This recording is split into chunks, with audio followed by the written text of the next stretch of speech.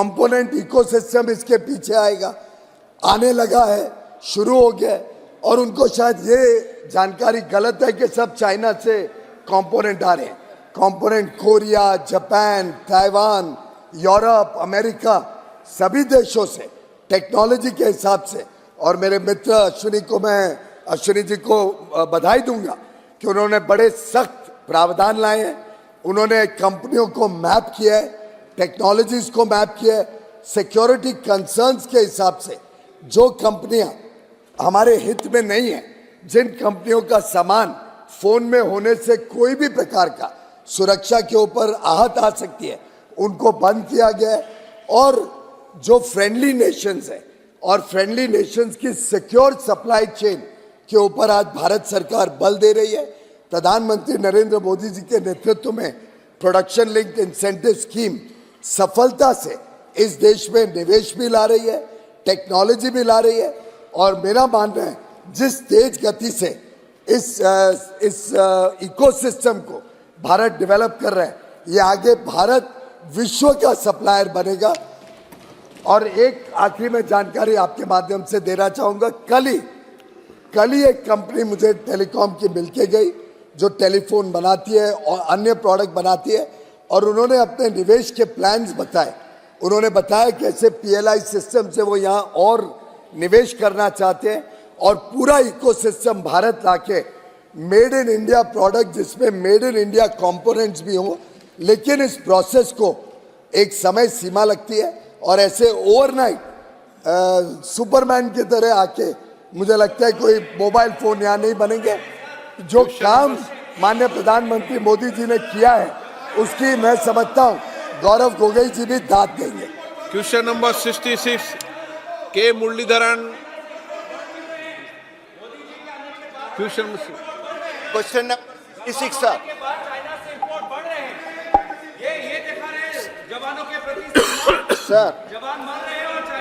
Sir, there are lot of cases in various states in India regarding the encroachment of railway lands. Sir, the reason is railway is not utilizing their own lands.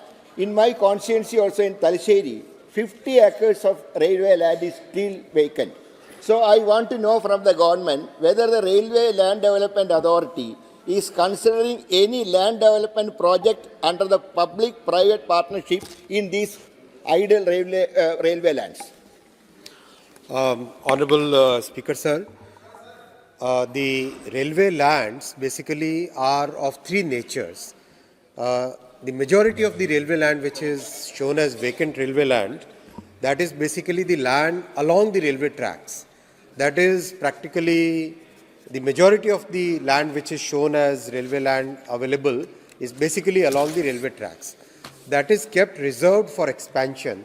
As noticed in the budget, Honorable Prime Minister has very big vision for expansion of railway network. 3 major corridors have been approved, which will basically add about 40,000 kilometers. 40,000 kilometer और railway network में जुड़ेगा और किस तरह से एक तेजी से रेलवे का ओवरऑल डेवलपमेंट हो. So, Honorable Speaker Sir, most of the railway land is basically reserved for expansion. Outside that, whatever railway land is available is being taken up for development in various phases. Many interesting projects have been done in the recent past. In the last 10 years, some of these railway lands have been developed as housing complexes, some have been developed in other ways, but we are moving in a very systematic way, sir. Okay, Muralidharan ji. Sir, whether the government should consider these 50 acres land in Talasheri for the development of the railway. Members' suggestion is noted, sir. Deepak Ved ji. Manikam Tagore ji. Sir, Railway launched Amit Bharat station scheme for the development of the stations. As the it's among 118 stations are among that thing, as the reply Honorable Minister has replied. Aspirational districts, is there any specific plan to include more stations in aspirational district? Because aspirational district is which are all backward districts, and we all know that there needs special support for that. And my district is an aspirational district, and Sivakasi and Aruppukottai stations are not included in this scheme. And I like to request the Honorable Minister, will he consider including Sivakasi, which is a fireworks hub, and Aruppukottai, which is a handloom hub, to be included in the Amrit Bharat station scheme. Thank you, sir. जी, मैं प्रधानमंत्री श्री नरेंद्र मोदी जी के vision को आपके माध्यम से सदन के सामने रखना चाहूँगा। प्रधानमंत्री जी ने एक ऐतिहासिक काम हाथ में लिया है, एक तरीके से भागीरथी काम हाथ में लिया है। 1300 स्टेशंस का रीडेवलपमेंट एक साथ आज चल रहा है, और काम जिस तेजी से चल रहा है माननीय अध्यक्ष जी, देश में सौभाग्य मिला कई जगह स्टेशंस को ढंग से जाके देखने का। काम जिस तेजी से चल रहा है वो अपने आप में एक सुखदायक चीज़ है। आपके स्वयं के कोटा स्टेशन में भी अगर देखें, और देश भर में कई जगह, भुवनेश्वर देखिए, अलमपुर देखिए, बिहार में देखिए, झारखंड में देखिए, उत्तर प्रदेश में देखिए, मध्य प्रदेश में देखिए, सब जगह, जैसलमेर, उधमपुर, जब कई मान्यवर सदस्यों के स्टेशंस जो बन रहे हैं, बहुत ही तेज़ी से काम हो रहा है। 1300 स्टेशन का रीडेवलपमेंट का एक साथ इतना बड़ा प्रोजेक्ट विश्व में कहीं पर शायद नहीं लिया गया होगा। ये इतना बड़ा स्टेशन रीडेवलपमेंट का काम है, ये और अच्छा प्रोग्रेस हो जाए, इससे बहुत सारी लर्निंग्स भी आ रही है माननीय अध्यक्ष जी। जो प्रधानमंत्री जी का विजन है कि शहर के दोनों हिस्सों को जोड़े और एक बहुत अच्छा रूफ प्लाजा बने, नई अर्बन स्पेस बने, वो सब इस प्रोग्राम के माध्यम से साकार हो रही है। आई बी ईडन जी। सर, आपके माध्यम से बहुत ही महत्वपूर्ण विषय उठाना चाहता हूं सर। आप इस प्रोजेक्ट के लिए आपके भी ग्रीन सिग्नल चाहिए sir. Sir, I have already raised this issue to the honourable minister. It is regarding 110 acres of land in my constituency in Ernakulam, which the Indian Railway owns. This is a marshalling yard, and as we all know that the Ernakulam town and junction railway stations have been in a stagnant position, and the only way to develop the railways in Kerala is to develop this particular railway station, where inside the heart of the city you have 110 acres of land. The Railway Land Development Authority, RLD, have made a study on this. A detailed project report has been made. I hope the Honorable Minister and the government would consider this matter very positively. Also, sir, what is the present status of the Shabari Rail project in Kerala? Is the government intending to take up the project, or government has dropped the projects?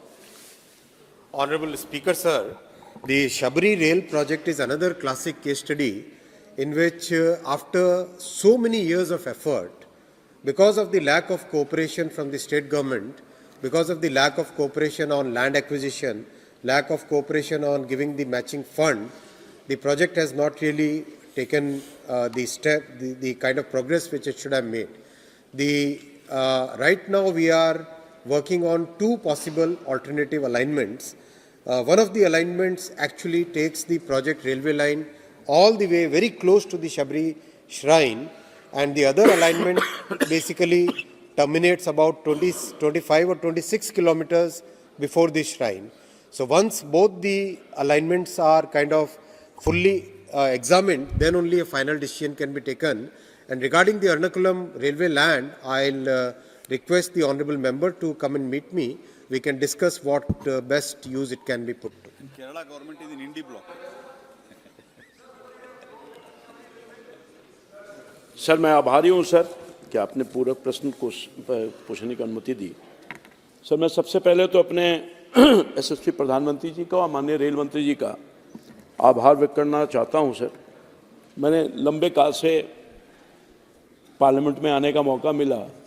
Hindustan की आज़ादी के बाद ये पहली सरकार है, 10 साल की सरकार, जिसने मोदी जी के नेतृत्व में निश्चित तौर पर पूरे देश के स्टेशनों का पुनर्विकास करके कीर्तिमान स्थापित करने का काम किया। दिल से आभार व्यक्त करना चाहता हूँ। सर, मेरे संसदीय क्षेत्र में अमृत भारत स्टेशन के लिए सर एक स्टेशन का आपने पिछले बार चयन किया था सर, तरेगना स्टेशन का। सर, काम प्रारंभ हो गया है, थोड़ा विलंब से मगर काम प्रारंभ हो गया। मैं आपके माध्यम से ये अनुरोध करना चाहूँगा और जानना चाहूँगा, आपने पिछली बार अनुरोध के बाद आपने कहा था अगले वित्तीय वर्ष में मैं और आपके इलाके के स्टेशन को मैं पुनर्विचार करूंगा उसके डेवलपमेंट के लिए। तो मैं जानना चाहता हूं सर, मेरे स्टेशन में बहुत ही महत्वपूर्ण है, दानापुर मंडल भी है सर, वहाँ पर बेटा, पुनपुन, सदिशोपुर, क्या इन स्टेशनों को अमृत भारत स्टेशन के अंतर्गत लाने की महती कृपा करेंगे ताकि बिहार का वो पटना का इलाका भी विकसित हो सके और लोगों का कल्याण हो सके सर। माननीय, संसद में प्रश्नकाल के समय हम पॉलिसी मैटर पे पूछें, अब एक एक स्टेशन पे सब पूछेंगे, कैसे चलेगा बताओ? पॉलिसी मैटर पे पूछे, एक संसद में प्रश्नकाल पर एक व्यापक हिसाब होना। मैं तो कई बार ये स्टेशन नहीं बना, वो स्टेशन नहीं बना, पैसेंजर घायल हो गया, पैसेंजर। चलिए मंत्री जी जवाब दो। मान्यवर सदस्य में प्रश्नकाल, संसद का प्रश्नकाल सबसे महत्वपूर्ण समय होता है और इस समय जो प्रश्न और उसका जवाब है उससे पूरा देश देखे कि क्या कुछ पॉलिसीज के अंदर क्या क्या हो रहा है, तो अच्छा लगेगा।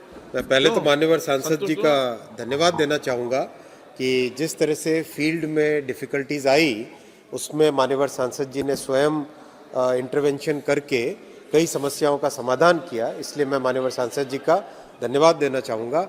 और जो बाकी नए स्टेशन और जोड़ने का आपने निवेदन किया है, मैं मान्यवर सांसद जी से निवेदन करता हूँ एक बार चाय पे बैठते हैं और जो यथासंभव आगे तो काम चेंबर में बात कर लेना आप। अरविंद सावंत जी।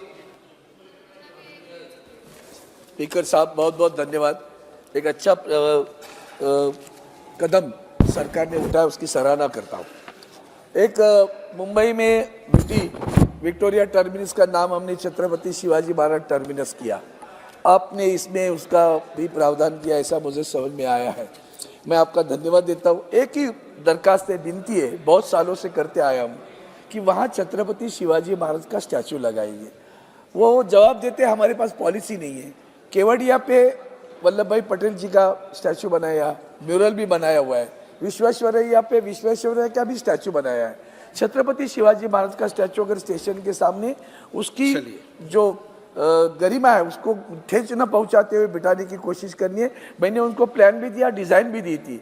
आप अगर उसकी अनुमति देंगे तो बहुत बहुत शुक्रिया। माननीय अध्यक्ष जी, छत्रपति शिवाजी महाराज भारत के ऐसे गौरवशाली, ऐसे ऐतिहासिक युग पुरुष रहे जिन्होंने इस देश के इतिहास में अपना नाम एक बहुत ही गौरव, बहुत ही स्वर्ण अक्षरों में रखा है।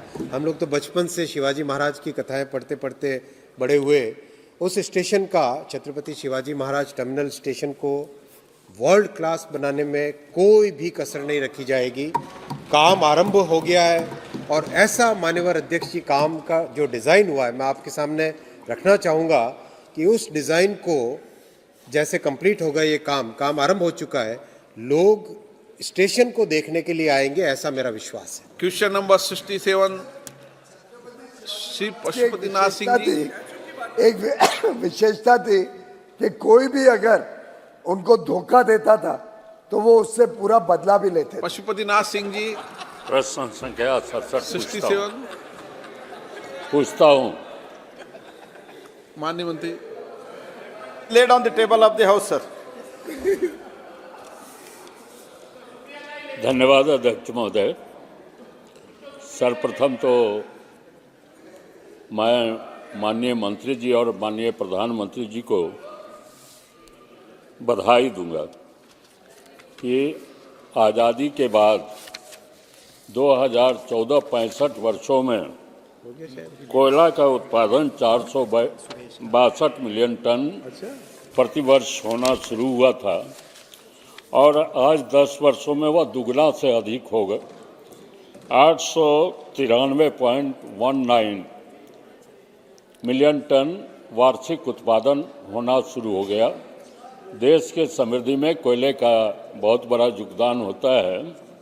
जब यह रिकॉर्ड उत्पादन शुरू हुआ तब ओबी डंप की समस्या आई, क्योंकि ज़्यादा ओपन कास्ट से कोयला निकालकर और बड़े बड़े पहाड़ बना दिए। समय 12 बजने वाला है, इसलिए शॉर्ट पूछ लेंगे तो जवाब दे देंगे। एक तो बहुत मुश्किल से अध्यक्ष महोदय, कई बार कोशिश किया। नहीं, मैं तो आपके हित के लिए कह रहा हूँ, अगर आप शॉर्ट पूछ लो जवाब दे देंगे। बहुत संक्षिप्त में है। हाँ, बहुत संक्षिप्त में है। मैं बात भी करता हूँ बहुत संक्षिप्त। अब ओबी डंप की समस्या भौगोलिक स्थिति बदल दिया कोल फील्ड का। कहीं तालाब हो गए, कहीं पहाड़ हो गया, और वहाँ कोयला में आग लगी हुई है, विस्थापन की समस्या है। राज्य सरकार इनको जमीन उपलब्ध नहीं करे। हमारा प्रश्न है कि यह नियमानुकूल है कि कोई रहती लैंड कोई देता है, अधिग्रहण होता है, तो कोयला उत्पादन करने के बाद उसको समतल बनाकर और उसको वापस कर दिया जाए। क्या इस पर सरकार विचार रखती है? सर, जैसे माननीय सदस्य ने उल्लेख किया कि कोयला प्रोडक्शन के बारे में उन्होंने उल्लेख किया है, मैं सदन को आश्वस्त करना चाहता हूं, जो हम लगभग 500 मिलियन टन, 550 मिलियन टन से ज़्यादा उत्पादन 2013-14-15 में होता था, जब मोदी जी आने के बाद हम अभी इस बार 1 बिलियन टन क्रॉस कर रहे हैं sir. We are crossing 1 billion ton, that is 1000 million ton. मैं ये भी आश्वस्त करना चाहता हूँ कि देश कोयले में पक्का जो सब्स्टिट्यूएबल जो कोल है, इंपोर्ट सब्स्टिट्यूएबल जो कोल है, उसमें आत्मनिर्भर हम बनेंगे, ये भी मैं आश्वस्त करना चाहता हूँ। इसके साथ ही साथ जो ओबी रिमूवल जो है, ओबी बर्डन जो है, तो एक इशू है, लेकिन इसके लिए जो रेगुलेटरी सिस्टम है और रेगुलेटरी सिस्टम इन प्लेस है। Director general of mine safety तो रेगुलर इंस्पेक्शन करते हैं ओबी डंप्स का, उसका ज्योमेट्री कैसा है, स्लोप स्टेबिलिटी राडार भी, इसका भी उपयोग कई जगह हो रहा है, लेकिन पूरा उसका फ्लैटनिंग करके रिफिल करके हमको वापस करने का पॉलिसी आज के दिन में हमारे नहीं है, क्योंकि उसके एक बार ओपन कास्ट में माइनिंग पूरा करने के बाद रिफिल करने के लिए, और रिफिल करने के बाद वो नीचे गिरता है, इसके कारण बहुत समय लगता है। और उसमें हमने इको पार्क बनाया है, उससे जो सैंड उत्पन्न होता है, बालू, वो बालू हम उसका उपयोग कर रहे हैं। और उसे ये भी हम कंसिडर कर रहे हैं सोलार पार्क, जो अभी ओबी साइड जो है उसका सोलार पार्क भी उसके ऊपर लगाने का कंसिडरेशन में है। तो ओवरऑल तो जो लैंड कैसे उपयोग करें, इको पार्क कैसे करें, ये सब सोच रहे हैं, लेकिन ये रिस्की रहता है, इसीलिए फ्लैटन करके वापस करने का अभी तो सोच सरकार के सामने नहीं है। क्वेश्चन नंबर 68 के Suresh ji. Sir, question number 68 Statement. आप 1 सेकंड में पूछो, 1 सेकंड में जवाब। Honorable Speaker, sir. Sir, myself. आप पूछ ले, कोई बात। Sir, first of all, I would like to congratulate Honorable Railway Minister to take up various railway stations for redevelopments. Sir, in my constituency, Mavelikara also included the Amrit Bharat scheme. The tender has been floated. Unfortunately, that tender was cancelled. Now the work has been delayed. So I would like to ask the Honorable Minister when this work will be restarted. And also, Chenganur is the gateway of Shabarimala. That railway station also included the second phase of the redevelopment, but work has been not taken up. These two important questions, Honorable Minister kindly reply. Honorable Speaker, sir, Honorable member has asked a very specific question about the Mavelikara railway station.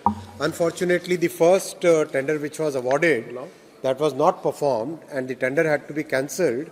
Already a fresh tender has been issued, sir.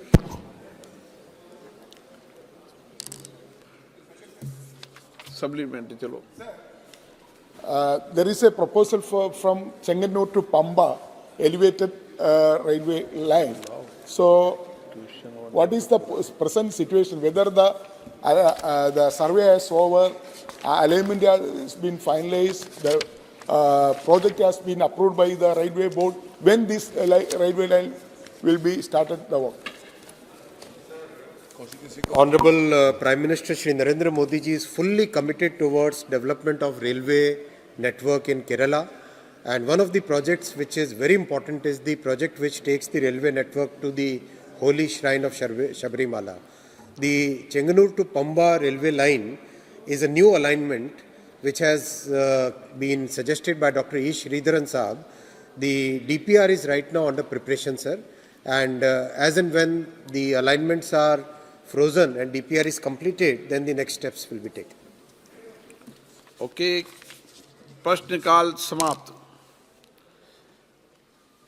माननीय सदस्यगण,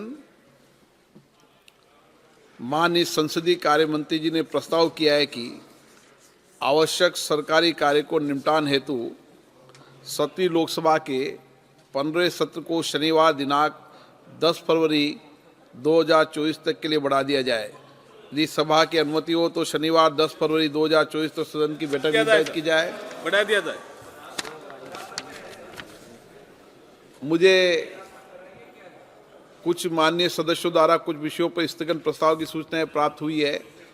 मैंने स्थगन प्रस्ताव की किसी सूचना की अनुमति नहीं दी गई है। Item number 2, doctor Jitendra Singh ji. अध्यक्ष महोदय, आपकी अनुमति से मैं आपकी संशोधित कार्यवली में क्रम संख्या 2 के आगे मेरे नाम पर सूचीबद्ध कागजात सभा पटल पर रखता हूं। धन्यवाद सभापति महोदय। Item number 3, Phagan Singh Kulaste. महोदय, मैं आपकी अनुमति से आज की संशोधित कार्यसूची के क्रम संख्या 3 पर मेरे नाम पर उल्लेखित कागजात सभा पटल पर रखता हूं। धन्यवाद। आइटम नंबर 4, श्री राव साहेब दानवे।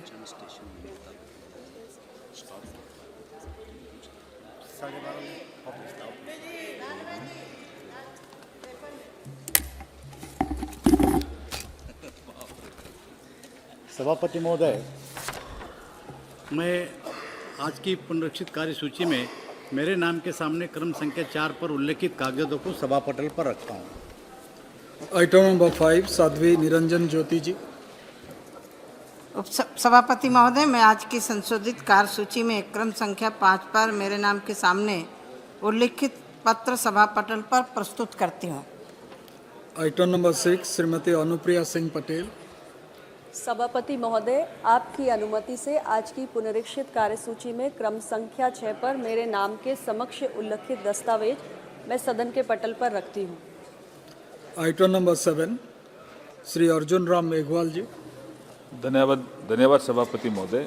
लोकसभा की संशोधित कार्यसूची के क्रम संख्या 7 पर अंकित दस्तावेज जो Shri Rajeev Chandrasekhar ji for ministry of electronics and information technology के नाम के आगे अंकित है, आपकी अनुमति से मैं सदन के पटल पर रखता हूँ।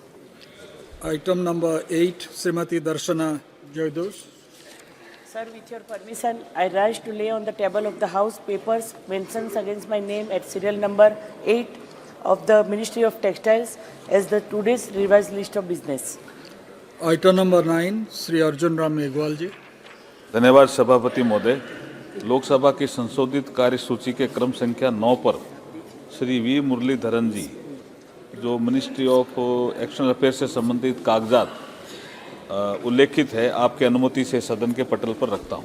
धन्यवाद। Item number 10, Shri Som Prakash. Sir, with your kind permission, I rise to lay on the table of the House paper listed against my name at serial number 10 in the revised list of business for today. Item number 11, Shri Debu Singh Chauhan. धन्यवाद। माननीय सभापति महोदय, मैं आपकी अनुमति से आज की संशोधित कार्यसूची की क्रम संख्या 11 पर मेरे नाम के समक्ष उल्लिखित दस्तावेजों को सभा पटल पर रखा। Item number 12, doctor Sanjay Jaiswal. सभापति महोदय, मैं आज की संशोधित कार्यसूची में अपने नाम के सम्मुख यथा सूचीबद्ध प्राक्कलन समिति के प्रतिवेदन संख्या 37 हिंदी और अंग्रेजी संस्करण को प्रस्तुत करता हूँ। Item number 13, Shri Adhir Ranjan Chowdhury. Sir, I rise to present the report number 83, 84, 85, 86, 87, 88, 89, 90, 91, 92, 93, 94, 95, 96, 97, 98, 99, 100, 101, 102 and 103rd Indian English versions of the Public Accounts Committee 2023-24 as listed against my name in today's revised list of business at serial number 13. The PSC has completed a century. Credit goes to the chairman. Item number 14, भावना गावली. पति जी, मैं आज के कार्यसूची पत्र में क्रम संख्या 14 पर मेरे नाम के समक्ष यथा सूचीबद्ध सभा की बैठकों से सदस्यों की अनुपस्थिति संबंधी समिति का 13वां प्रतिवेदन हिंदी और अंग्रेजी संस्करण प्रस्तुत करती हूँ. Item number 15, PC Gadegora ji. With your kind permission, I rise to present a copy of the each 67, 68, 69 and 70th report, Hindi and English versions of the Standing Committee on Agriculture, Animal Husbandry and Food Processing 2023-24 as listed against my name at serial number 15 in today's list of business. Item number 16, Sri PC Gadegora ji. Sir, with your kind permission, I rise to lay a copy of each of the statement, Hindi and English versions, showing action taken by the government on 62nd report of the Standing Committee on Agriculture, Animal Husbandry and Food Processing, as listed against my name at serial number 16 in today's list of business. Item number 17, Sri PP Chaudhary ji. Sir, with your permission, I present the following reports, Hindi and English versions of the Committee on External Affairs 17 Lok Sabha. Number 1, 29th report on action taken by the government on the observations, recommendations contained in the 24th report of the Committee on External Affairs on the subject, India's policy planning and role of think tanks with special reference to ICWA and RIS. Second, 30th report on action taken by the government on the observations, recommendations contained in the 22nd report of the Committee on External Affairs on the subject India's neighborhood first policy. Item number 18, Srimati Lockett Chatterjee. धन्यवाद अध्यक्ष महोदय. I beg to present the 39th and 14th reports, Hindi or English versions of the Standing Committee on Consumer Affairs, Food and Public Distribution as listed against my name in today's list of business. Thank you. Item number 19, Sri Radha Mohan Singh ji. क्रम संख्या 19 पर मेरे नाम के सामने यथा सूचीबद्ध rail संबंधी स्थायी समिति के विवरणों को सभा पटल पर रखता हूँ. Item number 20, Sri Pallav Lochan Das ji. Sir, I am to present the 53rd, 54th, 55th, 56th, 57th and 58th report, Hindi and English version of the Standing Committee on Labour, Textile and Skill Development as listed against my name, serial number 20 in today's order paper. Item number 21, Sri Pallav Lochan Das ji. Sir, I rise to lay 6 statements, Hindi and English version of Standing Committee on Labour, Textile and Skill Development as listed against my name, serial number 21 in today's order paper. Thank you, sir. Item number 22, Sri Raghuram Krishna Raju. Thank you, Honorable Chairman, sir. I beg to lay on table a copy each of the following reports in both Hindi and English versions of Standing Committee on Personnel, Public Grievances, Law and Justice.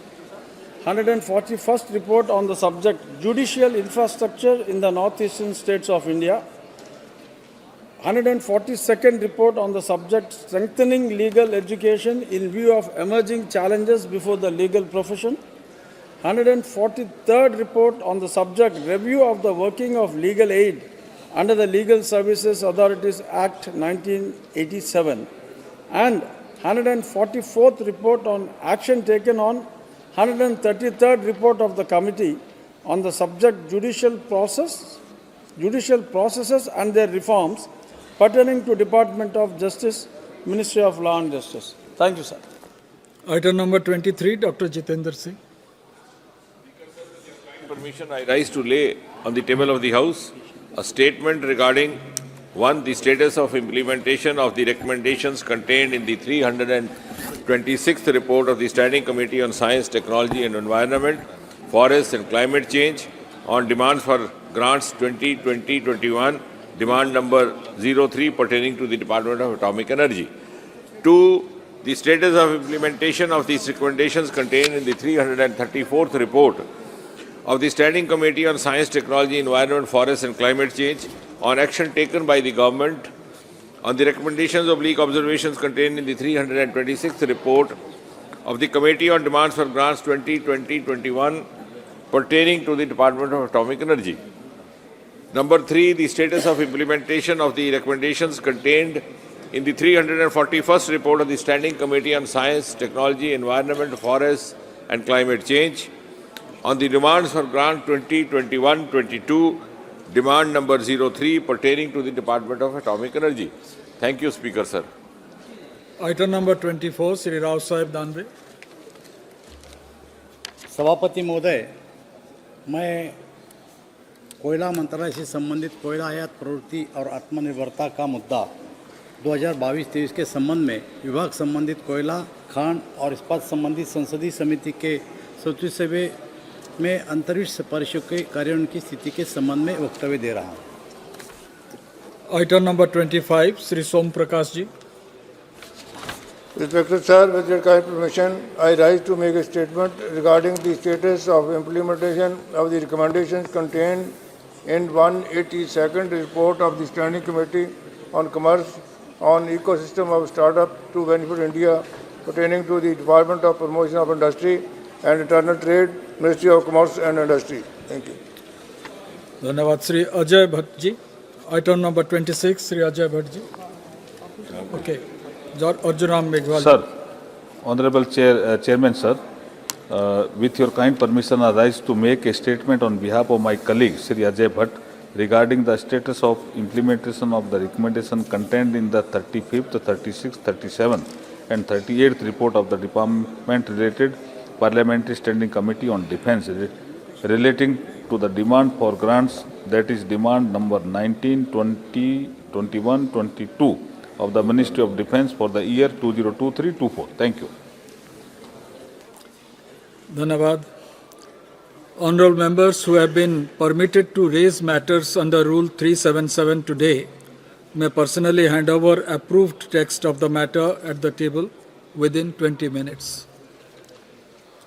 Now we take up item number 28 से 33 तक एक साथ. Now Dr. Shashi Tharoor ji. Minister, sir? Where's Minister, sir? Where? What is this, sir? Please, we cannot start this, sir. What norms are you sending? Where is the Union Minister? Where is the Union Minister? You are starting a budget. ये क्या दिखाना चाहते हैं, sir? You walk out otherwise, sir. What is this, sir? ये क्या है sir? Union minister नहीं है बजट में, ये क्या दिखाना चाहते हैं? Where is the Union Finance Minister? Shame on this government, sir. Shame on this government. They making a mockery. Prahlad ji, कितना दुर्भाग्यपूर्ण है, इतने वर्ष सरकार चलाने के बाद इनको इतना एलिमेंट्री नॉलेज नहीं है कि सरकार की कलेक्टिव रिस्पॉन्सिबिलिटी होती है. यहाँ इतने सारे कैबिनेट मिनिस्टर्स बैठे हैं. पंकज जी हमारे वरिष्ठ MOS है फाइनेंस के, उसके बाद इस प्रकार की बात उठाना दिखाते हैं कितना खोखला हो गया है कांग्रेस की सोच.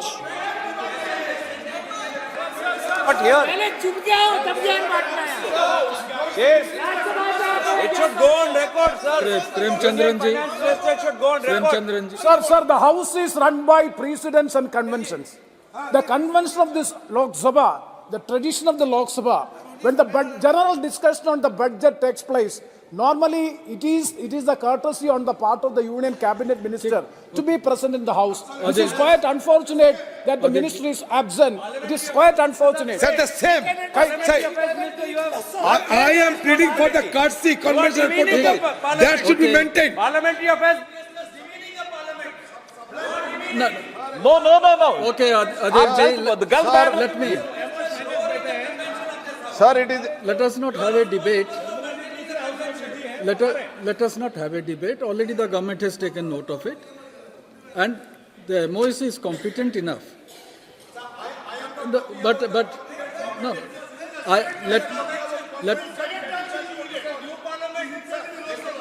that is not the case. That is not the case. That is not the case. Allow Dr. Shashi Tharoor to speak. Dr. Shashi Tharoor. Dr. Shashi Tharoor, please. Parliamentary affairs minister is not taking the role seriously. Sir. Dr. Shashi Tharoor ji. Sir, I join my colleagues in deploring the absence of the Honourable Finance Minister. No, she's not absent. Who had She's actually introduced the interim budget She's last coming. week. Already it has been But I coming. will nonetheless initiate the debate on behalf of my party. The budget comes at a very crucial moment for our country. We are shortly heading to the polls to decide who should lead the nation. But on what basis will the people come to this decision? Because when in 2014 they did offer a mandate to this current ruling dispensation, they did so with the hope that the government would come through on its bloated rhetoric of Sabka Saath, Sabka Vikas, the illusory promise of inclusive development for all Indians. Now, fast forward 10 years later, sir, and we find the people of this country have been sadly betrayed by a government whose economic mismanagement in this past decade has left the people of India staring at widespread distress, hardship, low incomes and high unemployment. The first glimpse of their economic ineptitude came with the reckless decision of demonetization that broke the back of the Indian economy and resulted in a monumental disaster where poor and middle-class citizens suffered and in several cases even died while waiting in long lines to convert their notes, while the wealthy friends of the government managed to exchange their currency with ease. We must also not forget the sudden no-notice lockdown of 24 March 2020, imposed without warning or planning, which led to lakhs of migrant workers walking, trudging thousands of miles, kilometers back to their homes. During that national lockdown, sir, the most stringent in the world, between April and May 2020, individual income in India dropped by 40%. The bottom 10% of households lost 3 months' worth of income. Over its first 2 terms, this government demonstrated that its specialty was to issue policies marked by haste, incompetence and complete disregard for its own citizens. Just 1 minute. The House has taken up the discussion and voting on demand for grants on account for the year 24-25. Sri Suresh Kodinunil and Srimati Aparupa Podar have tabled cut motions on the demand for grants on account. If the honourable members want to move their cut motions, they may send a slip at the table within 15 minutes, indicating the serial number of the cut motions they would like to move. A list showing the serial numbers of cut motions treated as moved will be put up on the notice board shortly thereafter. In case the members find any discrepancy in the list, they may kindly bring it to the notice of the officer at the table immediately. Now proceed, Dr. Sir. I'll resume, sir, where I left off and welcome the Finance Minister to this House. If demonetization was a bad policy, badly implemented, GST was a good idea, badly designed and shabbily implemented. The goods and services tax has been used to trample over the financial autonomy of our states, and when coupled with demonetization, it resulted in finishing off India's job-generating small, micro and medium businesses. It caused a 45-year unemployment high and ended the economic recovery that had begun in 2013, all while failing to achieve any of its stated objectives. Ordinary Indians have suffered, sir. Even the GST tax slabs on basic commodities like toothpaste, 5%, footwear, 18%, shirt and pants, 5%, rice and wheat, 5%. Instead of flushing out black money, it simply resulted in concentrating wealth in the hands of the government at the expense of the Aam Aadmi. So any talk of a robust economy and of GDP growth cannot be abstract or theoretical, but must be rooted and centered in the welfare of the people of India, who are the principal stakeholders of our economic progress. The question is, who are the people the government is serving? The Finance Minister mentioned 4 quote-unquote castes that the government supposedly looks after, namely the Garib, poor, Mahilayen, women, Yuva, youth, and Annadata, farmers. She said that their needs and aspirations and welfare are the government's highest priority. However, all 4 groups are some of the worst performing groups in the most categories you can find for social and economic policy performance. Let's begin with the Yuva. There is a tragic irony in the government's claims of success when desperate young people are queuing up to risk their lives in Israel in the middle of a war because they have no decent work in India. The unprecedented levels of unemployment have left countless citizens, especially our young workforce, with few prospects for a brighter tomorrow. Overall, an unemployment rate of 8 to 9% has become the new normal in our country. Unemployment reached a 45-year high in 2017, currently stands at 7.3% according to CMIE data, but has crossed 8% just a few months ago. Worse, the unemployment rate amongst youth aged 20 to 24 stood at 45.4%, sir, in 22-23. The Indian economy actually employs fewer people today than it employed in 2012. The data we have actually for the government is only 2018 and 2012, but that's where we have it. We employ fewer people. Agriculture and manufacturing jobs have gone down. Financially precarious construction work and low-end service roles are the only ones where they've seen any sort of employment. No wonder people are so prepared to risk their life and limb for a job in Israel, risking dying to make a living, sir. That's what our young people have been reduced to. Periodic labour force survey data shows that regular salaried employment has stagnated for 5 years. Talk of self-employment, which the government does, is a cop-out, because most of the self-employment is unpaid family labour, which is disguised unemployment. Experts reckon that the growing army of self-employed in any case constitutes very low-quality employment, and unpaid workers have increased from 40 million in 2017 to 95 million last year.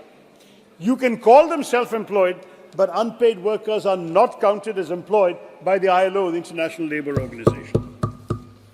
Now, the share of agriculture in total employment has gone up, which is an indication that there are not enough jobs available outside of agriculture. To this, the government offers schemes like Skill India as a palliative. Skill India has set out a goal of skilling 40 crore workers by 2022, but if you look at the grand total trained under the Pradhan Mantri Kaushal Vikas Yojana, it is 1.3 crore, not 40 crore. And of that 1.3, only 24 lakh people have been placed in jobs. Skill India has been a failure, sir. The workforce share that was formerly vocationally educated trained in 2012 was 2.3%. In 2023, after 10 years of this government, the share has gone from 2.3 to 2.4%. What should we say? Congratulations. All this crying about Yuva Shakti. The truth is that their future looks bleak, sir. Affairs Minister is disrupting the Finance Minister. Sir, here is one random member speaking, please. Have the courtesy. The Finance Minister doesn't wish to hear any uncomfortable truth, sir. This is pre-planned, sir. This is pre-planned. Please. The young people of our country, sir, are facing a double whammy. Falling labour participation rates and shockingly high unemployment, as I've just described, while the minister was otherwise occupied. Government praises the startup culture as an alternative, but fund-starved startups fired nearly 18,000 people in 2022. Startup fundraising activity is so subdued, sir, that in all Indian startups put together raised just $1.1 billion in January, down 75% compared to January of the previous year. Let's turn to MSMEs. They've been the main employment generators in this country, but they also find themselves shrinking in today's economy. Many were permanently closed after the disastrous demonetization. In 2016, we had 6.25 crore MSMEs. The number has dwindled to now 3.25 crore, as per the government's own Udayam portal, the MSME registration portal. More than 60% of the conventional micro-enterprises in our country, which were engaged in business activities for more than 10 years, have perished. They've been closed, sir. So that's the picture we are seeing. What is the stage of employment generation? We have to ask the government, kiska saath or kiska vikas? The question again brings me to yet another aspect of the government's underperformance, woefully ignored in the Honourable Finance Minister's speech. She said people are living better and earning better. Average real income, she said, has increased by 50%.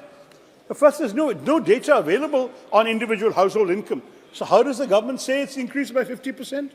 If she's merely talking per capita GDP, sir, that is not a valid comparison, as per capita GDP will go up on the basis of people who are rich at the top of the pyramid without actually affecting the incomes of those at the bottom.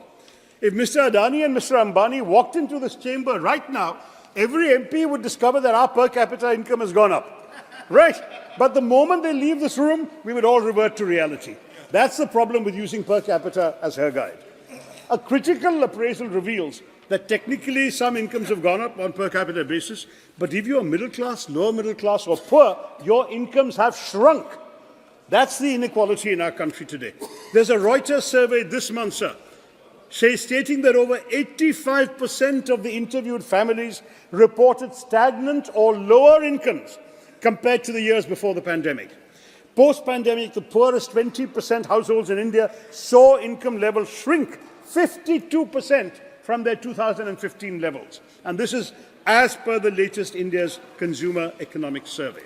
Compare this with the pre-2014 period that the finance minister put so much effort to discredit. During UPA 2, 2009 to 14, real agriculture rural wages grew at 8.6%. In contrast, during NDA 1, growth of real farm wages decelerated to 3.3%, and under NDA 2, the annual growth rate of real rural wages has become negative, sir. Can you give the exact thing? Agriculture wages minus 0.6%, non-agricultural minus 1.4%. So rural India is suffering reduced income, sir. Overall, when you compare income growth by income group from 2016 to 2022 in India, the top 20% of the rich have seen almost a 40% rise in their income growth, while the bottom 60% of our population have all seen negative income growth. There's also been a sharp fall in household savings because real incomes have declined. So let's look at the Garib. I'm looking at each of these castes, quote-unquote, that she mentioned. The government claims it made 25 crore people free from multidimensional poverty in the last 10 years. Now, that claim has to be interrogated. First, if 25 crore have indeed been freed from poverty, why are 81 crore still receiving free food grains? Second, how is the government expecting us to trust their number when consumption expenditure surveys were not done from 2014 onwards to 2022, and the National Multidimensional Poverty Index has been attacked by experts here and abroad who question both the manner and methodology with which it is calculated? The truth is the government's record is disillusioning. The UPA era created the fastest ever decline of poverty levels in India's history between 2005 and 15, whereby 271 million or 27.1 crore Indians were lifted out of poverty, providing what UNDP called the greatest relative development for the poorest 40% during this period. Under the BJP, I'm still quoting international sources, 230 million Indians or 23 crore slipped into poverty during the pandemic, and according to the World Bank, an astounding 80% of the world's people who slipped into poverty in 2020 during the pandemic were from India. 80% going below the poverty line were from India. But there's worse. The National Survey Organization has not conducted its quinquennial national consumption expenditure surveys to identify the proportion of people below the poverty line. The global poverty line at one point was $1 a day, now it's $2, according to World Bank and UN figures. But in India, despite all the government's tall claims of growth, the official national poverty line is very low, at rupees 1,286 per month per person in urban areas and 1,059 per month per person in rural areas. Has the government raised 25 crore people above these levels? There's no indication. The Indian government has conducted no survey, neither a national consumption expenditure survey, and of course no national census either. We are in a statistical void, and what we only have is this multidimensional poverty index of the Niti Aayog, which is a new index they have created, which cannot be compared with any past poverty numbers. We have absolutely no basis for judging whether poverty has actually gone down, as the finance minister claims. As we all know, on issue after issue, NDA apparently stands for no data available. Now, one of the greatest disservices that this government has done to India is that a country which enjoyed a global reputation for reliable statistics is no longer trusted on its numbers, from COVID death claims to real-life economic indicators. These are really horribly disenchanting figures that seek to mask but in fact reveal the government's mismanagement of our economy. The finance minister calls inflation moderate, but the fact is he's not acknowledging that the Indian middle class and poor have been left defenseless in the face of rising inflation. Retail inflation measured by the CPI rose to a 15-month high of 7.44% in July 2023. But a recent survey by the data analytics firm Kantar found that 57% of Indians are worried about rising inflation. Look at wholesale market prices from December 2023, just a month ago, 19.6% higher when compared with the same month the previous year. Paddy became costlier by 10.5%, milk by 7%, vegetables by 26.3% year on year. And this is linked to growing nutritional concerns. The State of Food Security and Nutrition in the World report, another unimpeachable international document, says that a significant 74.1% of India's population cannot afford healthy food. This translates to over 100 crore people in India facing a crisis of inadequate nutrition, and it's a distressing number that is substantiated by our dropping to the 111th rank out of 125 countries in the 2023 Global Hunger Index. Even in the latest interim budget speech, the finance minister spent a lot of time celebrating the success of GST, amassing a lot of revenues. But her speech was not punctuated this year with any verses or shairis, not even from Tiruvalluvar. So I prompted a poet friend of mine to put the plight of the suffering it caused the Aam Aadmi into verse. And I'd like to share it with her to italicize the really sad state of the Indian economy from the point of view of a common man like this Kavi. कर्ज के बोझ से आम आदमी तर-तर हो गया, महंगा हो गया खाना पीना, महंगा घर हो गया. मंत्री जी के बजट की खामी हम बतलाते हैं. सिर से करके शुरू, चलो पैरों तक जाते हैं. कुछ चुनिंदा यारों के बड़े बंगले हो गए, बालों से पैरों तक आते हम कंगले हो गए. माना आप डाई नहीं करते, पर कहीं तो करते हैं. इतनी महंगी हो गई डाई कि लगाने से डरते हैं. चश्मे के दामों को सुन, आंखें रो गई. कम लगाओ टूथपेस्ट, पेस्ट भी महंगी हो गई. बाल कटाने से भी हम अब कटने लग गए. बिना क्रीम के हाथ पैर भी फटने लग गए. फट गई कमीज की कॉलर, पर नहीं तो नहीं ले नहीं सकते. जीएसटी इतना ज्यादा है हम दे नहीं सकते. पूछ रहा था कोई, हम वजन कैसे घटाते हैं? जब से सब्जियों के दाम बढ़े हम कम से खाते हैं. दिखा के लॉलीपॉप वो भरमा कर चले गए. इस बार भी वो अपने ही गुण गाकर चले गए. कैसे सोच लिया कि जनता फिर से माफ करेगी. कैसे सोच लिया कि जनता फिर से माफ करेगी. इस बार चुनावों में जनता जड़ से साफ करेगी.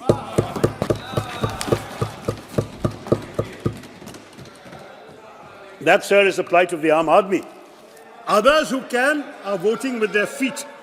The External Affairs Minister told Parliament that over 16 lakh Indians gave up their citizenship, including 2,25,000 in 2022 alone.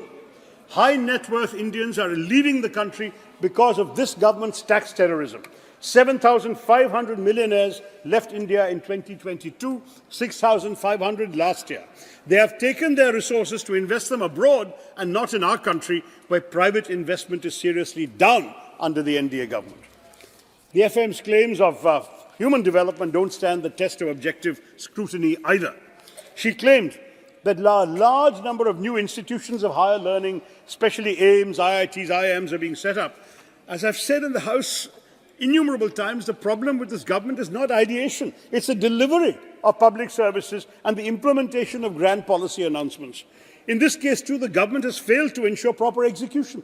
Look at the AIIMS, for example. In some cases, only land is allotted. Nothing is done beyond that. Sometimes even that clearance takes years. In Madurai, the approval to construct an AIIMS came 5 years after the PM laid the foundation stone in 2019.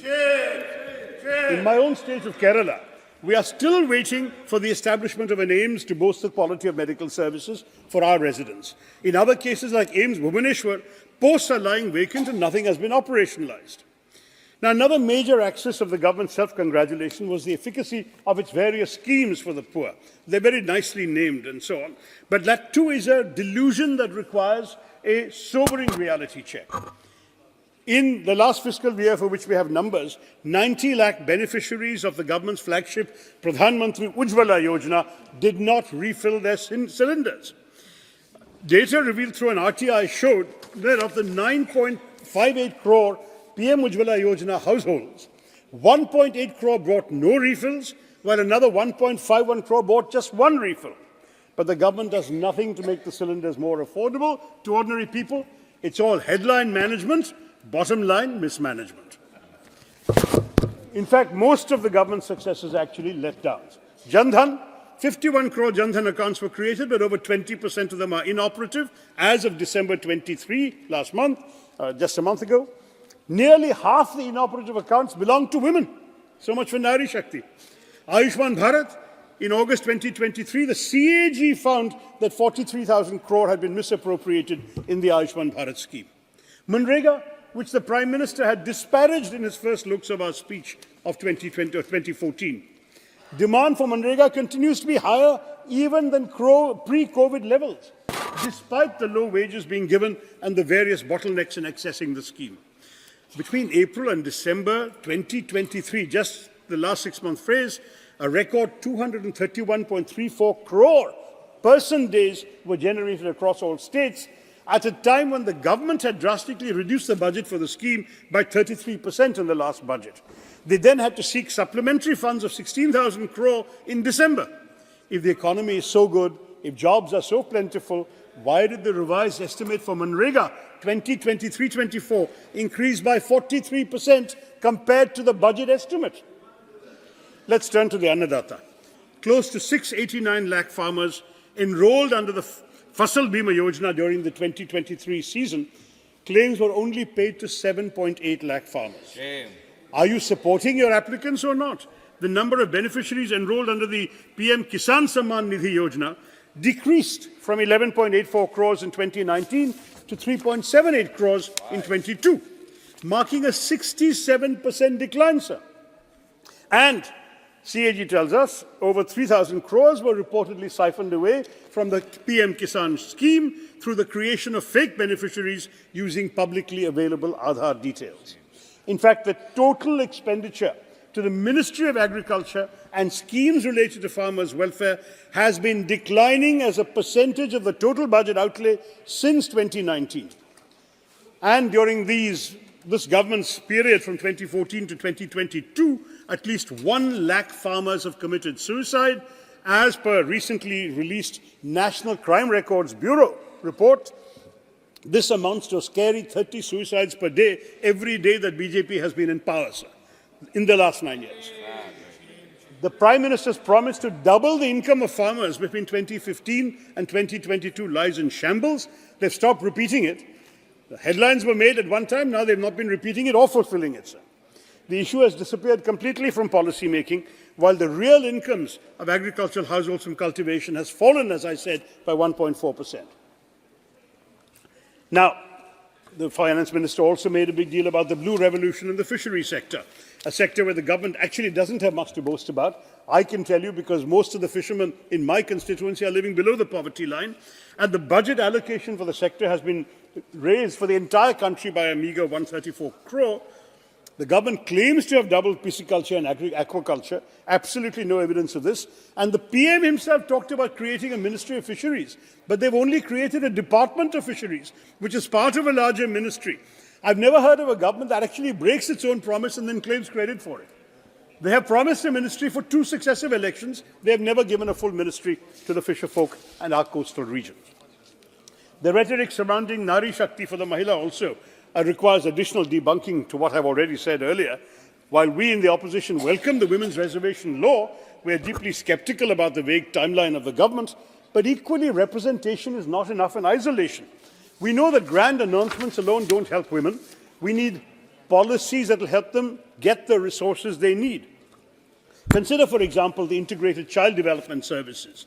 You've rebranded it, of course, your phraseology is always great, Saksham Anganwadi and Poshan 2.0. But your budget for integrated child development has actually declined, even while new labels are coming. We have gone in the course of the Modi government's existence to reduce money available for child development. Similarly, while the government's claims of an increase in the number of women participating in the labour force tries to paint a positive picture, the truth is that the rise has only been post-pandemic because women had dropped out of the force during the pandemic in very large numbers, and women are doing tedious, low-paid or unemployed work. I beg your pardon, unpaid work, which is technically unemployment in this country. India ranks 127 out of 146 countries in the Global Gender Gap Index 2023, a searing indictment of our inability to provide the space that our women need to survive and thrive in the labour force. So much then for all the claims of empowering the Garib, the Mahilayen, the Yuva, the Annadata.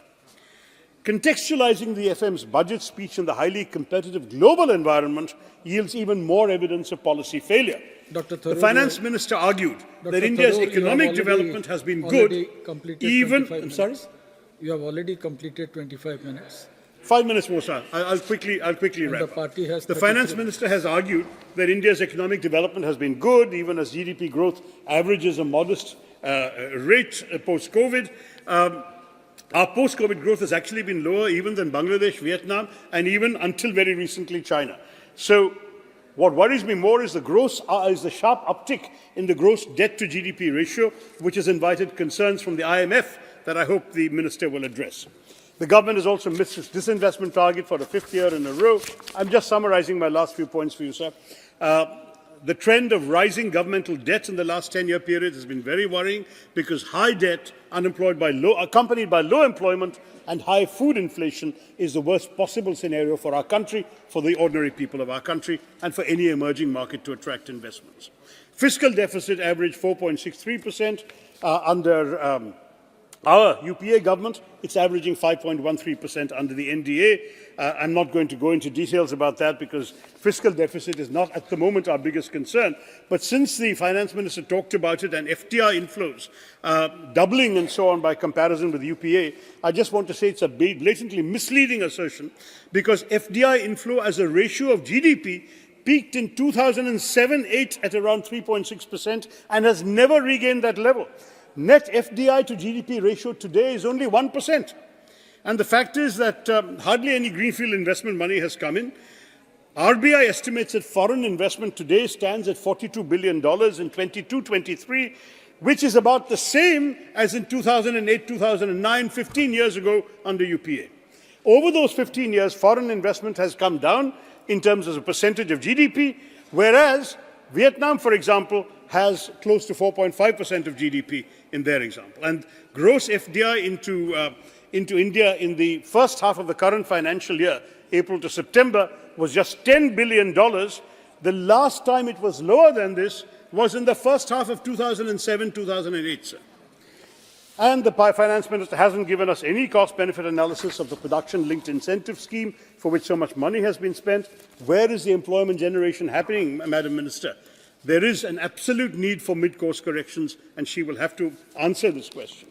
Internally, meanwhile, sir, our states are in turmoil because transfers to states have been reduced substantially. We know right now in Jantar Mantar there's a protest going on with many states protesting the way in which amounts have not been transferred. The current allocation of 3,67,000 crores in budget 22-23 already sees a gap of almost 6,000 crores in the revised estimates, and there's been a further decrease in the coming budget to 3,59,000 crores. Devolution of tax revenues is a problem because the states have only been getting 30 to 33% in the last 5 years, a far cry from the 15th Finance Commission's recommendation of 41% and a reduction from the 42% given by the 14th Finance Commission. And the fact is the share of cesses and surcharges, which the government doesn't need to share with the states, keeps going up. It's now, it was 8.16% of gross tax revenue under our peak, but under this government, the number has tripled to 28.08% of gross tax revenue in the last fiscal year. So I just want to say there's a rising trend in capex, and we all have applauded that in the past. But the fact is the government seems to believe in trickle-down economics. Spend money at the top, somebody will benefit down below. We believe in trickle-up, sir. That is, if our economy produces the things that people wish to consume at affordable prices, the Aam Aadmi will not only live better, but will become a full participant in the economy. Our objective should be to make ordinary people into consumers and stakeholders in India's economic prosperity, but our government does not see them at all in just focusing on capex. Finally, sir, the finance minister reserving an amount of 11,111,111 crores for capital expenditure shows there's nothing particularly scientific about the calculations in a budget. A minister who chooses a lucky number is heading an economy that needs all the luck it can get, sir. There is no question that when she says that GDP stands for governance, development and performance, GDP, as I've pointed out through my speech, the fact is it's not equitably enhancing the capabilities of the ordinary people of this country. Instead, G stands for government intrusion and tax terrorism, D stands for demographic betrayal, and P stands for poverty continuing. This actual GDP also jettisons the trinity of demography, democracy, and diversity the government claims to be serving. The demographic dividend is on the cusp of becoming a demographic disaster with the unemployment crisis, the K-shaped growth, and the ever-widening schism between the rich and the poor. Democracy is suffering through this government's arrogant contempt for institutions, a government that suspended 146 MPs rather than be held accountable for a security breach, that bulldozes laws as per its own whims and fancies with no regard for parliamentary procedure, that requires a no-confidence motion to be moved before its leaders are willing to speak on vital issues, including Manipur, should ideally refrain from claiming to be the messiah of democracy, let alone its mother. And when it comes to diversity, we know the record hasn't been great either, with increasing attacks on religious minorities, the ruthless dispensing of bulldozer justice, mob lynching, communal violence, and worse, combined with the disregard for states and their operations through a skewed and centralizing cooperative federalism, under which the states are meant to cooperate, but the center operates as it pleases. The government has failed gravely on all the counts where it pats its own back. Thank you. Therefore, sir, I'm concluding, this House must realize the game of smoke and mirrors that the government is playing with interim budget, with nearly no redressal of the real crises plaguing our economy and affecting the Aam Aadmi. It is high time that this election gives others an opportunity to show up their shallow rhetoric for what it is, which is all talk and no action. Thank you, Mr. Chairman. Thank you. I should thank you, Dr. Tharoor. It is not only your eloquence, but your content, for which we have been awarded yesterday in a very beautiful function. Now I request Sri Nishikant Dubey ji.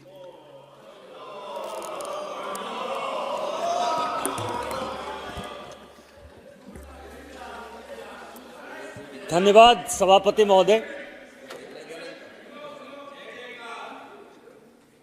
मैं इस देश के प्रधानमंत्री और माननीय वित्त मंत्री का आभार व्यक्त करता हूं कि उन्होंने इस चुनावी साल में भी अपने आप को कंट्रोल करके देश की एक कैसी दशा होनी चाहिए, दिशा होनी चाहिए, पॉलिसी होनी चाहिए, नीति होनी चाहिए और उस नीति को संपादित करने के लिए किस तरह की इच्छा शक्ति होनी चाहिए, उस बजट को लेकर आए हैं। मैं अपनी पार्टी की तरफ से उन दोनों को बधाई देता हूं। सर बशीर बद्र ने एक बड़ी अच्छी शायरी कही कि जिस दिन से चला हूं मेरी मंजिल पर नजर है,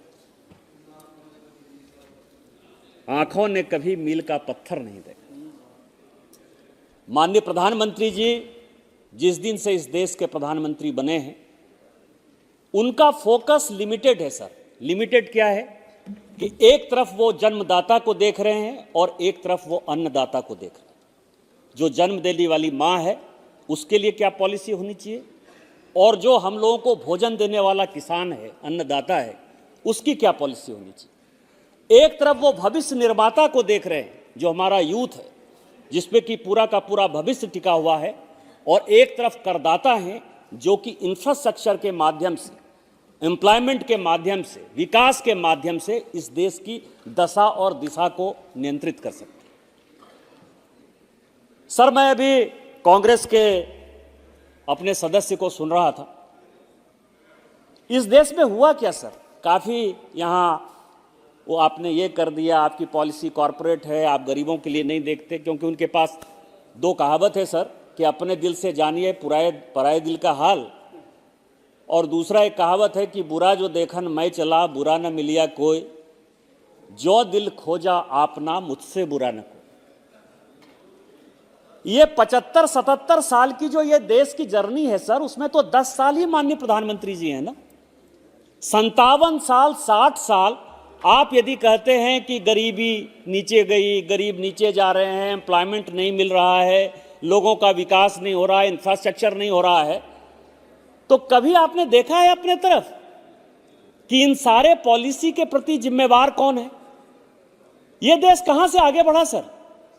आप यह समझें कि जब यह देश आजाद हुआ 1947 में, तो क्या पॉलिसी बनाई कांग्रेस ने? लाइसेंस परमिट कोटा राज। 1947 से लेके मोर और लेस 1990 तक सर, इस देश ने लाइसेंस परमिट कोटा राज देखा।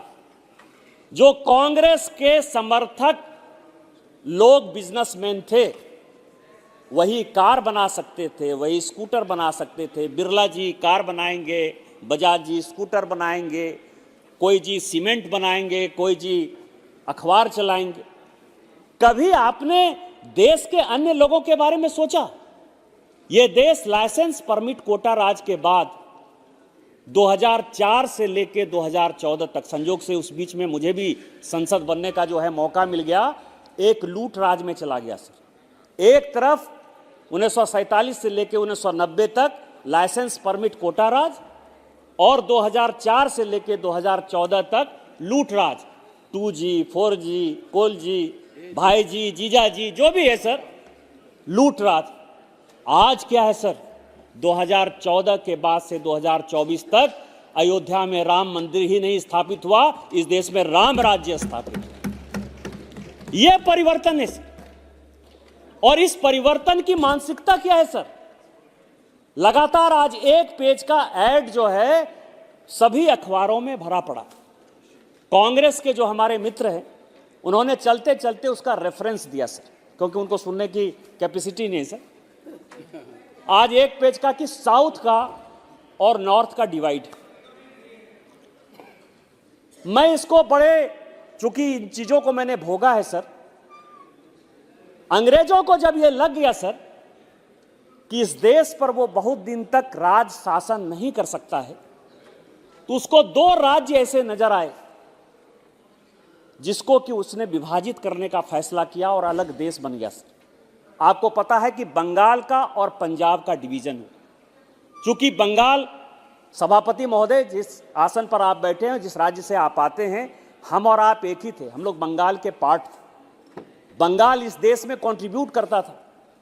इंडस्ट्रियल पॉलिसी आने के पहले राजमहल में जो है आइसक्रीम की फैक्ट्री थी 16वीं शताब्दी में। हम लोग इतने विकसित थे, ढाका का मलमल था। पंजाब जो है पूरा का पूरा दुनिया को खिला रहा था। हमारे यहां उद्योग थे, धंधे थे, चाइना मिट्टी के थे, लेकिन उसने पार्टीशन कर दिया। आज एक देश बांग्लादेश बन गया, एक देश पाकिस्तान बन गया। इनको इतिहास नहीं पता है सर। ये कभी द्रविडियन के नाम पर, कभी भाषा के नाम पर। तमिल सबसे पुरानी लैंग्वेज है सर, सब उसका सम्मान करते। तमिल है, तेलुगु है, मलयालम है, कन्नड़ है। किसको समस्या है सर? लेकिन मैकाले की शिक्षा पद्धति के कारण, इस देश को नहीं समझने के कारण, आज भी मैं आपको बताऊं कि कश्मीर से कन्याकुमारी चले जाइए, किसी मंदिर में चले जाइए, क्योंकि मंदिर केवल कश्मीर में नहीं है, मंदिर तमिलनाडु में भी है, मंदिर कर्नाटक में भी, मंदिर केरल में भी है। किस भाषा में लोग पूजा कराते हैं सर? जिसको हिंदी नहीं आती है, जिसको अंग्रेजी नहीं आती है, वो पंडित आपको संस्कृत में ही श्लोक का उच्चारण करते हुए पूजा कराता है। यह देश है सर। इस देश में न कोई द्रविड़ है, न कोई आर्यन है, न कोई तमिल है, न कोई नॉर्थ है, कोई साउथ है। यह देश एक है। चोला डायनेस्टी जब थी सर, उस चोला डायनेस्टी ने केवल यहीं नहीं, आज जिस मालदीव की चर्चा होती है, लक्षद्वीप की चर्चा होती है, सिंगापुर की चर्चा होती है, कंबोडिया की, थाईलैंड की, वियतनाम की, कहीं की भी चर्चा हो सर, चोला डायनेस्टी ने भारत के सनातन कल्चर को पूरी दुनिया में फैलाया। चोला डायनेस्टी साउथ की थी सर, उसने पैसा एजुकेशन पर खर्चा किया। अब नो कर रहे सर, उन्हीं के तमिलनाडु में चोला जो है डायनेस्टी 8वीं शताब्दी से लेके 14वीं शताब्दी तक चल रही, 600 साल तक उन्होंने शासन किया सर। वो पल्लव वंश की बात नहीं करेंगे, वो चालुक्य वंश की बात नहीं करेंगे, वो चोला वंश की बात नहीं करेंगे। मैं इतिहास में नहीं जाना चाहता सर, लेकिन मैं ये कह रहा हूं सर कि इन्होंने देश की इंटीग्रिटी के लिए काम किया। आज आप बात करते हैं नॉर्थ और साउथ डिवाइड की, मैं अभी डाटा मंगा के पढ़ रहा था सर, जितना पैसा उत्तर प्रदेश और बिहार को मिला 15th फाइनेंस कमीशन के डेवल्यूशन के कारण, उतना ही पैसा, उससे ज्यादा पैसा तमिलनाडु को मिला, केरल को मिला, आंध्रा को मिला, तेलंगाना को मिला सर। कहां चले गए आप? आज का प्रश्न है सर, आज का प्रश्न है 600 बिलियन एफडीआई आया 2014 से लेके 2023-24 तक। वो एफडीआई देश के लिए आता है। साउथ की यदि समस्या, यदि नॉर्थ इंडिया के लोग, ईस्ट इंडिया के लोग मानने लगे सर इस तरह से ये देश चलेगा। हम गरीब हैं सर, हम निर्धन हैं, हमारे लोग उनके यहां रोजगार करने के लिए जा रहे हैं।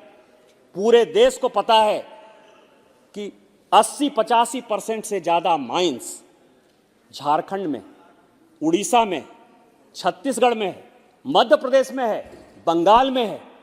क्या हमने कहा कि हम अमीर हैं? क्या हमने कहा कि साउथ इंडिया का विकास नहीं होना चाहिए? क्या हमने कांग्रेस के ऊपर दबाव डाला कि हमारे साथ आप अन्याय कर रहे हो, हम देश तोड़ देंगे? ये कौन सा आपदा में अवसर आप ढूंढने की बात करते हो? किस कांग्रेस मेंटलिटी की बात करते हो? कोयला हमारे पास है, यूरेनियम हमारे पास है, बॉक्साइट हमारे पास है, क्या चीज हमारे पास नहीं है? सोना हमारे पास है, अबरक हमारे पास है, लेकिन आज हम गरीब हैं। हमारे लोग दर दर की ठोकरें खा रहे हैं। मुंबई के लोग अपने आप को बहुत बड़ा कहते हैं कि हम टैक्स पेयर हैं। मुझे उनसे कोई परेशानी नहीं सर, उनका विकास हो। कहां का पैसा है? टाटा यदि टैक्स दे रहा है सर, किसका पैसा दे रहा है? यदि जमशेदपुर नहीं होता, झारखंड नहीं होता, टाटा नहीं होता। यदि पलामू नहीं होता, यदि एल्युमिनियम की फैक्ट्री जो है रांची की नहीं होती, मुरी की फैक्ट्री यदि नहीं होती सर, बिरला नहीं होता। आप हमारा कोयला ले जाके आंध्रा में पावर प्लांट लगाते हो, हमने कभी कहा? तमिलनाडु में पावर प्लांट लगाते हो, कभी कहा? इसलिए नहीं कहा कि ये देश एक यूनाइटेड देश है। इस देश में गरीबों का विकास, पिछड़ों का विकास, दलितों का विकास, नॉर्थ का विकास, साउथ का विकास, उत्तर का विकास, पूरब का विकास होगा। आज आप समझिए कि इस एजुकेशन पॉलिसी के कारण मैक्सिमम स्कूल, कॉलेज और अस्पताल साउथ इंडिया में बने सर। कोलकाता पोर्ट के खत्म हो जाने के बाद पूरा का पूरा बिहार, पूरा का पूरा छत्तीसगढ़, पूरा का पूरा मध्य प्रदेश पोर्ट के खत्म होने के बाद, क्योंकि आपके पास समुद्री प्रभाव है, जिसके कारण लोग, मैं ये कह रहा था सर, आज का प्रश्न है कि 600 बिलियन की एफडीआई आई। आपको आश्चर्य होगा सर कि उस 600 बिलियन की एफडीआई में, उस 600 बिलियन की एफडीआई में 450 बिलियन की एफडीआई या तो केरल गई, या तमिलनाडु गई, या वो कर्नाटक गई, या वो आंध्रा गई, वो तेलंगाना गई, वो महाराष्ट्र गई, वो गुजरात गई। इसी 7 स्टेट में गए सर। वो एफडीआई भारत सरकार के कारण नहीं गया, भारत सरकार के नीतियों के कारण नहीं गया, मोदी जी की मजबूती के कारण नहीं गया, वित्त मंत्री की पॉलिसी के कारण नहीं गया। आज आपके यहां सारी मैन्युफैक्चरिंग यूनिट है, ये हमारे कारण नहीं गया। यदि आज आपके बच्चे, यूक्रेन का युद्ध हो रहा है तो मैक्सिमम बच्चों को निकालती है तो भारत सरकार निकालती है सर। महीने का कोई आसान करती है क्या? उस वक्त नॉर्थ और साउथ देखते हैं। आज इजराइल के युद्ध में मैक्सिमम साउथ इंडियन, यदि केरल में, मिडिल ईस्ट में कोई प्रॉब्लम होता है तो आप क्या बात करते हो? ये देश और जो है एक यूनाइटेड पॉलिसी से चलता है सर। आज आप किस तरह का माहौल क्रिएट करना चाहते हो? क्या बंगाल की तरह, जिस तरह बंगाल का डिवीजन करके बांग्लादेश बन गया, क्या पंजाब का डिवीजन करके जिस तरह पाकिस्तान बन गया, आप ये नॉर्थ और साउथ का, यदि आप वोट नहीं मिल रहा है कांग्रेस पार्टी को सर, जनता यदि साथ नहीं दे रही है, क्योंकि आपको पता है कि बंगाल में मुस्लिम लीग का और पंजाब में जो है जिन्ना की पार्टी का प्रभाव बढ़ रहा था और कांग्रेस को वोट बैंक की पॉलिटिक्स के कारण देश को बांटना था, तो क्या आप वोट नहीं मिलने के कारण नॉर्थ और साउथ का डिवाइड करोगे? क्या इसी तरह से देश चलाओगे? स्मॉल करेक्शन, पंजाब में जिन्ना की पार्टी को वोट नहीं मिल रहा था, उनका बढ़ोत नहीं हो रहा था, दूसरे पार्टी यूनियनिस्ट पार्टी थी, उसकी बढ़ोत हो रहा था उस समय। Thank you sir. Sir sir mister Raja, I am not yielding sir, I am not yielding. जब उनका समय आएगा वो बोलेंगे सर। निशिकांत जी, जब वो समय आएगा तो बोलेंगे sir I am not yielding. Nishikant ji, दूसरा सर, आप बोलिए। दूसरा सर, आप ये समझें निशिकांत जी, सभापति महोदय, कांग्रेस ने अपनी पार्टी की बर्बादी के साथ, इस बर्बादी के साथ एक झूठ के जुमले का जो है काम स्टार्ट कर दिया सर। अभी प्रेसिडेंशियल एड्रेस में भी सर राष्ट्रपति के अभिभाषण के साथ साथ ग्लोबल हंगर इंडेक्स पर जो है बहुत चर्चा हुई सर। ये ग्लोबल हंगर इंडेक्स का जो है ये नमूना है सर कि किस तरह ये बहकावे में आकर देश को गुमराह कर रहे हैं कि 111 नंबर पर हम आ गए। हमने देखा सर कि कौन कौन सी नीतियों के कारण और किस आधार पर ग्लोबल हंगर इंडेक्स बना। आश्चर्य होगा उदासी साहब आपको कि जो कॉलम वर्ल्ड पोल हुआ भारत में, 140 करोड़ का देश है, यह देश को जानने वाला सवाल है सर। 140 करोड़ के देश में 3000 लोगों को, केवल ध्यान दीजिएगा, केवल 3000 लोगों के ऊपर पोल करके यह फैसला कर लिया कि ग्लोबल हंगर इंडेक्स में हम 111 नंबर पर आ गए। यह सैंपल साइज है सर 140 करोड़ में। जो उन्होंने डाटा लिया सर वो और भी अच्छा है सर। जैसे अभी शशि थरूर जी ने बहुत अच्छी बात कही कि एनएसएसओ का जो है सर्वे नहीं हुआ है, जनसंख्या का सर्वे नहीं हुआ, उन्होंने खुद एक्सेप्ट किया सर। 2011 का यूपीए के सरकार के समय का जो है ये डाटा लेके सभापति महोदय 2011 का वो लोगों को, और उसमें भी सर्वे साइज कितना है, 1 लाख आदमी। 2011 में जो उन्होंने डाटा लिया वो 1 लाख आदमी का डाटा लिया सर। इसके बाद जो उन्होंने एग्रीकल्चर प्रोसेस की बात कही सर, वो डाटा उनका 2012 का है। 3000 लोगों को फोन कॉल करते हैं, 2011 का डाटा ले लेते हैं 1 लाख लोगों का, और एग्रीकल्चर में जो है 2012 का एक डाटा ले लेते हैं। अरे राम राज्य तो 2014 के बाद आया है। 2014 के बाद यदि आप कहते तो बात समझ में आती। देश को क्यों गुमराह कर रहे हो?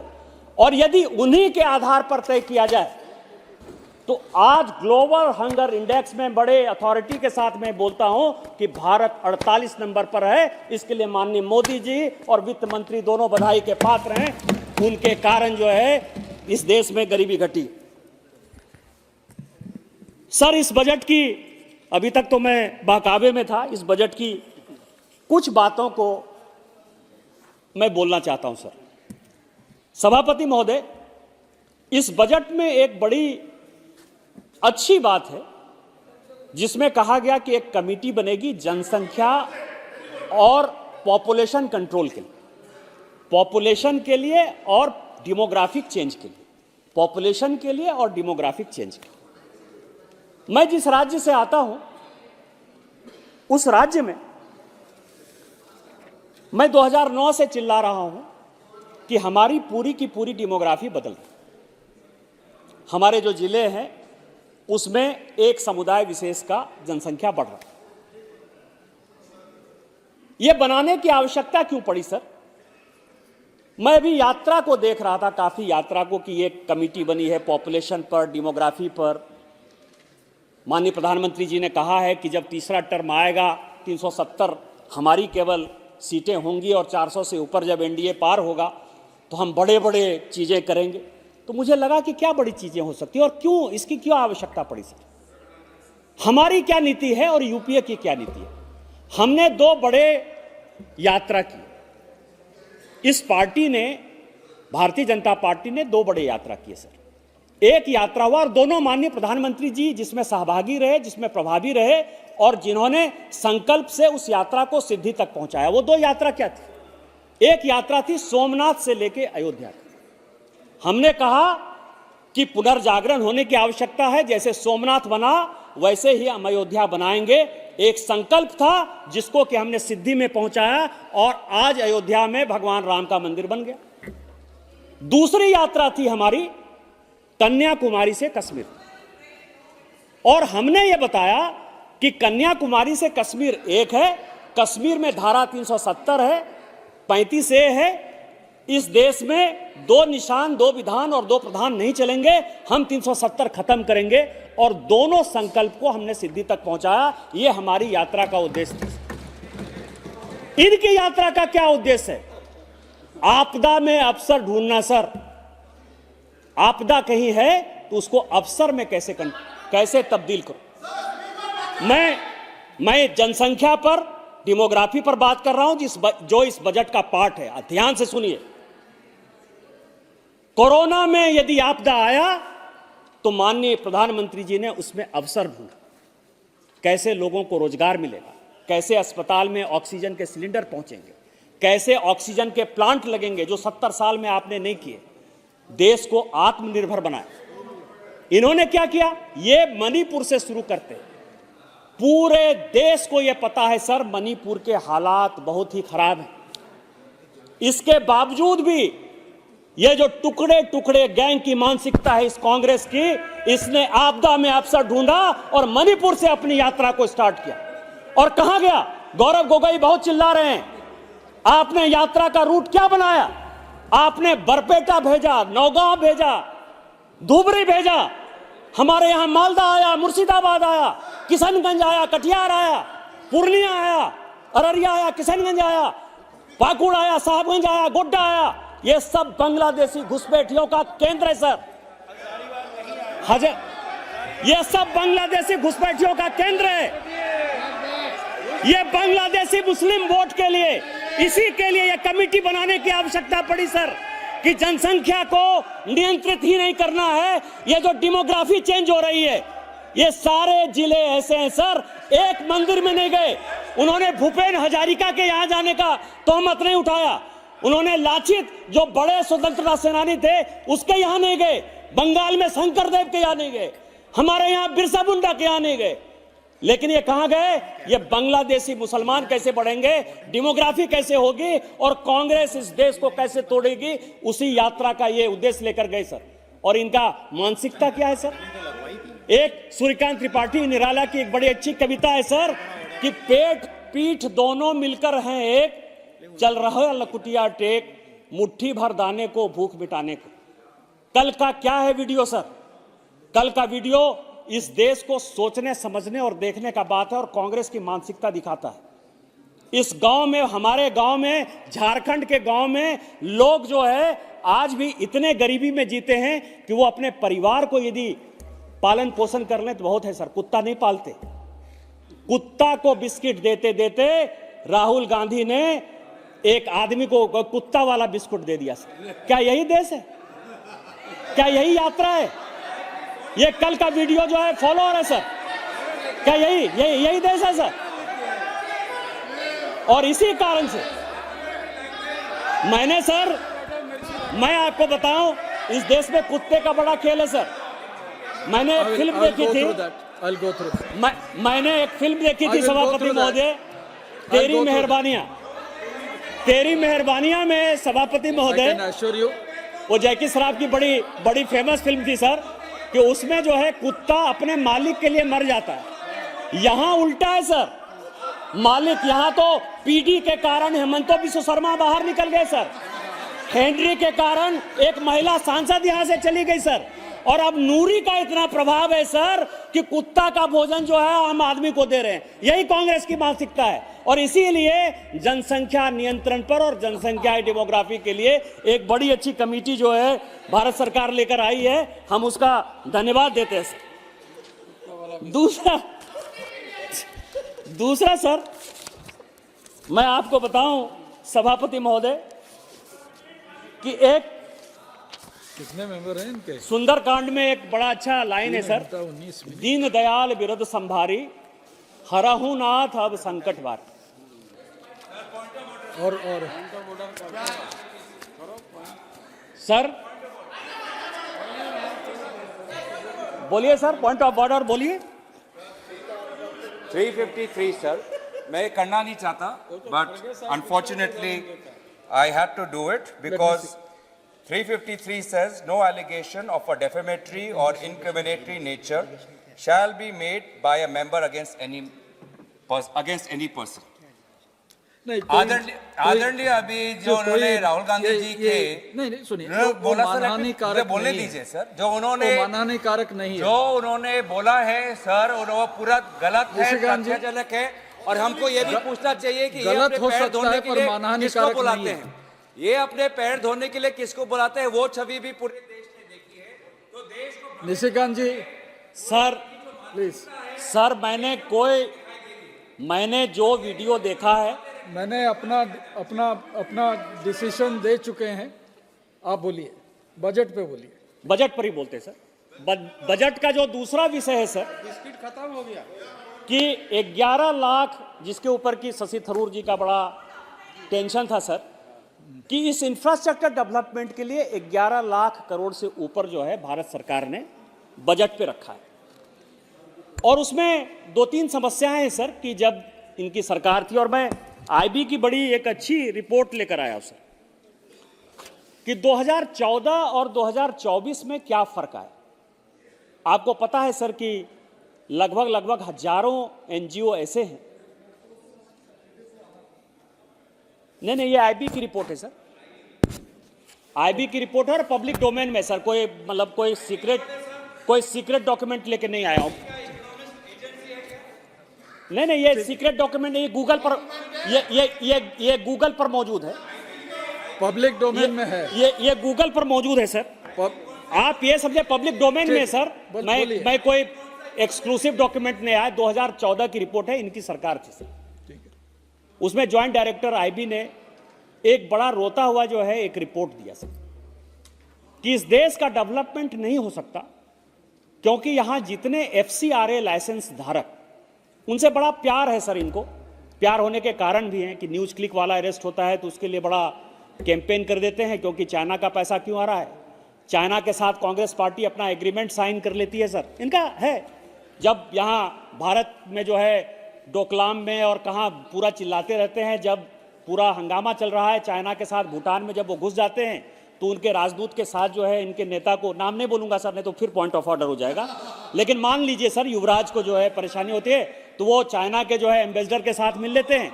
तो इनकी जो सोच समझ है सर, कि देश को टुकड़े टुकड़े करने वाले गैंग के साथ ये खड़े हुए नजर आते।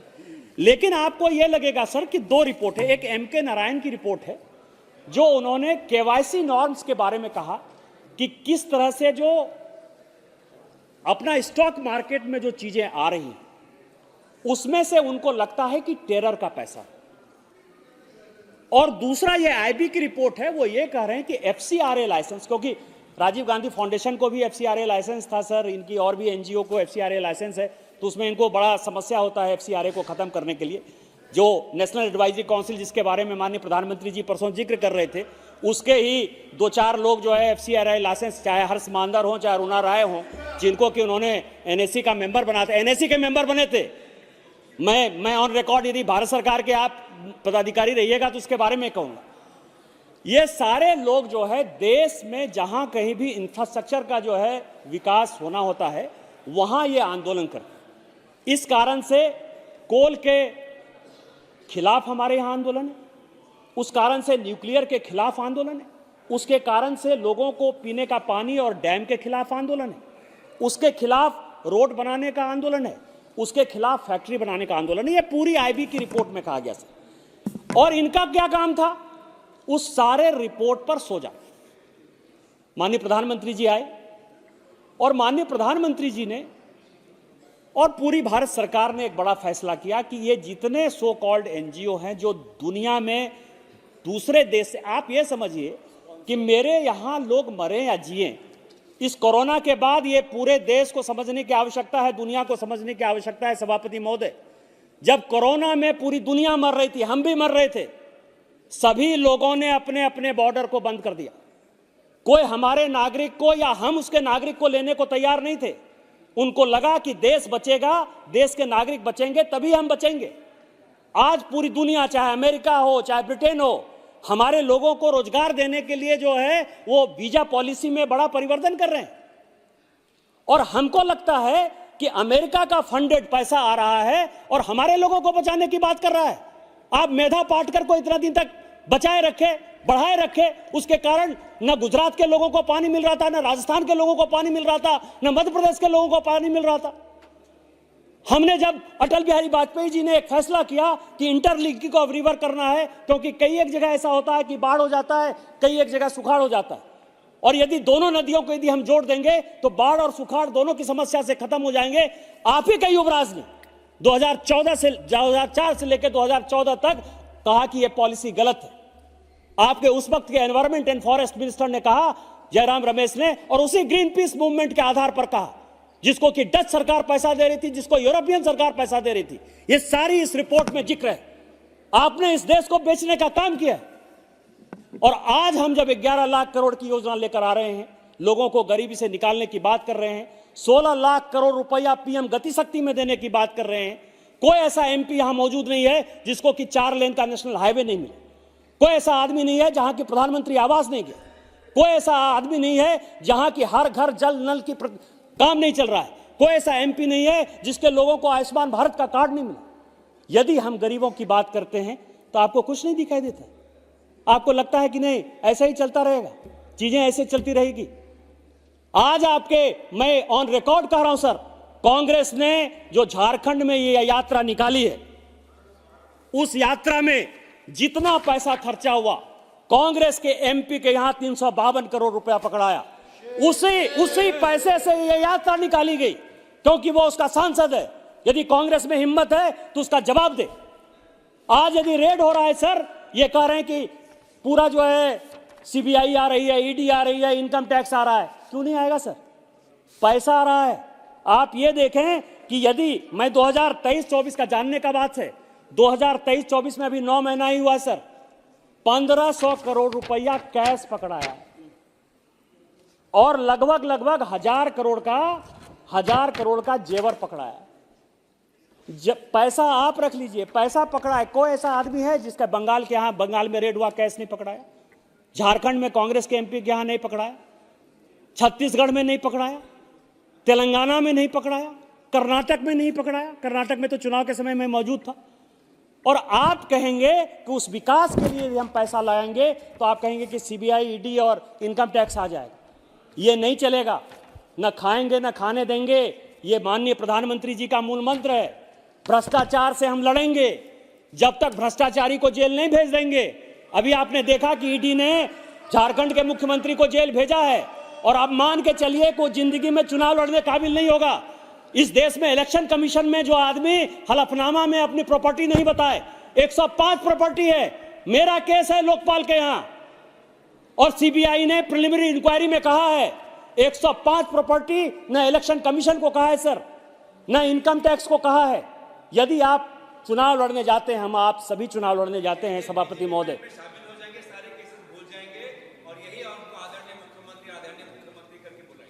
सर मेरे ऊपर 42 केस है। मेरे ऊपर, मेरे माँ के ऊपर, मेरे पिताजी के ऊपर, मेरे पत्नी के ऊपर, मेरे भाई के ऊपर, मेरे बेटे के ऊपर, मैं सारे केस लड़कर आया हूं। आपकी तरह मुख्यमंत्री की तरह भगौड़ा नहीं था जो भाग गया। मैं सारे केस को लड़ रहा हूं, और ये 105 आप भ्रष्टाचारी,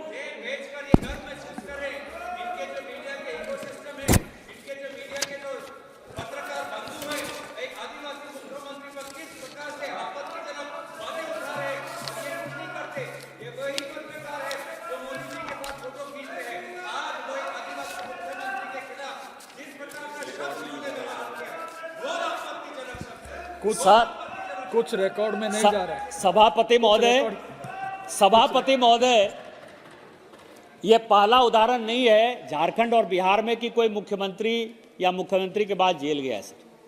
आदरणीय लालू प्रसाद जी जेल गए, हमारी सरकार नहीं थी सर। आदरणीय मधु कौड़ा जी जेल गए, हमारी सरकार नहीं थी सर। ये राजा साहब और कनीमोजी जी जेल गए, हमारी सरकार नहीं थी सर। आज उनको कोर्ट ने बरी कर दिया है। क्या कांग्रेस पार्टी माफी मांगेगी? मनमोहन सिंह जी माफी मांगेंगे?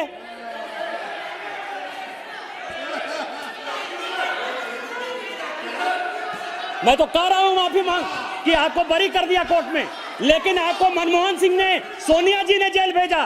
राजा जी आपके करुणानिधि को भ्रष्टाचार में उन्होंने जेल भेजा, हमने नहीं भेजा। हम तो आपके साथ हैं, हमारी सिंपैथी आपके साथ है, लेकिन वो कांग्रेस को देखो, आपकी सरकार को बर्खास्त कर दिया। सर इस बजट में दो और महत्वपूर्ण बात है। मैं अपनी बात जो है छोटी छोटी बात करके जो है, मैंने बहुत समय ले लिया सर। दो बहुत बात है। एक बात है सर कि अध्यात्म से पर्यटन तक, ये देश जो है वो सनातन देश है सर, और सनातन देश ये है। 35 मिनट्स हो गए, बस 5-7 मिनट में खत्म करूंगा। केवल दो छोटे छोटे पॉइंट्स हैं। ये देश महत्वपूर्ण है सर। इस देश में अध्यात्म एक बड़ी ताकत है। आज भी लोगों को रोजगार देने का साधन हमारे यहाँ जो रिलीजियस टूरिज्म है, यही सबसे महत्वपूर्ण है सर। लोग मेले में जाते थे, आपको ध्यान हो कि उस वक्त कॉलरा हो जाता था, लेकिन बरसों वर्षों तक इस भारत सरकार ने कांग्रेस के नेतृत्व में मुस्लिम अपीजमेंट के अलावा कभी भी इस देश के जनमानस को टटोलने की या उनके बारे में सोचने की कोशिश नहीं की। आज इस बजट में चाहे अयोध्या में रामलला विराजमान हुए हो, चाहे बनारस में जो है विश्वनाथ कॉरिडोर बना हो, चाहे महाकाल कॉरिडोर बना हो, चाहे इस सरकार ने 29 और सिटीज को डेवलप करने का सवाल किया हो, इससे जो इंफ्रास्ट्रक्चर डेवलप हो रहा है सर, पूरे देश दुनिया के जो लोग आ रहे हैं वो लोगों को रोजगार दे रहा है। ये दशा और दिशा जो है माननीय प्रधानमंत्री जी ने 2014 के बाद एक ऐसा प्रधानमंत्री है सर जिसको कि भगवान के आगे सर नवाने में, झुकने में जो है बहुत फक्र महसूस होता है। एक उसके युवराज हैं, हमारे यहाँ मंदिर में गए सर, वो पटक पटक के जैसे लगता था कि वो पूरा का पूरा चौकी है सर। देवघर मंदिर में पूजा करते हुए देख लेंगे तो मुझे ही शर्म आता है कि क्यों गए। हमको तो भगवान का 2 मिनट का दर्शन हो जाता है तो लगता है कि जीवन धन्य हो गया। ये परिवर्तन है सर सोच का। आप सेकुलरिज्म करते रहिए, मुस्लिम अपीजमेंट करते रहिए, इस देश के लोगों को अध्यात्म में रुचि है और वो पर्यटन जो है आगे बढ़ाता है। इसके लिए हम माननीय प्रधानमंत्री जी के प्रति शुक्रगुजार हैं और भारतीय जनता पार्टी के कार्यकर्ता होने के नाते हमको लगता है कि राम राज्य की परिकल्पना हो रही है। तीसरा अंतिम पॉइंट सर, अंतिम पॉइंट यह है कि इस बजट में एक अंतिम लास्ट, आपको अंग्रेजी आती है, हमको हिंदी आती है, हम हिंदी मीडियम स्कूल में पढ़े, क्या करिएगा, यही फर्क है। आप तमिल में बोलते अच्छा लगता, तेलुगु में बोलते अच्छा लगता, कन्नड़, मराठी, मलयालम में बोलते अच्छा लगता। किसने आपको अंग्रेजी सिखा दिया? अंग्रेजी हमारी भाषा नहीं है। आप देखें कि ब्रिटेन में जो है, ब्रिटेन के लोग यदि जाते हैं पेरिस तो वो जो है फ्रेंच ही बोलते हैं, वो दूसरी भाषा नहीं बोलते हैं, जर्मन ही बोलते हैं लोग। अपनी भाषा पर गर्व होना चाहिए। आप तमिलियन है, तमिल भाषा बोलिए। अंग्रेजी बोलकर आप तमिल हमको समझ में आएगा, नहीं आएगा तो ट्रांसलेशन कर लूंगा मैं। दूसरा सवाल है सर, ये मैकाले की शिक्षा पद्धति के कारण इसीलिए नॉर्थ साउथ डिवाइड है। देश के बारे में नहीं पता है, अध्यात्म के बारे में नहीं पता है, कल्चर के बारे में नहीं पता है, प्रधानमंत्री के बारे में नहीं पता है, मंदिर की इकोनॉमी के बारे में नहीं पता है। अंतिम सवाल सर, अंतिम जो चीज है सर कि मध्यम वर्ग, सबसे यदि लोग नौकरी करने के लिए जाते हैं तो वो अपने किराए के मकान में रहते हैं, वो झुग्गी झोपड़ी में रहते, चौल में रहते, बंबई के कई एक जगह चौल में रहते। और इसके बारे में, गरीबों के बारे में सोचा हमने कि 3 करोड़ से 5 करोड़ आवास हो जाएगा, शहरी के लिए हो जाएगा, ग्रामीण के लिए हो जाएगा, जल जीवन मिशन हो जाएगा। लेकिन किसी भी सरकार ने मध्यम वर्ग के उन लोगों के लिए जो कि अपना जीवन शहर में चौल में बिता रहे हैं, झुग्गी झोपड़ी में बिता रहे हैं, जो किराए के मकान में रहते हैं और जीवन भर वो किराए के मकान में रहते हैं, जब बूढ़े हो जाते हैं तो उनके बच्चों की भी शादी नहीं होती क्योंकि उनको लगता है कि इसको रहने के लिए इतने वर्षों के बाद अपना मकान भी नहीं है। उसके लिए माननीय प्रधानमंत्री जी ने इस बजट में एक बड़ा ही लैंडमार्क घोषणा किया है। जो बजट के बाद पूरा होगा, और वो जब पूरा हो जाएगा तो सभी लोगों को अपना मकान होगा, कोई किराए के मकान में नहीं होगा, कोई चौल में नहीं होगा, कोई झुग्गी में नहीं होगा। इसके लिए हम माननीय प्रधानमंत्री जी के शुक्रगुजार हैं। और माननीय प्रधानमंत्री जी एक काम जो हमेशा करते हैं, जो ये लोग कभी नहीं करते हैं, कि उनको कभी अहंकार नहीं है। ये लोग तो अपने आप को राजा मानते हैं, हमेशा अहंकार है। वो हमेशा विद्यार्थी की तरह रहते हैं सर। और विद्यार्थी का जो 5 लक्षण है कि काक चेष्टा बको ध्यानं स्वान निद्रा तथैव च अल्पाहारी गृह त्यागी विद्यार्थी पंच लक्षणम, उनका काक की तरह चेष्टा है कि इस देश के गरीबों को जो है आगे करना है। बगुले की तरह ध्यान है कि उस योजना को कैसे पूरा करना है। कुत्ते की तरह उनकी नींद है, श्वान की तरह उनकी नींद है, जो किसी भी आहट को सबसे पहले आपदा को पहचानती है। उनका जो है अल्पाहारी, कम खाते हैं सर, और चूंकि घर परिवार नहीं है तो गृह त्यागी हैं। इस 5 लक्षण के कारण हमें गर्व है कि हम भारतीय जनता पार्टी के कार्यकर्ता हैं। मोदी जी हमारे नेता हैं और इस अवसर पर इस बजट को लेकर आए हैं। आपने मुझे वक्त दिया, इन्हीं शब्दों के साथ जय हिंद जय भारत। धन्यवाद निशिकांत जी। तिरुदयानिधि मारन சார், வணக்கம் சார். அவைத்தலைவர்களுக்கு முதல் வணக்கத்தை தெரிவித்துக் கொள்கிறேன். இந்த இடைநிலை நிதி அறிக்கை ஒரு பெரிய கண் துடைப்பு, ஒரு மிகப்பெரிய ஏமாற்றத்தை தந்துள்ளது. குறிப்பாக ஏழை மக்களுக்கு இந்த நிதிநிலை அறிக்கை மூலமாக எந்த பயனும் இல்லை.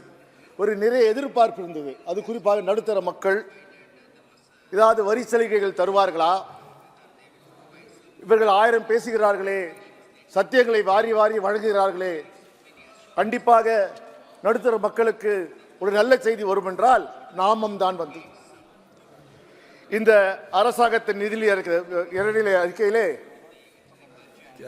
செலவு எவ்வளவு தெரியுங்களா? 47,65,762 கோடி. 6% சென்ற ஆண்டை விட அதிகம். இதில் 25% வெறும் வட்டிக்கு செலவிடுகிறார்கள். அவர்கள் வாங்கிய கடனுக்கு திருப்பி தர வட்டிக்கு 25% அவர் தருகிறார்கள். வெறும் 40% அவர்கள் செலவினமாக வைத்துக் கொள்கிறார்கள். மேலும் பார்த்தீர்கள் வரைவு தீர்மானத்துக்கு ஒட்டிதான் இந்த பட்ஜெட்டே அமைந்திருக்கிறது. இது இந்த நிதிநிலை அறிக்கை பிரதான செலவுக்கு முன்னுரிமை கொடுத்து சமூக நலனுக்கு பின் தள்ளியுள்ளது. குறிப்பாக பார்த்தீர்கள் சமூக நல திட்டங்களுக்கு 7% இந்த மானியத்தை இந்த அரசு இந்த நிதிநிலை அறிக்கை குறைத்துள்ளது. குறிப்பாக உணவு மானியம், எங்கே இவர்கள் உணவு ரேஷன் கடையிலே இலவசமாக அரிசி கோதுமை தருகிறேன் சொல்கிறார்களோ, அந்த உணவு மானியத்திலே 3.3% குறைத்திருக்கிறார்கள். பிறகு விவசாயிகளை விடுவார்களா? விவசாயத்துக்கான உரம் மானியத்திலையும் 13.2% இந்த நிதிநிலை அறிக்கை குறைத்துள்ளது. மட்டுமல்ல, பாதுகாப்பு மற்றும் சமூக பாதுகாப்புக்கு அத்தனையுமே இவர்கள் குறைத்துள்ளார்கள். ஆனால் இந்த நிதிநிலை அறிக்கையை வெளியிட்ட மாண்புமிகு நிதியமைச்சர் எங்களுக்கெல்லாம் பெருமை. நாங்கள் நினைத்தோம் தமிழ்நாட்டை சார்ந்தவர், தமிழ்நாட்டில் பிறந்தவர், நல்லவர், வல்லவர் என்று நாங்கள் நினைத்தோம். ஆனால் அவர் வாயிலிருந்து வருவதெல்லாம் உண்மைக்கு அற்ற செயல்களாக தான் இருக்கின்றது. குறிப்பாக பார்த்தினால் இந்த இடைக்கால நிதி அறிக்கை ஏழைகளுக்காக, இளைஞர்களுக்காக, மகளிருக்காக, விவசாயிகளுக்காக என்று சொன்னார்கள். பார்த்தீங்கன்றால் உண்மை நிலை என்ன? இங்கு பணக்காரர்கள், குறிப்பாக அம்பானி, அதானி, டாடா போன்றவர்கள் தான் மேலும் மேலும் பணக்காரராக ஆகியிருக்கிறார்கள். ஏழைகள் இன்னும் பரம ஏழைகளாக போய்கொண்டிருக்கிறார்கள். இன்னும் சொல்ல போனால் இந்த அம்பானி, அதானி, டாடா நிறுவனம் போன்றவர்கள் 20% பணக்காரர்கள் தான். இந்தியாவின் 40% வருமானம் அவர்கள்ட்ட தான் இருக்கிறது.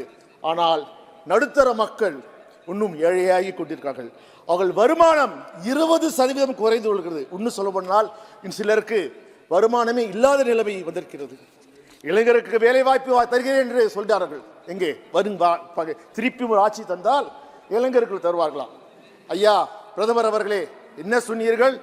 2014ஆம் ஆண்டு ஆண்டுக்கு 2 கோடி பேருக்கு வேலை வாய்ப்பு தருகிறேன் என்று சொன்னீர்களே, அது என்னாச்சு? 10 ஆண்டுகளாக வெறும் வாயில் வடை சுட்டீர்களே, அதை தவிர வேற என்ன செய்தீர்கள்? இதுவரைக்கும் வேலை வாய்ப்பு இல்லை. பெண்களுக்கு வேலை வாய்ப்பு குறைந்து கொண்டே இருக்கிறது. 2016-17 11.88% குறைந்திருக்கிறது. 2021-22 7.96% குறைந்திருக்கிறது. இன்னும் இந்த பெண்கள் வேலை வாய்ப்பு குறைந்து கொண்டே இருக்கிறது. 2014 திரு பிரதமர் மோடி அவர்கள் என்ன சொன்னார்கள்? நாங்கள் ஆட்சிக்கு வந்தால் விவசாயிகளின் வருமானத்தை இரட்டிப்பு ஆக்குவோம் என்றீர்கள். இரட்டிப்பு ஆனதா? இல்லையே. இன்றைய நிலை என்ன? பணவீக்கத்தால் விவசாயத்துறை, விவசாயிகள் நிலைமை அழிந்து கொண்டிருக்கிறது. நீங்கள் என்ன செய்கிறீர்கள்? அம்பானிகளுக்கும் அதானிகளுக்கும் டாடாஸுக்கும் வாராக்கடனை தள்ளுபடி செய்கிறீர்கள்.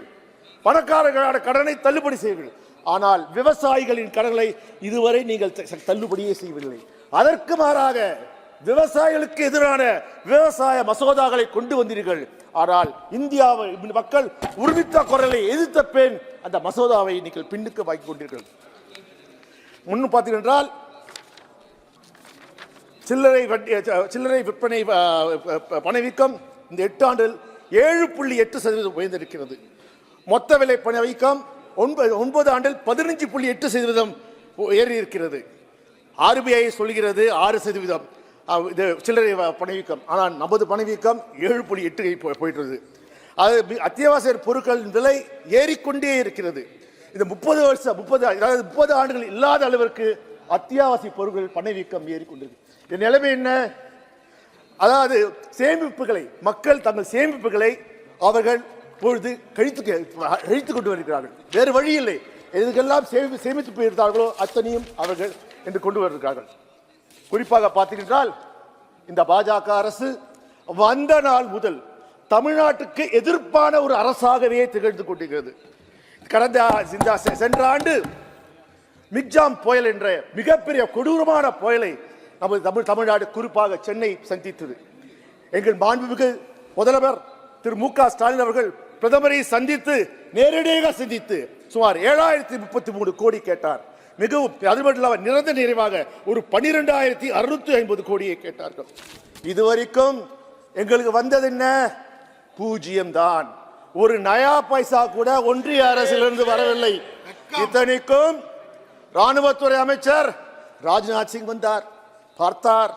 ஏன் நிதியமைச்சர் நிர்மலா சீதாராமன் வந்தார்கள், பார்த்தார்கள், கையை சேர்த்தார்கள், வெறும் வாய்ப்பேச்சு பேசினார்கள், இன்டர்வியூ கொடுத்தார்கள், ₹1 தர வக்கில்லாமல் சென்று விட்டார்கள். எப்படின்னா இது கொடுமை என்னென்றால், நாங்கள் கேட்டோம், என்ன கேட்டோம்? ஐயா, நாங்கள் உங்கள் காசை கேட்கவில்லை, எங்கள் வரிப்பணத்திலிருந்து கொடுங்கள் என்று எங்கள் தமிழகத்தின் எதிர்காலம் திரு உதயநிதி ஸ்டாலின் அவர் கேட்டார். அவங்க உங்கள் வீட்டு காசை கேட்கவில்லை, உங்க அப்பா வீட்டு காசையும் கேட்கவில்லை, எங்கள் வரிப்பணத்தை தருகின்றார். அதற்கு நமது நிதியமைச்சர் ஒரு பிரஸ் கான்ஃபரன்ஸ் வைக்கிறார். 1 மணி நேரம் எங்களை வசைப்பாடினார். வசைப்பாடி என்ன சொன்னார்? திரு உதயநிதி ஸ்டாலின் மரியாதையாக நடந்து கொள்ள வேண்டும், உங்க அப்பா வீட்டு காசு, உங்க ஆத்தா வீட்டு காசு எல்லாம் கேட்கக்கூடாது, மரியாதை இருக்கணும். ஆனா அவருக்கே தெரியவில்லை. பிரதமர் அவர்களே, உங்க சாச்சா வீட்டு காசான்னு கேட்டார். அப்போ நிர்மலா சீதாராமனுக்கு அறிவுரை சொல்ல நேரம் இல்லையா? நான் கேட்கிறேன், நிர்மலா சீதாராமன் அவர்களே, உங்க ஆத்தா வீட்டு காசெல்லாம் சொல்றீங்களே, நான் திருப்பி கேட்டேன், உங்க தோப்புனார் வீட்டு காசை நான் கேட்டோம்னு கேட்டால் நல்லா இருக்குமா? இருக்காதில்ல. அதேதான், உங்கள் பேச்சில் வன்மம் இருக்கிறது, அதை நாங்கள் கண்டிக்கின்றோம். அதே போல் பார்த்தீங்கன்றால்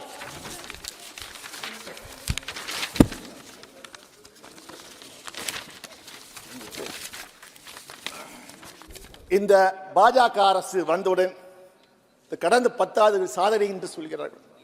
டிமானிட்டைசேஷன், பண மதிப்பிழப்பு கொண்டு வந்தார்கள். எதுக்கு கொண்டு வந்தார்கள்?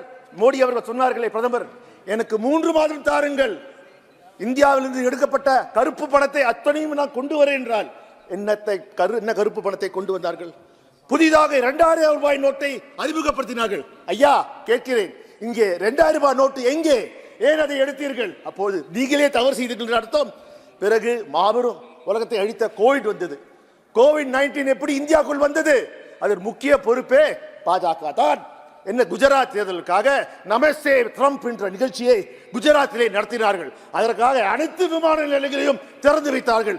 அதன் மூலம்தான் கோவிட் வந்தது. அதை நீங்கள் நடத்தாமல் இருந்தால் பல ஆயிரக்கணக்கான உயிர்களை நீங்கள் காத்திருக்கலாமே.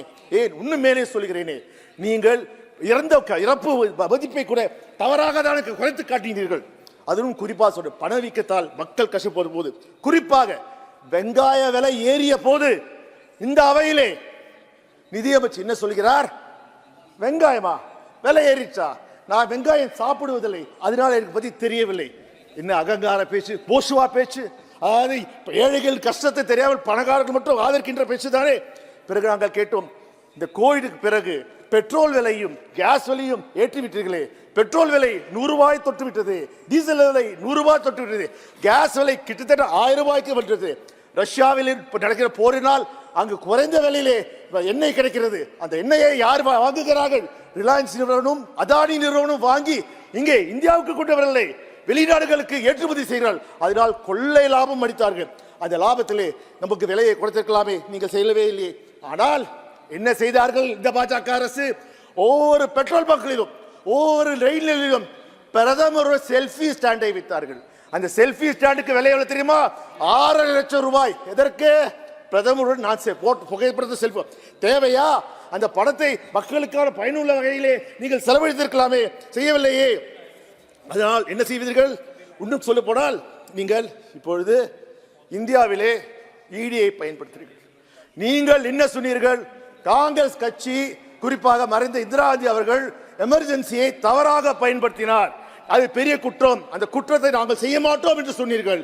இன்று எமர்ஜென்சி போலவே நீங்கள் இடியை பயன்படுத்தி கிட்டத்தட்ட 95% வழக்குகள் யார் மீது இருக்கின்றால் எதிர்கட்சி மீதுதான் உங்களால் திணிக்கப்பட்டு வழக்குகள் போடப்பட்டு, நீங்க அதே கொடுமை உங்கள் லாபத்திற்காக நீங்க செய்கிறீர்களா இல்லையா?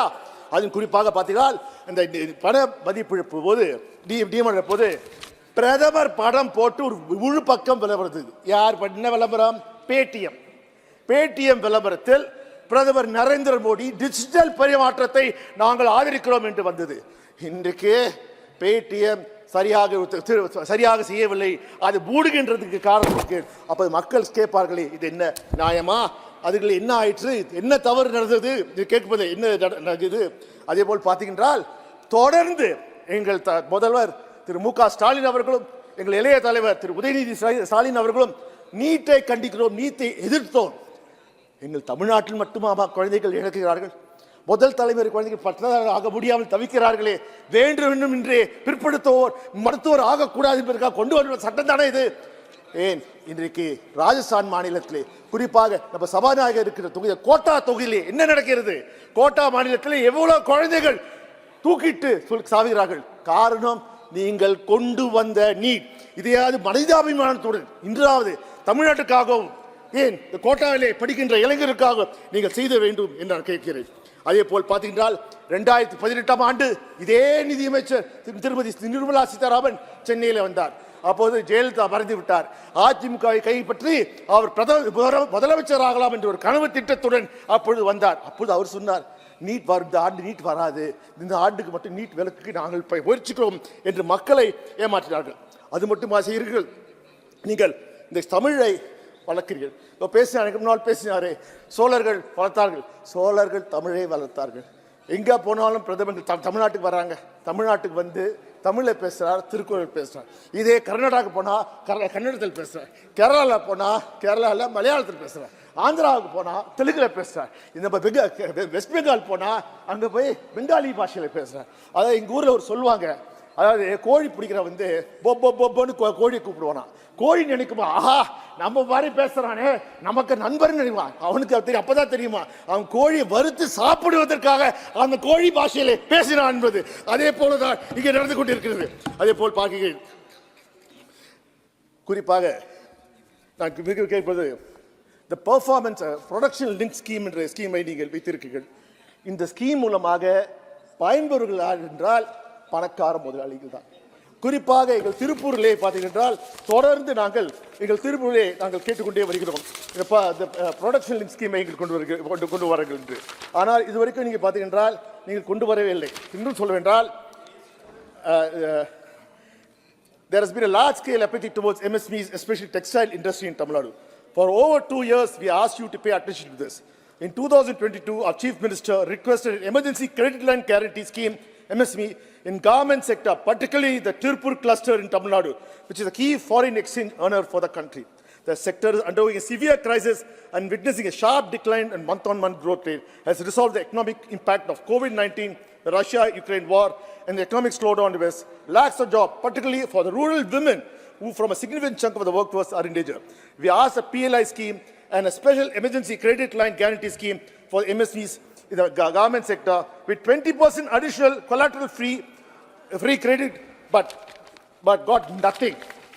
Last month, the Textile Mill Association submitted a joint memorandum to Union Finance Minister seeking extension of 1-year moratorium for repayment of the principal amount, conversion of 3-year loans under the emergency credit line guarantee scheme into 6 years term loans, and extension of necessary financial assistance to reduce the stress of working capital. I wish and hope at least the finance minister heeds to this.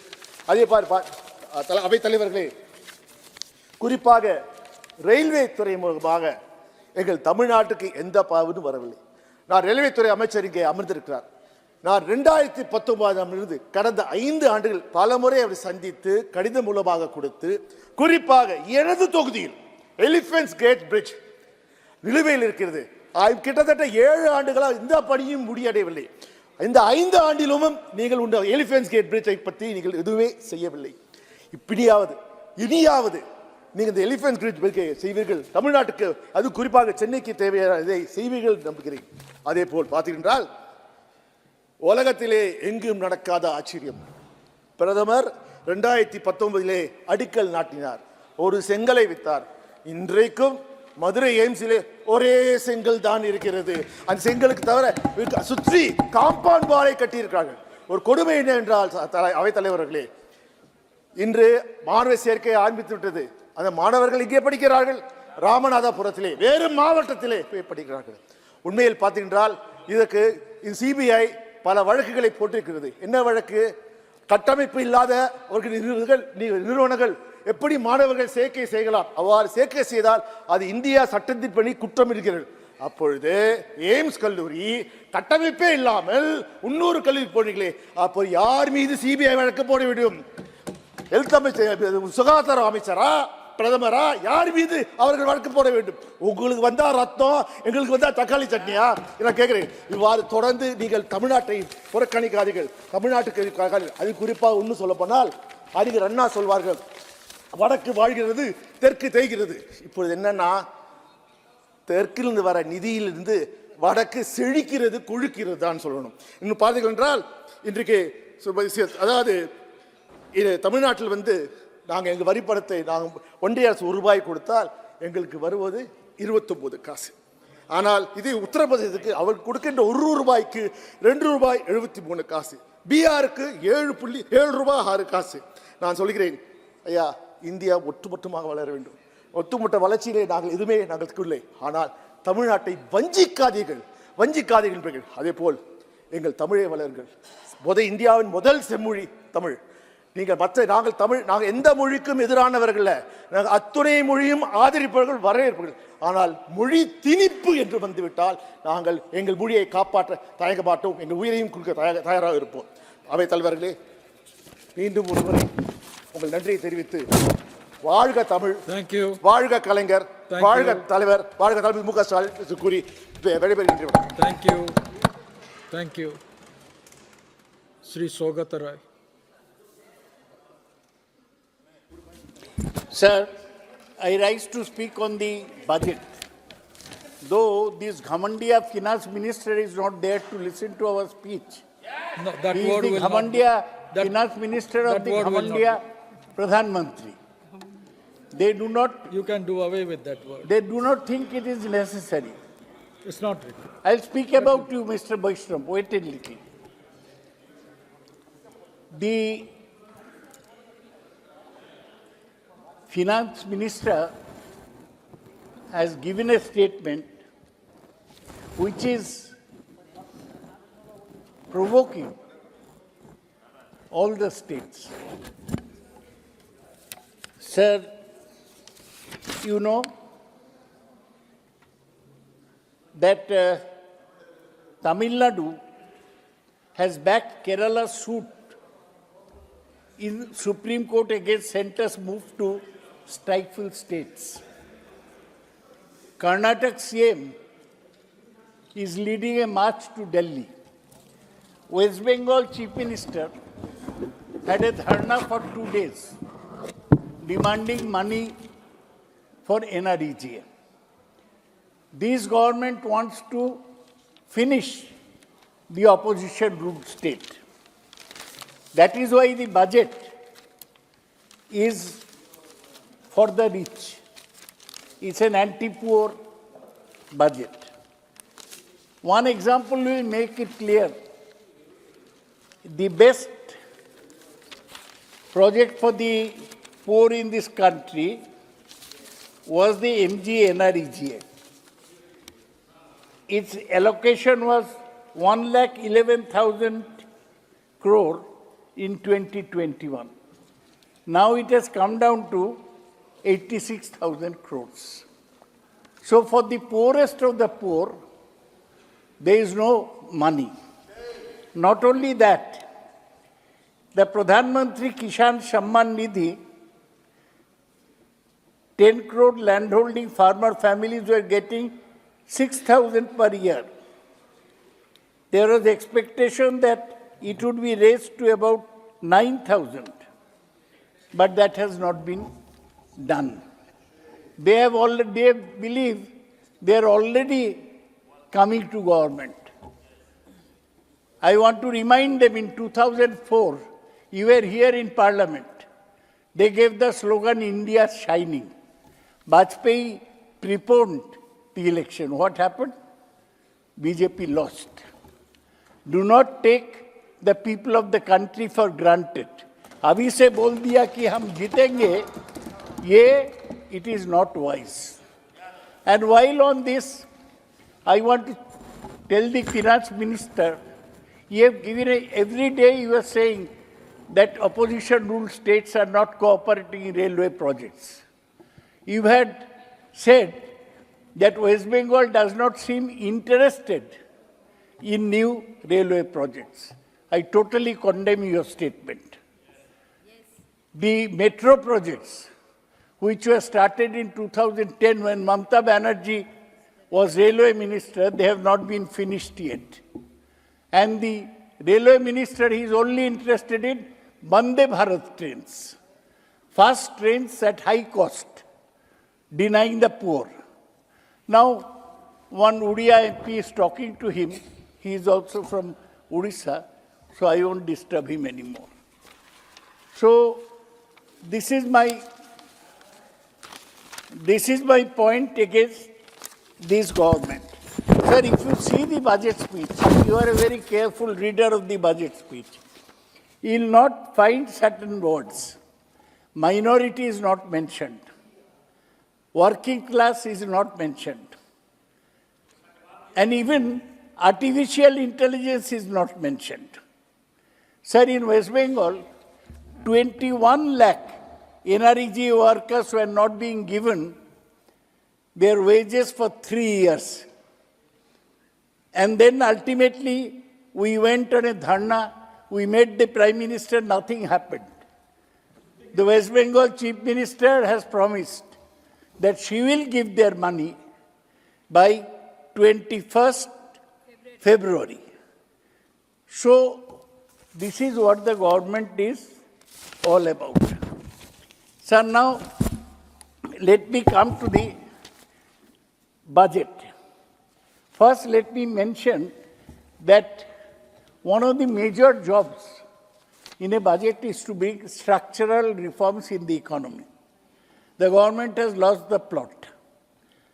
The major structural reforms were carried out between 91 and 96 when Manmohan Singh was finance minister.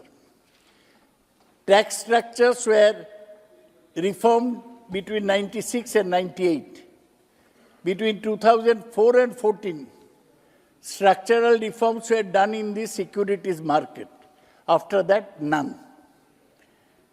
Yes, GST was a structural reform, but GST laws disrupted existing trade structures.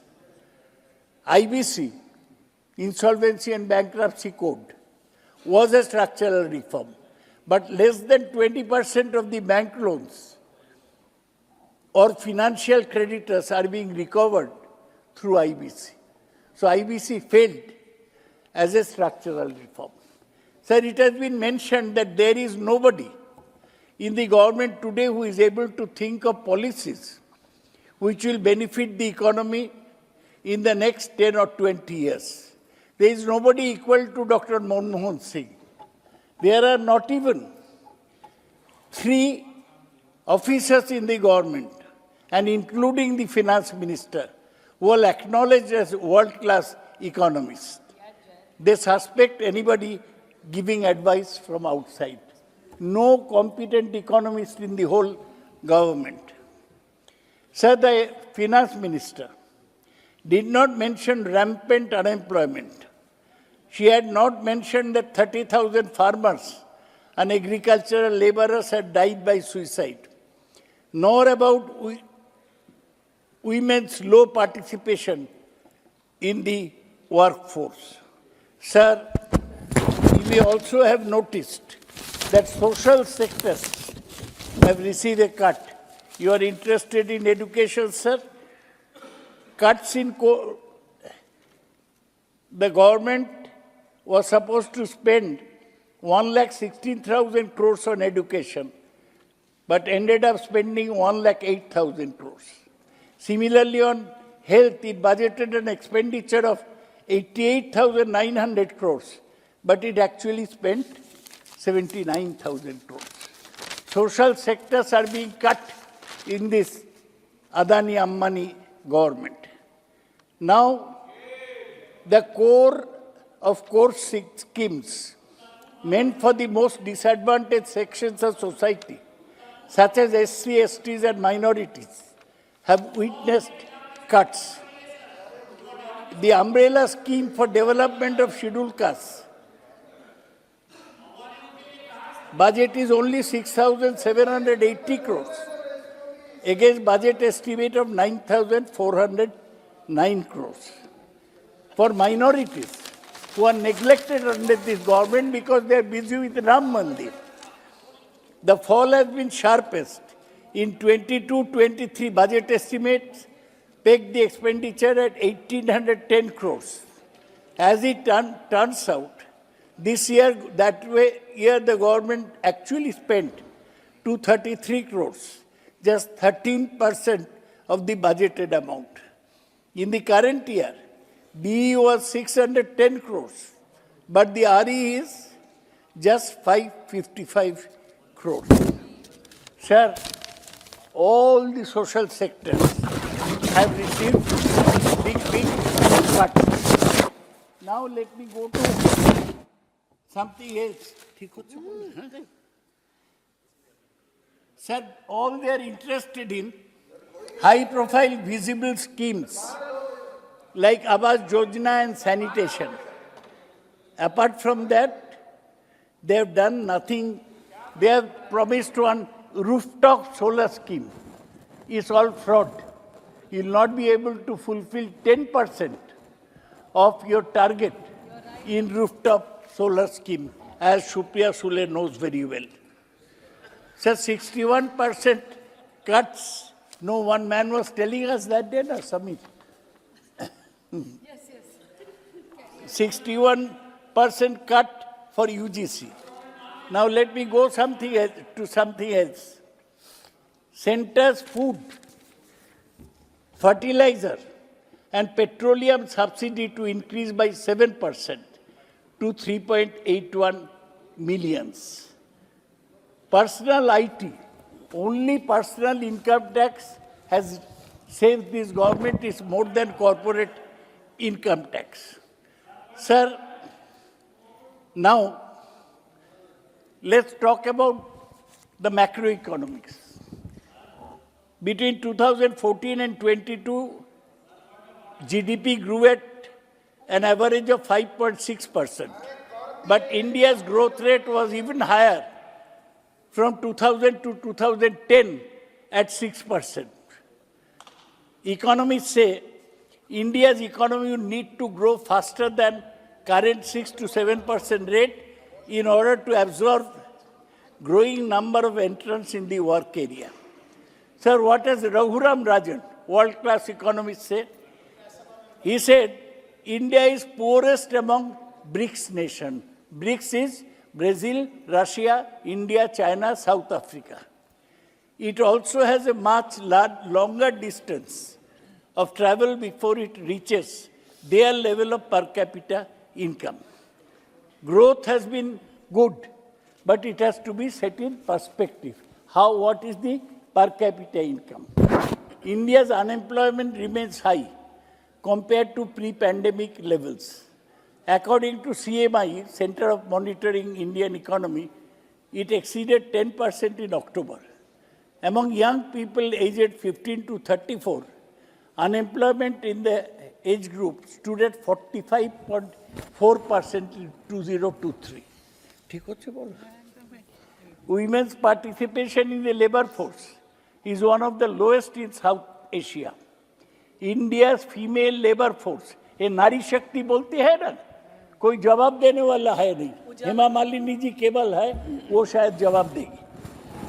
India's female labor force participation fell from 25% in 2014 to 24% in 2022. It is women's participation is lower than regional neighbors Bangladesh, Sri Lanka and Pakistan. Sir, lot of India spending on research and development, they are saying we'll give 1 lakh crores. You know, it is the lowest in the world. Spending has fallen in the past decade. Share of research and development under this section has dropped to 0.7% of GDP, lower rate than any BRICS country, and far below what is it for South Korea, 5%, and ours is 0.7%. What is for Israel, 5%. Ours is 0.7%. One thing I mentioned, sir, you edit a paper. India's press freedom ranking is declining. India's ranking dropped to 161 in 2023. You know, NewsClick, what happened to them? Down from 140 in 2014 and just above Russia. We have come down to Putin's level. One Putin has come to this front bench. He will soon take over all power. A free press is crucial to the economy. This is Jamini Iyer has written. She is the CEO of CPR think tank. When somebody comes from outside to invest, you will find out about press freedom. Now, press freedom is all. Professor Roy, Sir, you are very much aware. Insinuation is not allowed in this house. What? Insinuation is not allowed in the house. I am And saying your reference to some world invisible leader person. in Sir, the manner in invisible which we have persons are stated will doing all not go on this record. mischief. Adrisha Shakti, as Supriya correctly pointed out. सब अदृश्य शक्ति चारों तरफ चल रहा है. Sir, you know of economist called Pranab Bardhan. He is in Berkeley. He is one of the reputed economists of the world. He said, India's data may be overstating the country's performance.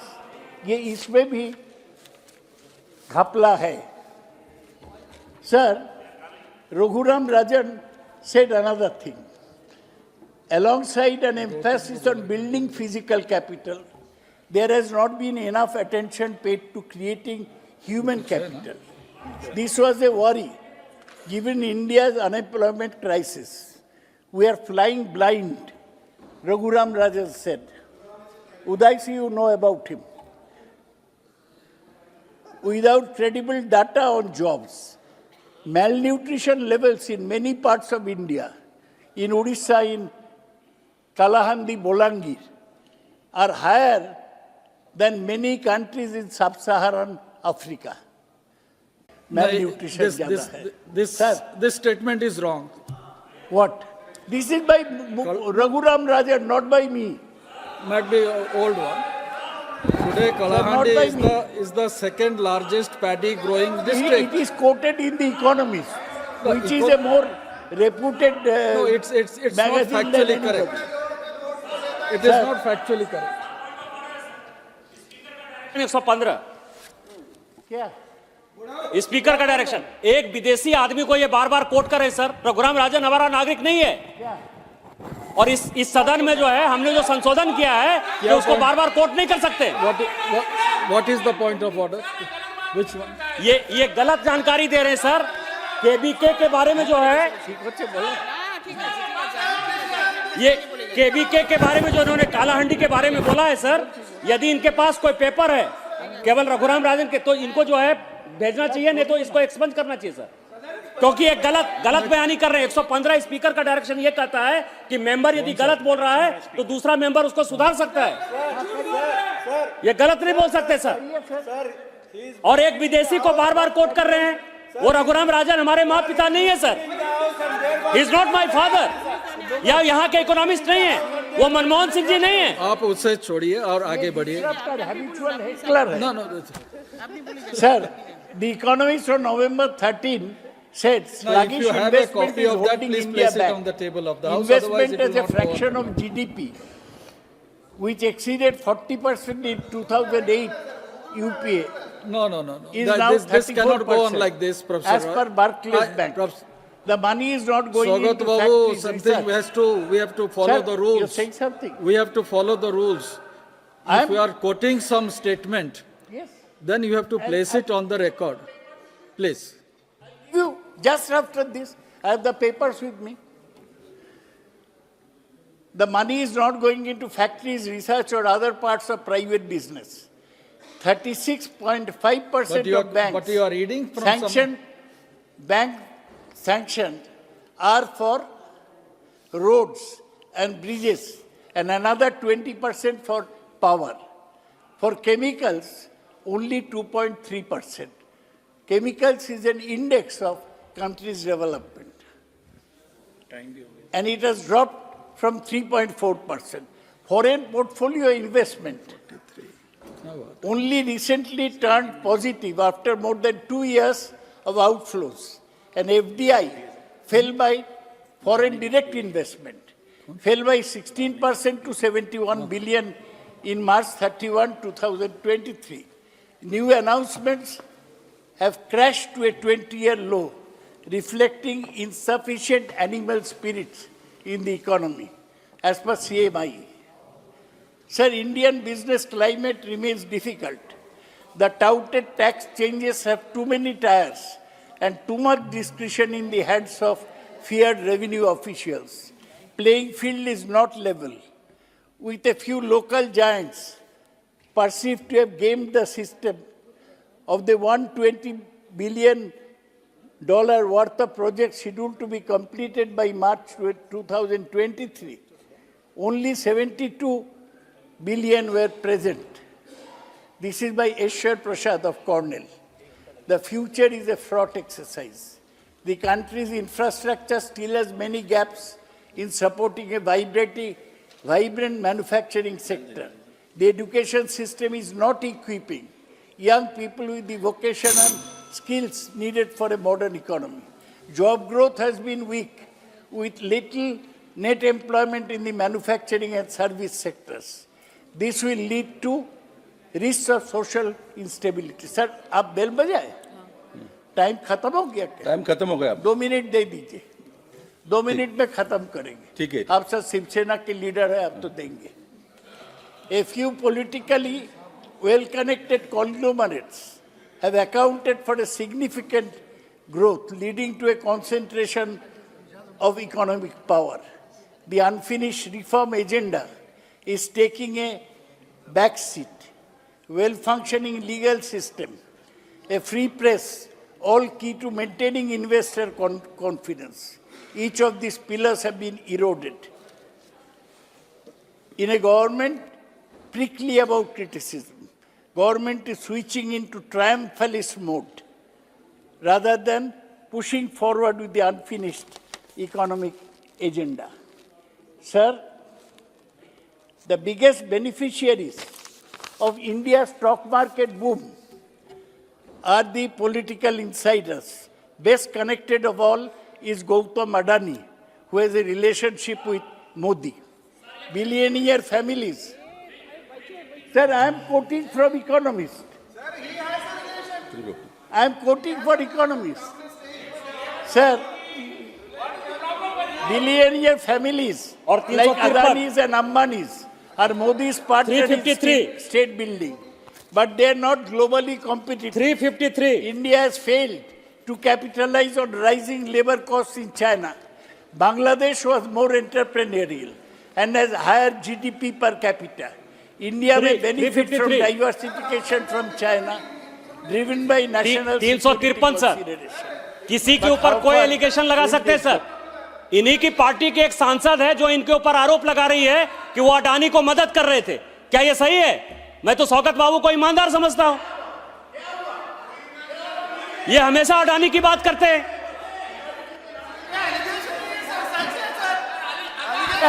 इन्हीं की party की सांसद कहती हैं कि उन्होंने अडानी की मदद की। क्या ये सही है? ये गलत है।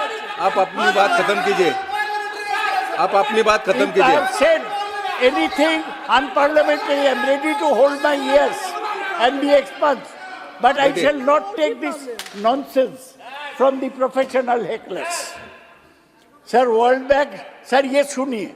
World Bank's Human Capital Index, which measures countries' education and health outcomes on a scale of 0 to 1, India's score is 0.49.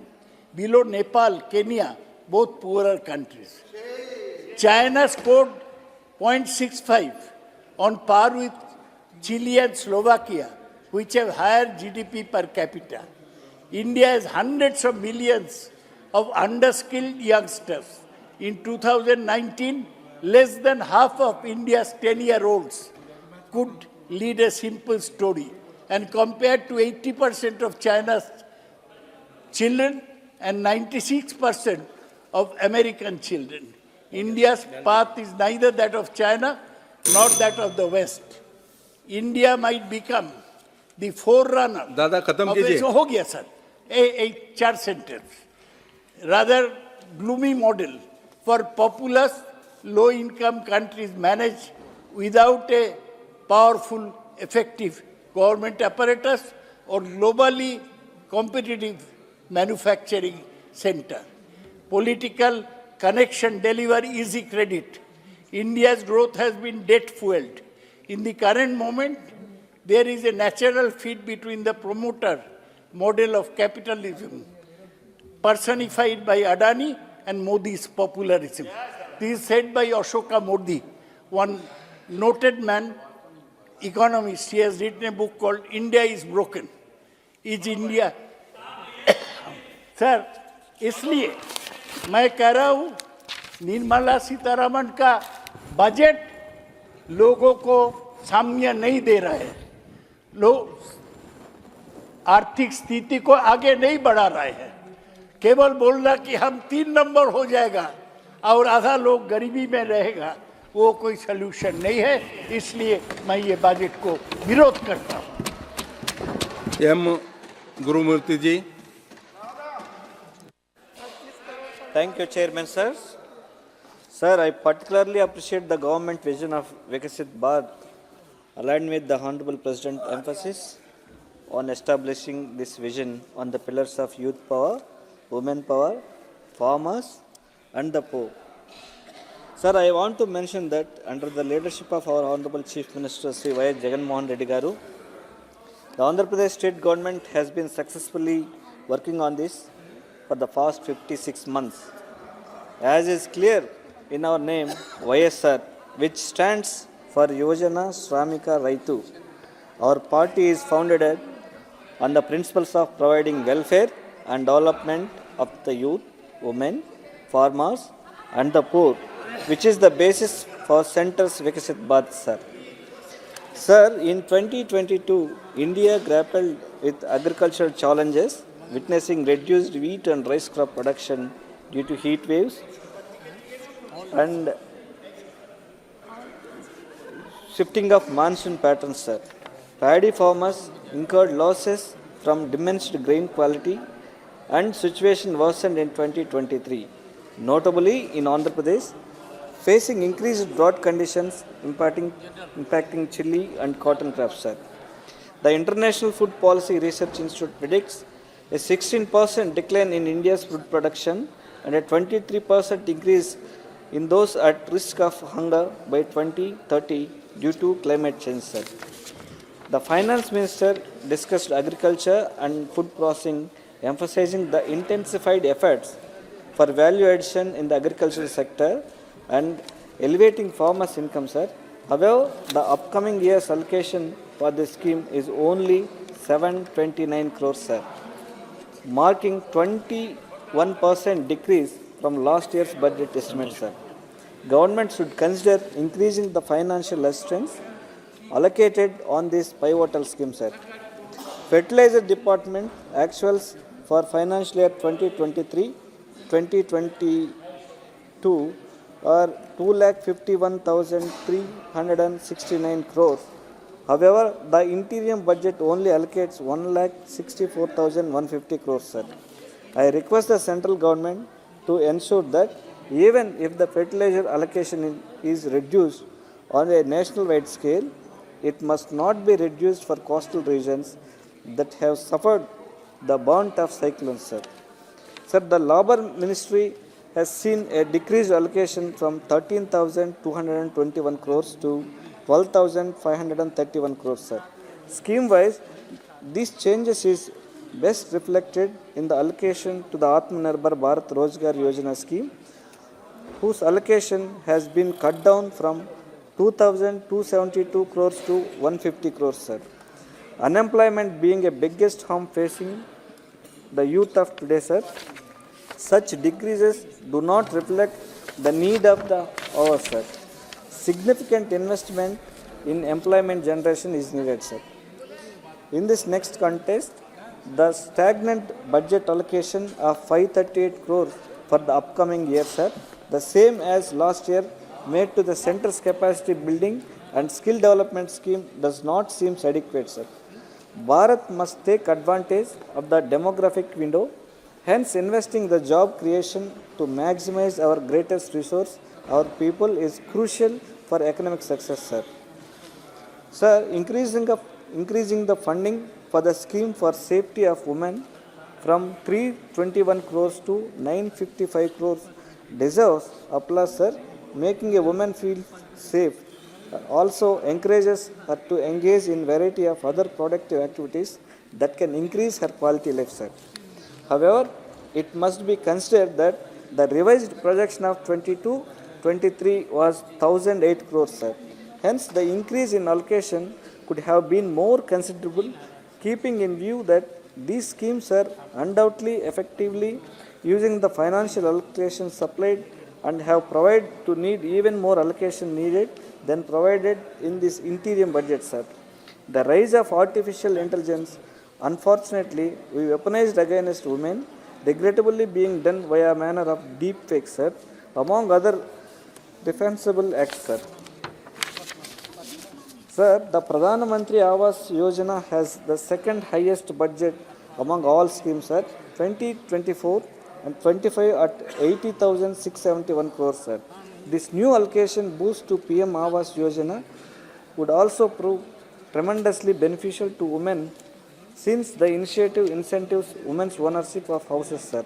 The Andhra Pradesh government has previously submitted a proposal for about 4,000 crores to be disbursed under special assistance of capital investment, which would go on to benefit the women of our nation via schemes such as PM Awas Yojana and others, sir. And also, it contributes to the cause in states such as Andhra Pradesh, which have exhibited solid track record of fund usage in the past, sir. Sir, Mahatma Gandhi National Rural Employment Guarantee Program remains the largest work guarantee program in the world, sir.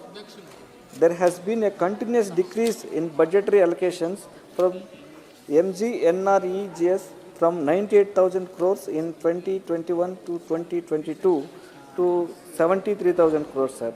In 2022-2023, further reduced down to 60,000 crores, sir. In 23-24 and for the upcoming year, it remains stagnant 86,000 crores, sir. Same as last year's revised estimates. The Andhra Pradesh government has consistently sought as increase in MGNRGA mandates, proposing a augmentation from 100 to 150 days for individuals and a total of 16 crore mandates, sir. Given the prevailing drought condition leading a rural migration, the state urges the central government to support its economy by enhancing NREGS man hours and introducing new initiatives under the scheme, sir. Sir, I find it essential to highlight that the promise of special category status of Andhra Pradesh made during its bifurcation in 2014 remains unfulfilled to this day, sir.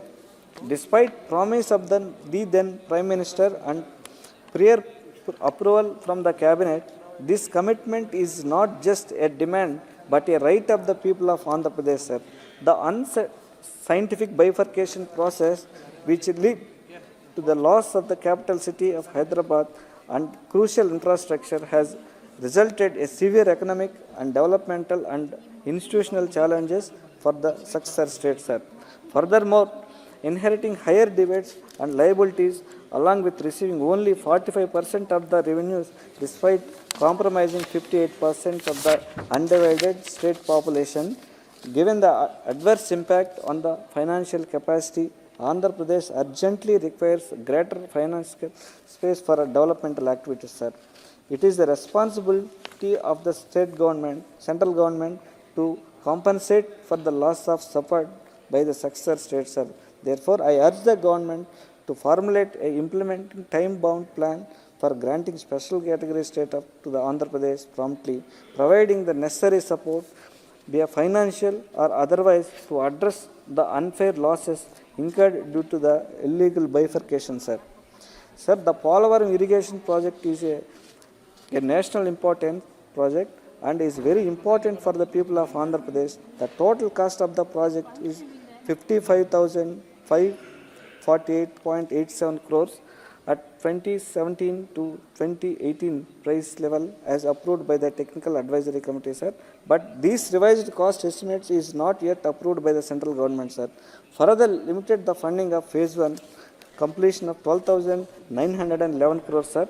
But this amount is inadequate for the providing rehabilitation and resettlement to the 36 additional villages and 48 habitations. Hence, the Andhra Pradesh government submitted a proposal of revised cost estimates of 17,144 crores, sir, for phase 1 of the project, which includes the cost of such rehabilitation as well, sir.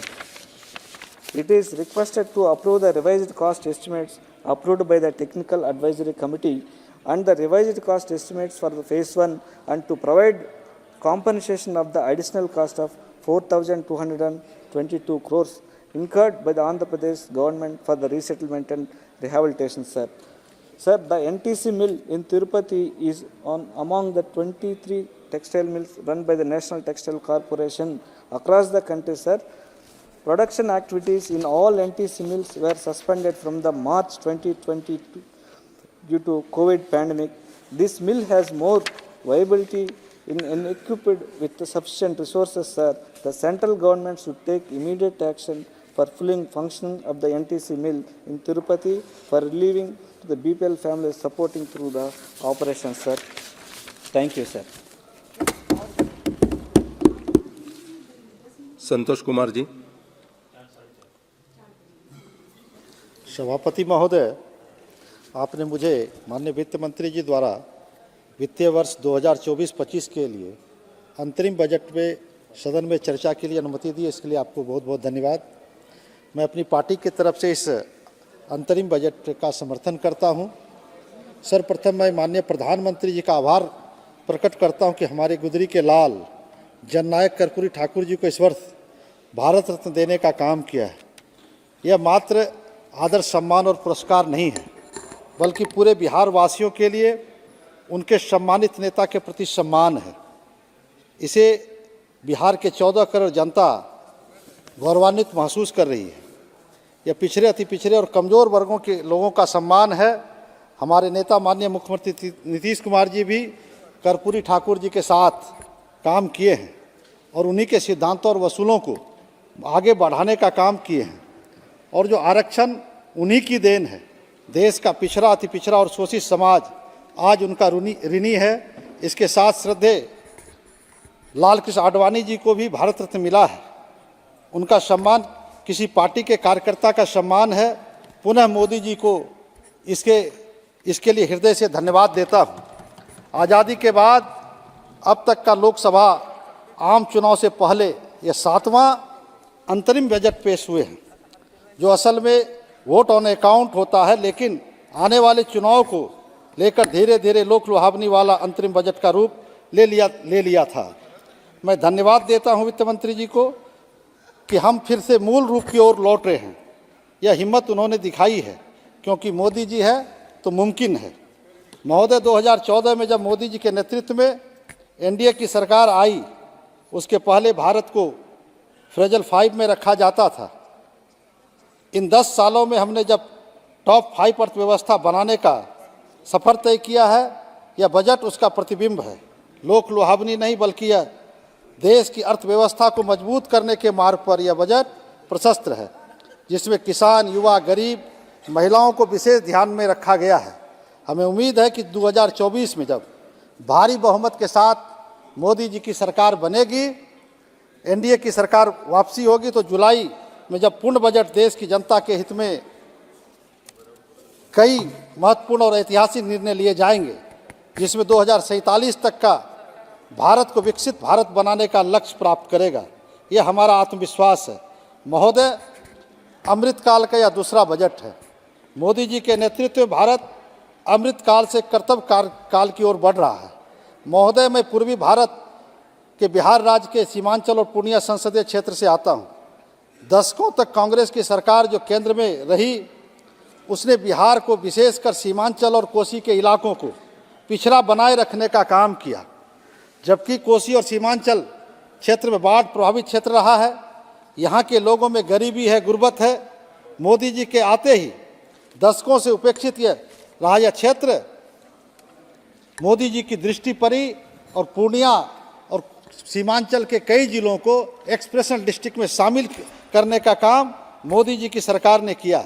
मुझे खुशी है इस बात की, आदरणीय वित्त मंत्री जी ने अपने बजट भाषण में इस बात पर जोर दिया है कि पूर्वी और पूर्वोत्तर भारत को देश के विकास का इंजन बनाया जाएगा। मैं श्रीमान, सीमांचल के इलाके में मक्का और मखाना की खेती बिहार में खेती सबसे अधिक होती है। हमारी मांग है जब पूर्णकालिक बजट पेश हो तो सीमांचल में मक्का और मखाना आधारित उद्योग स्थापित करने के दिशा में पहल किया जाए, जिससे हमारी सबसे बड़ी समस्या जो मानव संसाधन के पलायन पर रोक लगाया जा सके। यह बहुत ही महत्वपूर्ण है। आदरणीय वित्त मंत्री जी ने R&D के क्षेत्र में देश के युवाओं के लिए 1 ट्रिलियन इंटरेस्ट फ्री और लो इंटरेस्ट लोन 50 सालों के लिए देने का फैसला किया है। जब हम तीसरी बड़ी अर्थव्यवस्था बनने के लिए अग्रसर हैं, तो R&D के क्षेत्र में इतना बड़ा इन्वेस्टमेंट गेम चेंजर होगा और इंटेलेक्चुअल प्रॉपर्टी ऑनरशिप का यह भी देश को लाभ मिलेगा। मोदी जी जो हमेशा डेमोग्राफिक डिविडेंड की बात करते हैं, उसमें भी हम लिवरेज कर पाएंगे। R&D के क्षेत्र में अग्रणी होने से हमें सेवा आधारित अर्थव्यवस्था और अनुसंधान एवं निर्माण आधारित अर्थव्यवस्था की ओर आगे बढ़ने में मजबूती मिलेगी। आदरणीय वित्त मंत्री जी ने 25,000 रुपये तक के छोटे डायरेक्ट टैक्स डिपॉजिट को खत्म करने का, डिस्प्यूट को खत्म करने का निर्णय लिया, जो स्वागत योग्य फैसला है।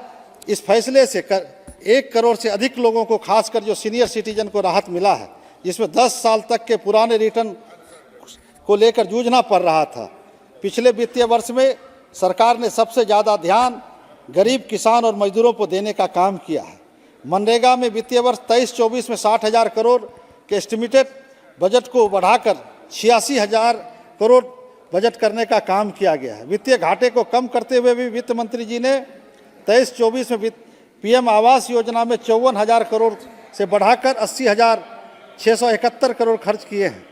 जब प्रधानमंत्री जी ने फरवरी 21 में नैनो लिक्विड यूरिया पर जोर दिया, तब से आयात होने वाले केमिकल यूरिया का डिमांड घटा है और नैनो लिक्विड यूरिया देश के अंदर ही प्रोडक्शन बढ़ा है।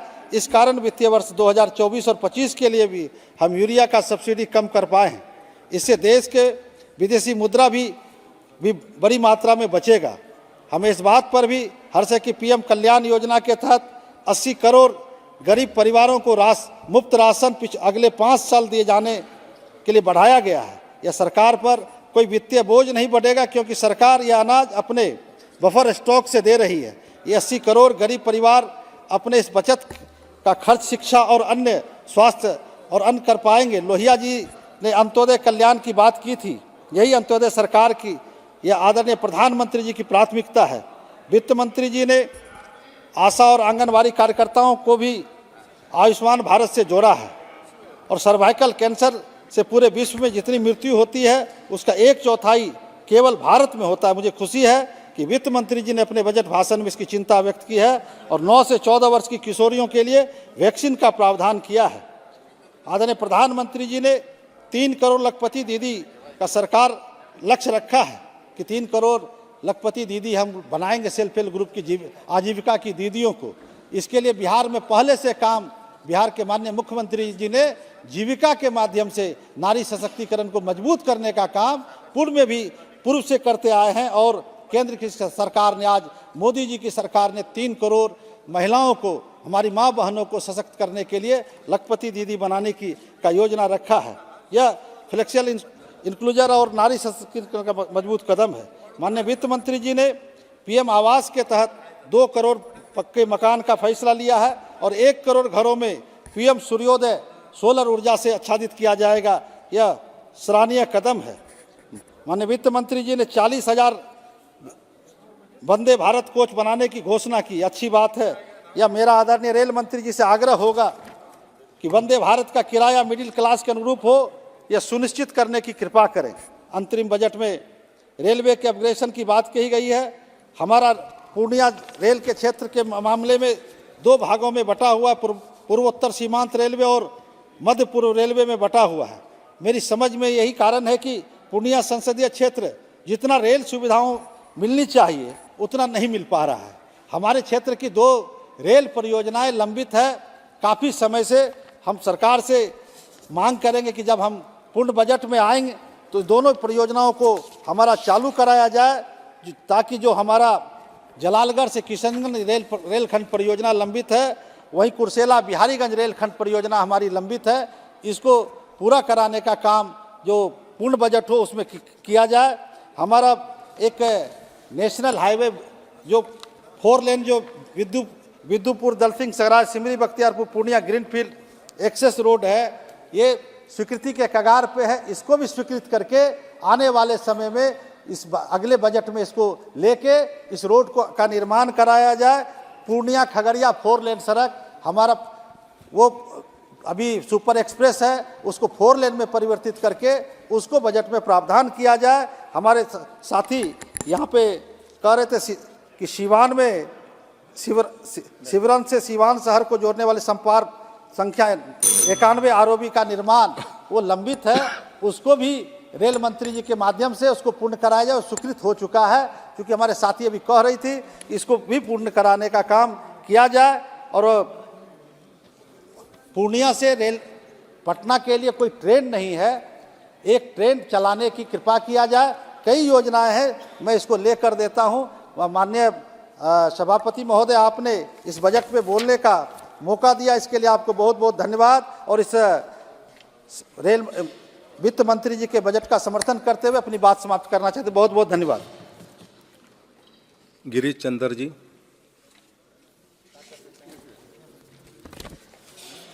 सभापति महोदय, लोकतंत्र के इस नए मंदिर में आपने मुझे अंतरिम बजट 2024-2025 में बोलने का अवसर प्रदान किया, इसके लिए मैं आपका आभार व्यक्त करता हूं।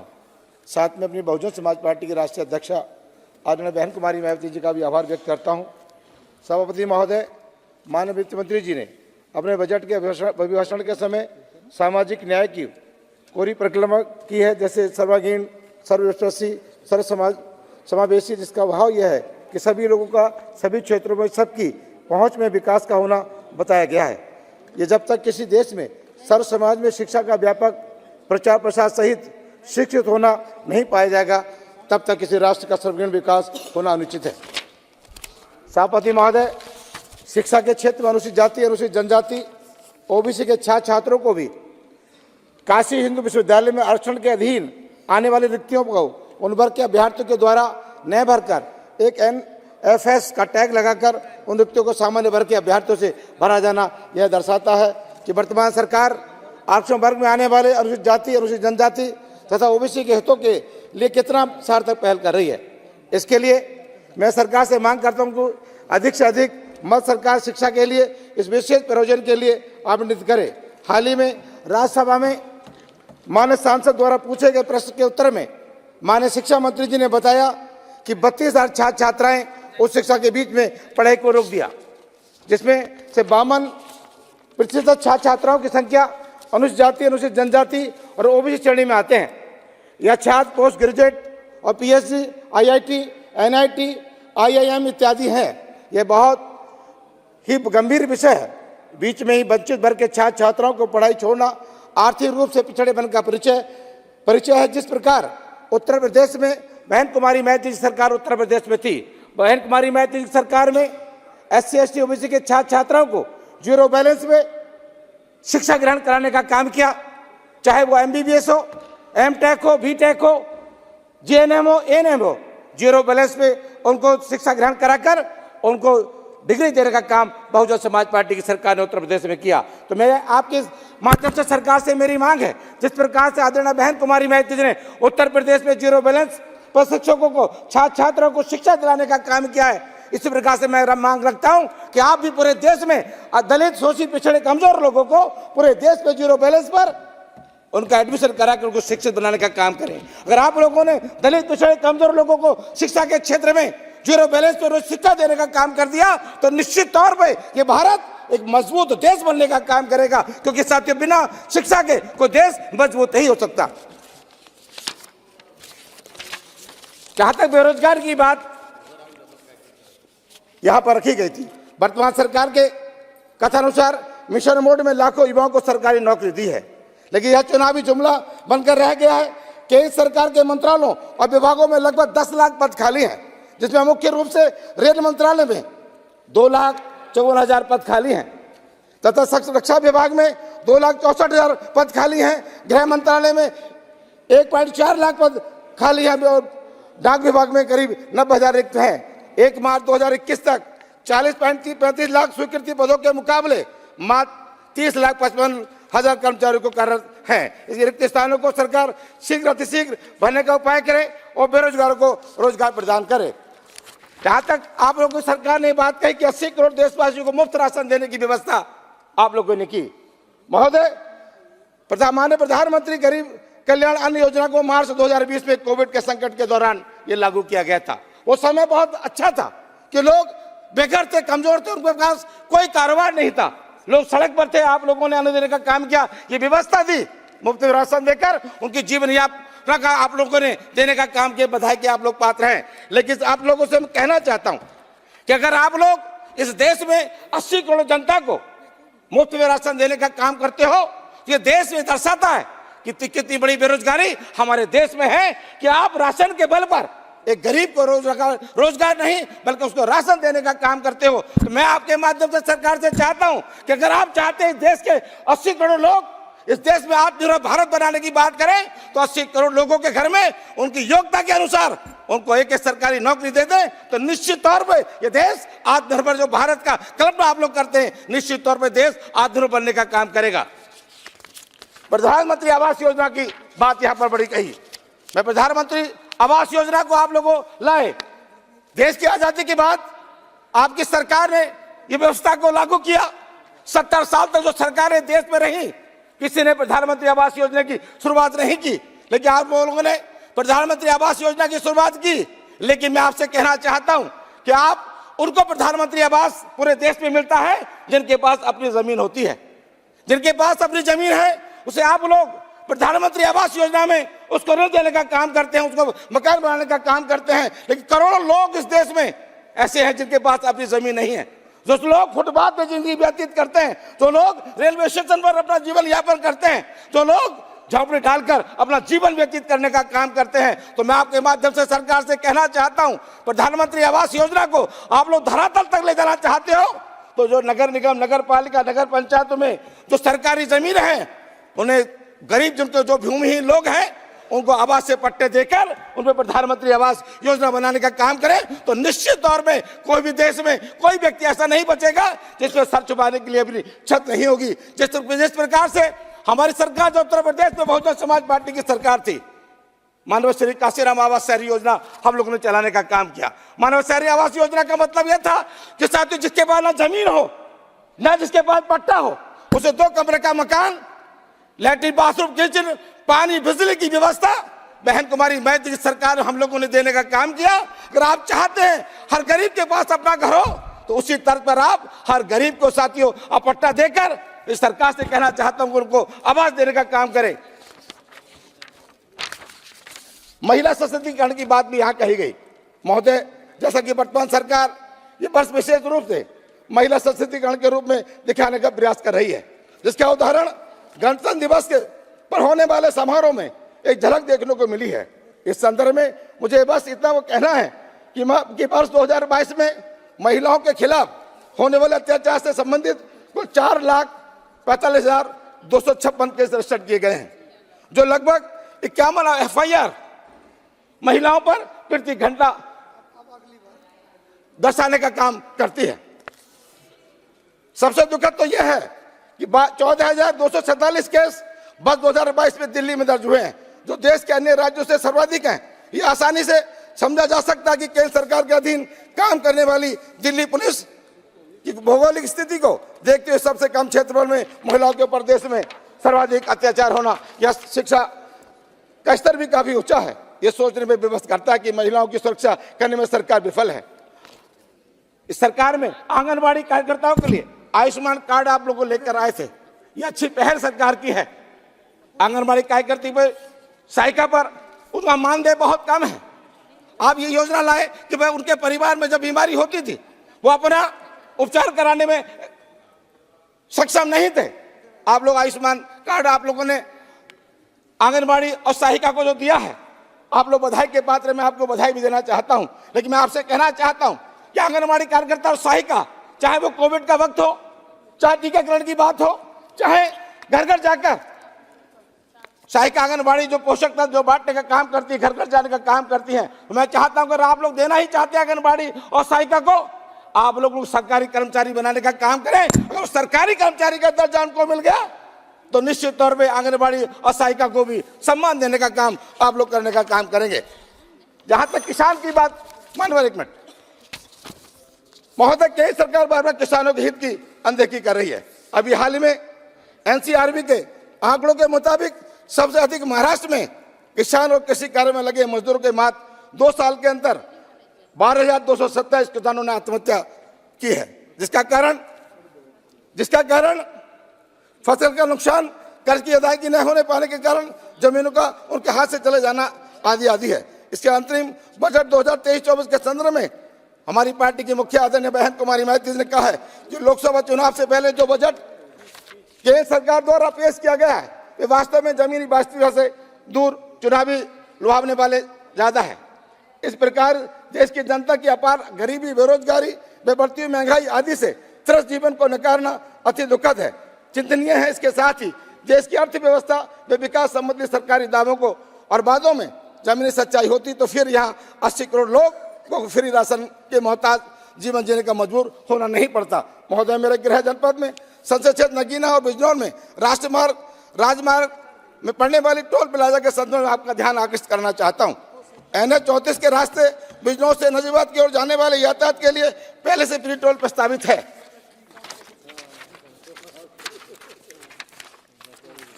NH 734 और NH 790 AD के माध्यम से बिजनौर से धामपुर की ओर यातायात कोतवाली से धामपुर के बीच पहले से टोल संचालित है।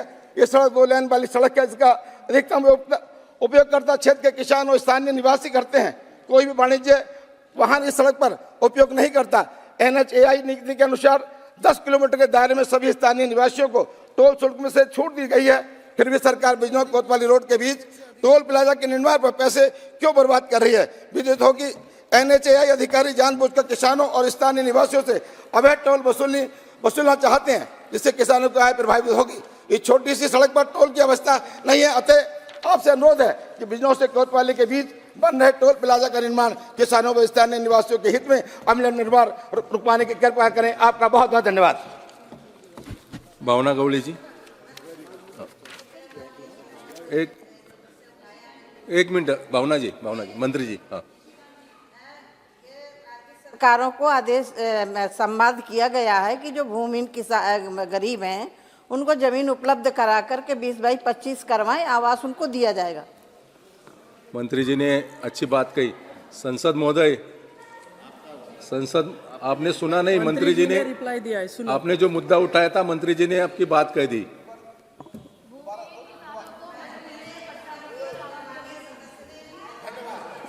है, लेकिन उसमें जो एक शंका उठाई है उसमें राज्यों के साथ संवाद किया जा रहा है, किया गया है कि जो भूमिहीन गरीब है जिनके नाम से आवास आवंटित हुआ है उनको राज्य सरकारें जमीन दें, उनका आवास दिया जाएगा। धन्यवाद। भावना गवली जी। धन्यवाद सभापति जी, आपने मुझे बजट 24-25 के 25 पे बोलने का अवसर दिया। मैं समर्थन के साथ में यहाँ मेरे कुछ विचार यहाँ रखना चाहती हूँ। जैसा कि सरकार ने इस बजट में सारी चीज़ों को लिया है, सभी विषय को इसमें हमने देखा है और हर विषय पे ध्यान दिया गया है। और सबसे बड़ी बात तो मैं यहाँ पर बताना चाहूँगी कि जैसा हमारा एक विशेष संसद का सत्र हुआ था और उसमें महिलाओं का आरक्षण हुआ, उसके बाद में सरकार ने महिलाओं के लिए जो घोषणाएं की है उसमें लखपति दीदी हो, चाहे बचत गट के सेल्फ हेल्प ग्रुप की महिला हो, चाहे आंगनवाड़ी हो, चाहे आशा वर्कर हो, इन सभी महिलाओं को सरकार ने देखा है, उन पे बजट में भी फोकस किया गया है। मैं यहाँ पर बताना चाहूँगी कि जिस आयुष्मान भारत कार्ड का निर्माण या उसे बनाने के लिए आंगनवाड़ी और आशा वर्कर को बताया गया है या बजट में उसका उल्लेख भी हुआ है। मैं यहाँ पर बताना चाहूँगी, विशेष करके सभापति जी, जब हमने दिशा की बैठकें हम लेते हैं, हम सभी उसके चेयर होते हैं, उसमें मैंने और मेरे वहाँ के जो डिस्ट्रिक्ट कलेक्टर हैं उन्होंने मिलके, हम दोनों ने मिलके एक निर्णय लिया था कि जो हमारी महिलाएं हैं, छोटे छोटे व्यवसाय करती है, छोटे छोटे सेल्फ हेल्प ग्रुप के माध्यम से काम करती है, कुछ चीज़ों का निर्माण करती है, उनको भी रोजगार इस माध्यम से मिले। और हमने उसको जोड़ा था कि जो आयुष्मान भारत के कार्ड बनाएंगे तो वो ये आशा वर्कर और दूसरी महिला बनाएंगे, उनके साथ साथ सेल्फ हेल्प ग्रुप की महिलाएं भी बनाएंगी। क्योंकि सभापति जी, हम देखते हैं कि हमारे देश में 48% महिला है और महिलाओं के ऊपर अभी तक किसी का ध्यान नहीं था। जितना ध्यान हमारे महिलाओं के ऊपर मोदी जी ने दिया, पिछले कार्यकाल में किसी ने नहीं दिया। और मैं फिर से धन्यवाद देना चाहूँगी मोदी जी साहब का, हमारे प्रधानमंत्री जी का, कि उन्होंने महिलाओं के ऊपर विशेष लक्ष्य दिया है। यहाँ पर मैं बताना चाहती हूँ कि लखपति दीदी का भी उल्लेख किया गया है, उसको 3 करोड़ तक बढ़ाने का उद्देश्य भी रखा है। मैं इसके साथ में ये भी बताना चाहूँगी कि जो हमारे हथकरघा चलाने वाली महिला है, जो हस्तकला में निपुण हमारी महिला है, और जो हमारी बचत गट के माध्यम से छोटे छोटे व्यवसाय करने वाली महिला है, उनको जब वो बैंकों में जाती है तो वो बैंकों में जाने के बाद में उनको वहाँ से ऋण मिलता है। और मैं यहाँ पर बताना चाहूँगी सभी हमारे सांसद भाइयों को भी और सभापति जी, ये बहुत विशेष करके है कि उन हमारे महिलाओं की क्रेडिट जो है, आप देखिए क्रेडिट जो है ना, सबसे बड़ी क्रेडिट हमारे महिलाओं की है, क्योंकि जब वो ऋण लेती है ना तो ऋण देती भी है बैंकों को। और इस वजह से महिलाओं के लिए यहाँ पर फोकस किया गया है। और महिलाओं को अगर हम और सपोर्ट करेंगे, और इस बजट में तो दिया है, इससे आगे अगर हम करते हैं तो मैं समझती हूँ कि घर घर में उद्योग होगा, घर घर की महिला उद्योग करेगी और इस देश को सक्षमता के तरफ ले जाने के लिए पूरे जोर शोर से देश के प्रगति में अपनी हिस्सेदारी भी देगी। और मैं चाहती हूँ एक क्रांति के मिशन, एक क्रांति जैसा मिशन यहाँ पर बने, एक मिशन के रूप में महिलाओं के ऊपर और फोकस हो और वो देश को आगे बढ़ाए। इस प्रकार से आगे के बजट में भी महिलाओं के लिया और अच्छे तरीके से, ये तो दिया ही है लेकिन अभी आप देने जा रहे हैं तो और दीजिए। मैं हमारे प्राइम मिनिस्टर सर से भी विनती करती हूँ, प्रधानमंत्री जी से भी विनती करती हूँ, मोदी साहब से भी विनती करती हूँ कि महिलाओं को आपने दिया है और वो सक्षम है वो करने, जैसे हमारी भारत की नारी और सब पे भारी, ऐसे स्थिति में आज महिला हमारी भारतवर्ष की काम कर रही है। तो मैं यहाँ पर बताना चाहूंगी कि जिस प्रकार से हमें यहाँ पर मिला है उसको बजट में और थोड़ा 3 करोड़ नहीं, मैं तो समझती हूँ लखपति दीदी 10 करोड़ तक हमने उसको बढ़ाना चाहिए। सभापति जी, दूसरी चीज मैं यहाँ पर बताना चाहूंगी कि जो हमारे किसान हैं, किसानों के ऊपर, उस किसानों के लिए भी करीबन 6,000 रुपए हमारे किसानों को दी जाते हैं प्रधानमंत्री जी के ये योजना के तहत। और मैं ये भी बताना चाहूंगी कि बहुत सारे मत्स्य उद्योग है, डेयरी उद्योग है, उसके ऊपर भी बहुत अच्छा फोकस किया है, उसमें भी प्रोजेक्ट हम बढ़ाने जा रहे हैं, बजट भी हमने बढ़ाया है। और मछली का निर्यात करने के लिए भी यहाँ पर बहुत बड़ी अच्छी पहल की हुई है। तो मैं यहाँ पर बताना चाहूंगी कि जो हमारे किसान हैं जो सोयाबीन का उत्पाद करते हैं, लेकिन ये चीज हमने बार बार देखी है, मैं 25 साल से देखती आ रही हूँ, जब उनकी फसल निकलती है, जब फसल वो काट के घर पे लाते हैं तो उनका जो भाव है वो गिर जाता है। उसके भी ऊपर हमने देखने की और सोचने की आवश्यकता है।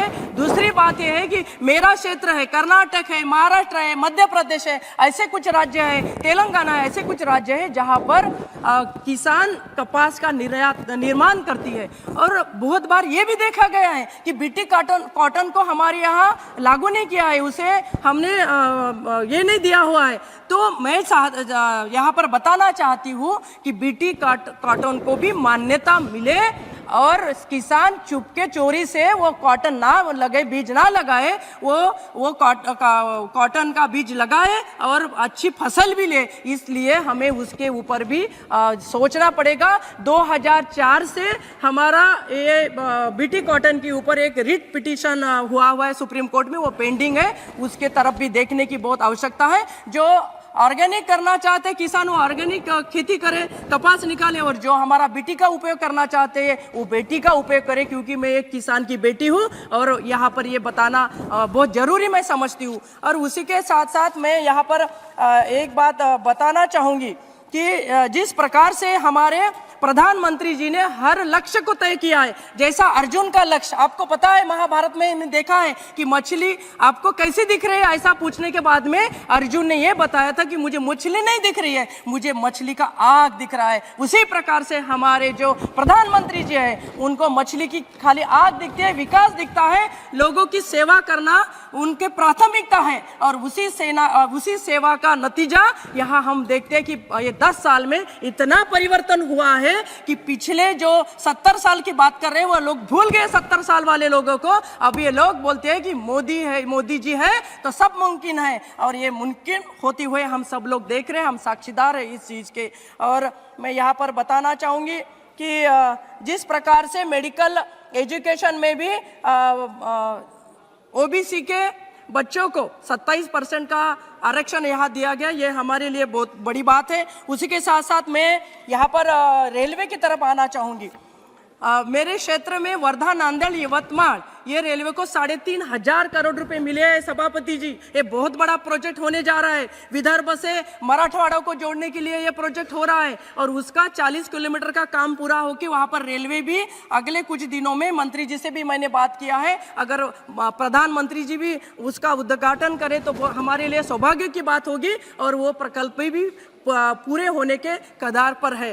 और 750 करोड़ रुपए इस बजट में हमें मिले हैं, उसके लिए भी मैं रेलवे मंत्री जी का और फाइनेंस मंत्री जी का धन्यवाद करना चाहती हूँ। लेकिन निशिकांत जी, एक बात मैं यहाँ बताना चाहती हूँ, उस सदन में भी, पुराने वाले सदन में भी मैं हमेशा यही बात उठाती थी कि मेरी शकुंतला रेलवे, जिसको 2005 से मैं उसके पीछे पड़ी हूँ कि ये 2005 से मेरे रेलवे को सैंक्शन मिले, उसका सर्वेक्षण तो होता है, उसके लिए तो पैसा आ जाता है, पर उसको स्वीकृति नहीं मिलती है। तो मैं यहाँ पर बताना चाहती हूँ कि मेरा जो आकांक्षित डिस्ट्रिक्ट, एक डिस्ट्रिक्ट मेरा है वाशिम और दूसरा है मेरा यवतमाल, तो वो आकांक्षित डिस्ट्रिक्ट है ना, उसके लिए ये रेलवे होना मुझे लगता है बहुत ज़रूरी है। और इस प्रकार से वो रेलवे के ऊपर भी सरकार ने ध्यान देने की आवश्यकता है, वो दे, ये मैं मांग करती हूँ। और उसी के साथ साथ एक चीज़ मुझे यहाँ पर मैं बताना चाहूँगी सभापति जी, जैसा 22 तारीख को राम मंदिर में हमारे राम जी प्रतिष्ठापना उनकी की गई और सारे भारतवर्ष में पूरा दिवाली के जैसा माहौल था, हर मंदिर पे लाइटिंग थी, हर घर पे रंगोली थी, हर जगह पताका थी, और इस प्रकार से हमने ये दिवाली के जैसा ये 22 तारीख का दिन यहाँ पर मनाया है।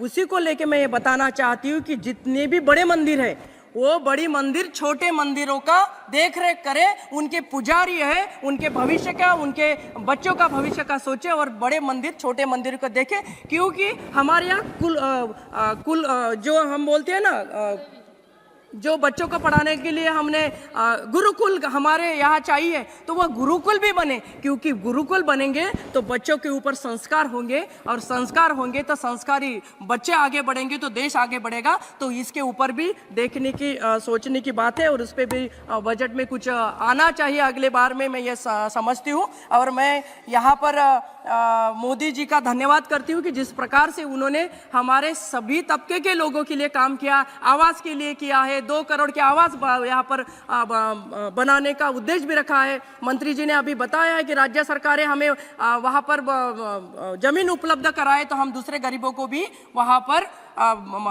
घर ये जो बनाने के लिए मकान बनाने के लिए भी स्वीकृति देंगे। इस प्रकार से बच्चों के लिए और महिलाओं के लिए टीकाकरण कैंसर का दिया है, वो भी बहुत बड़ी बात है। और ऐसे बहुत सारी चीज़ें हैं कि इस बजट में आई है और आगे भी आती रहेगी। ये बोलते हुए मेरे 2 शब्द ही समाप्त करती हूँ। धन्यवाद, मुझे मौका दिया, धन्यवाद। सुप्रिया सुले जी। Thank you of my party to speak on the budget. I would thank and congratulate Nirmala ji. Probably this is her fourth budget and a woman leading from the front.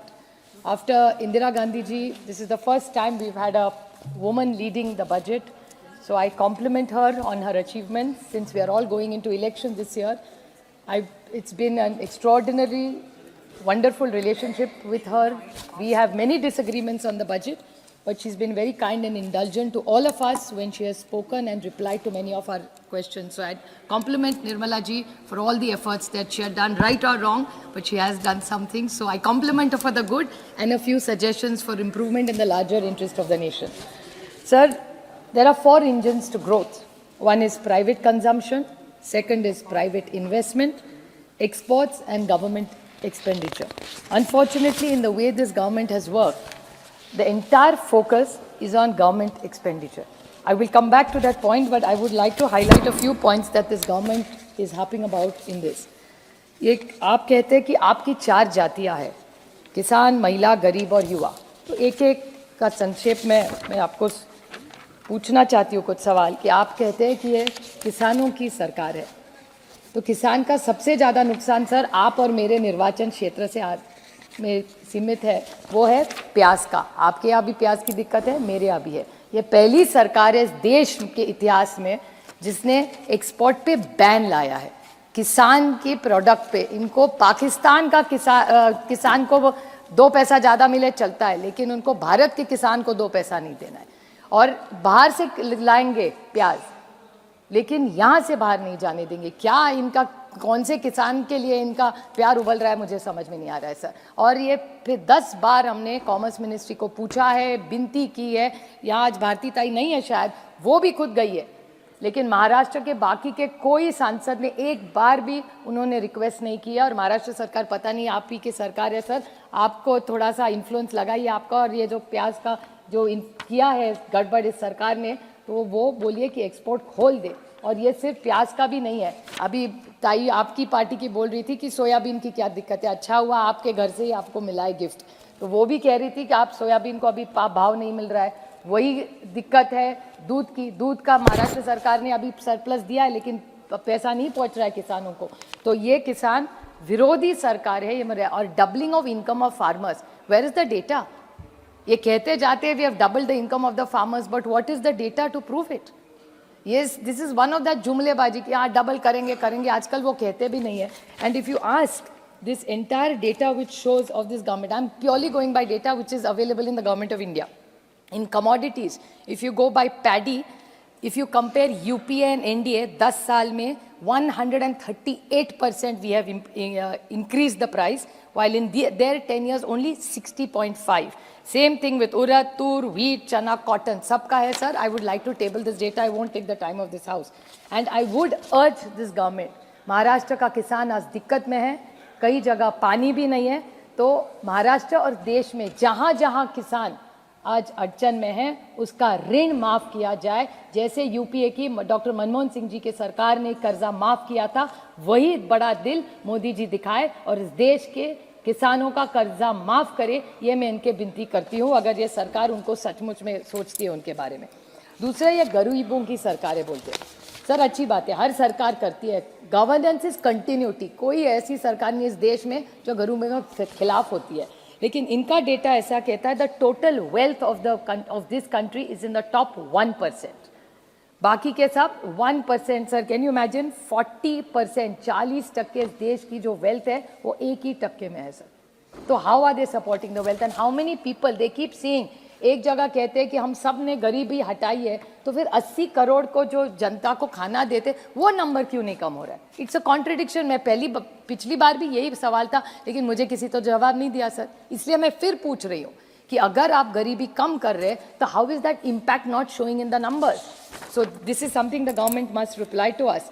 And गरीबों के लिए इन्होंने जनधन योजना जो चिदम्बरम साहब ने शुरू की थी, और ये गरीबों के लिए, शोषित, वंचित, पीड़ित के लिए बहुत अच्छी बात है, लेकिन जनधन योजना में जो अकाउंट है 50 करोड़ से ज़्यादा अकाउंट्स है, उसमें से 20% से ज़्यादा नॉन ऑपरेटिव है, उसमें से महिला के ज़्यादा है।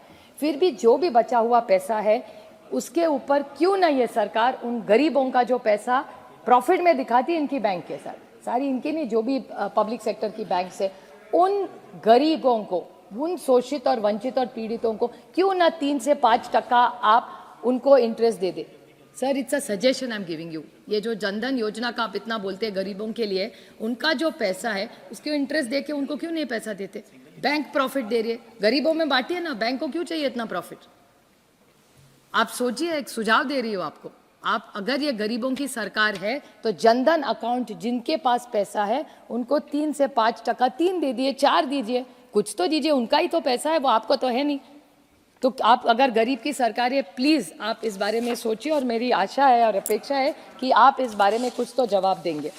उसके बाद आप गरीबों के लिए बोल रहे हैं, शोषित के लिए बोल रहे हैं, ये जो एक इशू है यूथ का, युवा पीढ़ी का, आप सर देख रहे हैं, युवा का डेटा तो आप सब जानते हैं। मेरे निर्वाचन क्षेत्र का उदाहरण दूं सर, हिंजेवाड़ी मेरे निर्वाचन क्षेत्र में आता है, इनके सर के ही बगल में है, वहाँ 25 जूनियर डेवलपर की पोजीशंस थी, वहाँ 3000 बच्चों ने एप्लीकेशन किया है सर।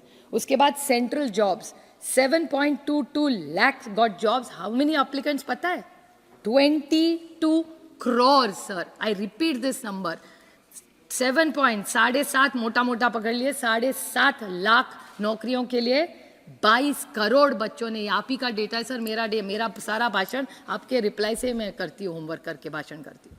तो unemployment is one of the biggest challenges. Same thing with police department, 62 telephone messenger post, 93,000, और कौन कौन है यूजी, पीजी और पीएचडी वाले बच्चे आज पुलिस डिपार्टमेंट में टेलीफोन मैसेंजर का काम करेंगे सर। तो अनएम्प्लॉयमेंट तो है ही, तो उसके बारे में आपकी सरकार यूथ के लिए इतना सारा कर रही है, तो उसके बारे में नौकरियां तो हो नहीं रही है, आर्टिफिशियल इंटेलिजेंस होने वाला है, it is going to disrupt our lives, jobs are going to change already. अगर आप थोड़ा सा होमवर्क करें सर, आपको पता होगा कि व्हेन पुराने ज़माने में 10 साल पहले जब इतनी टेक्नोलॉजी थी नहीं, तब अनएम्प्लॉयमेंट का जब रेशो हुआ करता था, अगर आप 1000 करोड़ अगर इन्वेस्ट करें ना सर, तो उसमें I give you the exact number, when you invested 1 crore, it led to 33 jobs in 1994, which fell further, तो 1 करोड़ को 1994 में 33 जॉब्स हुआ करते थे. इन 2015 8 जॉब्स, 8 ही है. Because technology has changed our lives. So what is this government's plan for unemployment if you are such a youth progressive government? महिलाओं के बारे में बहुत अच्छा भावना जी भी बोली, महिलाओं के लिए बहुत करना चाहिए, अच्छी सुझाव दिया. I just have 2 small questions about this to ask this government. कि आप उज्ज्वला योजना के बारे में इतना कहते हैं, तो refills 50% से भी ज़्यादा नहीं है. So how are you calling it your flagship program? People don't afford it. आप कई आशा और आंगनवाड़ी सेविका को मिली है सर जाके, उनका दुख आपको पता है. मेरे तो क्षेत्र में पूरी महाराष्ट्र में आंगनवाड़ी और आशा वर्कर का आंदोलन चल रहा है.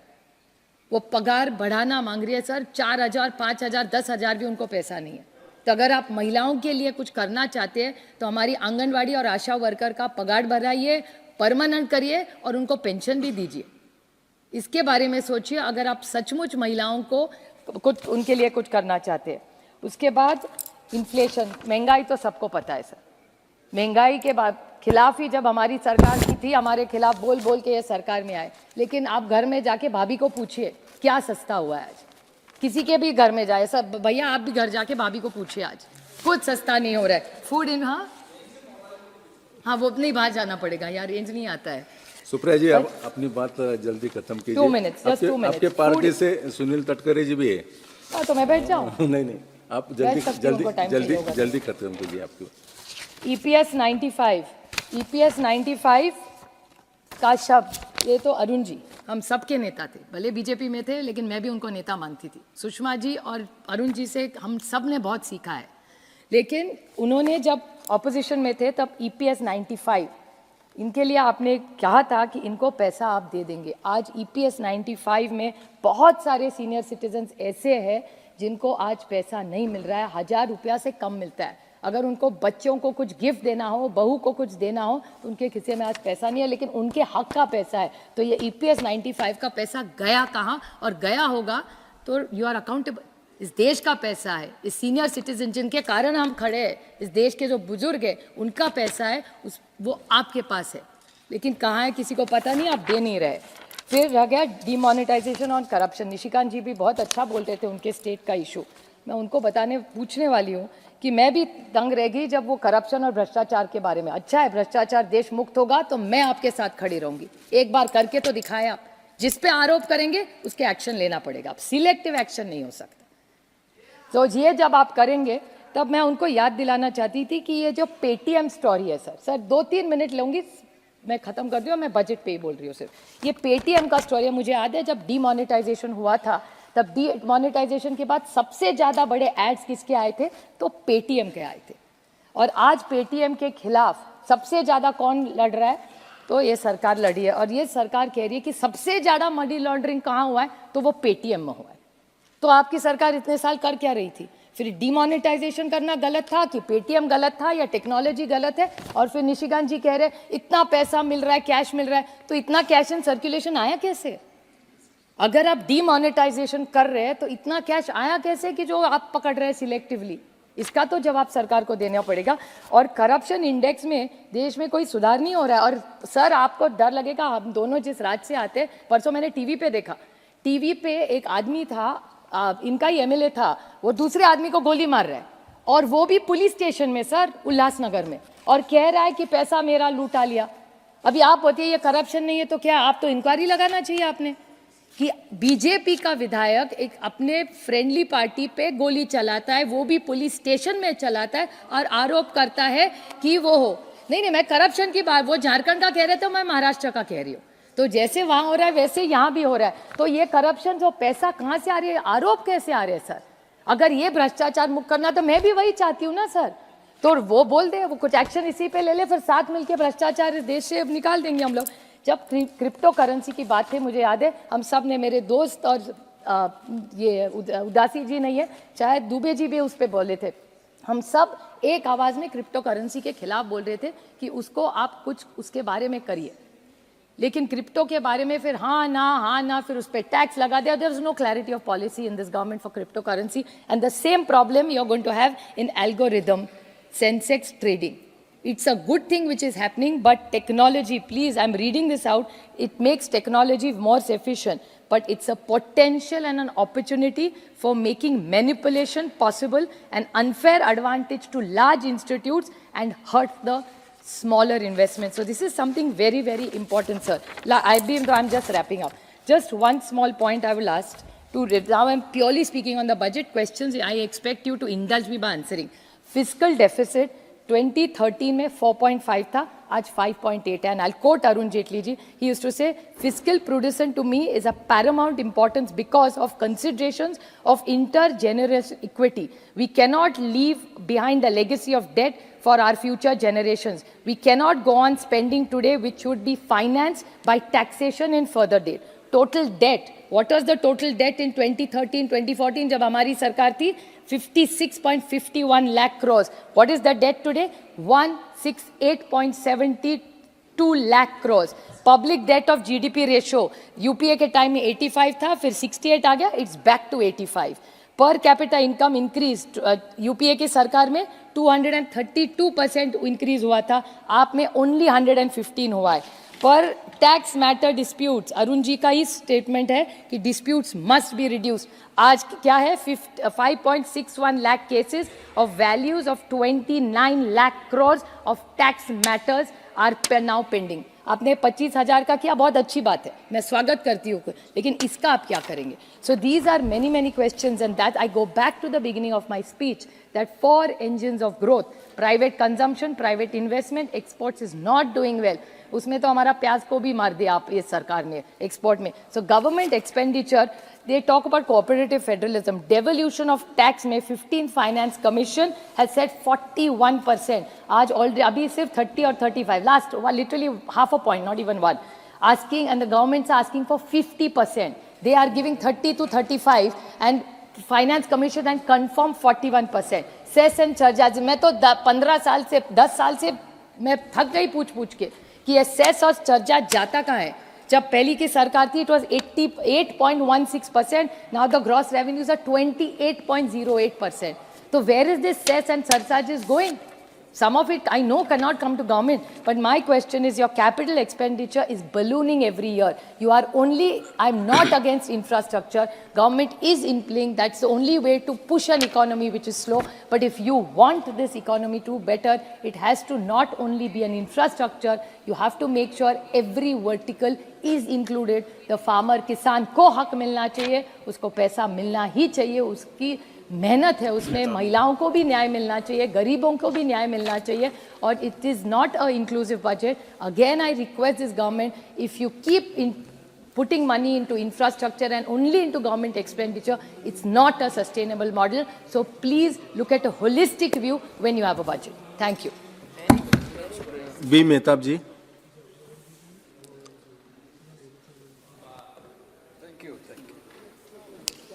Thank you, Chairman, sir. I stand here to deliberate on this interim budget, which was placed before this House some days ago. I was asking my friend why this term of interim budget has been written in the speech of Honorable Finance Minister. It has a ring of paradox. By Indian protocol, this vote on account had to register moves as Lok Sabha polls are due in another 2 months' time, after which a new government will propose revenue and expenditure plans for 24-25. This is a moment extraordinary, backed by a rare momentum, both economic and political. Finance Minister's proposals reveal confidence.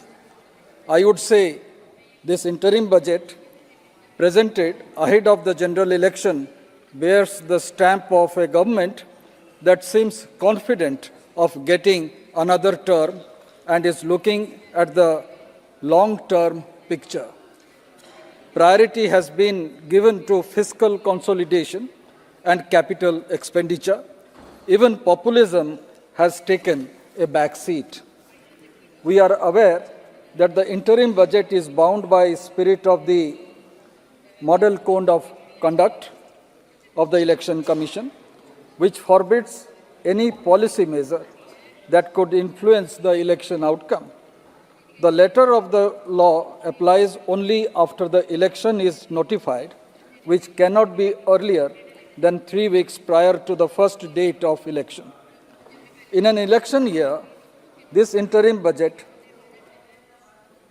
is in a welcome return to transparency and convention has stuck to the essentials. There are no grand giveaways, as has been mentioned about waiving out loan around 62,000 crores that happened in 2009. No conspicuous welfareism, no populist posturing through tax tweaks. This reveals the confidence with which the government views its prospects in the coming election. Finance Minister reiterates Prime Minister's focus on 4 major castes: Garib, Mahilaएं, Yuva and Annadata. Finance Minister says government has assisted 25 crore people to get freedom from multi-dimensional poverty. Niti Aayog discussion paper states 248 million people have been pulled out of multi-dimensional poverty between 2013-14 and 23-24. What is the real import of the multi-dimensional poverty numbers? Are they based on measuring consumption expenditure? Are they or not a person above the designated poverty line? Yes, we all know the government has scrapped the 2017-18 consumption expenditure survey. New set of numbers are yet to be released.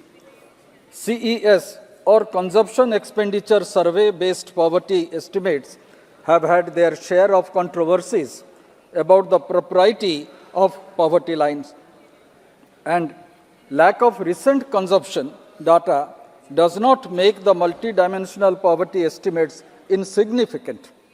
Multidimensional poverty indicators measures tangible improvement in the living standards of people based on multiple socio-economic indicators. This has happened because of significant expansion of the welfare net in India in the last decade. Direct benefit transfer-based evolution of technological framework governing India's welfare architecture has given this result. Ensuring sustained income growth for all of them is a more difficult challenge. Providing material entitlements to millions of people is only one part. Sir, I would like to draw the attention of the government towards the vast tapestry of India's economic narrative. There exists a stark duality. Mr. Nishikant Dubey, while deliberating on this budget, had mentioned about East, West, North, South, and the poverty of Eastern India. But I would like to harp on the tale of two Indias. India versus Bharat, as it has already been stated. Urban prosperity dances to a different rhythm today in our country. The rural heartland struggles for survival. Economic disparity demands our attention and contemplation. For millions in rural India, an economic slowdown has become an oppressive reality, contrary to the nation's overall economic triumph. The crux of the issue lies in the fraying fabric of rural employment.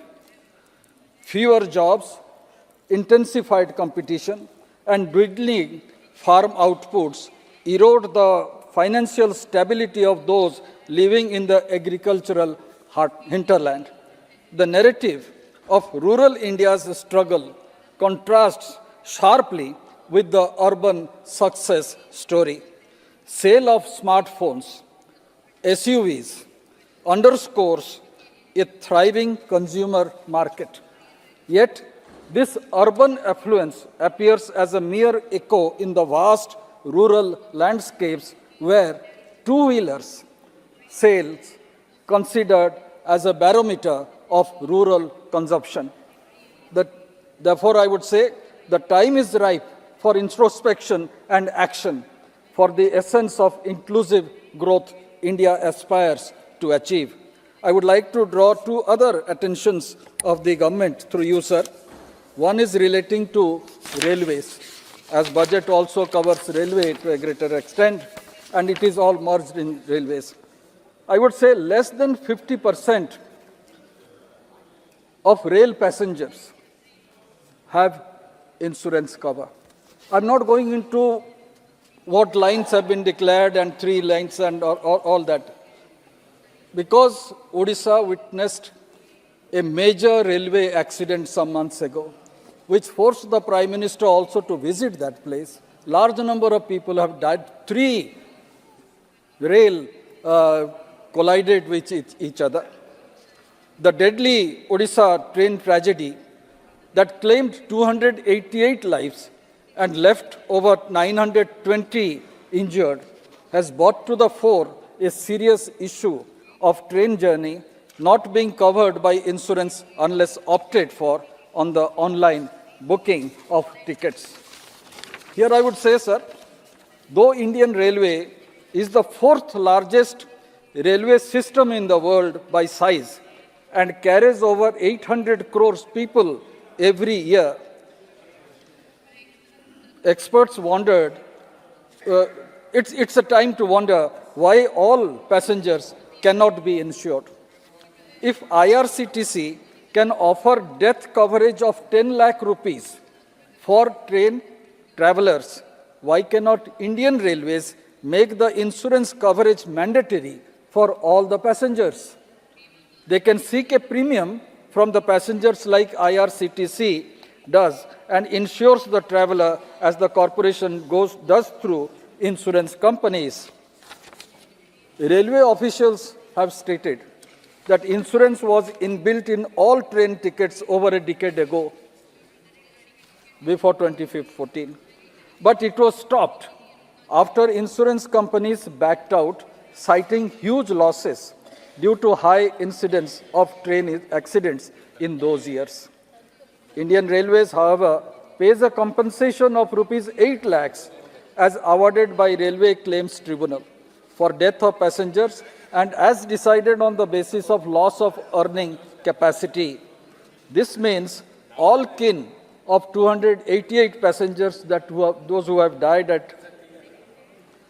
in Balasore district, and 920 injured can apply for claim, and it will take some years more to get that claim. I would urge upon the government to consider this aspect and try to ensure all passengers, especially those passengers who are traveling in general coaches. Another point which I would like to mention here is relating to the subsidies, which I think some members also had mentioned today during deliberation. The central government provides various subsidies such as food subsidy, subsidized fertilizer, petroleum subsidy for LPG, and interest subsidies. And here I would just mention about fertilizer subsidy in a nutshell.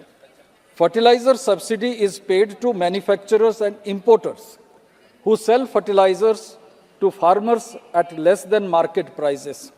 In the production of fertilizers, India is heavily dependent on imports for procuring raw materials. The 15th Finance Commission had noted that such dependence makes India vulnerable to international prices and makes fertilizer subsidies unsustainable. In the past, the central government has resorted to off-budget financing to defer payment of fertilizer subsidy. The Standing Committee of Parliament on Chemicals and Fertilizers in 2020 had observed that several fertilizer plants operate with very old technology. Thus, the government bears the cost of this inefficiency in terms of higher subsidy. It has recommended that farmers should receive fertilizer subsidy directly in their bank accounts, while manufacturers should be free to produce and sell fertilizers as per their own system. I think this is the best suggestion which the Standing Committee has given relating to subsidy component, and I believe the government should consider it as early as possible. Another issue which was mentioned by Supriya Suleji is relating to cess and surcharge. The Constitution, of course, allows, and this is my last point, sir, the central government to levy cesses and surcharges. However, they do not form a part of the divisible pool of taxes from which revenue is devolved to states as per Finance Commission recommendation. And what is the position today? Central government's gross tax revenue, that is GTR, is today around 14%. Between 17 and 18 and 24 and 25, the central government's revenue from cesses and surcharge increased at an annual rate of 15%. And it is increasing year after year, while the growth in the total gross tax revenue is lower at 10% of the year. And this shows that central government is garnering more money than the state, and that is bringing in large number of disparity between the distribution of finance from the central pool. And this is the reason why I would say that states that are poorer, I would support Nishikant Dubey's point of view, states that are poorer should get a larger share from the divisible pool, which Finance Commission is determining, but also should get a greater support from the central government, the money that the central government is acquiring through cess and surcharges. When you are having a welfareism in the country, I would just remind this House that in 1947 or even in 1952, when the first parliament was formed, when the budget was placed in this House, what was the budgetary provisioning? The budgetary provisioning was for post and telegraph, was for defense. And education and other social ministries were not actually part. Health ministry came much later.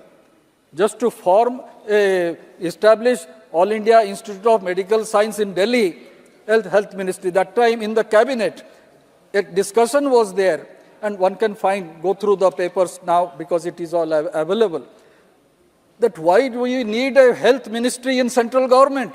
It's a state issue. Why do we need an education ministry at the union level? It's a state issue. But because decision was taken that the central government also should involve itself for welfare of the people, that's how these ministries came into existence. And what is happening today after 75 years? It is welfare which is the main focus of the union government, and states are being deprived of the welfare of the money that should be invested by the state. And I would conclude by saying it is an interim budget. Elections are due, and I would believe when the next government is formed in month of June or July, we will get a better understanding of the thinking of the then government. Thank you, sir. Jyoti Mani ji.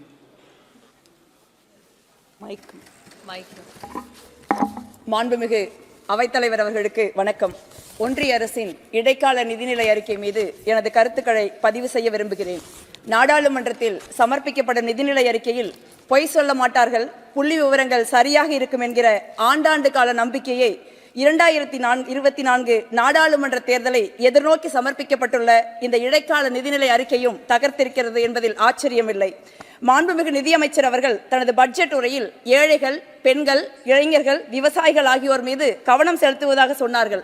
இதைவிடவும் ஒரு பொய் இருக்க முடியுமா?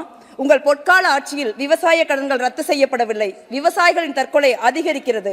விவசாய வருமானத்தை இரட்டிப்பாக்கும் கம்பி கட்டும் கதைகள் காற்றில் கரைந்து கொண்டிருக்கின்றன. வருடத்திற்கு 2 கோடி வேலை வாய்ப்புகள் என்ற வாக்குறுதி பற்றி மறந்தும் கூட பிரதமர் வாய் திறப்பதில்லை. மாறாக நாட்டில் 45 ஆண்டு காலமாக இல்லாத வேலையில்லா திண்டாட்டம் நமது வீட்டு பிள்ளைகளை விரட்டி கொண்டிருக்கிறது. உங்கள் நண்பரான அதானி மற்றும் உலகின் 3வது பெரிய பணக்காரர் ஆகிறார். ஆனால் 22 கோடி ஏழை மக்கள் வறுமையின் கொடூர பிடியில் சிக்கி தவிக்கிறார்கள். விலைவாசி உயர்வு அவர்கள் கழுத்தை நெரித்துக் கொண்டிருக்கிறது. இதில் உணவு மானியத்தை வேறு 3% குறைத்துவிட்டு கூசாமல் ஏழைகளுக்கான அரசு என்று எப்படி சொல்ல முடிகிறது உங்களால்? பெண்களுக்கு எதிரான பாலியல் குற்றங்கள், பாலியல் வன்புணர்வுகள் உங்கள் பெண் குழந்தைகளை பாதுகாக்கும் ஆட்சியில் எப்பொழுதும் இல்லாத அளவு அதிகரித்திருக்கிறது. உங்கள் பாஜக அரசு சிறிதும் வெட்கமே இல்லாமல் குற்றவாளிகளை காப்பாற்றுகிறது. அடுத்த பொய், அனைவரையும் உள்ளடக்கிய வளர்ச்சிதான் இந்த அரசின் குறிக்கோள். நாட்டின் அனைத்து பகுதிகளுக்கும் அனைத்து மக்களுக்கும் எரிவாயு, மின்சாரம், வங்கி சேவைகள் ஆகியவை வழங்கப்பட்டுள்ளன என்றும் அதனால் கிராமப்புற மக்களுக்கு வருமானம் உயரும் என்று சொல்வது. சமையல் சிலிண்டர் விலை 1000 ரூபாய், காங்கிரஸ் ஆட்சியில் 410 ரூபாய். எமது கரூர் நாடாளுமன்ற தொகுதியில் ஏழை எளிய நடுத்தர மக்கள் 1000 ரூபாய் கொடுத்து சிலிண்டர் வாங்க முடியாமல் விறகடுப்புக்கு மாறி வெகுகாலமாகிவிட்டது. இந்திரா காந்தியால் தேசியமயமாக்கப்பட்டு ராஜீவ்காந்தியால் நவீன தொழில்நுட்பம் புகுத்தப்பட்டு மன்மோகன் சிங் ஆட்சியில் ஏழை எளிய நடுத்தர மக்களுக்கும் சிறு குறு நடுத்தர தொழில்களுக்கும் சேவையாற்றி வந்த வங்கிகள் இன்று நிரவ் மோடி போன்ற உங்கள் நண்பர்களின் கொள்ளைக்காடாகிவிட்டன. வங்கி கொள்ளையர்களை பாதுகாப்பாக வெளிநாடு அனுப்பி வைக்கும் வெட்கமற்ற அரசு உலகிலேயே உங்கள் பாஜக அரசு மட்டும்தான். உங்களின் ஆசையோடு வெளிநாட்டில் இருந்து குறைவான விலைக்கு நிலக்கரி இறக்குமதி செய்கிறார் உங்கள் நண்பர் அதானி. நிலக்கரி நடுக்கடலுக்கு வந்தவுடன் பல மடங்கு விலையேறி இந்தியாவில் கரை சேர்கிற அதிசயம் உங்கள் பாஜக ஆட்சியில் நடக்கும் மேஜிக்குகளில் ஒன்று. பிறகு மின்சார கட்டணம் ஏறாமல் என்ன செய்யும்? நடுத்தர வர்க்கத்தினருக்கு வீட்டு வசதி திட்டம் அறிமுகப்படுத்தப்படும், 2 கோடி வீடுகள் கட்டப்படும் என்று காதில் பூ அல்ல பூக்கூடையே சுற்றுகிறீர்கள். வீட்டு கடனுக்கான வட்டி விகிதம் 10% உயர்த்தப்பட்டுள்ளது. பிறகு எப்படி நடுத்தர மக்கள் வீடு கட்ட முடியும்? தமிழ்நாட்டிற்கு பிரதம மந்திரி வீடு கட்டும் திட்டத்தின் கீழ் வீடுகள் வந்து 3 ஆண்டுகள் ஆகிவிட்டன. பிறகு எப்படி மக்களுக்கு சொந்த வீடு கனவு நிறைவேறும்? நீங்கள் தமிழகத்திற்கு அள்ளி கொடுப்பதாக வேறு அளந்து விடுகிறீர்கள். நீங்கள் கிள்ளி கூட கொடுப்பதில்லை. எனது நண்பர் மதுரையின் நாடாளுமன்ற தொகுதியைச் சேர்ந்த வெங்கடேசன் அவர்கள் இங்கே அமர்ந்திருக்கிறார். எய்ம்ஸ் மருத்துவமனைக்கு 2வது செங்கல்லை கூட நீங்கள் எடுத்து வைக்க உங்களுக்கு மனமில்லை. தமிழ்நாடு பெருமழை, பேரழிவை உள்ளடக்கி உருவாக்கிய வெள்ளம், புயல் என்று இயற்கை பேரிடரில் சிக்கி தவித்தது. நூற்றுக்கணக்கானவர்கள் உயிரிழந்தார்கள், ஆயிரக்கணக்கானவர்கள் உடைமைகளை இழந்தார்கள். வீடுகள், சாலைகள், பாலங்கள் என்று தமிழகத்தின் உள்கட்டமைப்பு சிதைந்து கிடக்கிறது. ஆனால் தமிழ்நாடு அரசு கேட்ட 30,000 கோடி ரூபாய் இழப்பீட்டை ஒன்றிய பாஜக அரசு இன்று வரை தர மறுக்கிறது. முதலமைச்சர் நேரில் வந்து பிரதமரை சந்தித்தார். தமிழக எம்பிக்கள் உள்துறை அமைச்சரை சந்தித்தோம். ஆனால் இழப்பீடு தான் இன்னும் எங்களை எட்டவில்லை. உங்களுக்கும் எங்களுக்கும் இடையே அவ்வளவு தூரம். தமிழ்நாடு உங்களை மடியேந்தி பிச்சை கேட்கவில்லை. நாங்கள் இரவு பகலாக உழைத்து உங்களுக்கு கட்டிய வரியில் எங்கள் உரிமையை கேட்கிறோம். அதை தருவது உங்கள் கடமை என்பதை நீங்கள் நினைவில் கொள்ளுங்கள். எம் தமிழ்நாட்டு மக்கள் தத்தளித்த போது, கண்ணீரும் துயரத்திலும் மூழ்கி கிடந்த போது எங்களை எட்டி கூட பார்க்காத இந்தியாவின் மாண்புமிகு பிரதமர் இப்பொழுது வாரத்திற்கு 2 முறை தமிழ்நாடு வருகிறார். பிரதமர் வாரத்திற்கு 7 முறை வந்தால் கூட உங்களை தமிழ்நாடு தலைநிமிர்ந்து பார்க்காது. உங்கள் விருப்பின் விதை எமது தமிழ் மண்ணில் முளைக்காது. அது அன்பின் நிலம், சுயமரியாதையின், சமூக நீதியின் களம். இதை வருகிற நாடாளுமன்ற தேர்தல் உங்களுக்கு உணர்த்தும். எங்களுக்கு தான் ஒன்றும் தரவில்லை. எதிர்க்கட்சிகள் ஆளும் மாநிலங்களில் இடி, சிபிஐ, வருமான வரித்துறை போன்ற சுதந்திரமான அமைப்புகள் உங்களுக்காக 2004 நாடாளுமன்ற தேர்தலுக்காக தீயாக வேலை செய்து கொண்டிருக்கின்றன. அவர்களுக்காவது ஏதாவது கொஞ்சம் பார்த்து செய்யுங்கள். அவர்கள் தமிழ்நாட்டில் வந்து லஞ்சம் வாங்கி காவல்துறையின் கையில் அகப்பட்டுக் கொள்கிறார்கள் என்று அன்போடு கேட்டுக்கொள்கிறேன். இந்தியாவிலேயே முதல் முறையாக பெருந்தலைவர் காமராசர் தமிழ்நாட்டின் அனைத்து அரசு பள்ளிகளிலும் மதிய உணவு கொடுத்தார். தெருவெங்கும் பள்ளிகள் திறக்கப்பட்டன. தமிழகம் கல்வியில் தனித்துவமான மாநிலமாக விளங்க அதுவே அடித்தளமிட்டது. இன்று இந்தியாவில் முதல் முறையாக தமிழ்நாட்டின் மாண்புமிகு முதலமைச்சர் மு.க. ஸ்டாலின் அவர்கள் அரசு துவக்க பள்ளிகளில் காலை உணவு திட்டத்தை துவங்கி இருக்கிறார். இது தமிழகத்தின் கல்வி மற்றும் சமூக நீதி வரலாற்றில் இன்னொரு மைல்கல். இப்படி ஒரு சிறப்பான திட்டத்தை, ஒரே ஒரு சிறப்பான திட்டத்தையாவது உங்களால் 10 ஆண்டுகளில் உருவாக்க முடிந்திருக்கிறதா? 2004, 2014 10 ஆண்டுகளில் காங்கிரஸ் அரசாங்கம் இந்தியாவில் 23 கோடி மக்களை வறுமையில் இருந்து காப்பாற்றியது. உலக வரலாற்றிலேயே முதல் முறையாக 100 நாள் வேலைவாய்ப்பு திட்டம் என்று அழைக்கப்படும் மகாத்மா காந்தி ஊரக வேலைவாய்ப்பு உறுதியளிப்பு சட்டம் உருவானது.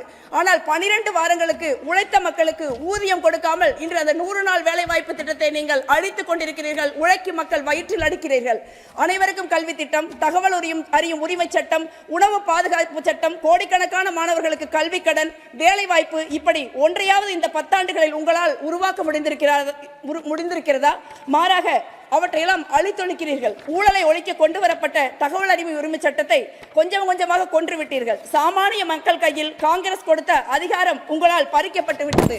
இப்பொழுது 9ஆம் தேதி முடிய வேண்டிய நாடாளுமன்ற கூட்டத்தொடரை ஒரு நாள் நீட்டித்து வெள்ளை அறிக்கை சமர்ப்பிப்பதாக சொல்கிறீர்கள். என்ன வெள்ளை அறிக்கை நீங்கள் சமர்ப்பிக்க போகிறீர்கள்? நீங்கள் சமர்ப்பிக்கின்ற அறிக்கைகள் எல்லாமே பொய்தானே. 2004 2014 வரை காங்கிரஸ் அரசாங்கம் ஒன்றுமே செய்யவில்லை. 70 ஆண்டுகளாக இந்தியா ஒரு நாடே இல்லை. 2014 பிறகுதான் 2024 வரை தான் இந்தியா என்று ஒரு நாடாக இருந்தது என்று வழக்கம் போல வடிகட்டி பொய்யை சொல்ல போகிறீர்கள். ஆனால் நீங்கள் எவ்வளவு வடிகட்டி பொய்களை சொன்னாலும் 2004 முதல் 2014 வரை இருந்த காங்கிரஸ் தலைமையிலான யூபிஏ அரசு ஒரு வரலாற்றின் சாதனை காலம், வரலாற்றின் பொற்காலம். 2014 இருந்து 2024 வரை இருந்த பாஜகவின் நரேந்திர மோடி அரசு வரலாற்றின் ஒரு வேதனை காலம், இருண்ட காலம் என்பதுதான் உண்மை என்பதை நினைவில் கொள்ளுங்கள். நன்றி, வணக்கம். जयंत सिन्हा जी। आदरणीय सभापति महोदय जी, मैं आपको, परम आदरणीय प्रधानमंत्री जी को, माननीय वित्त मंत्री जी को और विशेष हजारीबाग और रामगढ़ की जनता को इस महत्वपूर्ण इंटरिम बजट के समर्थन में बोलने के अवसर पे बहुत बहुत धन्यवाद देना चाहता हूं, अपना आभार व्यक्त करना चाहता हूं। सभापति महोदय, अभी हम लोग 22 जनवरी को एक ऐतिहासिक क्षण का हम लोग सब साक्षी बने। वो एक ऐतिहासिक क्षण था। 500 वर्षों के बाद प्रभु श्री राम अपने घर अयोध्या आए और हम लोगों ने वहां एक बहुत ही भव्य और दिव्य मंदिर की हम लोगों ने प्राण प्रतिष्ठा की और एक आस्था का मंदिर इस देश में वहां बनने लगा। और जैसे देश में ये आस्था का मंदिर बन रहा है, उसी प्रकार से 2014 से आस्था का मंदिर क्या, हम लोग एक देश को एक विकास का मंदिर भी बना रहे हैं। इस विकास के मंदिर की भी हम लोग स्थापना कर रहे हैं। और जब हम लोगों ने सभापति महोदय इस विकास के मंदिर के निर्माण का शुभ आरंभ किया 2014 में, तो दुखद बात तो यह है, विपक्ष के मेरे सब साथी यहां बैठे हैं, मैं उन्हें याद दिलाना चाहूंगा कि इस भूमि पे, जिस भूमि पे हम लोग ये विकास का मंदिर बनाना चाहते थे, उस भूमि में सिर्फ, जैसे माननीय प्रधानमंत्री जी ने कहा, गड्ढे ही गड्ढे थे। सिर्फ गड्ढे हम लोगों को उनसे मिले। गड्ढे कैसे थे? विकास का दर, जीडीपी का ग्रोथ रेट 5% पे था, फिस्कल डेफिसिट 5% पे था, महंगाई चरम पे थी, 10% की महंगाई चल रही थी, रुपए पे एक संकट आया हुआ था, बैलेंस ऑफ पेमेंट्स का क्राइसिस आया हुआ था, जो हमारे बैंक्स थे, हमारा फाइनेंशियल सिस्टम था, उसकी जर्जर हालत हुई पड़ी थी। फोन बैंकिंग के कारण एनपीएस 10% पे थे, निवेशक सब देश से बाहर भाग रहे थे और हमें फ्रेजाइल 5 की गिनती में रखा गया था। ये गड्ढे हम लोगों को यूपीए सरकार ने सौंपा, इसको हम लोगों ने लिया और अब जो व्हाइट पेपर आ रहा है, इसको हम लोग स्पष्टीकरण करेंगे और पूरी तरीके से बताएंगे कि क्या क्या उस समय स्थिति थी। मेरा वो सौभाग्य था कि माननीय वित्त मंत्री जी, वर्तमान श्री अरुण जेटली जी के साथ काम करने का, और हम लोगों ने इस स्थिति को संभाला। इस स्थिति को हम लोगों ने संभाला और हमारे जो पहले कार्यकाल में 2014 से लेकर 2009 तक 19 तक माननीय सभापति जी, हम लोगों ने इन गड्ढों को भरा। और जो पहले गड्ढे को हम लोगों ने भरा, जो इन्होंने काम आरंभ किया था लेकिन उसको अधूरा छोड़ दिया, वो जीएसटी का काम है। और जीएसटी के बारे में मैं आपको बता दूं कि पूरे विश्व में माना जाता है कि जिस प्रकार से सबसे कॉम्प्लेक्स टैक्स रिफॉर्म किसी अगर देश ने किया, जो हम लोगों ने सेंटर में भी किया, हम लोगों ने राज्यों में भी किया, पूरे फेडरल ढांचे को हम लोगों ने पूरा एक नया पब्लिक फाइनेंस की रूपरेखा दी। पूरे विश्व में ये जीएसटी जो है, इस प्रकार का कभी नहीं किसी ने अमल किया था। वो हमारी सरकार ने 2014 से लेकर 2019 हम लोगों ने इसको अमल किया। और आज आप आंकड़े जान रहे हैं, ये आंकड़े वो लोग नहीं बताते हैं, लेकिन आंकड़े क्या हैं कि आज हर महीने 1.7 लाख करोड़ का जीएसटी का कलेक्शन हो रहा है, जहां 0.98 करोड़ हमारे जीएसटी इनडायरेक्ट टैक्सेस के फाइलर्स थे, आज 1.4 करोड़ टैक्स फाइलर्स हो गए हैं। और इस प्रकार से जीएसटी में जो क्रांति आई हमारे देश की अर्थव्यवस्था में, इसका कोई मुकाबला नहीं किया जा सकता है।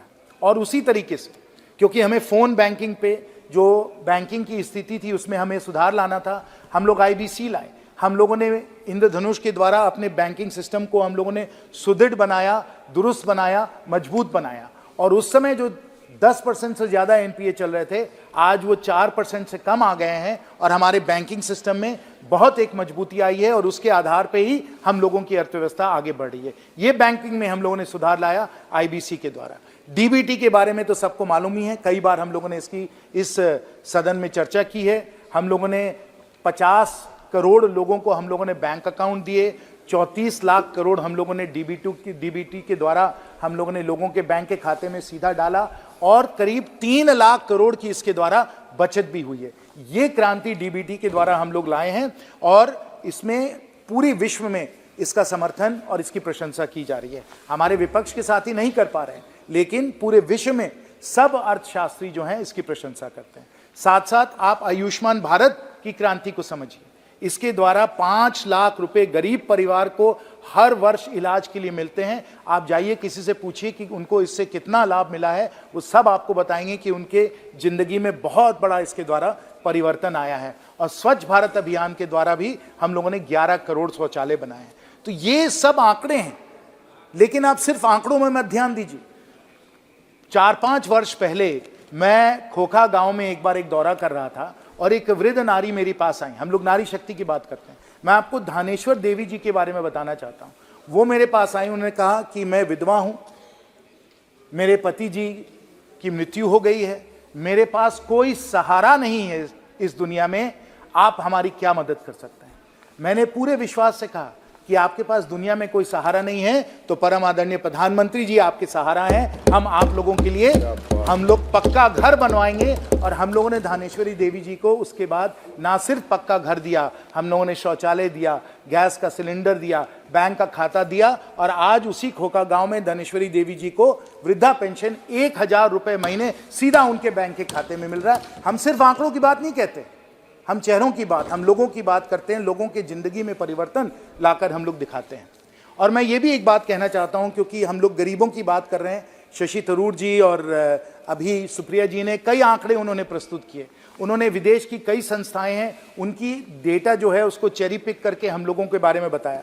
लेकिन उन्होंने जो नीति आयोग का जो काम किया गया है मल्टी डिमेंशनल पॉवर्टी इंडेक्स पे, उसके बारे में कोई जिक्र नहीं की, उसको दरकिनार कर दिया, उसकी आलोचना की। लेकिन वास्तव में क्या है, मैं माननीय सदस्यों को बताना चाहता हूं सभापति महोदय कि अगर इस आप मल्टी डिमेंशनल पॉवर्टी इंडेक्स को देखें तो ये कोई ऐसा कोई गलत सलत काम नहीं है।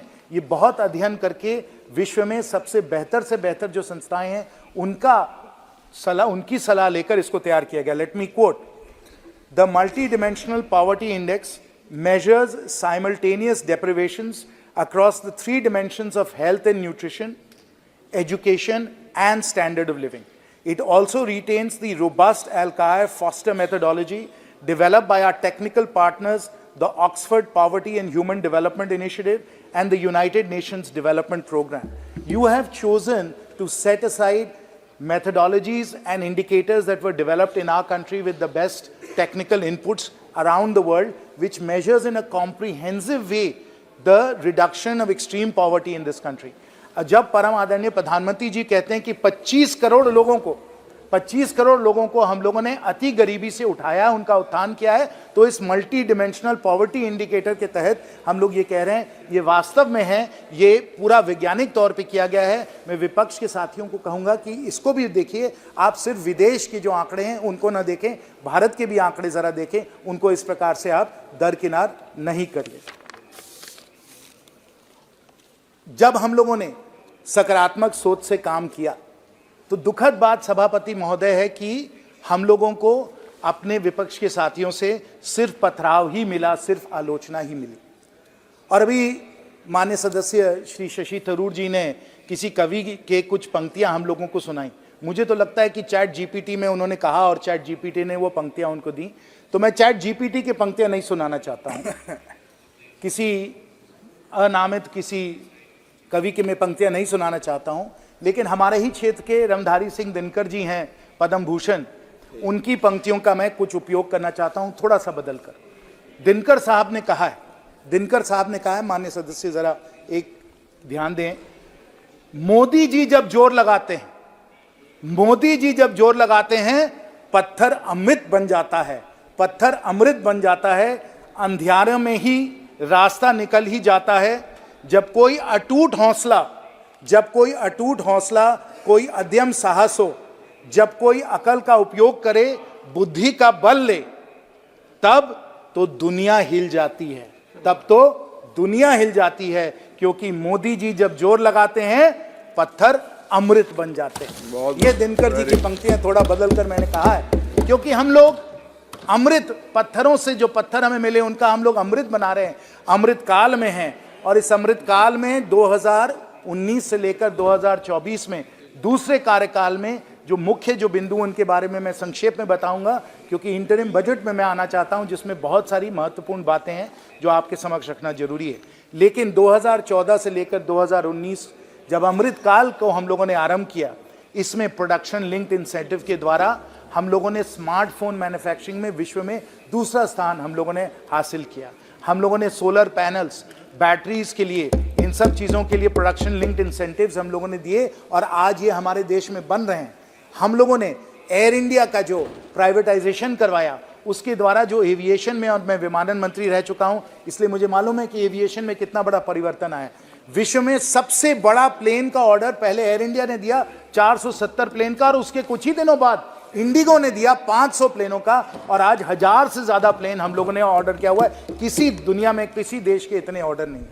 हमारे एयरपोर्ट्स को हम लोगों ने दोगुना किया, लगभग 150 अब एयरपोर्ट्स हमारे होने वाले हैं, और उड़ान के द्वारा हवाई चप्पल वालों को हम लोगों ने हवाई जहाज में बैठाया।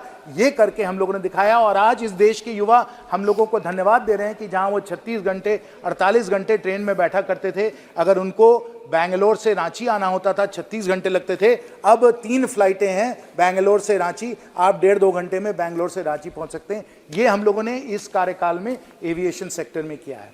अब स्टार्टअप्स की बात, ये आंकड़े आप सबको मालूम है, ये कोई चेरी पिकिंग नहीं चल रहा है। आप लोगों के ज़माने में सिर्फ हमारे पास 350 हमारे स्टार्टअप्स रजिस्टर्ड थे, आज 1 लाख से ज़्यादा हमारे स्टार्टअप्स।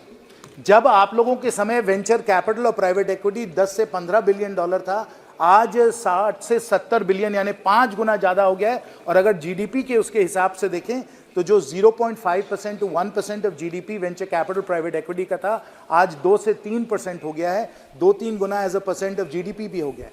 तो स्टार्टअप्स के द्वारा जो देश में जो हम लोग तेजी से हम लोग अपनी अर्थव्यवस्था को बढ़ा रहे हैं, इसका कोई मुकाबला नहीं है। We are the 3rd largest startup ecosystem in the world. All the world recognises that, and that is the strength of our startups. और यहां भी अगर आप देखें तो हमारे स्टार्टअप्स के द्वारा 10 लाख लोगों को रोजगार मिला है। स्टार्टअप्स के द्वारा 10 लाख लोगों को रोजगार मिला है। और जो पीएलएफएस डेटा है, जिसका किसी ने कोई जिक्र नहीं किया, लेकिन जो सरकारी जो हमारे आंकड़े हैं वो बताते हैं कि जहां तक हम रोजगार की बात कर रहे हैं, जो कोविड में बढ़ा था, बेरोजगारी बढ़ी थी, 6% में आई और अब 3.2% है। यह आंकड़ा विपक्षी किसी साथी ने इसकी जिक्र नहीं की कि PLFS data, periodic labour force survey data के अनुसार हम लोगों का अनएम्प्लॉयमेंट जो है वो 3.2% पे आ गया है। इसका कोई ही हम लोगों ने पहले अपने इतिहास में नहीं देखा है कि अनएम्प्लॉयमेंट इस तरीके से कितना गिर चुका है। और जो यूपीआई और डिजिटल पब्लिक इंफ्रास्ट्रक्चर में जो हो रहा है, 46% of all real time digital transactions UPI से किए जा रहे हैं। हर महीने 18 लाख करोड़ यूपीआई के द्वारा कर रहे हैं। तो digital public infrastructure, digital India का जो निर्माण हो रहा है वो भी अद्भुत हो रहा है और वो भी बहुत ही अतुल्य है। अब हम लोग इस कार्यकाल की बात करें, अभी मैं आता हूँ भविष्य में क्या क्या होने वाला है, लेकिन अगर इस कार्यकाल में हम लोग बात करें, कुछ अगस्त में ही हम लोगों ने चर्चा की थी, मुझे भी बोलने का सौभाग्य मिला कि हम लोगों ने चंद्रयान 2 को मून के साउथ पोल पे हम लोगों ने लूनर लैंडिंग करके दिखाया।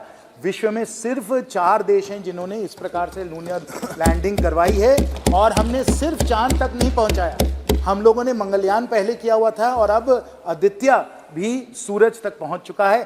तारे हमारे लक्ष्य हैं। हम लोग पूरे अंतरिक्ष में, हम लोगों का साइंस जो है वो बढ़ता चला जा रहा है, और ये जो है ये भी आपको दर्शाता है कि किस प्रकार से ये अर्थव्यवस्था आगे बढ़ रही है।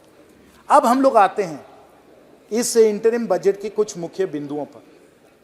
इसमें भी कोई मेरे विपक्ष के साथियों ने जो उनके नकारात्मक सोच है उन्होंने प्रस्तुत नहीं किया, लेकिन जो कैपिटल एक्सपेंडिचर में बढ़ोतरी की गई जहां कैपिटल एक्सपेंडिचर 3-3.5 लाख करोड़ हुआ करता था, उसको हम लोगों ने 5 लाख करोड़ किया, फिर 10 लाख करोड़ किया। इस बार 11 लाख करोड़ से ज्यादा ये हम लोग कैपिटल एक्सपेंडिचर कर रहे हैं। इसके बारे में आप लोग काहे नहीं कुछ कहते हैं?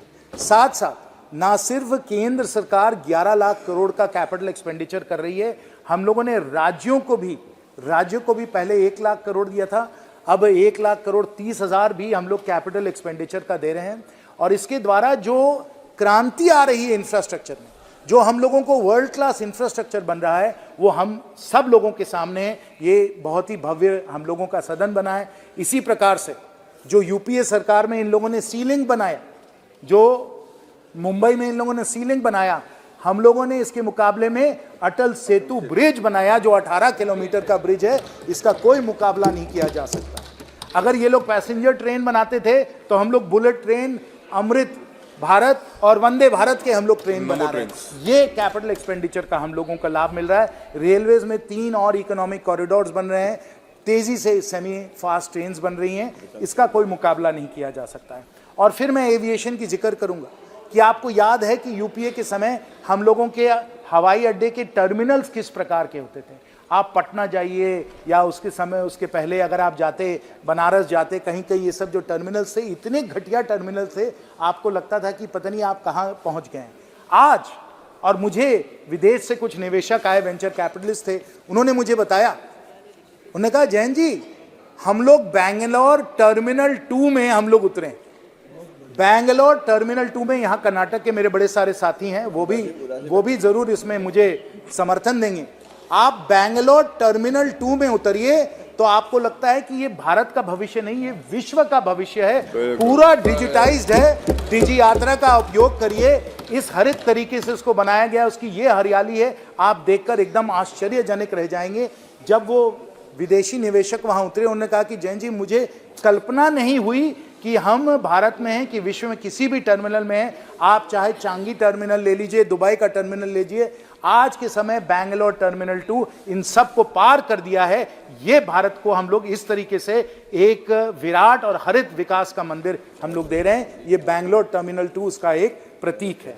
और जो आज के समय डिजिटल पब्लिक इंफ्रास्ट्रक्चर में ONDC जैसे हम लोग ई-कॉमर्स के लिए जो स्टैंडर्ड्स बना रहे हैं, वो कहीं भी विश्व में नहीं हो रहे। अब हम लोगों का काम ना सिर्फ वर्ल्ड क्लास है, इस कार्यकाल में हम लोगों ने दिखा दिया कि ना सिर्फ हमारा वर्ल्ड क्लास है, लेकिन हम लोगों का वर्ल्ड लीडिंग हम लोगों का काम चल रहा है। और जो वर्ल्ड लीडिंग काम चल रहा है उसमें जो हरित भारत हम लोग बना रहे हैं, जो ग्रीन इंडिया बना रहे हैं, जो माननीय प्रधानमंत्री जी का बहुत ही साहसिक उनकी जो घोषणा थी, जो उनका निर्णय था कि भारत को हम लोग नेट जीरो बाय 2070 बनाएंगे, उसके द्वारा जो हरित भारत का हम लोग निर्माण कर रहे हैं वो भी अकल्पनीय है, अतुल्य है। 500 गीगावाट हम लोगों ने कहा है कि हम लोग रिन्यूएबल्स का लाएंगे। ग्रीन हाइड्रोजन का मिशन चल रहा है। बायोफ्यूल्स को हम लोग बना रहे हैं, जिसके द्वारा हमारे किसानों को फायदा होगा, क्योंकि हमारे किसान खेती करेंगे, वहां से जो घासें वगैरह जो निकल के आएंगी उसको बायोफ्यूल्स में लगाकर हम लोग अपने ट्रक, अपने बस में उसका उपयोग करेंगे। और साथ साथ इस इंटरिम बजट में और इसके बारे में सिर्फ एक बहुत ही नकारात्मक सोच प्रोफेसर शौगता रॉय की थी कि प्रधानमंत्री सूर्योदय योजना जो एक क्रांतिकारी योजना है, उन्होंने कहा कि आप कर ही नहीं पाएंगे। हम लोग 1 करोड़ घरों को हम लोग सोलर पैनल देने वाले हैं।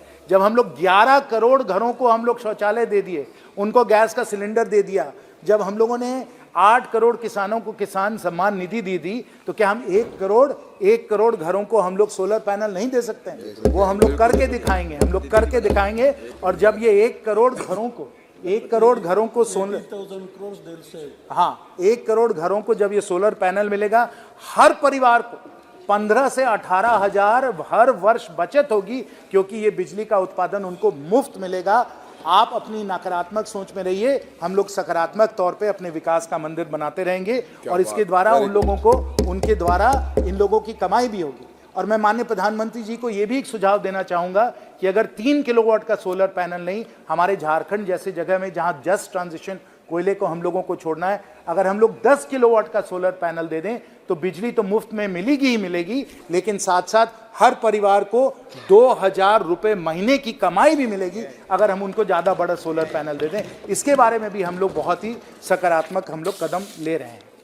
तो साथियों, जैसे मैंने कहा, हम लोग एक विकास का मंदिर, आस्था का तो मंदिर बन ही रहा है, लेकिन साथ साथ एक हम लोग विकास का मंदिर भी बना रहे हैं। और इस विकास के मंदिर में इंजीनियर होने के नाते मुझे कहना है कि साइंस, टेक्नोलॉजी और इनोवेशन पे भी हम लोग बहुत बहुत प्राथमिकता दे रहे हैं। जरूरी भी है, ये आधुनिक युग में साइंस और टेक्नोलॉजी का जो है बहुत बहुत महत्व है, और इस पे भी हम लोग बहुत ज़बरदस्त तरीके से हम लोग काम कर रहे हैं।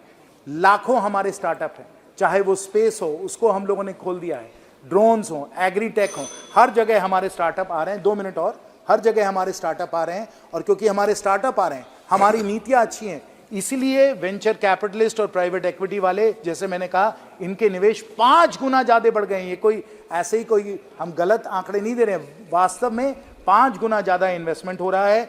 नेशनल रिसर्च फाउंडेशन का हम लोगों ने स्थापना किया है, इसमें हजारों करोड़ हम लोग रिसर्च अध्ययन के लिए हम लोग देंगे। और इस बजट में इसी कड़ी में बहुत ही महत्वपूर्ण एक काम किया गया है, जहां हम लोगों ने कहा है 1 लाख करोड़ रिसर्च और इनोवेशन के लिए, हमारे स्टार्टअप्स के लिए, हमारे उद्योग जगत के जो हमारे मुख्य जो कंपनीज हैं उनके लिए, ये भी सब कुछ जाने वाला है। तो साथियों, अंत में माननीय सदस्यों, मैं यही कहना चाहूंगा, चुनाव आ रहे हैं।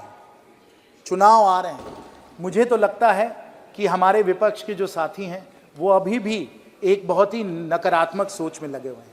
मैं उनसे निवेदन करूंगा, विनम्र प्रार्थना करूंगा कि आप भी सकारात्मक सोच के साथ इस विकास के मंदिर के निर्माण में आप भी लग जाइए। नहीं तो कुछ और पंक्तियां, नहीं तो ना समझोगे तो मिट जाओगे। चुनाव आ रहे हैं विपक्ष वालों, तुम्हारी दास्तां भी नहीं रहेगी दास्ताओं में। ये भाग्य आपका नहीं होना चाहिए। हम भी चाहते हैं कि एक मजबूत विपक्ष हो, लेकिन नकारात्मक सोच से ये विपक्ष आगे नहीं बढ़ सकता है। और इसलिए साथियों, जो हम ये विराट और हरित विकास का मंदिर का जो हम लोग निर्माण कर रहे हैं, उसमें आप जानिए कि हम ना सिर्फ संस्कार हमारे साथ होंगे, लेकिन साइंस भी हमारे साथ होगा। ना सिर्फ विरासत हमारे साथ होगी, विज्ञान भी हमारे साथ होगा। और ना सिर्फ आस्था हमारे साथ होगी, हमारी 144 करोड़ जनता की आकांक्षाएं भी हम लोगों के साथ होंगी। ऐसे विकास के मंदिर का हम लोग निर्माण कर रहे हैं। बहुत बहुत धन्यवाद। Very good. टी सुमति जी।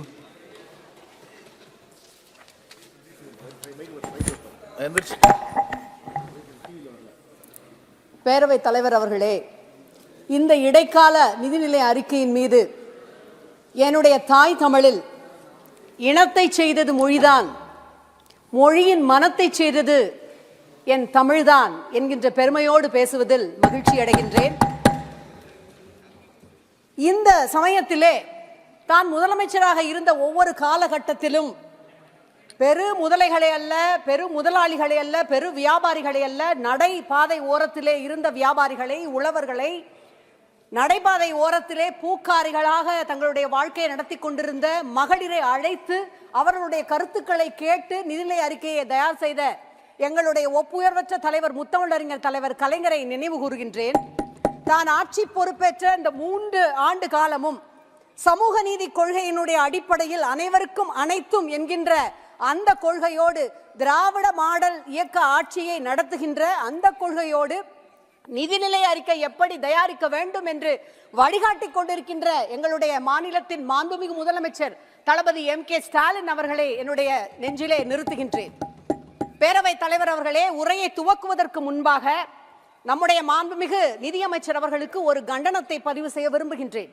மாண்புமை நிதியமைச்சர் அவர்கள் இந்திய நாட்டினுடைய இந்த நிதிநிலை அறிக்கையிலே, இந்த நிதிநிலை அறிக்கை மகளிர், ஏழைகள், உழவர்கள், இளைஞர்கள், இந்த 4 பேருக்கும் 4 பிரிவினருக்கும் முக்கியத்துவம் கொடுக்கின்ற வகையிலே அமைக்கப்பட்டிருக்கும் என்று சொல்கின்ற அந்த வேளையிலே இந்த 4 பிரிவினரையும் 4 சாதிகள் என்று குறிப்பிட்டிருக்கின்றார். I quote, as our Prime Minister firmly believes, we need to focus on 4 major castes. They are Garib poor, Magalyan women, Yuva youth, Annadata farmer, unquote. இந்திய அரசினால் தயாரிக்கப்படுகின்ற சோஷியலிசம், செக்யூலரிசம் என்பதை நம்முடைய அரசியல் சாசனத்தின் அடிப்படையிலே வைத்திருக்கின்ற இந்த அரசினுடைய இடைக்கால நிதி அறிக்கையிலே மிக பிற்போக்குத்தனமான, கண்டிக்கத்தக்க, வர்ணாசிரம அந்த இதனை சுட்டுகின்ற சாதி என்கின்ற அந்த சொல் இருப்பது கண்டனத்திற்கு உரியது. உங்கள் வாயிலாக நிதி அமைச்சருக்கு இதனை தெரிவித்து அவர் இதனை மாற்றுவார் என்று நான் உறுதியாக நம்புகின்றேன். இந்த நிதிநிலை அறிக்கை வெளியானவுடன் சில பத்திரிகைகள் வெகுவாக புகழ்ந்தன. இது ஓட் ஆன் அக்கவுண்ட் என்கின்ற வழியிலேயே அமைக்கப்பட்டிருக்கின்றது. This is a budget without any sparkle or fireworks என்று. ஆனால் நான் சொல்லுவேன், இது ஒரு வெத்துவேட்டு பட்ஜெட். மாண்புமிகு அமைச்சர் அவர்கள் உரையிலேயே குறிப்பிட்டிருந்தார், if there is a patchy announcement here, it would limit the scope of the budget, full-fledged budget in July என்று சொல்லியிருந்தார். அதாவது இது ஒரு ஓட் ஆன் அக்கவுண்ட் என்கின்ற தடத்திலேயே செல்கின்றது, மரபை மீறாமல் என்பதுதான் அதனுடைய உள்ளர்த்தம். அவருக்கு நான் ஒன்றை நினைவூட்ட விரும்புகின்றேன். அப்படி என்றால் 19ஆம் ஆண்டு தேர்தலுக்கு முன்பாக 18ஆம் ஆண்டிலே அவர் தாக்கல் செய்த இடைக்கால நிதிநிலை அறிக்கையிலே தான் 75,000 கோடிக்கு மாண்புமிகு பிரதமர் அவருடைய PM கிசான் திட்டம் அறிவிக்கப்பட்டது. அது மரபு மீறல் இல்லையா? அதுபோல வருமான வரம்பு உச்ச வரம்பிலே நிறைய தளர்வுகள் அறிவிக்கப்பட்டன. ஆகவேதான் சாமானியர்கள், சாதாரண மக்கள் இந்த இடைக்கால நிதிநிலை அறிக்கை எதிர்நோக்கி காத்திருந்தார்கள். சாமானிய மக்கள் விண்ணை முட்டுகின்ற பெட்ரோல், டீசல், கேஸ் இவற்றினுடைய விலை குறைக்கப்படும் என்று எதிர்பார்த்திருந்தார்கள். இல்லை, உழவர்கள் அவர்கள் சேற்றிலே கால் வைத்தால் தான் நாங்கள் சோற்றிலே கை வைக்க முடியும் என்கின்ற பெருமையுடைய உழவர்கள் அடிப்படை ஆதார விலையாவது குறைக்கப்படும் என்று காத்திருந்தார்கள். ஏமாற்றப்பட்டார்கள். இல்லை, அவர்களுக்கும் ஏமாற்றம் தான். பண வீக்கம் குறைக்கப்படும் என்று மத்தியதர வர்க்கத்து மக்கள் அல்லது வருமான வரம்பு உச்ச வரம்பில் ஏதாவது தளர்வு இருக்கலாம் என்று அவர்களும் காத்திருந்தார்கள். ஏமாற்றப்பட்டார்கள். இப்படி ஏகப்பட்ட இல்லைகள் இருப்பதால் தான் இந்த நிதிநிலை அறிக்கையை எங்களுடைய மாண்புமிகு முதலமைச்சர் அவர்கள் இல்லா நிலை நிதிநிலை அறிக்கை, இல்லா நிலை பட்ஜெட் என்று மிகச் செறிவாக குறிப்பிடுகின்றார். பேரவைத் தலைவர் அவர்களே, மாண்புமிகு நிதிநிலை அமைச்சர் அவர்கள் இந்த அறிக்கையிலே பெண்கள் குறித்து பேசி இருக்கின்றார். ஆனால் பெண்களுக்கு எதிராக நாடெங்கிலும் தொடர்ந்து நடைபெறுகின்ற வன்கொடுமை குறித்து பேசி இருக்கின்றாரா? குறிப்பாக மணிப்பூரிலே இருக்கின்ற பெண்கள், அவர்களுக்கு அளிக்கப்பட்ட அந்த அநீதி நீதிமன்றம் தான் உதவிக்கு வந்ததை ஒழிய ஒன்றிய அரசு அவருடைய வாழ்வாதாரம் பாதிக்கப்பட்டதற்கு எந்த நிதியை வழங்கி இருக்கின்றது? இளைஞர்கள் குறித்து பேசி இருக்கின்றார். ஆனால் நிலவுகின்ற வேலையில்லா திண்டாட்டம் குறித்து பேசி இருக்கின்றாரா? ஆட்சிக்கு வந்தவுடன் 2 கோடி பேருக்கு வேலை வாய்ப்பை வழங்குவோம் என்று பொய்யான வாக்குறுதிகள் அளித்தார்கள். அது குறித்து பேசி இருக்கின்றாரா? உழவர்கள் குறித்து மென்மேலும் அக்கறையோடு பேசி இருக்கின்றார். ஆண்டொன்றிற்கு இந்த 10 ஆண்டுகளில் கிட்டத்தட்ட 1.5 லட்சம் உழவர்கள் தற்கொலை செய்து கொண்டு இறந்திருக்கிறார்கள் என்பது குறித்து அவர் பேசி இருக்கின்றாரா? அதுபோலத்தான் கொடுத்த வாக்குறுதிகள் எத்தனையோ காற்றில் பறக்க விட்டாலும் இந்தியா முழுவதும் 15 மாநிலங்களில் எய்ம்ஸ் மருத்துவமனைகளை கொண்டு வந்து விட்டோம் என்று அந்த மருத்துவமனைகளுக்கு அளிக்கப்பட்ட நிதி உதவியை பட்டியலிட்டு பெருமையோடு பேசி இருக்கின்றார். அப்படி என்றால் 15 அறிவிக்கப்பட்டு 19ஆம் ஆண்டிலே மாண்புமிகு இந்திய பிரதமர் அவர்களால் அடிக்கல் நாட்டப்பட்டு 2வது செங்கலை கூட எடுத்து வைக்காமல் இருக்கின்ற மதுரை எய்ம்ஸிற்கு ஏன் இன்னமும் கட்டுமான பணிகளுக்கான நிதிகள் ஒதுக்கப்படவில்லை? அதற்காகத்தான் நாங்கள் கேட்கின்றோம். எங்கள் தமிழக மக்கள், தமிழ்நாட்டு மக்கள் மீது ஏன் இந்த ஓர வஞ்சனை, ஏன் இந்த நயவஞ்சகம் என்று? அனைத்திற்கும் ஒன்றிய அரசே நிதி வழங்குமாம்.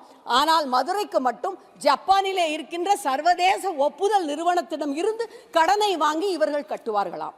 காலநிலை மாற்றத்திற்காக மிகப்பெரிய திட்டங்கள் கொண்டு வரப்படும் என்று அறிவித்திருக்கின்றார். காலநிலை மாற்றத்தால் சென்னையிலே 49 ஆண்டுகளுக்கு பின்பு 2 நாட்கள் தொடர்ச்சியாக 26% அந்த சென்டிமீட்டர் அளவில் மழை பெய்து பெரும் வெள்ளம் வந்தது. 4 தென் தமிழக மாநிலங்கள், தூத்துக்குடி, தென்காசி, திருநெல்வேலி, நாகர்கோயில் 149 வருடங்களுக்கு பின்பான மிகப்பெரிய வெள்ளத்தை சந்தித்தது. என்ன செய்தார் மாண்புமிகு எங்களுடைய பாரத பிரதமர் அவர்கள்? குஜராத்திலே சைக்ளோன் என்றவுடன் ஹெலிகாப்டரிலே சென்று பார்வையிட்டு 1000 கோடி ரூபாயை ஒதுக்க தெரிந்த இந்திய பிரதமருக்கு உங்களுடைய நாட்டிலே இருக்கின்ற தமிழ் மீது நீங்கள் எப்பொழுதும் காதலோடு சொல்லுகின்ற திருவள்ளுவரை, பாரதியாரை தந்த தமிழ்நாட்டு மக்களிடம் கருணை இல்லையா? மாண்புமிகு நிதியமைச்சர் நேரிலே வந்து பார்வையிட்டார். எங்களுடைய மாண்புமிகு முதலமைச்சர் கோரிக்கை வைத்தார், 38,000 கோடி ரூபாய் எங்களுக்கு வேண்டும் என்று. மாண்புமிகு பாராளுமன்ற உறுப்பினர்கள் அத்தனை பேரும் சென்று சந்தித்தார்கள். ஒன்றை இங்கே நான் ஒரு சம்பவத்தை சுட்டிக்காட்ட விரும்புகின்றேன். பங்களாதேஷ் யுத்தத்தின் பொழுது மாண்பமை மேனாள் பிரதமர் இந்திரா காந்தி அம்மையார் மாநிலங்கள் அத்தனை பேரிடமும் கேட்டார், நிதி எங்களுக்கு திரட்டி வாருங்கள் என்று. அன்றைய தினம் இந்தியாவிலே இருக்கின்ற அனைத்து மாநிலங்களிலும் முதல் மாநிலமாக, எல்லா மாநிலங்களையும் விட கூடுதலாக முதலிடத்தில் நிதியை திரட்டி தந்தார் முதலமைச்சர் தலைவர் கலைஞர். திரட்டி தந்துவிட்டு மாண்புமிகு இந்திரா காந்தி அம்மையாரிடம் என்ன சொன்னார் தெரியுமா? உங்களுடைய மாநிலமான உத்தரப்பிரதேசத்தை விட என்னுடைய மாநிலம் பரப்பளவில், ஜனத்தொகையில், பாராளுமன்ற பிரதிநிதித்துவத்தில் மிகுந்த குறைந்த எண்ணிக்கையுடையது. ஆனால் நான் ஏன் இவ்வளவு அதிகமான தொகையை திரட்டி தருகிறேன் என்றால், தமிழர்களாகிய நாங்கள் உங்கள் யாரையும் விட தேசபக்தியிலும் நாற்றுப்பட்டிலும் யாருக்கும் குறைந்தவர்கள் கிடையாது என்பதை சுட்டிக்காட்டுவதற்காகத்தான் அந்த உரிமையிலே கேட்கின்றோம்.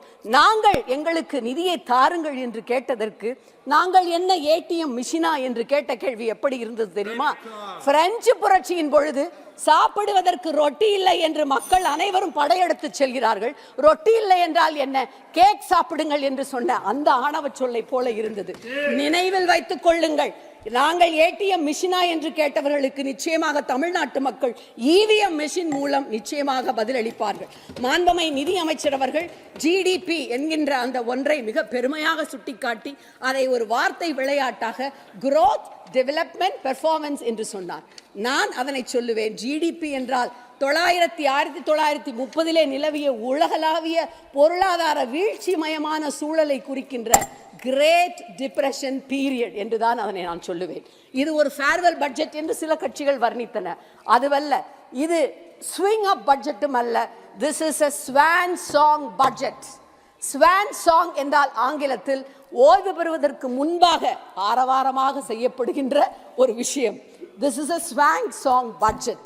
மார்க்ஸ் மிக அருமையாக சொன்னார், 19ஆம் நூற்றாண்டின் சமூக புரட்சி தன்னுடைய கவித்திறனை தன்னுடைய கவித்திறனை பழைய நூற்றாண்டுகளிலே இருந்து எடுத்துக்கொள்ள முடியாது, வருங்காலத்திலிருந்து தான் எடுத்துக்கொள்ள முடியும்.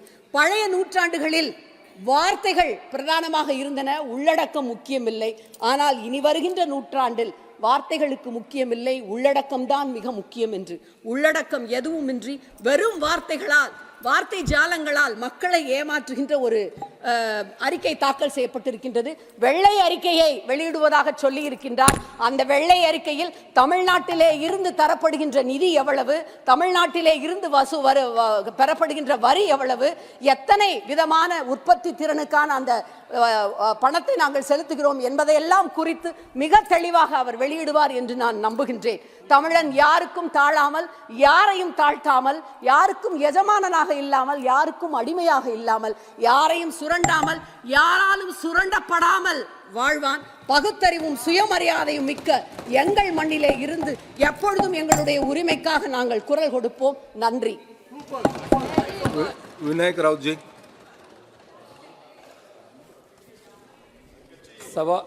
धन्यवाद सभापती महोदय.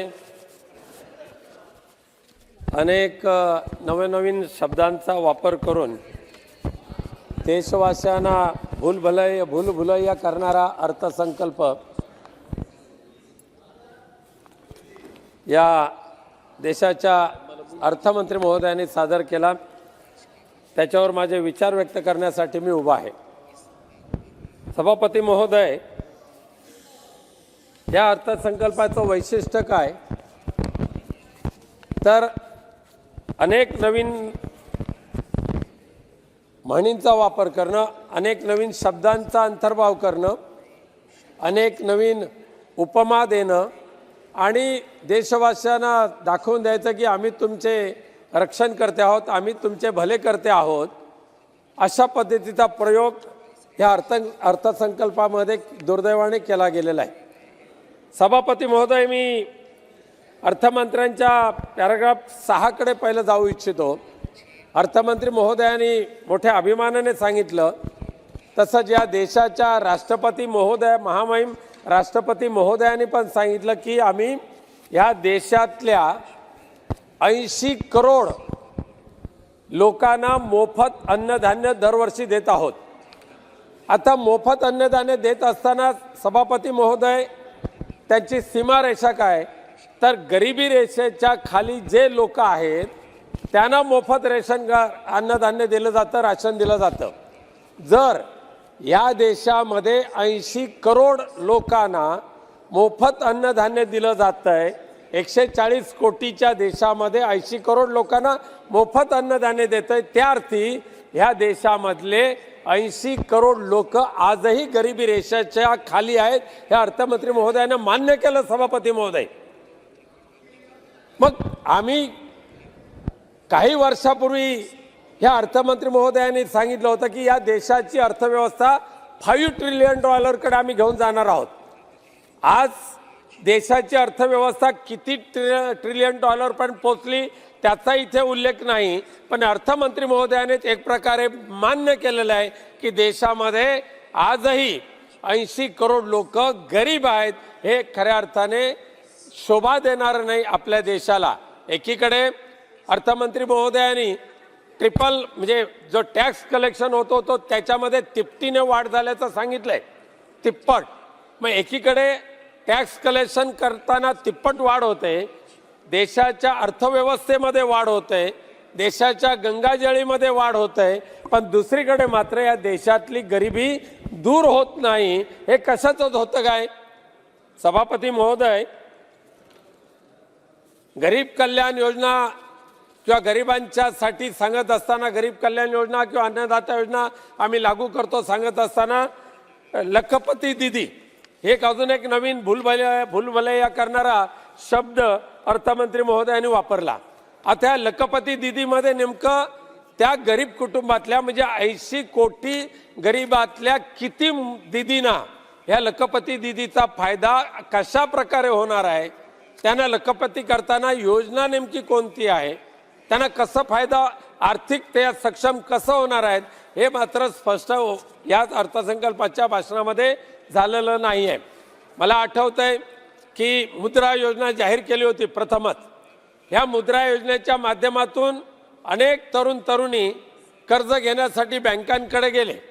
काही महिन्यामध्ये मुद्रा योजनेचा फायदा काही जणांना झाला, परंतु नंतर मात्र ह्या देशातल्या सगळ्या बँकांनी मुद्रा योजनेचा लाभ ज्यांना हवाय त्यांना आर्थिक मदत करायचं बंद करून टाकलं.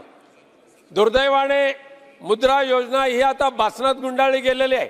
मुद्रा योजना लागू केल्यानंतर किती लाख तरुणांचं घर आर्थिक सक्षम झालं हे जाहीर करण्याची आवश्यकता होती, पण नाही केली. आता निवडणुकीच्या तोंडावर लखपती दीदी ही जाहीर करत असताना ह्या देशामध्ये करोडो दीदी आहेत की ज्यांना शासनाच्या मदतीची गरज आहे, बँकांच्या मदतीची गरज आहे, पण दुर्दैवाने आजही ह्या देशातल्या नॅशनलाइज बँका ह्या केंद्र सरकारचं ऐकायला तयार नाहीत, अर्थमंत्र्यांचं ऐकायला तयार नाहीत, राज्यातल्या मुख्यमंत्र्यांचं ऐकायला तयार नाहीत. त्यामुळे जर ह्या बँका तुमचं ऐकणार नसतील तर लखपती दीदी नेमकं कसं बनवणार आहात? कोणत्या योजनेतून त्यांना पैसे देणार, कोणत्या योजनेतून त्यांना मार्गदर्शन करणार, कोणत्या योजनेतून त्यांना आर्थिक सहकार्य करणार, याचं स्पष्टीकरण होण्याची आवश्यकता होती. सभापती महोदय, सभापती महोदय, अन्नदाता ह्या शब्दाचा उल्लेख अनेक वेळा केला गेला आहे. अन्नदाता ह्या देशाचा अत्यंत महत्त्वाचा घटक आहे आणि अन्नदाताला सक्षम करण्याचा ज्या वेळेला अर्थमंत्री महोदया सांगतात त्यावेळेला MSP या शब्दाचा सुद्धा वापर केला गेलाय. पण खरंच ह्या देशामध्ये MSP लागू केलाय का? MSP प्रत्यक्ष मिळतोय का? स्वामीनाथन आयोगाची अंमलबजावणी होते का? MSP ला आधारित त्या शेतकऱ्यांच्या उत्पादन मालाला भाव मिळतोय का? बाजार भाव मिळतोय का? आज आमच्या महाराष्ट्रातला जो शेतकरी आहे, मग सोयाबीन असेल, कापूस उत्पादक असेल, तूर डाळ उत्पादक असेल, सोयाबीनला निर्यात बंदी केली, आयात बंदी केली नाही, निर्यात बंदी केली आणि परदेशातलं सोयाबीन आपल्या देशामध्ये मागवलं. परदेशातलं सोयाबीन भारतामध्ये आल्यानंतर, परदेशातलं सोयाबीन महाराष्ट्रामध्ये आल्यानंतर महाराष्ट्रातला सोयाबीन उत्पादक जो शेतकरी आहे ना सभापती महोदय, प्लीज कन्क्लूड. फक्त only 2 minutes sir, 2 minutes sir, please 2 minute. महाराष्ट्रातला सोयाबीन उत्पादक, महाराष्ट्रातला कापूस उत्पादक, महाराष्ट्रातला सर्व शेतकरी हा त्याला MSP मिळत नसल्यामुळे, त्याला योग्य बाजार मूल्य मिळत नसल्यामुळे आज शेतकऱ्यांची स्थिती हवालदिल झालेली आहे. त्यांना कोणताही आधार राहिलेला नाही आहे. जे खाजगी व्यापारी जे येतील तो जो दर देतील त्यांना ते देऊन टाकायचं, पण सरकारच्या माध्यमातून शेतकऱ्यांच्या उत्पादनाला खऱ्या अर्थाने जर त्यांना न्याय द्यायचा असेल तर MSP लागू करण्याची आवश्यकता आहे. स्वामीनाथन आयोग लागू करण्याची आवश्यकता आहे. सभापती महोदय, ह्या अर्थसंकल्पामध्ये बोलत असताना ह्या देशामध्ये इंटरनेट कम्युनिकेशनची चांगली सोयी सुविधा उपलब्ध करून देण्यासाठी 4Gचे टॉवर्स उभे करण्याचा एक चांगला निर्धार केंद्र सरकारने केला. संबंधित मंत्री महोदयांना मी त्या दृष्टीने धन्यवाद देतो. पण दुर्दैवाने काय झालं सभापती महोदय, की ह्या देशामध्ये 4Gचे टॉवर्स जवळजवळ 25,000 4Gचे टॉवर्स ह्या देशामध्ये मंजूर झाले. पण 4Gचे टॉवर्सचं फाउंडेशन टाकण्यासाठी अख्ख्या देशामध्ये फक्त 1 मिनिट सर, ओनली 1 मिनिट, 4Gचे टॉवर्स उभे करण्यासाठी ह्या देशामध्ये फक्त 3 कंपन्या नियुक्त केल्या. फक्त 3. अख्ख्या देशामध्ये 3 कंपन्यांची मोनोपॉली सभापती महोदय. त्यामुळे 500 दिवसामध्ये 4G टॉवर्स उभे करण्याचं आश्वासन दिलं होतं. आज माझ्या लोकसभा मतदारसंघामध्ये एकही टॉवर्स अद्यापही चालू होऊ शकला नाही. माननीय मंत्री महोदयांना मी त्याबाबत विनंती केलेली आहे, तुम्ही कॉन्ट्रॅक्टरांची मोनोपॉली करण्यासाठी धन्यवाद विनायक. नाही, लास्ट मुद्दा सर, लास्ट मुद्दा, भारतीय रेल्वे. यस सर, लास्ट शेवटचा मुद्दा सर, भारतीय रेल्वेच्या बाबत आम्हाला अभिमान आहे. वंदे भारत चालू केली, अभिमान आहे. अनेक रेल्वेचं जाळं चांगलं पसरतंय, अभिमान आहे. पण रेल्वेचं खाजगीकरण करत असताना मी आवर्जून उल्लेख करेन, अर्धा मिनिट, की कोकण रेल्वे ही आज देशाचा अभिमान आहे. अगदी उत्तरेकडून दक्षिणेकडे भारताला जोडणारा एकमेव रेल्वे मार्ग म्हणजे कोकण रेल्वे मार्ग. शेवटचा अर्धा मिनिट सर, लास्ट का आधा मिनिट सर. कोकण रेल्वे ही कोकण रेल्वे कंपनी आहे सर, आणि ही कंपनी विसर्जित करून कोकण रेल्वेचं भारतीय रेल्वेमध्ये मर्जिंग करावं, विलिनीकरण करावं, अशी आम्ही विनंती माननीय रेल्वे मंत्री महोदयांकडे केलेली आहे. मी धन्यवाद देणार रेल्वे मंत्री महोदयांना. धन्यवाद श्री प्रताप सिन्हा जी. थोडा 30 सेकंड प्लीज 30 सेकंड. मी आशा करतो की लवकरात लवकर कोकण रेल्वेचं जी बॉडी आहे, कंपनी आहे, ती विसर्जित करून भारतीय रेल्वेमध्ये तिचं मर्जिंग करावं, जेणेकरून कोकण वासियांसहित सर्व देशाला न्याय मिळेल. धन्यवाद सभापती Sinha. One important, see, there are more than 50 speakers remaining, and the time allotted, almost all the parties, the time allotted is already exhausted. You kindly hear me. So it is requested to confine the speech maximum by 5 minutes, so that everybody can be accommodated. Otherwise, it will be difficult. Most of the speakers will not be getting a chance to speak. So please cooperate with the chair. Please cooperate with the chair to confine the speech within 5 minutes. Shri Pratap Sinha ji. Thank you, Chairman sir. Thank you for allowing me to speak in my mother tongue, Kannada. Sir, ಈ 17ನೇ ಲೋಕಸಭೆಯಲ್ಲಿ ಇದು ಕಡೆ budget. ಇದು ಒಳ್ಳೆಯ ಬಜೆಟನ್ನು, ಮಧ್ಯಂತರ ಬಜೆಟನ್ನು ನಿರ್ಮಲಾ ಸೀತಾರಾಮನ್ ಅವರು ಮಂಡಿಸಿದ್ದಾರೆ. Budget ಅನ್ನೋದು ಈ ದೇಶಕ್ಕೆ ಸರಿಯಾದಂಥ ದಿಕ್ಕನ್ನು ತೋರಿಸುವಂತಹ ಒಂದು ಆಯವ್ಯಯ ಪಟ್ಟಿಯಾಗಿರುತ್ತೆ. ನಾವು ಇದನ್ನು ಒಂದು ಶ್ಲೋಕದ ಮುಖಾಂತರ ನಾನು ನನ್ನ ಬಜೆಟ್ ಸ್ಪೀಚನ್ನು ಆರಂಭಿಸೋದಾದರೆ, ನಾವು ಬೆಳಗ್ಗೆ ಎದ್ದಾಗ ಕೆಲವರು ಶ್ಲೋಕವನ್ನು ಹೇಳ್ತೀರಿ, ಕೆಲವರು ದೇವರ ಫೋಟೋವನ್ನು ನೋಡ್ತಾರೆ. ಶ್ಲೋಕವನ್ನು ಹೇಳುವಂಥವ್ರು ಬೆಳಗ್ಗೆ ಎದ್ದು ಕೈಯನ್ನು ಹೀಗೆ ತೆಗೆದು ಪಾಮನ್ನು ಹೀಗೆ ಓಪನ್ ಮಾಡಿ, ಕರಾಗ್ರೆ ವಸತೆ ಲಕ್ಷ್ಮಿ, ಕರಮಧ್ಯೆ ಸರಸ್ವತಿ, ಕರಮೂಲೆ ಸ್ಥಿತೆ ಗೌರಿ, ಪ್ರಭಾತೆ ಕರದರ್ಶನಂ ಅಂತ ಹೇಳ್ತೀವಿ. ಅಂದರೆ ಇದರ ಅರ್ಥ ಇನ್ ದಿ ಫಿಂಗರ್ ಟಿಪ್ಸ್ ಅಲ್ವಾ ಲಕ್ಷ್ಮಿ ಇದ್ದಾಳೆ ಅಂತ, ಮಧ್ಯದಲ್ಲಿ ಸರಸ್ವತಿ ಇದ್ದಾಳೆ ಅಂತ, ರಿಸ್ಟಲ್ಲಿ ದುರ್ಗೆ ಇದ್ದಾಳೆ ಅಂತ. ಒಂದು ದೇಶ ಸಮೃದ್ಧವಾಗಿ ಬೆಳಿಬೇಕು ಅಂತಂದರೆ, ಅದೊಂದು ಬಲಿಷ್ಠ ರಾಷ್ಟ್ರವಾಗಬೇಕು ಅಂತ ಹೇಳಿದರೆ ಲಕ್ಷ್ಮಿ, ಸರಸ್ವತಿ, ದುರ್ಗೆ ಮೂರು ಕೂಡ ಇಂಪಾರ್ಟೆಂಟ್. ನಮ್ಮ ಹೆಮ್ಮೆಯ ಪ್ರಧಾನಿ ನರೇಂದ್ರ ಮೋದಿಜಿಯವರು ಈ ದೇಶದ ಪ್ರಧಾನಿಯಾಗಿ 2014ರಲ್ಲಿ ಅಧಿಕಾರ ವಹಿಸಿಕೊಂಡ ನಂತರ ಲಕ್ಷ್ಮಿ, ಸರಸ್ವತಿ, ದುರ್ಗೆ ಮೂರು ಜನಕ್ಕೂ ಕೂಡ ಈಕ್ವಲ್ ಇಂಪಾರ್ಟೆನ್ಸನ್ನು ಕೊಟ್ಟು ಈ ದೇಶವನ್ನು ಮುನ್ನಡೆಸ್ತಾ ಇದ್ದಾರೆ. ಮೊನ್ನೆ ನಿರ್ಮಲಾ ಸೀತಾರಾಮನ್ ಅವರು ಭಾಷಣದಲ್ಲಿ ಹೇಳಬೇಕಾದ್ರೆ ರೆಕಾರ್ಡ್ GST ಕಲೆಕ್ಷನ್ ಆಗ್ತಿದೆ, ಟ್ಯಾಕ್ಸ್ ಕಲೆಕ್ಷನ್ ಆಗ್ತಿದೆ. ಟ್ಯಾಕ್ಸ್ ಕಲೆಕ್ಷನ್ ಯಾವಾಗ ಆಗುತ್ತೆ? ದೇಶದಲ್ಲಿ ಅಭಿವೃದ್ಧಿ ಆದಾಗ. ಅಭಿವೃದ್ಧಿ ಯಾವ್ದು ಮುಖಾಂತರ ಆಗುತ್ತೆ? ಇನ್ಫ್ರಾಸ್ಟ್ರಕ್ಚರ್ನ ನಾವು ಡೆವಲಪ್ ಮಾಡಿದಾಗ. ಇವತ್ತು ನಿತಿನ್ ಗಡ್ಕರಿ ಅವರ ನೇತೃತ್ವದಲ್ಲಿ ಭಾರತ್ ಮಾಲಾ ಪರಿಯೋಜನೆಯಲ್ಲಿ ದೇಶದ ಪ್ರತಿ ರಾಜ್ಯಗಳಿಗೂ ಕೂಡ ಸಾವಿರಾರು ಕಿಲೋಮೀಟರ್ ರಾಷ್ಟ್ರೀಯ ಹೆದ್ದಾರಿ ನಿರ್ಮಾಣ ಆಗ್ತಾಯಿದೆ. ಇದರಿಂದ ಅಭಿವೃದ್ಧಿಗೆ ದೊಡ್ಡ ಒತ್ತು ಸಿಗ್ತಾ ಇದೆ, ಪೂರಕವಾದಂಥ ಒಂದು ವಾತಾವರಣ ಸೃಷ್ಟಿ ಆಗ್ತಾ ಇದೆ, ಉದ್ಯಮಗಳು ಬರ್ತಾಯಿದೆ, ಕೈಗಾರಿಕೆಗಳು ಸೃಷ್ಟಿ ಆಗ್ತಾ ಇದೆ. ಹಾಗಾಗಿ ಜಾಬ್ ಕ್ರಿಯೇಷನ್ ಜೊತೆಗೆ ಲಕ್ಷ್ಮಿನೂ ಕೂಡ ಒಲಿದು ಬರ್ತಾ ಇದ್ದಾಳೆ. ಹೀಗೆ ಒಲಿದು ಬರ್ತಿರೋದ್ರಿಂದ GST ಮುಖಾಂತರ, ಡೈರೆಕ್ಟ್ ಟ್ಯಾಕ್ಸ್ ಮುಖಾಂತರವಾಗಿ ನಮಗೆ ಸಾಕಷ್ಟು ಹಣ ಸಿಗ್ತಾ ಇದೆ. ಇನ್ನು ಸರಸ್ವತಿ ವಿಚಾರಕ್ಕೆ ಬರೋದಾದರೆ, ನಮ್ಮ ಮೋದಿಜಿಯವರು ಬಂದಾದ ನಂತರ ದೇಶದಲ್ಲಿ 7 ಹೊಸ IITಗಳನ್ನು ಮಾಡಿದ್ದಾರೆ, 7 ಹೊಸ IIMಗಳನ್ನು ಮಾಡಿದ್ದಾರೆ, 15 all India institute of medical sciences ಬಂದಿದೆ. ಅದ್ರ ಜೊತೆಗೆ 390 ಯೂನಿವರ್ಸಿಟೀಸ್ ಬಂದಿದೆ. ಇದ್ರ ಜೊತೆಗೆ ಸ್ಕಿಲ್ ಡೆವಲಪ್ಮೆಂಟಿಗೆ ಅಂತ ವಿಶೇಷವಾದಂಥ ಮಿನಿಸ್ಟ್ರಿನ ತೆರೆದ್ರು. ಹೀಗೆ 16 ಕಾಲೇಜಸ್ಸನ್ನು, ಯೂನಿವರ್ಸಿಟೀಸನ್ನು ಮಾಡೋದ್ರ ಜೊತೆಗೆ ನ್ಯಾಷನಲ್ ಎಜುಕೇಷನ್ ಪಾಲಿಸಿ ತಂದು, ನಾವು ಹಳೆಯ ಕಾಲದಲ್ಲಿ ಏನು ಓದ್ತಾ ಇದ್ದು ಆ ಶಿಕ್ಷಣದಿಂದ ಜೀವನಕ್ಕೆ ಏನು ಉಪಯೋಗ ಇಲ್ಲ ಅಂತೇಳಿ ಹೇಳಿಬಿಟ್ಟು ನ್ಯೂ ಎಜುಕೇಷನ್ ಪಾಲಿಸಿನ ತೊಗೊಂಬಂದರು. ನಾವು ನೋಡುವ ದೃಷ್ಟಿ ಬದಲಾಗಬೇಕು, ಸ್ಕಿಲ್ನ ನಾವು ಇಂಪ್ರೂವ್ ಮಾಡಬೇಕು ಅಂತ ಹೇಳಿ ನ್ಯೂ ಎಜುಕೇಷನ್ ಪಾಲಿಸಿ ಮುಖಾಂತರವಾಗಿ ದೇಶದಲ್ಲಿ ಶಿಕ್ಷಣ ಕ್ಷೇತ್ರದಲ್ಲಿ ಆಮೂಲಾಗ್ರ ಬದಲಾವಣೆಯನ್ನು ತಂದಿದ್ದಾರೆ. ಇನ್ನು ದುರ್ಗೆಯ ವಿಚಾರಕ್ಕೆ ಬರೋದಾದರೆ, ದುರ್ಗೆ ಅಂತಂದರೆ ಬರೀ ಶಕ್ತಿ, ಮಿಲಿಟರಿ ಮೈಟ್ ಮಾತ್ರ ಅಂತಲ್ಲ. ಮಿಲಿಟರಿ ಮೈಟಲ್ಲೂ ಕೂಡ ಇವತ್ತು ಚೈನಾ ಇರ್ಬೋದು, ಪಾಕಿಸ್ತಾನ ಇರ್ಬೋದು. ನೀವು ಹಿಂದೆ ನೋಡಿ, ಈಗ 2014ಕ್ಕಿಂತ ಮೊದಲು ಹೋದರೆ ಪಾಕಿಸ್ತಾನ ಯಾವಾಗಲೂ ಕೂಡ ನಮಗೆ ಸಮಸ್ಯೆ ಮಾಡ್ತಿದ್ವಿ. ಇವತ್ತು ಪಾಕಿಸ್ತಾನ ಬಿಕಾರಿಯಾಗಿರುವಂಥ ಸ್ಥಿತಿಗೆ ಹೋಗಿದೆ. ಪಾಕಿಸ್ತಾನ ನಮಗೆ ಇವತ್ತು ಥ್ರೆಟ್ಟೇ ಅಲ್ಲ. ಚೈನಾದವ್ರಿಗೂ ಕೂಡ ನಾವಿವತ್ತು ಅವರಿಗೆ ಸಡ್ಡು ಹೊಡೆದು ನಾವು ನಿಂತಿದ್ದೀವಿ. ಗಲ್ವಾನ್ ಇರ್ಬೋದು, ಯಾವುದೇ ವಿಚಾರ ಇರ್ಬೋದು, ಡೋಕ್ಲಾಮ್ ಇರ್ಬೋದು, ಪ್ರತಿಯೊಂದರಲ್ಲೂ ಕೂಡ ಚೈನಾ ನಾವು ಹಿಮ್ಮೆಟ್ಟಿಸಿ ಕಳಿಸಿದ್ವಿ. ಶಕ್ತಿನೂ ಕೂಡ ತೋರಿಸ್ತಿದ್ವಿ, ಮಿಲಿಟರಿ ಮೈಟನ್ನು ಕೂಡ ಜಾಸ್ತಿ ಮಾಡ್ತಿದ್ವಿ. ಜೊತೆಗೆ ಈ ದೇಶದ ಜನರ ಶಕ್ತಿನೂ ಕೂಡ ಜಾಸ್ತಿ ಆಗಬೇಕು. ಹಾಗಾಗಿ ಜಲ್ ಜೀವನ್ ಮಿಷನ್ ತಗೊಂಬಂದರು. ಸಾಮಾನ್ಯ ಒಂದೊಂದು ಗ್ರಾಮದಲ್ಲಿ ಇವತ್ತು ನಮ್ಮ ಕರ್ನಾಟಕದಲ್ಲಿ ಕೂಡ ಪ್ರತಿ ಹಳ್ಳಿನಲ್ಲೂ ಕೂಡ ಇವತ್ತು ಕುಡಿಯೋ ನೀರು, ಟ್ಯಾಪ್ಡ್ ವಾಟರ್, ನಲ್ಲಿ ನೀರು ಸಿಗ್ತಾ ಇದೆ ಅಂತ ಹೇಳಿದ್ರೆ, ಸಿಗುವಂಥ ಹಂತಕ್ಕೆ ಬಂದಿದೆ ಅಂತಂದರೆ ಅದು ನಮ್ಮ ಪ್ರಧಾನಿ ನರೇಂದ್ರ ಮೋದಿಜಿಯವರು ಕೊಟ್ಟಿರುವಂಥ ಯೋಜನೆಗಳ ಕಾರಣ.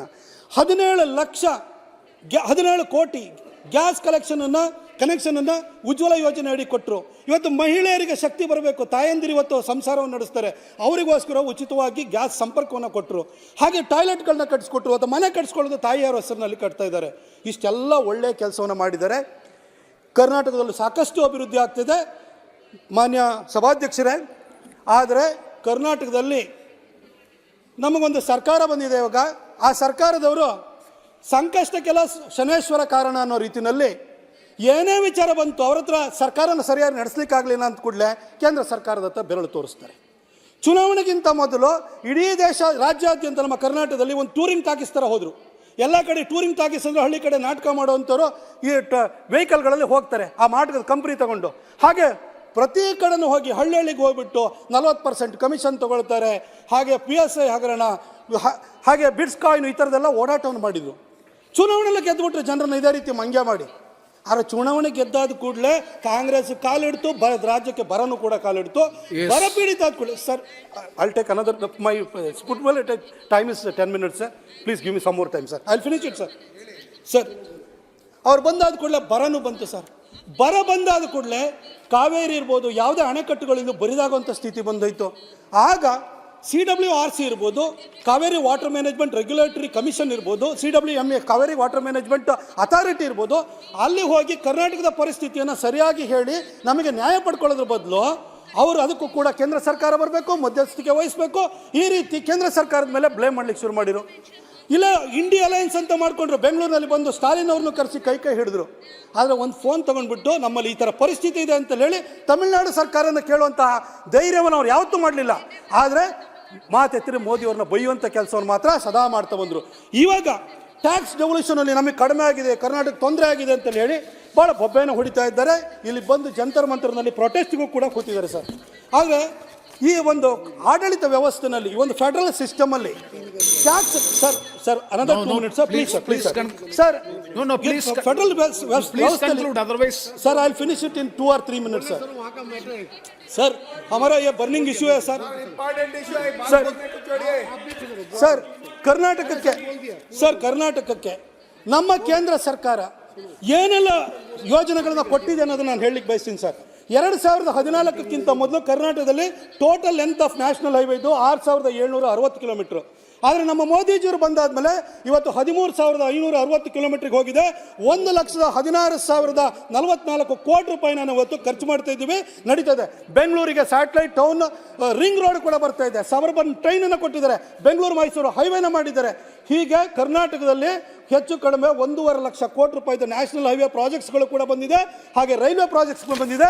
2014ಕ್ಕಿಂತ ಮೊದಲು ಕರ್ನಾಟಕಕ್ಕೆ ಆವರೇಜ್ ರೈಲ್ವೆ ಪ್ರಾಜೆಕ್ಟಲ್ಲಿ UPA ಸರ್ಕಾರಕ್ಕೆ ಸಿಗ್ತಾ ಇದ್ದು ಕೇವಲ 800 ಕೋಟಿ.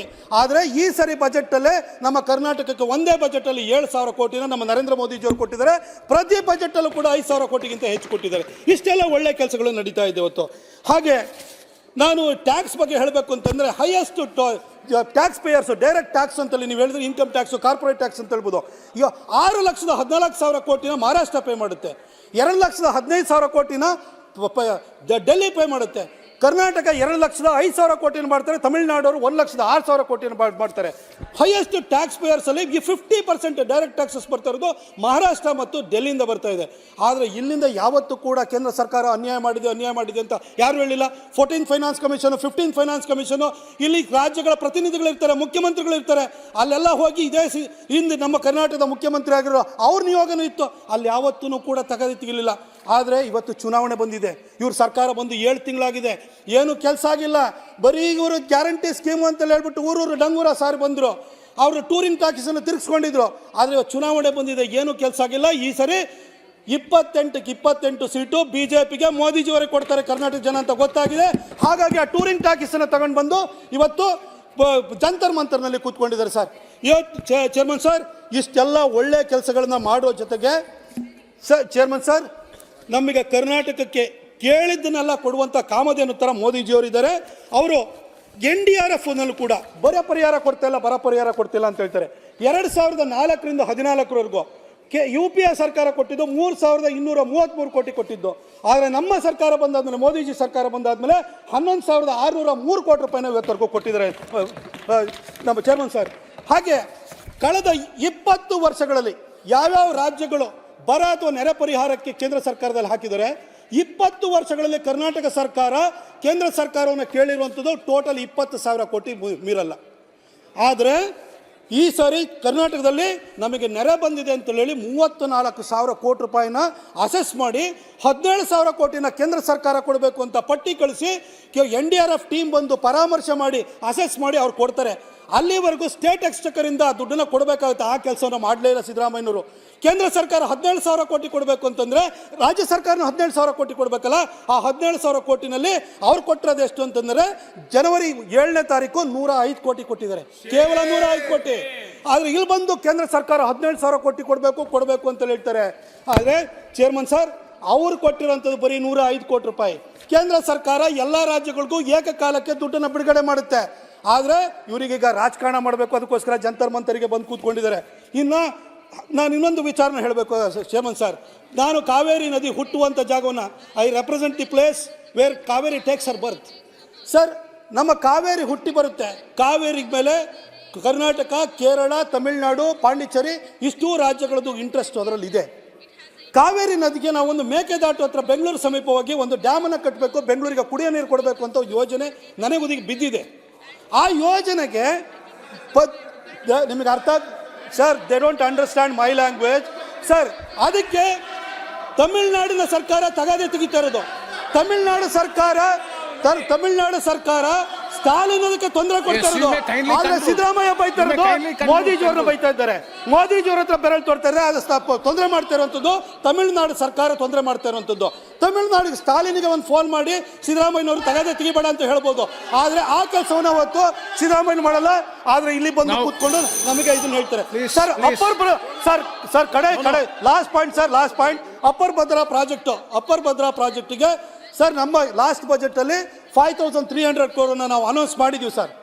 5,300 crore ಕೊಡ್ತೀವಿ. ಆದರೆ ಸಿಸ್ಟಮ್ ಹೇಗೆ ವರ್ಕ್ ಆಗುತ್ತೆ, ಆ 5,300 crore DPRನ ಮಾಡಿ ಡಿಸೈನನ್ನು ಇಟ್ಬಿಟ್ಟು ಡ್ಯಾಮ್ನ ಹೈಟನ್ನು ಮಾಡೋದಕ್ಕೆ ಬೇಕಾದ ಡಿಸೈನ್ ಕೊಟ್ಟು ಜಲಶಕ್ತಿ ಮಿನಿಸ್ಟ್ರಿಯಿಂದ ಕನ್ಸೆಂಟ್ ತೊಗೊಂಡು ಟೆಂಡರ್ ಕರೆದಾದ್ಮೇಲೆ ಏಜೆನ್ಸಿ ಫಿಕ್ಸ್ ಆದಮೇಲೆ ದುಡ್ಡು ರಿಲೀಸ್ ಆಗುತ್ತೆ. ಮೊದಲೇ ದುಡ್ಡು ಕೊಡ್ತಾರೆ. ಕಾಂಗ್ರೆಸ್ನವರು ಬಂದಾದ್ಮೇಲೆ ಕಮಿಷನ್ ಪಡ್ಕೊಳ್ಳೋದಕ್ಕೆ ದುಡ್ಡು ಕೊಡಿ ಅಂತ ಕೇಳ್ತಾರೆ. ಆದರೆ ವ್ಯವಸ್ಥೆ ಹೇಗೆ ನಡೀತಾ ಇದೆ ಅನ್ನೋದನ್ನು ಕೂಡ ಕನಿಷ್ಠ ಜ್ಞಾನ ಇಲ್ಲದೆಲ್ಲ ಇವತ್ತು ಮಾತಾಡ್ತಾರೆ ಸರ್. ಹಾಗೆ ನಾನು ಇನ್ನೊಂದು ಹೇಳಬೇಕು ಸರ್, ಫ್ರೀಟ್ ಈಕ್ವಲೈಸೇಷನ್ ಸ್ಕೀಮ್ ಅಂತ 1956 ಬಂತು. ಪೂರ್ವೋತ್ತರ ರಾಜ್ಯಗಳೇನಿದೆ, ಬಿಹಾರ್ ಇರ್ಬೋದು, ಜಾರ್ಖಂಡ್ ಇರ್ಬೋದು, ಅದೇ ರೀತಿಯಲ್ಲಿ ಒರಿಸ್ಸಾ ಇರ್ಬೋದು, ಈ ಭಾಗದಲ್ಲಿ ಮೈನ್ಸ್ ಜಾಸ್ತಿ ಇತ್ತು, ಕೋಲ್ ಇತ್ತು. ಕರ್ನಾಟಕದಲ್ಲಿ ರಾಯಚೂರಿನಲ್ಲಿರುವಂಥ ಒಂದು ಪ್ಲಾಂಟಲ್ಲಿ ಇವತ್ತು ವಿದ್ಯುತ್ ಉತ್ಪಾದನೆ ಆಗಬೇಕು ಅಂದರೆ ಜಾರ್ಖಂಡಿಂದ, ಬಿಹಾರದಿಂದ, ಮಹಾರಾಷ್ಟ್ರದಿಂದ, ಒರಿಸ್ಸಾದಿಂದ ನಮಗೆ ಕೋಲ್ ಬರಬೇಕು. ಇಂಟರ್ಡಿಪೆಂಡೆಂಟ್ ಇದ್ದು, ಹಾಗೆ ಮೈನಿಂಗ್ ರಿಚ್ ಸ್ಟೇಟ್ ಇಂದ ದಕ್ಷಿಣದ ರಾಜ್ಯಗಳಿಗೂ ಕೂಡ ಅವತ್ತು ಅನುಕೂಲ ಆಗಿದೆ ಸರ್. ಅದನ್ನೆಲ್ಲ ಮರೆತು ನೆಹರು ಅವರು ತಂದಿರುವಂಥ ಪಾಲಿಸಿನ ಮರೆತು ಇವತ್ತು ಉತ್ತರದ ರಾಜ್ಯಗಳಿಗೆ ಅಲ್ಲೆಲ್ಲ ಲಾಭ ಆಗ್ತಿದೆ ಅಂತ ಹೇಳ್ತಾರೆ. 15th ಫೈನಾನ್ಸ್ ಕಮಿಷನ್ ಅಲ್ಲಿ ಪಾಪ್ಯುಲೇಷನ್, ಜಿಯೋಗ್ರಫಿಕಲ್ ಏರಿಯಾ ಹಾಗೂ ಫಿಸಿಕಲ್ ಕೆಪಾಸಿಟಿ ಇದ್ರ ಆಧಾರದ ಮೇಲೆ ದುಡ್ಡನ್ನು ಅಲಾಟ್ ಮಾಡ್ತಾ ಇದ್ದಾರೆ ಅನ್ನೋ ಜ್ಞಾನ ಇದ್ದು ಕೂಡ 14 ಬಜೆಟ್ ಅನ್ನು ಮಂಡಿಸಿರುವಂತಹ ಕರ್ನಾಟಕದ ಮುಖ್ಯಮಂತ್ರಿ ಪ್ರತಿನಿತ್ಯನೂ ಕೂಡ ಸುಳ್ಳು ಹೇಳಿ ಜನರನ್ನು ದಾರಿ ತಪ್ಪಿಸುವಂತ ಕೆಲಸ ಆಗುತ್ತೆ. ಹಾಗಾಗಿ ನಾನು ಈ ಸಂದರ್ಭದಲ್ಲಿ ಈ ವೇದಿಕೆಯನ್ನು ಬಳಸಿಕೊಂಡು ನಾನು ಕರ್ನಾಟಕದ ಜನ ಕೇಳಕ್ಕೆ ಬರ್ತೀನಿ, ನಮ್ಮ ಮೋದಿಜಿಯವರು ಕರ್ನಾಟಕದ ಪಾಲಿಗೆ ಕೇಳಿದ್ದನ್ನೆಲ್ಲ ಕೊಡುವಂತ ಕಾಮಧೇನು ತರ ಇದ್ದಾರೆ. ಆದ್ರೆ ಎಲ್ಲದನ್ನು ಲೂಟಿ ಮಾಡಿ ಬರಿದು ಮಾಡ್ತಾ ಇರುವಂತಹ ಮುಖ್ಯಮಂತ್ರಿ ಇವತ್ತು ರಾಜ್ಯಕ್ಕೆ ಇರುವಂತದ್ದೇ ನಮ್ಮ ರಾಜ್ಯದ ಇವತ್ತಿನ ದುಸ್ಥಿತಿಗೆ ಕಾರಣ ಅಂತ ಹೇಳಿ ಬಯಸ್ತಾ ಮತ್ತೊಮ್ಮೆ ಈ ಬಜೆಟ್ ಒಂದು ಅದ್ಭುತವಾದಂತಹ ಬಜೆಟ್ ಅನ್ನು ಕೊಟ್ಟೋದಕ್ಕೋಸ್ಕರ ನಿರ್ಮಲಾ ಸೀತಾರಾಮನ್ ಅವರಿಗೆ ಹಾಗೂ ನಮ್ಮ ಹೆಮ್ಮೆಯ ಪ್ರಧಾನಿ ನರೇಂದ್ರ ಮೋದಿ ಅವರಿಗೆ ಹಾಗೂ ಮೈಸೂರಿಗರ ಪರವಾಗಿ 10,000 Please. Sir, thank you. Thank you, sir. Sir, it has to be stated with all seriousness that this budget is neither a true reflection of the real state of our economy, nor does it provide any idea of the future agenda of governance. Sir, India is facing various issues of economy. Several issues are related with the economy nowadays, including sagging of rural economy leading to subdued demand, and our rural economy has yet to recover. But sir, this budget has nothing to say about this kind of basic problems faced by our country.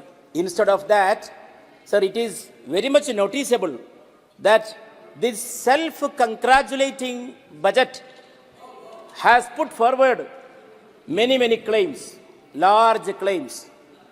And there are certain key words used by the budget, by the Honorable Finance Minister to make these claims. One is, it is an inclusive budget, and they have already mentioned the word social justice and secularism in action. I would like to know from my honorable friends sitting on the other side, what is your secularism in action? You stated the honorable minister stated in the budget, it is the government is moving forward or implementing secularism in action. The law-breaking moves that is sponsored and supported by the government. Is it your model of inclusion? What does the word inclusion mean?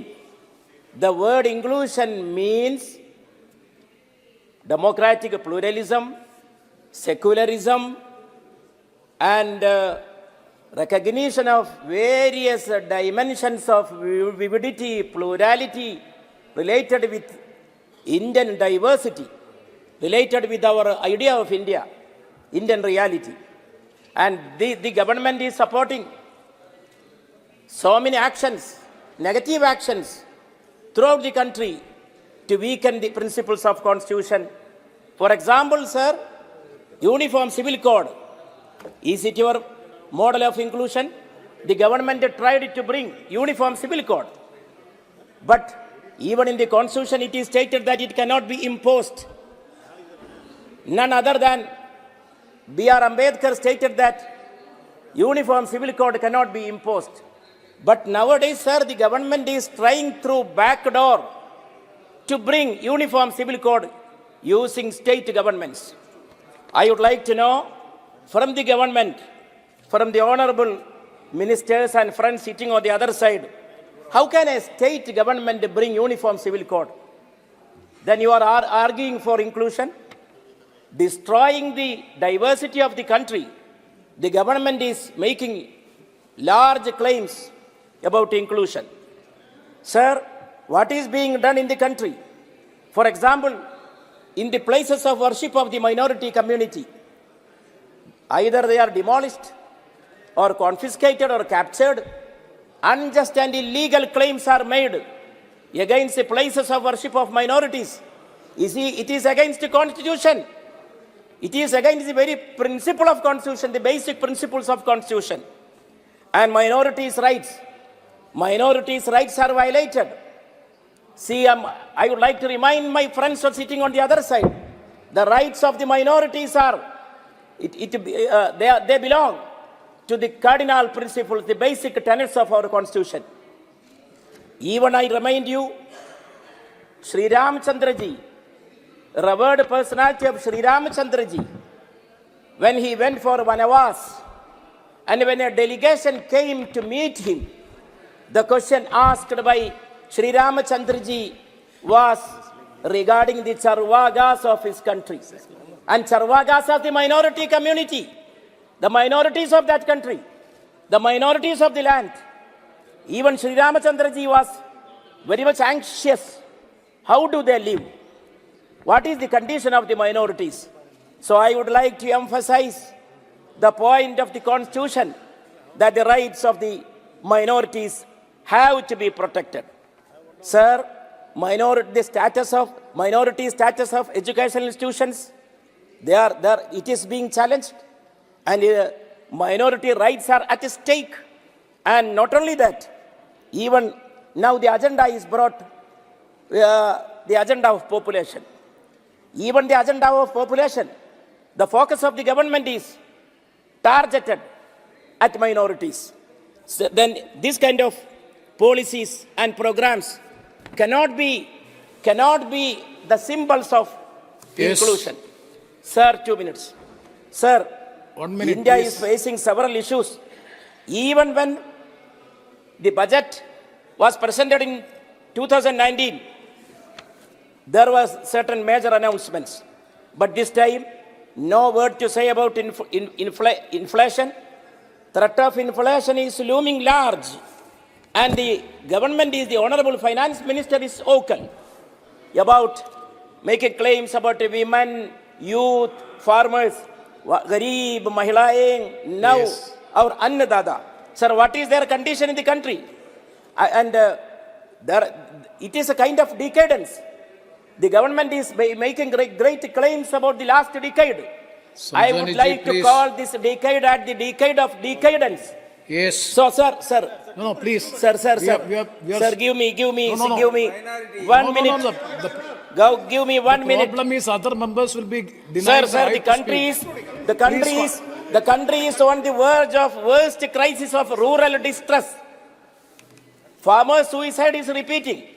Yes. Nothing to say about. So I would like to remind my friends on the other side, and I would like to request the government, please protect the basic tenets of Constitution. Thank you. The secular credentials. Rahul Kaswanji. I would like to quote a couplet, sir, with your permission. 1 second.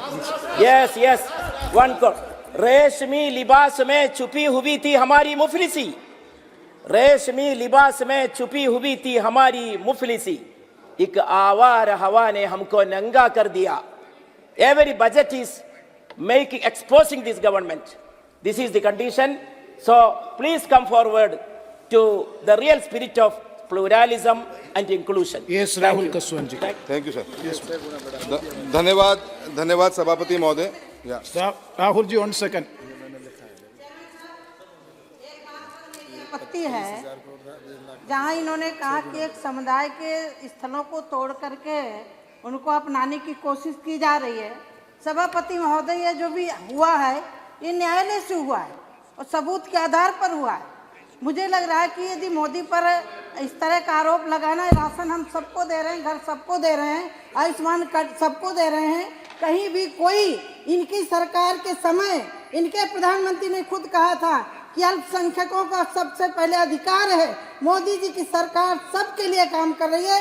लेकिन माननीय सभापति महोदय, यदि राम जन्मभूमि के लिए ये आलोचना कर रहे हैं तो वहाँ कोर्ट ने आदेश दिया है और कोर्ट के आधार पर वहाँ भव्य मंदिर बना हुआ है, रामलला वहाँ विराजित है. यदि ये कोर्ट को मानते हैं तो कोर्ट तो सबूत के आधार पर चलता है. सरकार के आधार पर नहीं चलता। Yes, madam. Yes. He has not made any allegation. He has only spoke about the apprehensions of the minority. That is his right. Yes, Rahul ji. धन्यवाद सभापति महोदय। बजट इंटरिम बजट 2024-25 के ऊपर आज मुझे बोलने का अवसर मिला है। मैं समय का अभाव में मैं अपनी बात को इतने ज़्यादा कुछ न कहते इतनी कहना चाहूँगा। विकसित भारत का संकल्प लेके देश के प्रधानमंत्री महोदय चले हैं और हमारी वित्त मंत्री महोदय द्वारा एक विजनरी बजट रखा गया है, जो मैं समझता हूँ सोसाइटी के 4 सेक्शंस के ऊपर जिसको पीएम साहब ने भी बार बार दोहराया है। एक विकसित भारत जिन 4 पिलर्स पे खड़ा होगा वो गरीब, महिलाएं, युवा और अन्नदाता हमारे किसानों के ऊपर निर्भर को फोकस करते हुए हम आगे आने वाले समय के अंदर हिंदुस्तान को 2047 में एक विकसित भारत बनाने के संकल्प को लेकर चले हैं, उसको पूरा कर पाएंगे। मैं गरीब कल्याण के बारे में बात करते शुरुआत करनी चाहूँगा कि सबका साथ, सबका विकास और सबके साथ में जो विचार के साथ चलिए भारतीय जनता पार्टी की सरकार और मोदी जी के नेतृत्व के अंदर 25 करोड़ लोगों को, गरीब लोगों को हमने गरीबी से निकालने का काम किया। कांग्रेस की सरकार सालों साल तक गरीबी हटाओ, गरीबी हटाओ, गरीबी हटाओ के नारे पर चलती रही, पर आज तक गरीबी हटी नहीं। उनके हटने का समय आ गया है। सीमा बहुत छोटी हो चुकी है इनकी और आने वाले 2024 चुनाव में ये जो जितने अभी हमारे सदस्य दिख रहे हैं बैठे हुए, मुझे ख्याल से वही नंबर इनका आ पाएगा। पीएम जन धन खाता, जीवन धन का जो अकाउंट खोलने की बात करी गई और देश के प्रधानमंत्री महोदय का जो विजन था जैम का, जन धन, आधार और मोबाइल, इसके थ्रू हमने बीते हुए सालों के अंदर 34 लाख करोड़ रुपए का पैसा डायरेक्ट बेनिफिट ट्रांसफर के मार्फत से किसानों तक और एक आम आदमी तक पहुंचाने का काम किया। इसके अंदर सरकार ने 2.78 लाख करोड़ की बचत करी, जो अपने आप में बहुत बड़ा, मैं समझता हूं कि इस बचत से बहुत से हम स्कीमों को गवर्नमेंट तक ले जा पाए। आज मैंने कांग्रेस के हमारे कई साथियों की बातें सुन रहा था। मैं देश के प्रधानमंत्री महोदय का जो स्कीम इन 10 सालों में लॉन्च करी गई, वो हर स्कीम एक क्लोज एंडेड स्कीम थी, ताकि उस स्कीम का हमें उस एक पर्टिकुलर टाइम फ्रेम में उसको स्कीम को पूरा कर सकें और किसानों तक, गरीबों तक उसका फायदा पहुंचा सकें। पर इस कांग्रेस की सरकार ने राजस्थान के अंदर हर उस स्कीम को तोड़ने का काम किया जो गरीबों को गरीबी की रेखा से हटाकर आगे बढ़ाने का काम करती। हमारा जैम जल जीवन मिशन की जो योजना निकली, जल जीवन मिशन की योजना 2024 तक हमें 90% घरों में पीने का पानी पहुंचाने का काम था। पूरे हिंदुस्तान में ये प्रोग्राम बहुत तेजी से चला, पर राजस्थान की एक वो सरकार रही कांग्रेस की जिसने बीते हुए इन 4.5 सालों के अंदर मात्र 32% का काम किया। मेरी लोकसभा क्षेत्र के अंदर 3,08,000 घरों में पीने का पानी पहुंचाने का काम था। सभापति महोदय, इन बीते हुए 4 साल के अंदर एक कॉन्स्टिट्यूंसी के अंदर हमारी तारानगर लगती है, जहां तारानगर, चूरू और सदाशर के कुछ गांवों में पीने का पानी मिलना था। 850 करोड़ रुपए की योजना आज तक चालू नहीं करी गई। दीनदयाल उपाध्याय ग्रामीण ज्योति योजना, देश के प्रधानमंत्री मोदी जी सपना था कि 2022 तक आखिरी व्यक्ति तक जो ढाणी में बैठा हुआ है उसको हम रोशनी देने का काम करेंगे। इसी सरकार ने बीते हुए इन 5 साल के अंदर राजस्थान एक ऐसा मात्र प्रदेश रहा पूरे हिंदुस्तान के अंदर जिसके पास ढाणियों में बैठे व्यक्ति को रोशनी देने का कोई प्रोग्राम नहीं उसके पास में। दीनदयाल उपाध्याय के अंदर पहले चरण में जब 2014 से 19 के अंदर हमने करीब 18,000 ढाणियों में लाइट देने का काम किया। आज मेरी लोकसभा के अंदर 52,000 ऐसे घर हैं जिनको रोशनी की जरूरत है, पर सत्ता परिवर्तन हो चुका है, सरकार जा चुकी है और भारतीय जनता पार्टी की मजबूत सरकार भजनलाल जी के नेतृत्व में चल रही है और हम उम्मीद करते हैं कि आने वाले समय के अंदर हमें इसका फायदा मिलेगा। एक बहुत शानदार स्कीम है। मैं ये बात इसलिए बता रहा हूं कि गरीबी कैसे खत्म हो, गरीब कैसे आगे बढ़े, योजनाओं के मार्फत से बढ़ते पर इस सरकार कांग्रेस की किस तरह एक एक योजनाओं तोड़ने का काम किया है। आरडीएसएस स्कीम में निकली 2.5 से 3 लाख करोड़ रुपए का ये प्रोग्राम था पूरे हिंदुस्तान में। रिवाइज डिस्ट्रीब्यूशन सेक्टर स्कीम थी जो हमारे सर प्लीज एक फर्स्ट पेज है sir. No, just Please, already sir, 4 please, minutes. give me 3 minutes, sir. Give me 3 minutes, sir. Please, sir. Don't sit there. Sir, मेरा ये कहना है कि आरडीएसएस स्कीम निकली, उस स्कीम को भी तोड़ने का काम किया गया। आज किसानों की बात करूंगा, हमारे मंत्री महोदय बैठे हैं कैलाश जी, ऐतिहासिक स्कीमें निकाली गई हैं। पीएम किसान सम्मान निधि के बारे में सबने बात करी, प्रधानमंत्री फसल बीमा योजना, मेरी लोकसभा क्षेत्र की बेहतरीन योजना के हमने काम किया इसके अंदर। बीते हुए इन 6 सालों के अंदर सर बताते खुशी होती है कि 7200 करोड़ रुपए का क्लेम डिसबर्समेंट हुआ है चूरू लोकसभा क्षेत्र के अंदर, जो अपने आप में हिस्टोरिकल है। और ऐसे ही नहीं, इस कांग्रेस की सरकार ने 2021 के फैसले को, जो भारत सरकार ने कांग्रेस सरकार को कहा कि स्टैक की कमेटी दोबारा बुलाई जाए, आज तक कमेटी बुलाई नहीं की। चुनाव के समय पर कमेटी बुला ली गई, जिसका कोई रिजल्ट निकला नहीं और किसान के को 750 करोड़ का क्लेम मिलना था, जहां 250 करोड़ में सेलेक्ट कर रह गया। मैं आपको एक सजेशन और भी देना चाहता हूं, मंत्री जी बैठे हुए हैं, 2023 के अंदर जो भी पॉलिसियां बनी है sir please sir 1 minute sir, Sir, I haven't even touched the subject, sir. This please. is the time sufficient to conclude. No, Please. I was being given 10 minutes of time. I No, think so. 5 minutes. This is Sir, the direction. but I of haven't the- spoken for 2 minutes also. No, Please, you sir, have 2 more already, minutes. you have already 2 more completed minutes. 5 minutes. Sir मैं मंत्री जी बैठे में 2023 की policy जो reject हो रही है insurance companies कर रही है उस मुद्दे को आप एक बार जरूर देखेंगे मैं सरकार के बहुत सी चीजों पर फोकस मेरा था पर Last page, last page. Last line sir please एक sir this is not fair sir जो डेवलपमेंट के इश्यूज हैं हमारी कॉन्स्टिट्यूंसी के अंदर पूरे देश भर में 11 लाख करोड़ रुपए का जो प्रावधान रखा गया है रेलवे सेक्टर के अंदर बहुत अच्छे काम हुए हैं मैं सरकार के मंत्री महोदय का धन्यवाद देता हूं कि मेरी लोकसभा क्षेत्र में अधिकतर काम इलेक्ट्रीफाइड हुए हैं पर एक बहुत ही महत्वपूर्ण लाइन है जो हमारी सरदार शहर से हनुमानगढ़ और राजगढ़ तारनगर सरदार शहर के को एक नई लाइन जोड़ने का काम किया जाए सीकर नौखा का बहुत दिनों से demand sir please 1 minute more No, please sir 1 minute इसको काम को जोड़ा जाए हसनैन मसूदी बहुत से जी। लोगों की इसकी डिमांड रही है तब मैं आपका इन शब्दों में धन्यवाद दूं पर I support this the interim budget provided by the minister I was supposed to speak too much sir Thank you very much. Thank you. See, there are so many members remaining. Once again, on behalf of the chair, I would like to appeal to all the honorable members once again. There are so many members who have not even made their maiden speech in this building. This is the last session. So let all the members get an opportunity to have a speech in this house. So better, otherwise most of the members will be denying the chance to speak. Kindly cooperate with the chair. Time is very short.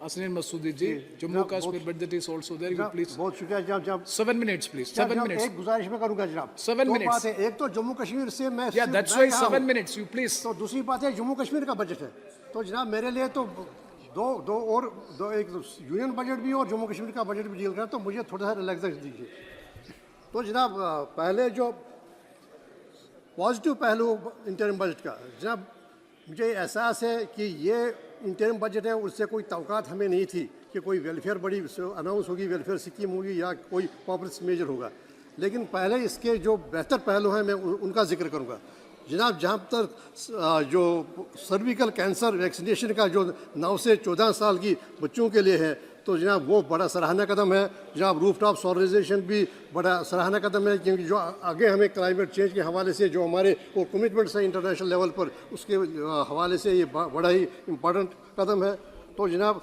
Awas Yojana अगरचे important है लेकिन हम लक्ष्य कभी प्राप्त नहीं कर पाते हैं और ये सिर्फ घोषणाएँ रहती हैं तो जनाब हमें भी टैक्स रिफॉर्म हमें तवक़ात क्या थी सोशल सेक्टर है जिसमें उसमें और इंस्ट्रूमेंट की लेकिन है ही नहीं कोई प्रोविजन नहीं है जनाब एम्प्लॉयमेंट जनरेशन पर कोई जोर नहीं है जनाब एफडीआई में सरप्राइजिंगली जनाब 2022 के मुकाबले में 2024 में 10% का 10% कम रहा तो क्या वजूहत थी मुझे उम्मीद है कि फाइनेंस मिनिस्टर जब जवाब देंगे तो उसका जिक्र करेंगे दूसरी बात यह है कि जनाब इन्वेस्टमेंट कमी आ गई महंगाई और रोज़गारी के बारे में कोई प्रोविजन नहीं है कुछ कहा नहीं गया है कैसे काम हो जाएगी तो ये जो चैलेंजेस थे उन चैलेंजेस का जिक्र नहीं किया गया और जनाब कैपेक्स का जो बार बार ऐलान किया जाता है कि 10 लाख करोड़ 7 लाख करोड़ लेकिन एक्चुअली वो रिलीज़ कितना होता है कि उपलब्धियाँ जो उसकी है जो हसूलियाँ हैं वो हमें नज़र क्यों नहीं आती है वो विजिबल क्यों नहीं है जब इन सारे जो मामला है इन मामला पर हम तवक्का करेंगे जब फाइनेंस में से जवाब देंगी तो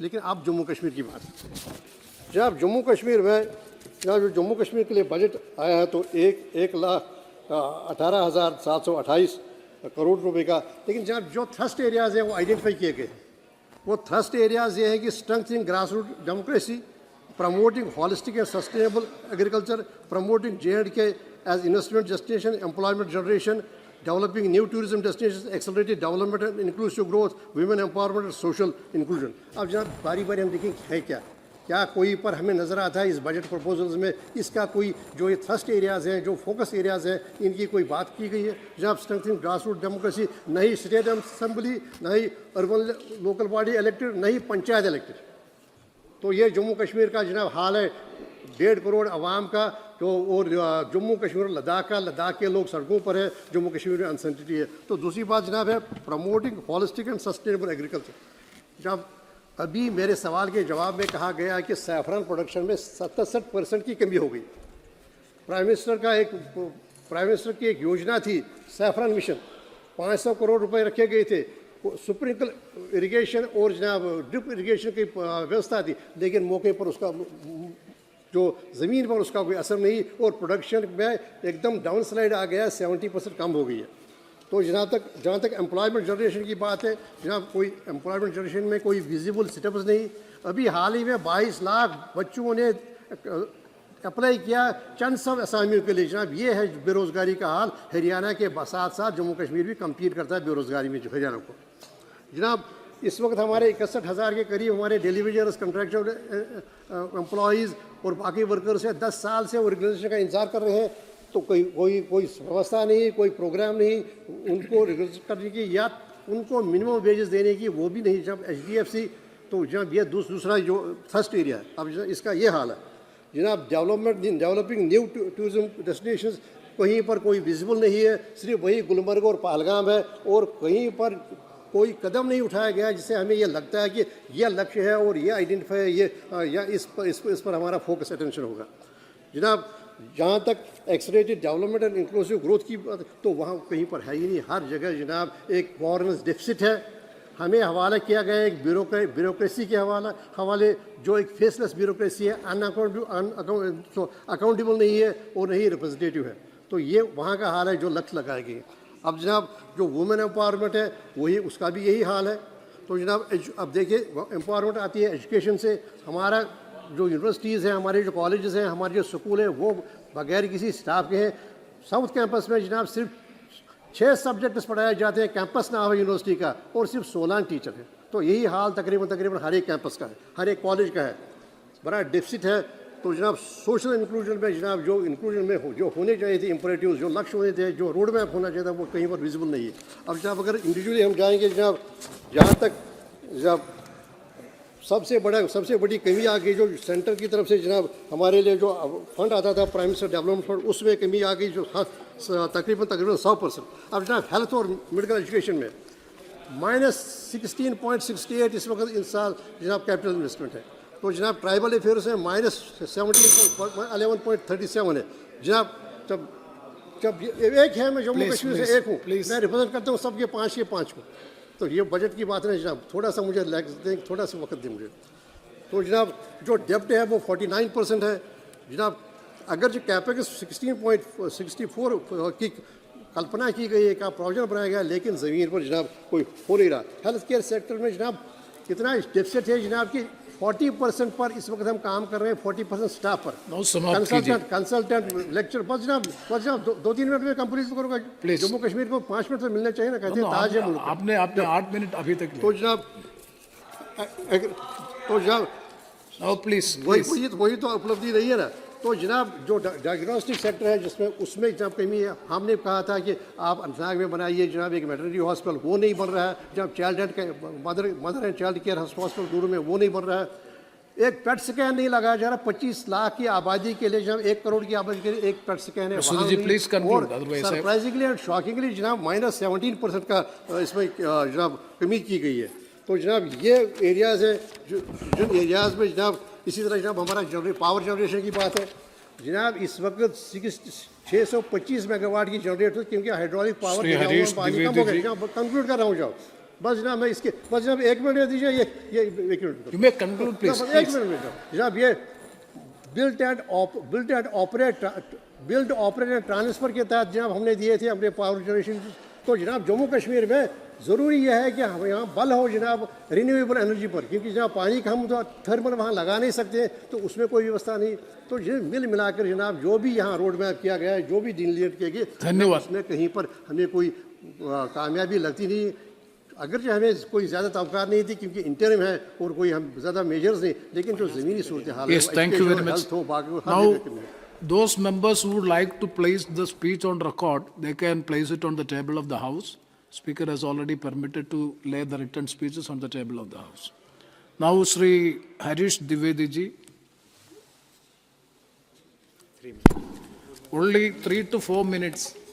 There is no other option. Sir हमारी पार्टी में 5वें नंबर पर आपका समय, आपका पार्टी का लिस्ट बड़ा लिस्ट इधर है। बहुत बहुत धन्यवाद माननीय सभापति जी, आपने मुझे 2024-25 के अंतरिम बजट पर बोलने का अवसर दिया।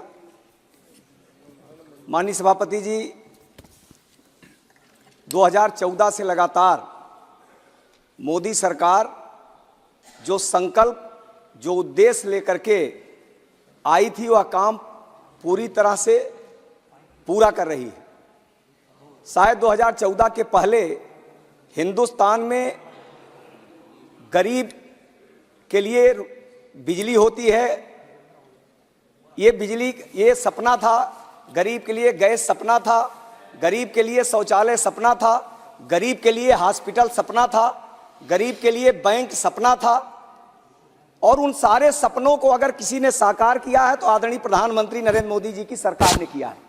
हमारे प्रधानमंत्री जी ने पहली बैठक में देशवासियों को संबोधित करते हुए कहा था कि हमारी सरकार देश के गांव, गरीब, किसान, मजदूर, माताओं, बहनों को समर्पित सरकार होगी।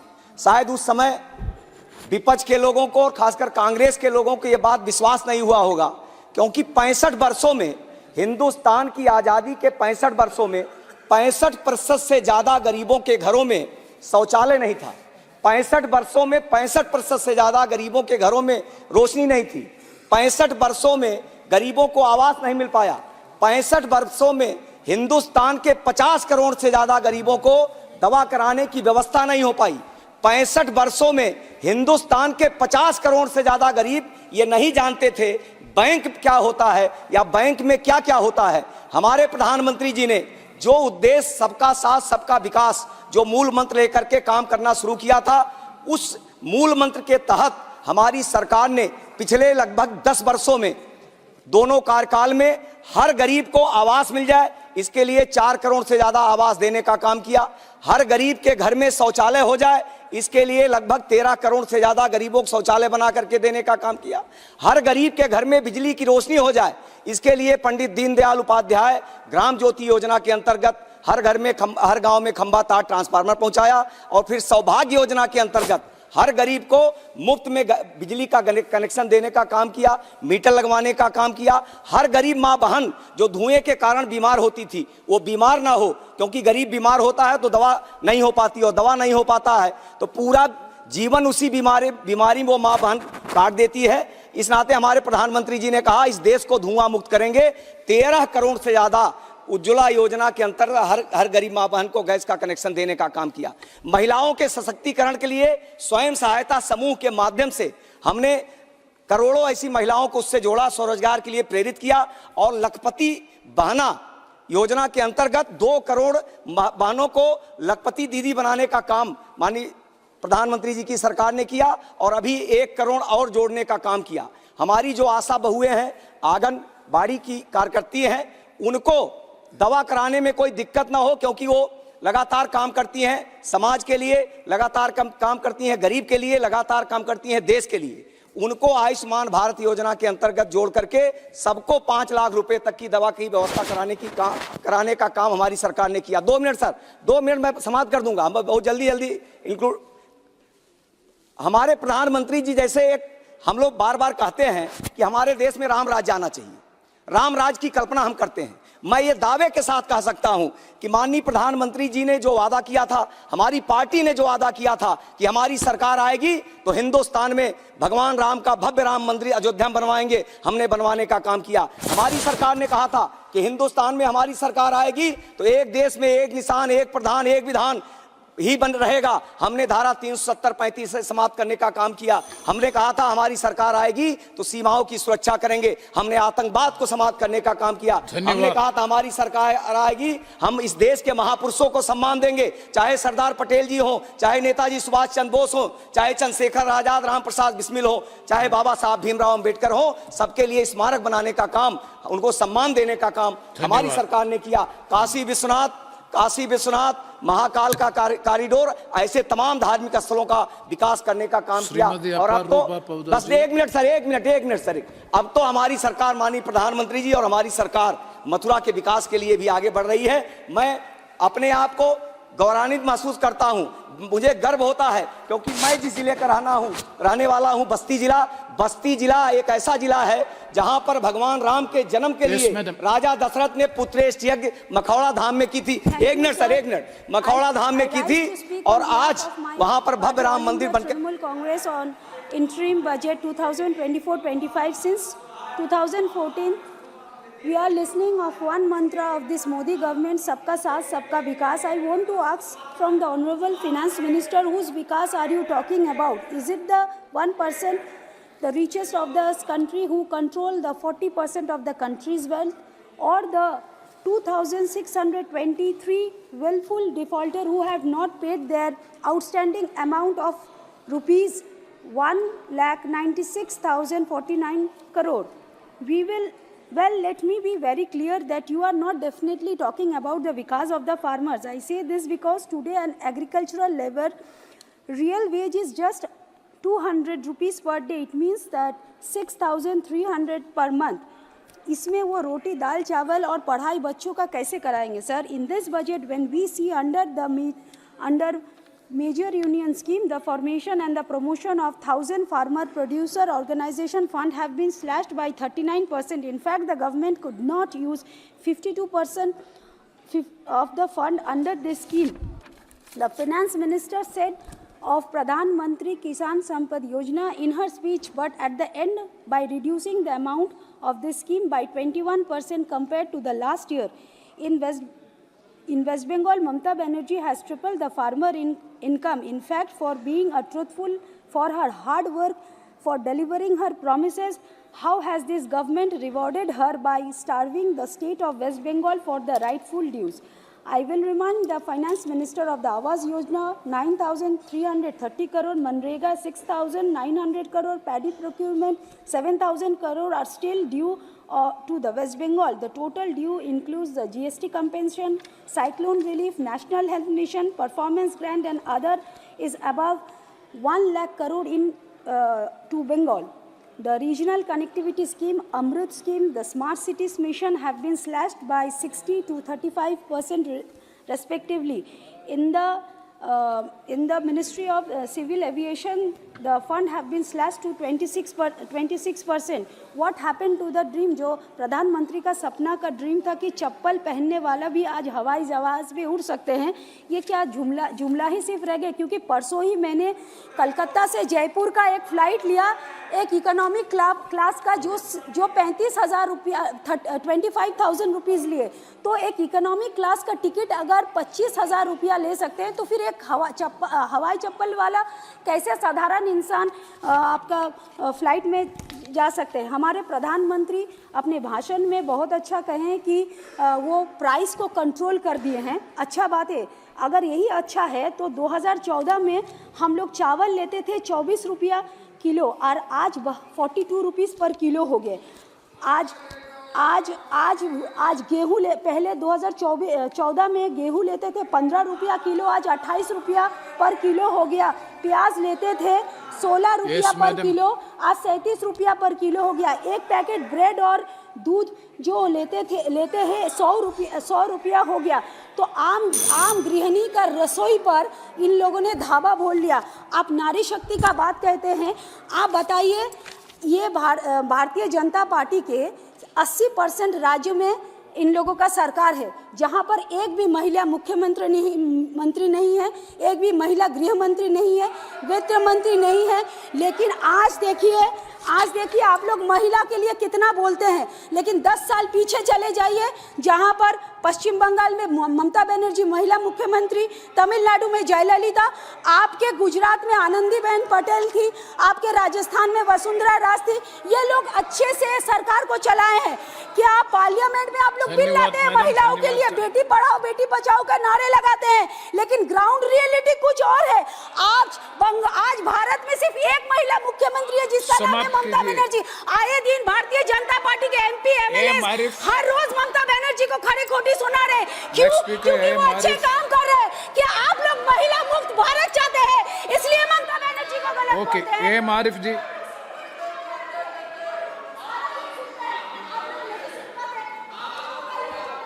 महिला मुक्त भारत ये कभी नहीं साकार होगा। AM Arif. Thank you, Speaker, sir. I wish to express the views on behalf of the CPIM on the interim budget. Sir, before going to the details of the budget, I would like to ask a few pertinent questions about the claims made every now and then by the Honorable Finance Minister on India's economy. Sir, on such claims is that India will become the third largest economy in the world soon. And the second one is that our economic growth will be 7.5% of 2023 and 24, surpassing the expectations. Sir, my question is that the government, why not this vibrant growth is getting reflected in the lives of common people of the country? As our other speakers of the pointed out that the common people of this country are made to suffer by this government by increase in the price of cooking gas as well as the essential commodities. Sir, what was the price subsidized domestic LPG cylinder in 2014 when the BJP government came to power, and what is the situation now? It was 414 rupees per cylinder in 2014. Now it's rupees 1,000. Sir, similar in the story with the petroleum products as well. I'm not going in more details. They offered that they will reduce the petrol price into half of it, but it is highest in the world. Sir, what about the MGNREG? By imposing the crazy reforms, registering the attendance, job allocation, etc., leads to a mercy killing of the MGNREG project. Sir, I wish to bring the kind attention of the Honorable Finance Minister to report the ox farm published last year. The report said that while 5% of Indians own more than 60% of the country's wealth, the bottom 50% possess only 3%. The Honorable Finance Minister has no proposals to address this issue. Sir, the pertinent issue I would like to raise here is that what they neglect towards the non-BJP ruled states of the country, including Kerala, who are forced to protest publicly here in Delhi today onwards. Sir, if Karnataka is protesting today, is Kerala on turn tomorrow and followed by the Telangana and Tamil Nadu? It shows that the states are suffering at the hands of the union government. Sir, our country is a federal country. Sir, our country is a federal country and states are the backbone of our economy. And you are always telling that about the inclusive growth, but the practice is killing the state by inch, sir. Unfortunately, instead of supporting the state governments by giving their due share, the BJP government is accusing them as if they were our enemies, sir. Sir, an important revelation made by none other than Sri B.V.R. Subramaniam, CEO of the Niti Aayog, 2 weeks back in this regard is really shocking, sir. Sir, if the Prime Minister has tried to off-record parley to get the chairman of the 14th Finance Commission, Sri Y.V. Reddy, as exposed by the CEO of Niti Aayog, that itself shows his blatant disregard to the constitutional mechanism, sir. Sir, as he succeeded in influencing the Finance Commission, what would have been the fate of the state, sir? Undoubtedly, their share central taxes would have come down from the 40% recommended by the Commission. Sir, it is heartening that we have officials of this stature like Sri Y.V. Reddy who shows the courage by not yielding to such unconstitutional practices. Sometimes he expects to attack on ED soon. Yes. Sir, 2 minutes, sir. No, please. Sir, it is crystal clear that this government is nurturing the idea of destroying the economy of the state governments over the past 10 years, sir. It is interesting that even after 2 weeks, our Prime Minister has not even responded to such a grave allegation, sir. I wish to bring the attention of this August House to the protest organized by the Kerala, led by our Honorable CM, all ministers of the state, and all MLAs of LDF of the state are in Jantar Mandir tomorrow demanding the due share from the union government, sir. Thank you. Sir, not only that, the government drastically reduced the financial support of the state, but also unilaterally slashed the borrowing capacity. And our protest is such atrocities by this government, sir. The devolution of central tax has been drastically reduced from 3.875% to 1.9%. No, please conclude, please. Yes, sir. Sir, when Kerala and others. Yes, Raju Bitta ji. धन्यवाद sir. इस budget में युवाओं के लिए बहुत कुछ है, तो मेरा आपसे निवेदन है कि थोड़ा अधिक समय दिया जाए. सबसे पहले तो ये देश हित राष्ट्र हित बजट के लिए प्रधानमंत्री मोदी जी और माननीय वित्त मंत्री सीतारमन जी का मैं आभार प्रकट करता हूँ. ये बजट प्रधानमंत्री मोदी जी के विकसित भारत विजन 2047 का रास्ता साफ साफ दिखाता है. और विशेष करके युवा, गरीब, महिला और किसान सभी को ये सशक्त करता है। सर 2014 में जब प्रधानमंत्री मोदी जी ने देश का बागडोर संभाला, तब देश फ्रेजाइल 5 के नाम से देश के ऊपर एक कलंक था, एक टैग था। पॉलिसी पैरालिसिस से लेकर के हाई एनपीए से लेकर के हाई इन्फ्लेशन से लेकर के घोटाला, करप्शन और चरमराती अर्थव्यवस्था विरासत में मिली थी। लेकिन मोदी जी के विजन, नीति और नीयत के कारण हम आज गर्व से ये कह सकते हैं कि दुनिया में सबसे बड़ा और तेजी से आगे बढ़ता हुआ अर्थव्यवस्था भारत बना है। और फ्रेजाइल 5 के बदले आज जो है ब्राइट स्पॉट के रूप में भारत जाना जाता है, जबकि इसी दौरान कोविड की महामारी का सामना भी करना पड़ा, यूक्रेन और रशिया के बीच में युद्ध हो या अनेक ग्लोबल डिस्टर्बेंसेस भी इस दौरान में रहे।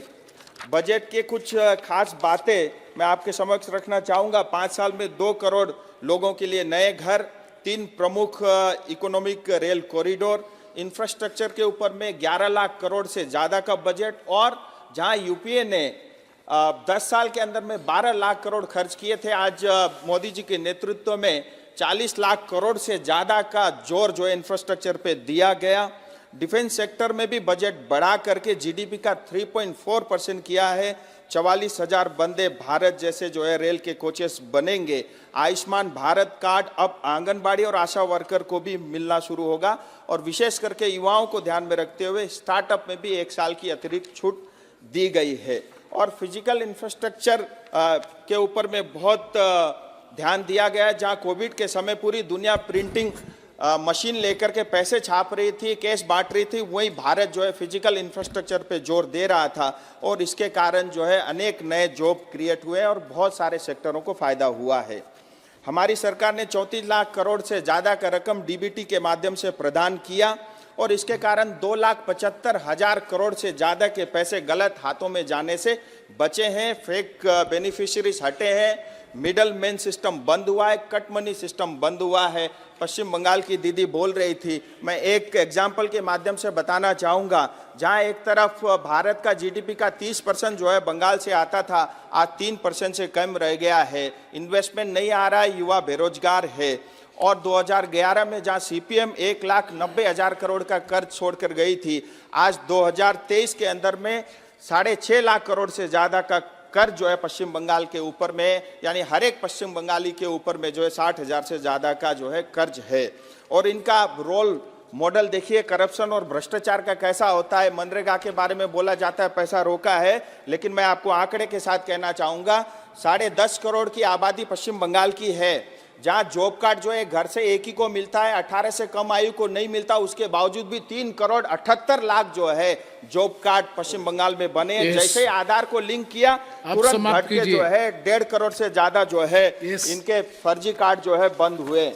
सर मैं दार्जिलिंग की बात रखना चाहूंगा और अपनी मातृभाषा नेपाली में रखना चाहूंगा। दार्जिलिंग पहाड़ तराई डुवर्स का जनताले धेरै लामो समयदेखि गोर्खाल्यान्ड रूपमा एउटा छुट्टै प्रशासनिक इकाइको माग गर्दै आएको छ। यसको कारणले गर्दा विगतमा थुप्रै आन्दोलनहरू भए। 1986-88 को आन्दोलनले त्यसको फलस्वरूप दार्जिलिङ पर्वतीय परिषदको गठन भयो। 2017 देखि 11 को आन्दोलनले जीटीए को स्थापना भयो। अर्ध स्वायत्त निकाय भनेको जीटीएलाई पनि पश्चिम बंगाल सरकारले चल्न देन। यसको कारण पुनः 2017 मा फेरि आन्दोलन भयो। हाम्रो क्षेत्र राष्ट्रिय सुरक्षाको दृष्टिले पनि अत्यन्त संवेदनशील छ।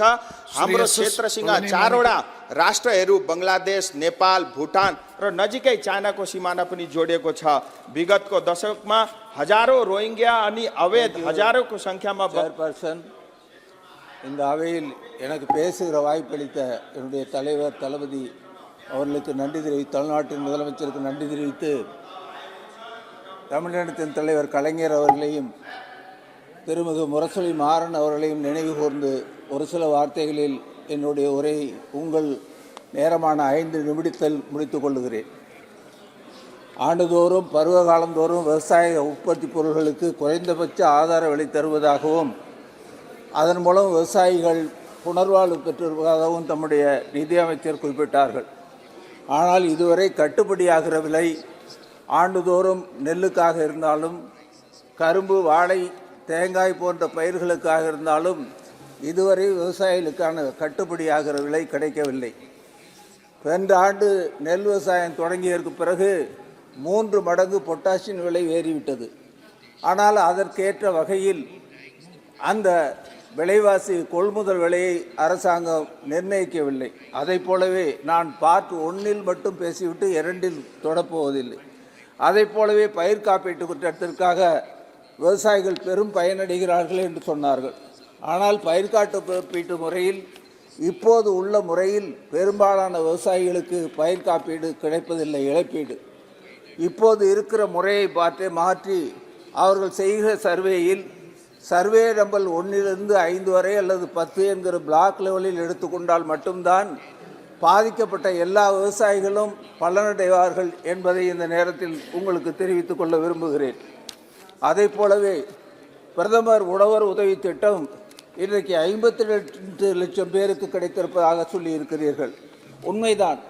ஆனால் 5 ஆண்டுகளுக்கு முன்னால் 2000 ரூபாய் கொடுத்தது இன்றைக்கு இருக்கக்கூடிய விலைவாசி உயர்வில் 12,000 ரூபாய் ஆண்டுதோறும் 6 மாதத்திற்கு 2,000 ரூபாய் வீதம். அது எப்படி விவசாய ஏழை தொழிலாளிகளுக்கு கட்டுப்படியாகும் என்பதை நினைவுகூர்ந்து அதில் அதிக தொகையை உயர்த்தி தர வேண்டும் என்று கேட்டுக்கொள்கிறேன்.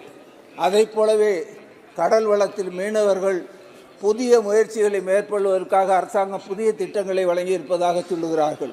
உண்மைதான். ஆனால் தென்கோடியில் இருக்கிற தமிழகத்தில் இருக்கிற மீனவர்கள் பாரம் தோறாமல் இலங்கை இராணுவத்தால் சுட்டுக் கொல்லப்படுகிறார்களே, அதற்கு ஒரு நிரந்தர தீர்வு காணக்கூடாதா என்று நீதித்துறை அமைச்சரையும் இராணுவ அமைச்சரையும் கேட்டுக்கொள்கிறேன். பிரதம மந்திரியுடைய வீடு கட்டும் திட்டத்தின் கீழ் இன்றைக்கு ஏறத்தாழ 5 லட்சம் வீடுகளை கட்டி முடிப்பதற்கான திட்டம் பிரதமருடைய அறிவிப்பில் இருக்கிறது. சபாநாயகர் இருக்கையில் அமர்ந்திருக்கிற அருமை சகோதரர் பிரேமச்சந்திரன் கூட அடிக்கடி இந்த திட்டங்கள் நாட்டில் 50% மேல் 5 ஆண்டுகளாக நிறைவு பெறாத திட்டமாக இருக்கிறது. மத்திய அரசாங்கம் கொடுக்கிற தொகையும் மாநில அரசாங்கம் கொடுக்கிற தொகையும் இரண்டையும் இணைத்தால் கூட இன்றைக்கு சிமெண்ட் விலை, கம்பியின் விலை, கூலி தொழிலாளர்களின் விலை, கூலி ஆகியவற்றை ஒப்பிட்டு பார்த்தால் இன்னும் 1 மடங்கு அவர்களுக்கு மத்திய அரசாங்கம் அவர்களுக்கு தருகக்கூடிய பணத்தை உயர்த்தி தந்தால்தான் முழுமையாக பிரதம மந்திரி வீடு கட்டும் திட்டம் நிறைவுறும் என்பதை இந்த நேரத்தில் தெரிவித்துக் கொள்ள விரும்புகிறேன். மாணவர்களுக்கான கல்வி கடன் இன்றைக்கு இந்தியாவில் இருக்கக்கூடிய மாணவர்கள் பெரும்பாலானவர்கள் உயர்கல்வி பெறுவதற்கு பெரிதும் உதவிகரமாக இருக்கிறது. ஆனால் அவர்களை கடனை வசூலிப்பதை ஒரு கந்துவட்டிக்காரனை போல் அந்த குடும்பம் நடத்தப்படுகிறது. ஆகவே 2 ஆண்டு காலத்தில் மாணவர்கள் வேலை வாய்ப்பு பெற முடியவில்லை என்றால் அந்த கடனை தள்ளுபடி செய்ய வேண்டும் என்று உங்களை நான் அன்போடு கேட்டுக்கொள்கிறேன். அதை போலவே தமிழ்நாட்டிலும் இந்தியாவிலும் மருத்துவக் கல்லூரிகளை பெரும்பான்மையாக துவங்கி இருப்பதாக சொல்லி இருக்கிறீர்கள். ஆனால் இந்தியாவில் இருக்கக்கூடிய மருத்துவக் கல்லூரியில் உங்கள் எய்ம்ஸ் எல்லா இடத்திலும் மத்திய அரசாங்கம் நேரடியாக நிதித்துறையிலிருந்து நிதியை ஒதுக்குகிற போது மதுரையில் தொடங்கப்பட்ட எய்ம்ஸில் மட்டும் ஏன் ஜப்பான் நாட்டின் கடனை பெற்று தொடங்க வேண்டும்? அதை மறுபரிசீலனை செய்து அந்த கடனை ரத்து செய்த ஒப்பந்தத்தை மத்திய அரசாங்கமே நேரடியாக உதவி செய்ய வேண்டும் என்று கேட்டுக்கொள்கிறேன். அங்கன்வாடி கட்டிடங்கள் நாடு முழுவதும் நல்ல தரமானதாக இல்லை. சமையலறையும் கழிப்பறையும் மோசமாக இருக்கிறது. அதை அருள்கூர்ந்து கவனித்து ஒரு பெரும் திட்டங்கள் இந்தியாவில் இருக்கிற எல்லா அங்கன்வாடி கட்டிடங்களையும் புதிதாக அமைத்து தர வேண்டும். உங்களை நான் உங்களோடு கேட்டுக்கொள்வது 80 கோடி மக்களுக்கு இலவச அரிசி தருவதாக சொல்லுகிறீர்கள். நாட்டில் வறுமை ஒழிந்து விட்டது என்று சொன்னால் 80 கோடி மக்களுக்கு இலவசமாக அரிசி தர வேண்டிய அவசியம் என்ன? ஆகவே உங்களுடைய அறிக்கையில் இருந்தே நாட்டில் வறுமையை நீங்கள் ஒழிக்கவில்லை என்று தருகிறது. கடைசியாக थैंक यू सर, ये सरकार हमेशा 5 ट्रिलियन इकॉनमी और 3rd लार्जेस्ट इकॉनमी की बात करती है और यूपी को कोसती है।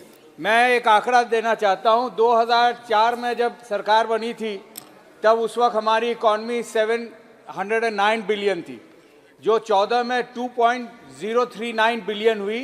अगर वही रफ्तार होता सर तो हम लोग 3 साल पहले हम लोग 3rd लार्जेस्ट इकॉनमी होते और हमारा 5 ट्रिलियन इकॉनमी 2 साल पहले ही हो चुका होता।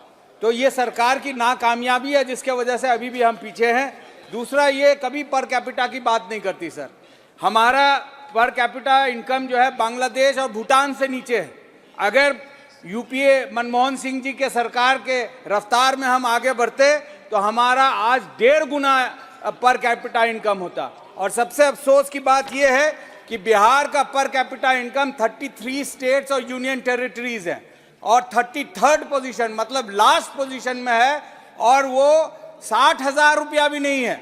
National per capita income is almost 2 lakh rupees और उसका 1/3 भी नहीं है। अफसोस की बात है सर, उस स्टेट का जहां पे 14 करोड़ की आबादी है और ये सरकार कहती है सबका साथ सबका विकास। सबसे बड़ा अगर झूठ है पूरे दुनिया में वो है सबका साथ सबका विकास। ये बिहार के खिलाफ और माइनॉरिटी को टारगेट करती है। ये सिर्फ एंटी फार्मर गवर्नमेंट नहीं है, ये एंटी यूथ है, एंटी महिला है और प्रो रिच है। ये हम लोगों ने देखा है। और खास करके अगर आप माइनॉरिटी बजट को देखेंगे, एजुकेशनल स्कीम्स हैं उसको खत्म कर रही है, स्किल्स फॉर डेवलपमेंट लाइवलीहुड उसको खत्म कर रही है, हमारे वक्फ प्रॉपर्टीज पे हमला किया जा रहा है, एनक्रोच किया जा रहा है, मस्जिदें मदरसा मज़ार को डिमोलिश किया जा रहा है, क्राइम डिस्क्रिमिनेशन किया जा रहा है, इलीगल बुलडोजर चलाए जा रहे हैं। और वही नहीं, अभी हाल में देखा होगा सर, 900 साल पुराना एक सेंट का मजार तोड़ दिया गया, ये कह के कि एनक्रोचमेंट में। अब बताइए, ये सरकार है 77 साल पुरानी, 900 साल पुराना स्ट्रक्चर तोड़ रहे हैं ये। तो ये सरकार एंटी माइनॉरिटी है और ये मुल्क के लिए अच्छी बात नहीं है। सर, बिहार में मैंने कहा था अगर बिहार को और माइनॉरिटी को अगर देखा जाए तो लगभग 35 करोड़ की आबादी है, 1/4 of the population of India, and you can not grow with the neglect of these 1/4 population of the world. Sir, give me 1 minute, 1 minute. 2 minutes. 1 minute, please. Okay. So you have to take everybody along. Sir, मैं किशनगंज के बारे में अपने constituency के बाद 5 साल से लगातार एमयू के बारे में मुद्दा उठा रहा हूं। आज भी माननीय मंत्री जी को चिट्ठी लिखा, अभी तक ना तो हमको टीचिंग नॉन टीचिंग मिले ना ही फंड्स मिले। महानंदा बेसिन जिसके वजह से हजारों लोगों को इफेक्ट होता है हर साल, उसमें मेरी मांग है कि जो कोसी और मेची को लिंक किया जा रहा है इसको रोकना चाहिए। दूसरी बात यह है कि ये बोल्डर पिचिंग या कंक्रीट वॉल बनाना चाहिए और हर साल ड्रेजिंग करना चाहिए ताकि फ्लड से हमारा नुकसान ना हो। गवर्नमेंट मेडिकल कॉलेज हर डिस्ट्रिक्ट में देने की बात थी, हमारे डिस्ट्रिक्ट में नहीं दिया गया, उसको देने की ज़रूरत है। सुरजापुरी जो सबसे पिछड़ी कम्युनिटी है उसको ओबीसी लिस्ट में आना चाहिए। सर, 1/2 मिनट सर, किशनगंज और सीमांचल में जलालगढ़ रेलवे को चालू करना चाहिए और किशनगंज एरिया सीमांचल में सबसे कम अपॉर्चुनिटीज हैं जॉब की, धन्यवाद सर, उसके लिए ध्यान देनी चाहिए। बहुत बहुत शुक्रिया। धन्यवाद सर, धन्यवाद धन्यवाद। हाँ, ये बजट इतने अच्छे बजट है, बजट को देखने के बाद और 10 साल का काम देखने के बाद हर सांसद को बोलना पड़ेगा जो हमारा एरिया में कुछ हुआ है कि क्योंकि हमारा फाइनेंस मिनिस्टर जितने सारे अप्लाई हुआ था, मेरे एक गांव में, मेरे एक अंचल में बैंक के लिए बोला था 65 ईयर्स, ये सीपीएम वालों कांग्रेस वालों कोई नहीं कर पाया, लेकिन आज सैंक्शन हुआ है। मेरे वहां पे हर जगह में काम हुआ है, हर दिन काम होता है। आपका जैसे स्पीड डेवलपमेंट होता है, स्ट्रॉन्ग कंट्री के लिए मुद्दे को जैसे यूपीआई आज हर कंट्री में चल रहा है, 50 कंट्री में चलेगा। आज सबका साथ सबका विकास हो रहा है, मेक इन इंडिया हम लोग बोल रहे हैं, हर जगह में काम हो रहा है। लेकिन विरोधी पक्ष को एक ही काम है, घोटाला। और आज कोई भी 10 साल हो गया, एक भी घोटाला सामने नहीं आया। मैं यही बोलना चाहता हूं, अब मैं आपको धन्यवाद देना चाहता हूं, मेरा एरिया में कम से कम इतने सारे काम हुआ। 233 करोड़ आपका विष्णुपुर जयरामबाड़ी रेलपथ का शुरू किया है। मेरा एरिया में 6 लेन हाईवे हो रहा है, मेरा एरिया में 17.5 का मंदिर हो रहा है, हर जगह में काम होता है। आज से विरोधी पक्ष का एक ही काम है, काम नहीं हो रहा है। हाँ जी, मैं पश्चिम बंगाल से आता हूं, हर दिन रास्ते में बैठते हैं, क्योंकि पश्चिम बंगाल सरकार इतना घोटाला करते हैं, सिर्फ चोर चोर चोर पब्लिक ने बोलते हैं तृणमूल कांग्रेस वाले को, तृणमूल सरकार को। आज कैग ने रिपोर्ट दिया है 2 लाख के आसपास आपका चोरी हुआ है, उसका यूसी नहीं जमा दिया है। आज यही बात के लिए हम लोग जो साथी है वो सोगत था बोल रहा था सेंट्रल गवर्नमेंट ये नहीं कर रहे वो नहीं कर रहे। मैं तो बोल रहा हूं, मैं गांव से आता हूं, मैं बिष्णुपुर से आता हूं, हर काम में सरकार में हो रहा है 10 साल में। और मोदी जी का बात है ना, एक गतिशील भारत, हमारा सबका साथ सबका विकास वही होगा। मैं सिर्फ यही बोलेंगे, हमारा पश्चिम बंगाल का जितने सारे सांसद है मैं उनको रिक्वेस्ट करेंगे 50,000 करोड़ का रेल का प्रोजेक्ट रुका हुआ है, ये जल्दी जल्दी पास हो जाए तो बहुत अच्छा है। मेरा बिष्णुपुर टू ताड़का से लेकर अंदर में भावादी आते हैं स्टेट गवर्नमेंट, उसका कुछ भी काम नहीं करे, स्टेट गवर्नमेंट जमीन भी नहीं दे रहा है। हमारे एरिया में केंद्रीय विद्यालय भी हो गया लेकिन उसका जमीन की वजह से रुका हुआ है। मेरा यही है जो हर स्टेट गवर्नमेंट अच्छे काम करे। आज राम मंदिर हो रहा है, वहां पे कितने सारे विकास हो रहा है और हमारा पश्चिम बंगाल पीछे जा रहा है। हमारा स्टेट गवर्नमेंट जितने सारे नागरिक करते हैं उसको डीए नहीं मिलते हैं, हमारा वहां पे जो कामयाब स्टूडेंट्स है उसको नौकरी नहीं मिल रहा है। पश्चिम बंगाल जो आगे बोलते थे आज पीछे जा रहा है। मैं यही बोलेंगे ये बजट जो है सुंदर बजट है और हमारा देश आगे बढ़ेंगे और ये विकसित भारत अगले 25 साल मोदी जी का नेतृत्व में हम लोग आगे बढ़ेंगे। धन्यवाद, नमस्कार। धन्यवाद सौमित्र खान। श्री के Ram Mohan Naidu ji. Thank you, Chairman, sir, for giving me the opportunity to speak on the interim budget 2023-24, sir. And you have been a witness of our speeches for the last 10 years. Whenever there has been a discussion on the budget, the main issue, the important issue that we always talk about is the AP Reorganization Act. And since the bifurcation of Andhra Pradesh, almost 10 years have passed, sir. I would like to present a report card in front of the central government for these 10 years by dividing it into 2 terms, sir. One when TDP was in power in the state government and one when YSRCP is in power in the state government. So the first 5 years when TDP was there, sir, in this very house, we have discussed a lot of issues, and considering the AP Reorganization Act, some of the important issues, how it differed in the first term and the second term, I would like to explain it to the House, sir.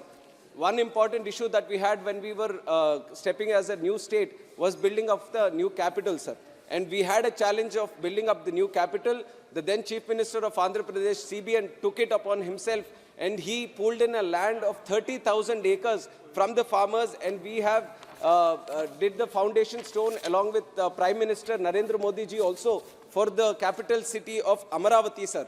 And it was happened on a Shubh Divas of Vijay Dashami. We did the foundation stone, and we created a lot of pride in the capital city of Amaravati. And in the next term, after YCP has come to power, it has created a nutshell mad idea of creating 3 capitals, and right now we are ended up with no capital at all. Now Amaravati has been, the farmers of Amaravati has been protesting for 1500 days, sir. In this very country, farmers have been protesting for 1500 days, but they have been beaten, they have been arrested, they have been insulted, and that is the situation that Amaravati is going through today. And RBI itself has said that if the state government of Andhra Pradesh can tell us where the capital is, then we can establish the headquarters. That is the sad situation of Andhra Pradesh today, sir.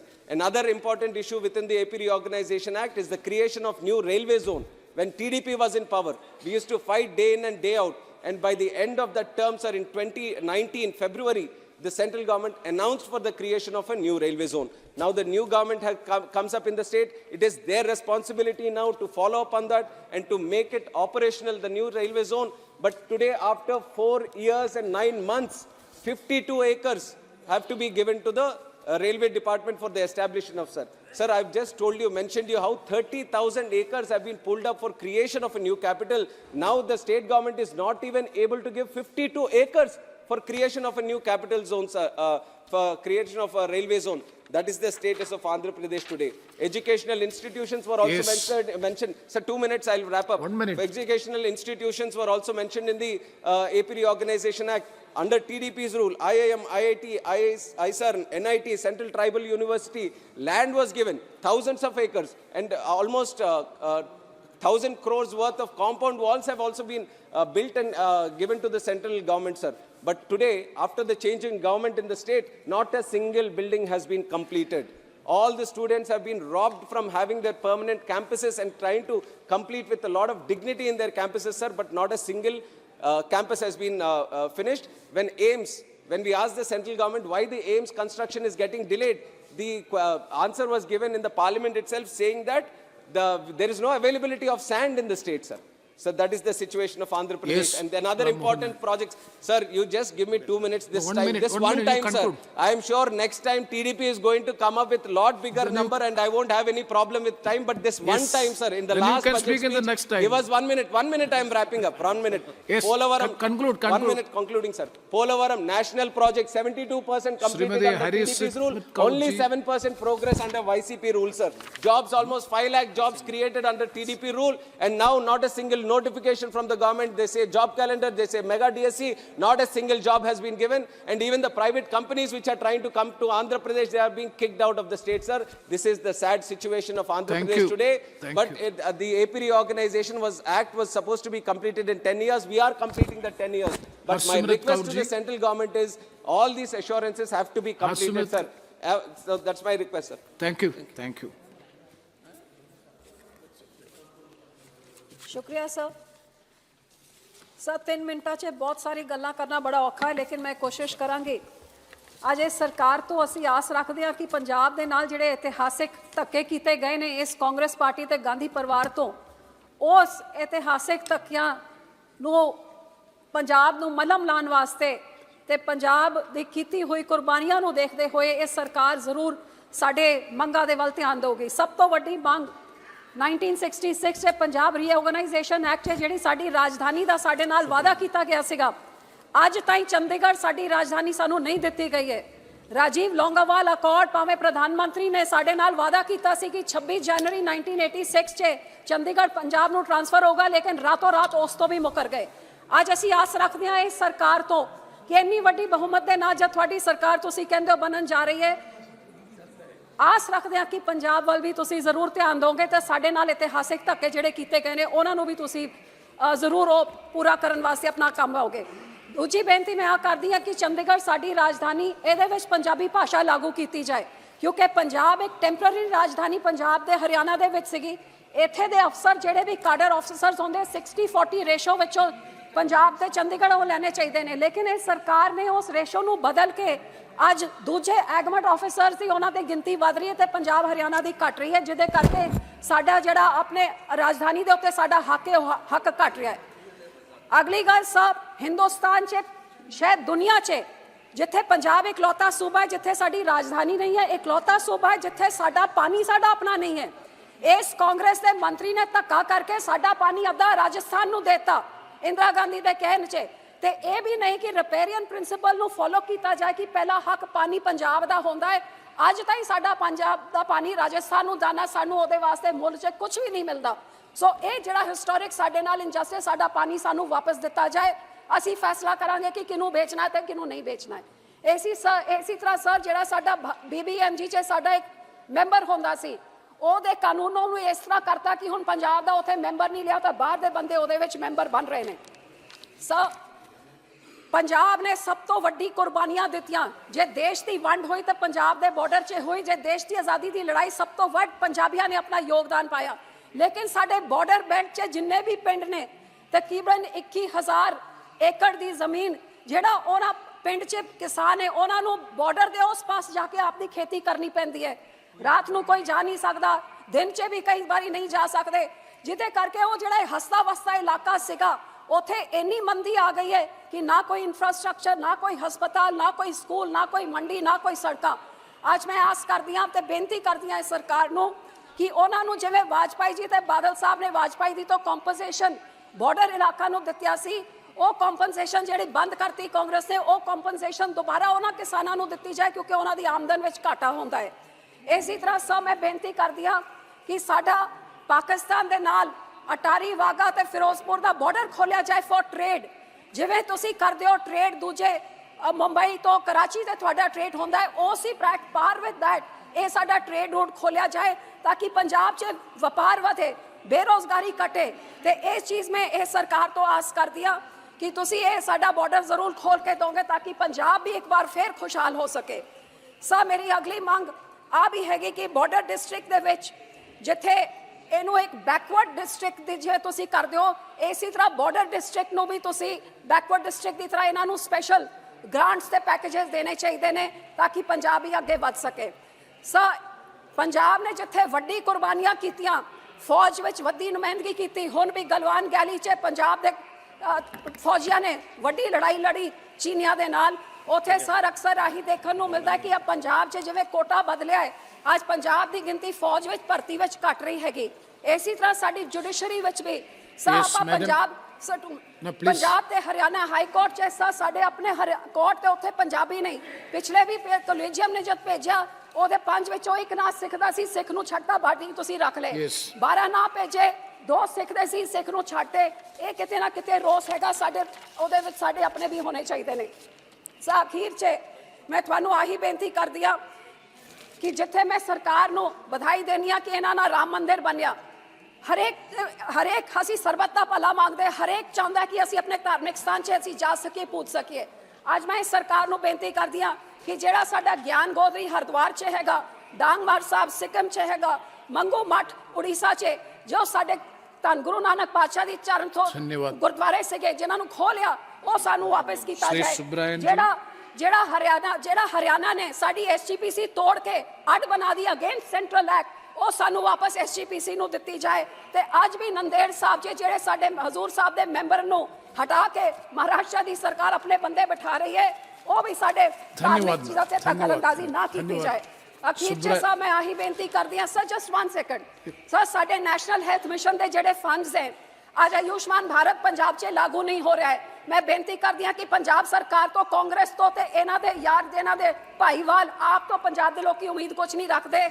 ਸਾਡੇ anganwadi workers ਜਿਹੜੇ ਉਹਨਾਂ ਦੀ ਸਿਰਫ 2200 ਤੇ 2400 ਉਹਨਾਂ ਦੀ ਆਮਦਨ ਹੈਗੀ, ਇਹਨਾਂ ਦੀ ਆਮਦਨ ਨੂੰ ਵਧਾਇਆ ਜਾਏ ਕਿਉਂਕਿ 2200 ਤੇ 2400 ਚ ਮਹੀਨੇ 'ਚ ਕੁਝ ਨਹੀਂ ਸਰਦਾ ਤੇ ਪੰਜਾਬ ਸਰਕਾਰ ਉਹ ਵੀ 6-6 ਮਹੀਨਿਆਂ ਵਾਸਤੇ ਨਹੀਂ ਦਿੰਦੀ। ਇਹ ਜ਼ਰੂਰ ਮੈਂ 1 सेकंड आप कंक्लूजन सर 1 सेकंड सर अखीर 'ਚ मैं आही बेनती करदी हां कि ये ਜਿਹੜੇ अपना ਜਿਹੜਾ एक ਤੁਸੀਂ ਸਾਰੇ फंड्स ਇਹਦੇ एक PGI सैटेलाइट सेंटर खडूर साहब 'ਚ ਚਾਹੀਦਾ ਹੈ ਤੇ एम्स ਵਿੱਚ 300 बेड ट्रॉमा सेंटर चाहिए है सर, ते जेड़ा किसानां वास्ते खास धन्यवाद मैडम, धन्यवाद सुब्रह स्वामीनाथ स्पीक यस धन्यवाद கால பட்ஜெட்டின் மீது प्लीज இந்த இடைக்கு प्लीज सुब्रहन जी ஆனால் 2014ஆம் ஆண்டில் தொடங்கிய இருண்ட காலம் இன்னும் விடியவே இல்லை என்ற ஒரு வரியிலே தான் நிலைமையை மதிப்பீடு செய்ய முடியும். இது ஏதோ எதிர்த்தரப்பிலிருந்து ஆளுகிற தரப்பை இட்டுக்கட்டி சொல்லுகிற ஒரு குற்றச்சாட்டு அல்ல. நாட்டு நிலைமையை நிதானமாக பரிசீலிக்கிற போது இந்த முடிவுக்குத்தான் நேர்மையான எவரொருவரும் வந்து சேர வேண்டிய அவசியம் இருக்கிறது. நான் நிறைய சொல்ல வேண்டும், ஆனால் அதற்குரிய காலம் இல்லை.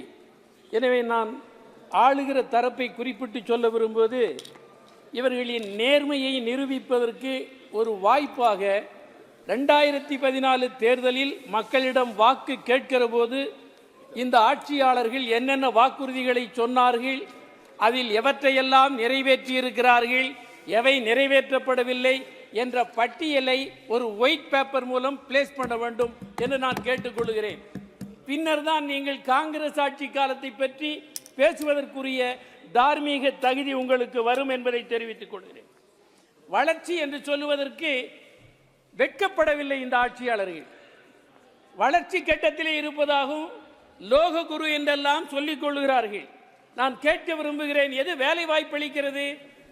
வரலாறு காணாத வேலை வாய்ப்பின்மை, வரலாறு காணாத கடன், வரலாறு காணாத விலையேற்றம், இந்த மூன்றையும் வைத்துக்கொண்டு எங்கே வளர்ச்சி இருக்கிறது என்று சொல்லுகிறார்கள். எனவே வளர்ச்சி இருக்கிறது என்று சொல்லுவது பல்வேறு உண்மைக்கு புறம்பான சித்திரங்களை தீட்டுவதைப் போல நாடு வளர்ச்சி பெற்றிருப்பதாக ஒரு பொய்யான சித்திரத்தை தீட்டுகிறார்கள். இது நான் சொல்லவில்லை, பிஜேபியில் அங்கம் வகித்துள்ள சுப்பிரமணியம் சுவாமி சொல்லுகிறார். ஆட்சியாளர்களுக்கு பொருளாதார ஞானம் இல்லை, அவர்களால் நல்லாட்சி தர முடியாது என்று சொல்லுகிறார்.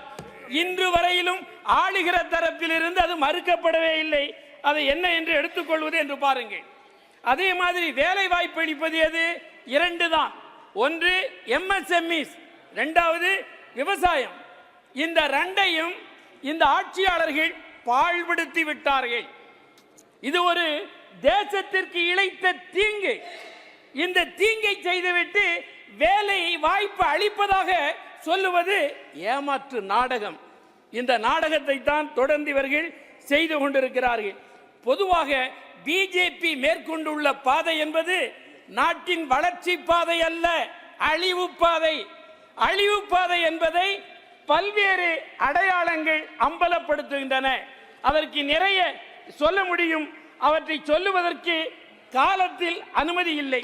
நான் கேட்க விரும்புகிறேன், இந்த ஆட்சியாளர்கள் அதானி அம்பானிக்கு கார்ப்பரேட் நிறுவனங்களுக்கு 25 லட்சம் கோடியை இந்த 10 ஆண்டுகளில் ரத்து செய்ய உங்களுக்கு மக்கள் அதிகாரம் தந்தார்களா? இவர்களுக்கு தந்திருக்கிறார்களா? ஏன் இவர்கள் இதை செய்கிறார்கள்?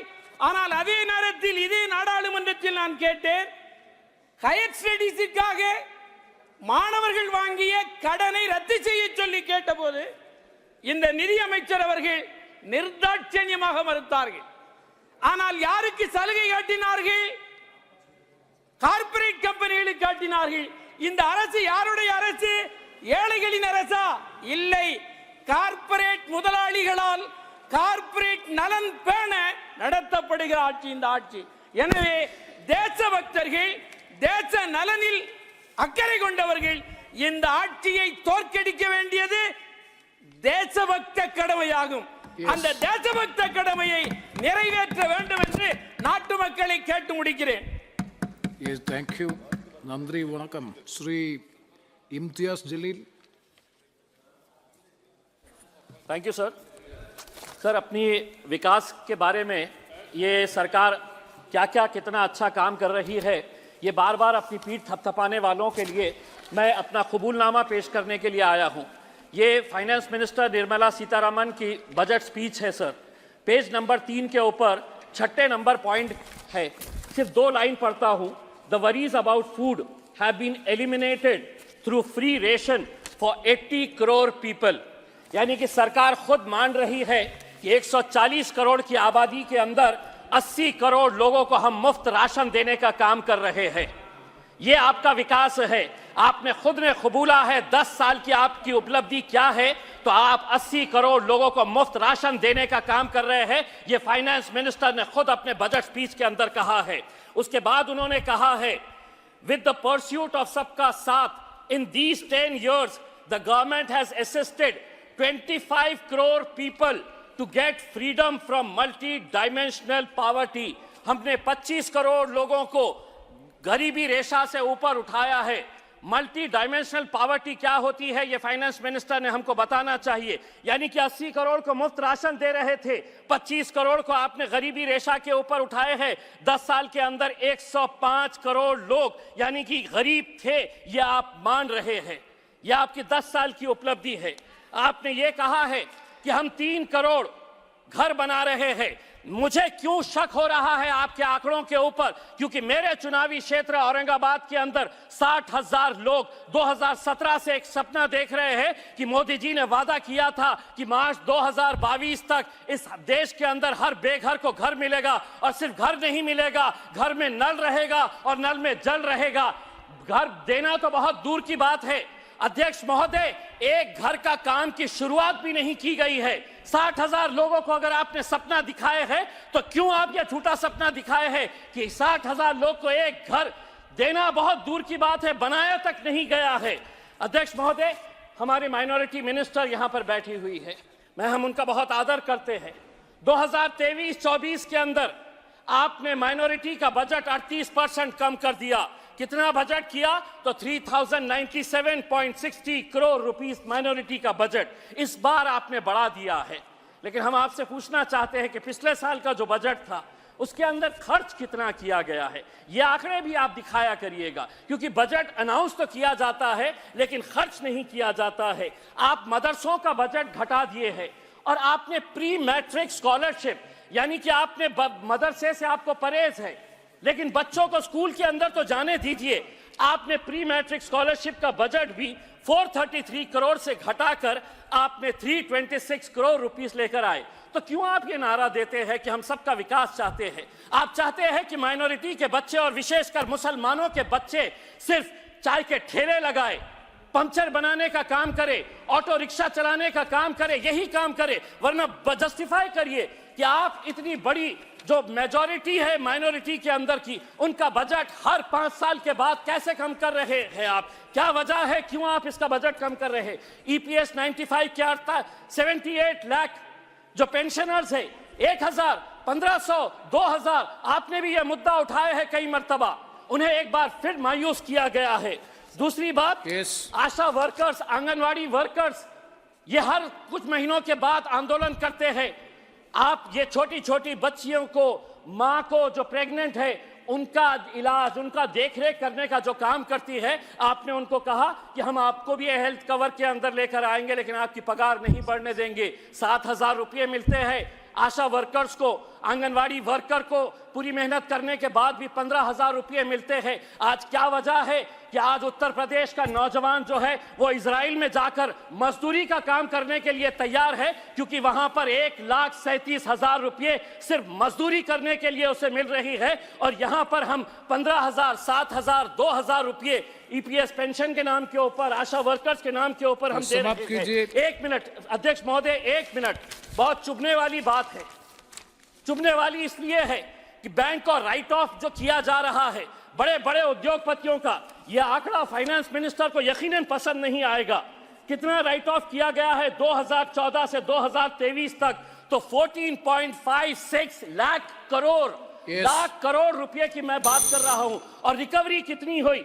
तो रिकवरी महज 14.07% हुई है, यानी कि 86% रिकवरी कब होगी? और ऐसे मौके के ऊपर सिर्फ 30 सेकंड दीजिए, जब आप बड़े बड़े उद्योगपतियों का पैसा माफ कर रहे हैं। मेरे चुनावी क्षेत्र औरंगाबाद के अंदर 3,330 ऐसे सरकारी स्कूल है जिनके ऊपर पक्की छत नहीं है, टीन के शेड के नीचे ये बच्चे पढ़ते हैं। हम एसी बंद करने की बात कर रहे हैं और वो तपती धूप के अंदर टीन के शेड के नीचे पढ़ रहे हैं। स्वतंत्र भारताच्या इतिहासात पक्की छत नहीं है, टीन के शेड के नीचे ये बच्चे पढ़ते हैं। हम एसी बंद करने की बात कर रहे हैं और वो तपती धूप के अंदर टीन के शेड के नीचे पढ़ रहे हैं। स्वतंत्र भारताच्या इतिहासात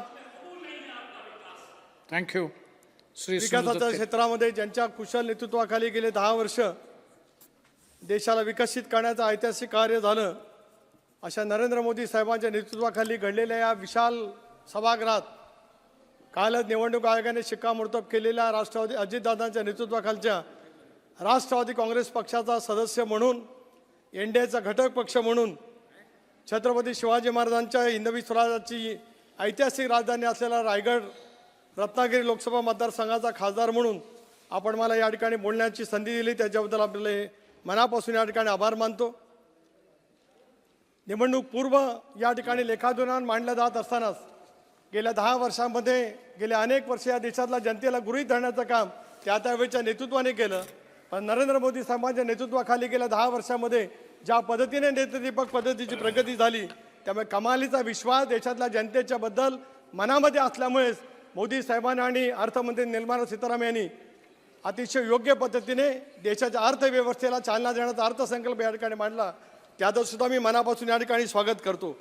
देशभरामध्ये पायाभूत सुविधा निर्माण केल्या जात असतानाच या देशांतील सर्वाधिक लांबीचा 22 किलोमीटर लांबीचा अटल सेतू पूल, करंजा ते रेवस, एकेकाळी सागरी महामार्गाची कल्पना बॅरिस्टर अंतुले साहेबांनी बघितली।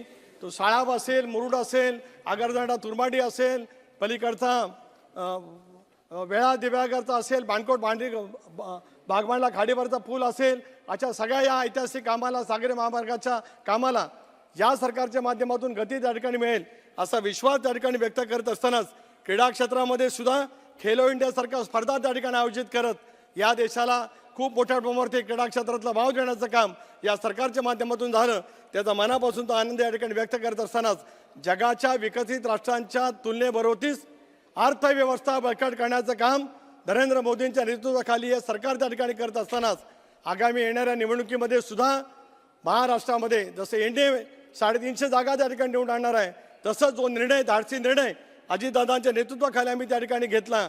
आज महाराष्ट्रातलं महायुतीचं सरकार संघराज्याच्या कल्पनेमध्ये केंद्र सरकारच्या मदतीतून महाराष्ट्राला जो धर्मनिरपेक्ष विचाराचा वारसा आहे, शाहू फुले आंबेडकरांची समता आहे, त्या महाराष्ट्राला गतिमान करण्याचं काम उद्याच्या भवितव्याच्या कालावधीमध्ये त्या ठिकाणी घडत असतानाच, जंजिरा किल्ल्यावरती आक्रमण करत असतानाच छत्रपती शिवरायांनी उभारलेला पद्मदुर्ग किल्ला याला भारतीय पुरातत्व खात्याच्या जंजाळातून मुक्त करत अधिनिधी देत त्या ठिकाणी एक ऐतिहासिक स्वरूपाचं कार्य घडेल असा विश्वास या ठिकाणी व्यक्त करत असतानाच मी आज या ठिकाणी हा विश्वास देतो की देशभरामध्ये एक वेगळं वातावरण नरेंद्र मोदी साहेबांच्या नेतृत्वाखाली निर्माण झालं असतानाच महाराष्ट्र, ज्या महाराष्ट्राची एक थोर परंपरा देशाच्या इतिहासात जाज्वल्य पद्धतीने त्या ठिकाणी अधोरेखित केली गेली आहे, त्या महाराष्ट्रामधून सुद्धा 45+ या जास्ती जागा इंडियाच्या माध्यमातून निवडून आणत असतानाच एकनाथजी शिंदे, देवेंद्रजी फडणवीस, अजितदादा पवार यांच्या नेतृत्वाखाली पुन्हा एकदा ज्या वेळेला 18व्या लोकसभेचं पहिलं अधिवेशन होईल, या देशाचा गौरवशाली अर्थसंकल्प मांडला जाईल, त्याला महाराष्ट्राला गतिमान करण्याचं काम आणि विशेष करून ज्या परिसरातून मी निवडून येतो त्या 720 किलोमीटर लांबीच्या मच्छीमारांची अत्याधुनिक पद्धतीची मच्छीमारांची बंदरं आणि इतर पायाभूत सुविधा निर्माण करण्याचं काम या सरकारच्या माध्यमातून घडेल असा विश्वास या ठिकाणी व्यक्त करतो. आपण मला संधी दिल्याबद्दल आपले आभार मानतो. जय हिंद, जय महाराष्ट्र, जय Shivrai. Thank you. Honorable Minister Smriti Irani ji would like to intervene. Thank you sir for the kindness shown to me. सर्वप्रथम मैं अपने संगठन का और संसदीय कार्य मंत्री जी का विशेष आभार व्यक्त करती हूं कि आज मुझे इंटरवीन करने का मौका मिला. सर, कृतज्ञता की भावना के साथ आज अमेठी की सांसद के नाते मैं माननीय प्रधानमंत्री जी का विशेष आभार वंदन करना चाहती हूं. किसी भी सांसद के लिए उनका पहला कार्यकाल इस भवन में सांसद के नाते यादगार होता है, लेकिन नेता अगर नरेंद्र मोदी जैसा हो तो इतिहास गढ़ने का और इतिहास की साक्षी बनने का भी मौका मिलता है. इसलिए आज मैं ऋणी हूँ कि धारा 370 को हटते हुए हमने न सिर्फ देखा बल्कि उसको हटाने में अपनी ओर से सांसद के नाते हम सहयोग भी कर पाए. मैं ऋणी हूँ कि इस भव्य भवन में जो पहला भारत सरकार की ओर से विधेयक आया उसने देश भर में महिलाओं को 33% का आरक्षण दिलवाया. लेकिन साथ ही आज मैं रामलल्ला के प्रति आभार व्यक्त करती हूँ, ऋण व्यक्त करती हूँ कि जब उन्होंने निर्णय लिया कि वो भव्य मंदिर में विद्यमान होंगे तो प्राण प्रतिष्ठा के लिए चुना तो इसी सदन के नेता को चुना. और राष्ट्र सेवक को हमने राम सेवक की विनम्र स्वरूप में अयोध्या धाम में देखा, ये हमारे लिए किसी सौभाग्य से कम नहीं. लेकिन ये भी सत्य है कि विनम्रता के भाव के साथ प्रधानमंत्री जी ने प्राण प्रतिष्ठा के समारोह के लिए आमंत्रण स्वीकार किया और कुछ ऐसे हैं जिन्होंने प्रभु को भी नकारा और आमंत्रण को भी नकारा. और उनके लिए मुझे लगता है कि यही उचित होगा कहना कि जाको प्रभु दारुण दुख दीन्हा ताकि मति पहले हर लीना. मतलब प्रभु जिनको भव्य दुख देने वाले हैं सबसे पहले उनकी मति भ्रष्ट होती है. तो आज मैं ऐसे व्यक्ति के बारे में जो पूर्व के सांसद रहे उन पर विश्लेषण करने की बजाय मैं आभार वंदन करना चाहती हूँ प्रधानमंत्री मोदी का. लेकिन उससे पहले इस सभा में, इस सदन में एक तिरस्कार की भूमिका में प्रधानमंत्री मोदी और उनकी सरकार पर जो कटाक्ष हुए उसके संदर्भ में कुछ कहना चाहती हूँ अमेठी की सांसद के नाते. 48 साल 48 इयर्स अमेठी में इंडियन नेशनल कांग्रेस के प्रतिनिधि रहे और आज अगर यूपीए के कार्यकाल में उस क्षेत्र में क्या हाल था जनता जनार्दन का उसको उल्लेखित करूं तो सेंसस 2011 का ये आंकड़ा है कि सुल्तानपुर जिला जिसमें अमेठी समाहित थी उसमें लगभग 62% परिवारों के पास बिजली नहीं थी. ये कांग्रेस के कार्यकाल का आंकड़ा है कि जिस जिले में अमेठी समाहित थी 2011 का आंकड़ा कहता है कि 83.8% उस जिले में परिवारों के पास शौचालय नहीं था.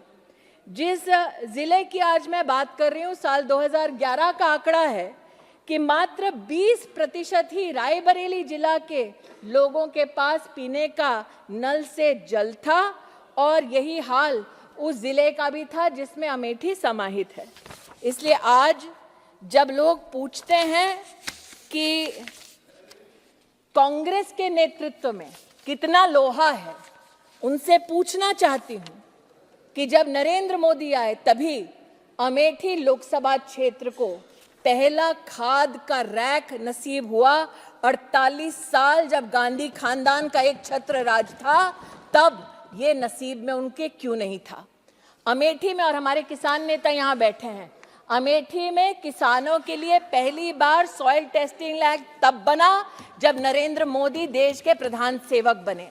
अमेठी में पहला कृषि विज्ञान केंद्र तब बना जब देश के प्रधान सेवक नरेंद्र मोदी बने। और आज अमेठी के 3,80,000 किसानों की ओर से प्रधानमंत्री जी का विशेष आभार कि उन्होंने बजट में पीएम किसान योजना के अंतर्गत 3,80,000 किसानों का सम्मान बढ़ाया। हर वर्ष उनको 6,000 रुपया उनके बैंक के खाते में भिजवाया। आज जो इस सदन में कांग्रेस के नेतृत्व का दम भरते हैं, उनसे पूछना चाहती हूं, ये आंकड़ा झुटलाया नहीं जा सकता। प्रधानमंत्री जनधन योजना के अंतर्गत अमेठी लोकसभा क्षेत्र में 10 लाख बैंक के खाते पहली बार खुले। जहां गांधी खानदान का 48 साल एक छत्र राज था, वहां 10 लाख लोग बैंक के खाते से वंचित क्यों थे। आज मैं प्रधानमंत्री मोदी को अमेठी के जनमानस की ओर से आभार व्यक्त करती हूं कि हमारे देश में 1 रुपए के प्रीमियम में सुरक्षा का, बीमा का कवच दिलवाया। नरेंद्र मोदी ने अमेठी में 7 लाख लोगों को पीएम सुरक्षा बीमा योजना के अंतर्गत लाभ मिल रहा है। इस सत्य को खानदान कितना भी चाहे झुटला नहीं सकता। आज यहां पर मैंने कटाक्ष सुनते अनुभव किया कि लोगों ने कहा कि भाई मेरे यहां तो घर बन नहीं रहा। अब जहां गांधी खानदान ने 48 साल बिताए, वहां पर प्रश्न उठता है कि मात्र मोदी के कार्यकाल में, और मैं सांसद के नाते आभार व्यक्त करती हूं, 1,08,062 घर बने। नरेंद्र मोदी ने 1,08,062 परिवारों को जीवन में पहली बार घर दिया। जहां पर गांधी खानदान का 48 साल एक छत्र राज रहा, वहां 1,08,000 परिवार घर से, छत से वंचित क्यों रहे। सेल्फ हेल्प ग्रुप देश भर में 10 करोड़ बहनों को और 3 करोड़ बहनों को विशेष लखपति दीदी बनाने का संकल्प है। उस संकल्प में अमेठी की 1,25,000 बहनें जुड़ रही हैं। प्रधानमंत्री जी का विशेष उसके लिए अभिनंदन। आज मैं माताओं बहनों की बात करने वाले लोगों से कहती हूं, जिनको इस बात का दुख है कि आंगनबाड़ी आशा बहनों को आयुष्मान भारत का लाभ मिल रहा है, उनसे बतला दूं कि जब कांग्रेस का शासन था तो उसी आंगनबाड़ी की दीदी को 750 रुपए मिलता था, तब इनका दिल नहीं दहलता था। आज मोदी 4,500 रुपया भी दे रहे हैं, सालाना 5 लाख रुपए के आयुष्मान भारत का कवच भी दे रहे हैं, तब इनके मुख से एक शब्द मोदी जी को आभार व्यक्त करने के लिए नहीं फूटा। ये द्वेष की भावना से काम करते हैं और नरेंद्र मोदी राष्ट्र के उत्थान की कल्पना के साथ काम करते हैं। आज उसी उत्थान की गाथा में अमेठी में प्रधानमंत्री जन आरोग्य योजना से 6 लाख लोग जुड़े हैं और मात्र एक जनपद में 28 करोड़ रुपया सिर्फ जन आरोग्य योजना का बटा है। उसके लिए प्रधानमंत्री जी को आभार।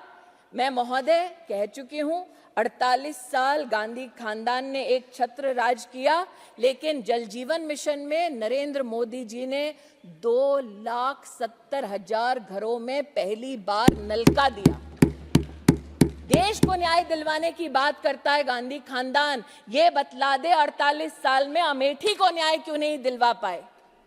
आज स्वच्छ भारत मिशन के अंतर्गत अमेठी में इंडिविजुअल हाउस होल्ड टॉयलेट्स बनाने की श्रृंखला महोदय 4 लाख को पार कर चुकी है। जो ना शौचालय दे सके एक जनपद में, ना बैंक का खाता दे सके एक जनपद में, जो ना घर दे सके गरीब को एक जनपद में, आज वो एड़ी चोटी का जोर लगा रहे हैं कि नरेंद्र मोदी को किसी भी स्वरूप में अपमानित करें। ये आज इस सदन के माध्यम से, मैं आपके माध्यम से राष्ट्र को अवगत कराना चाहती हूँ। अमेठी वो लोकसभा क्षेत्र है जहां 48 साल 48 इयर्स गांधी खानदान का एक छत्र राज रहा, लेकिन जब पूर्व सांसद की बात आती है तो उनके सानिध्य में 200 फैक्ट्रियां बंद हुई। आज मैं नरेंद्र मोदी का अभिनंदन करती हूं, छोटी सी छोटी इकाई को खोलकर महोदय 6,000 से ज्यादा MSMEs को, उद्योग को छोटी इकाई में अगर किसी ने सहयोग दिया तो वो मोदी सरकार ने सहयोग दिया। महोदय, प्रधानमंत्री जी ने विशेष अभिनंदन किया उज्ज्वला की बहनों का, जिनको धुएं से रसोई में अपनी मुक्ति मिली। ये पूछने लायक बात है कि जिस सरकार में एक महिला मुखिया थी, उसी के लोकसभा के सानिध्य में 2,20,000 महिलाएं गैस की सिलेंडर की सुविधा से वंचित क्यों थी? आज अमेठी की 2,20,000 बहनें उज्ज्वला योजना के लिए प्रधानमंत्री जी को विशेष आभार व्यक्त करती हैं। मैं समय की मर्यादा जानती हूं महोदय, इसलिए 2-3 बातें कहकर अपनी वाणी को विराम दूंगी। मेरे हाथ में महोदय एक लिस्ट है। सिंहपुर, जामो, गौरीगंज, भेटुआ, तिलोई, मुसाफिर खाना, बहादुरपुर, भादर, सलोन, इसमें 40 गांव ऐसे हैं महोदय जिनमें बिजली पहली बार मिली जब डबल इंजन की भाजपा की सरकार आई। 48 साल और 40 गांवों में बिजली तक का ना होना 2017 तक महोदय, ये बतलाता है इनकी क्षमता क्या है। और महोदय, आज आपको पुनः याद दिलाती हूं कि जब प्रधानमंत्री महोदय ने इसी सभागार में अपने वक्तव्य को राष्ट्रपति जी के प्रति कृतज्ञता के भाव से अपने उद्बोधन को समर्पित किया था, तब उन्होंने इस सदन को और राष्ट्र को याद दिलाया था कि जब जब कोई भी ऐसा नेता जो गांधी खानदान को चुनौती देता है और जो विशेष वंचित परिवार से आता है, उसको गांधी खानदान, कांग्रेस पार्टी जलील करती है, अपमानित करती है। आज अमेठी के इतिहास का एक छोटा पृष्ठ आपके ध्यान में लाना चाहती हूं महोदय। जब अमेठी में राजमोहन गांधी जी ने चुनाव लड़ा था, महात्मा गांधी के सर ये पोते, इन्होंने जब चुनाव लड़ा तब जागड़ ब्लॉक में नंदमहर में ईंटों से, पत्थरों से उनको मारा गया। शुक्ल बाजार के The intervention of the Honorable Minister is fully confining to the constituency which she represents. Yes, sir, I'm talking. Yeah. Fight against the Gandhi family was beaten. Sir, he was literally bricked in Shahagad block. In Shukal Bazaar, he was forcibly made to sit in a police station, and he, the grandson of Mahatma Gandhi, was called Nakli Gandhi by those who usurped the name of Gandhi to do their politics. This is Amethi, sir. That when Maneka Gandhi went to fight an election in 84, she was also humiliated. And when, sir, I don't know why they are upset. This is their history, sir. Sharad Yadav ji, when he went to fight Amethi, sir, he was told by Congress के नेता कि शरद वापस जाओ, जाकर अपनी भैंस चराओ। इसलिए आज जब प्रधानमंत्री का ये अपमान करते हैं तो किसी को आश्चर्यचकित नहीं होना चाहिए। जो बाबा साहब अंबेडकर का अपमान करते हैं, गांधी के पौत्र को जो ईंटें मारते हैं, वो नरेंद्र मोदी का सम्मान नहीं करेंगे। महोदय, आज मैं अगर इन्हें इतनी लज्जा आती है कि इनके नेता ने क्या किया, तो मैं कह दूं 7 पुश्तें निकल जाएंगी, लेकिन ये पाप नहीं धुलेगा। मैं महोदय इतना कहना चाहती हूं, मैं महोदय ये कहना चाहती हूं कि आज आपने बजट में इंटरवेंशन करने के लिए मुझे मौका दिया। Adhir ji, if anything objection, it will be looked into. Nothing is objectionable, sir. I can actually prove it on the table, if so desired, and the evidence will embarrass the Gandhi family even more. No, please. That they threw stones at the grandson of Mahatma Gandhi in Amethi, that they humiliated Sharad Yadav in Amethi, that they humiliated Kashi Ram in Amethi, that they humiliated every leader who stood up against this family. Is the truth which can be evidence in this house. Sir, No, please. Sir. Please, avoid. Please sir, don't. जो अभी Please. व्याकुल One हो second, रहे हैं one उनसे second. कह रही हूँ Please, जो व्याकुल हो रहे हैं don't सर, mention उनसे the कह- name of हाँ, any sir. family. It is not नहीं proper. सर, मैं इतना ही कह रही हूँ, नए भारत की भोर है, अमेठी Yes, का है, श्रीमती- मोदी वंस मोर है। Madam- इतना ही अमेठी की सांसद के नाते प्रधानमंत्री जी को अब तक उन्होंने जितना अमेठी को बजट के माध्यम से, राष्ट्र को बजट के माध्यम से उन्नति के पथ पर लेकर आए, उसका धन्यवाद। आभार। और उनके तीसरे कार्यकाल की मैं अमेठी के नागरिकों की ओर से उनको बधाई देती हूँ। पुनः कहती हूँ, धन्यवाद। नए भारत का भोर है, इंडिया में मोदी वंस मोर है। Thank you. Next speaker, Madam Srimati Jimbil Yadav ji. Jimbil Yadav ji, please. Shri Chandreshwar Prasad ji.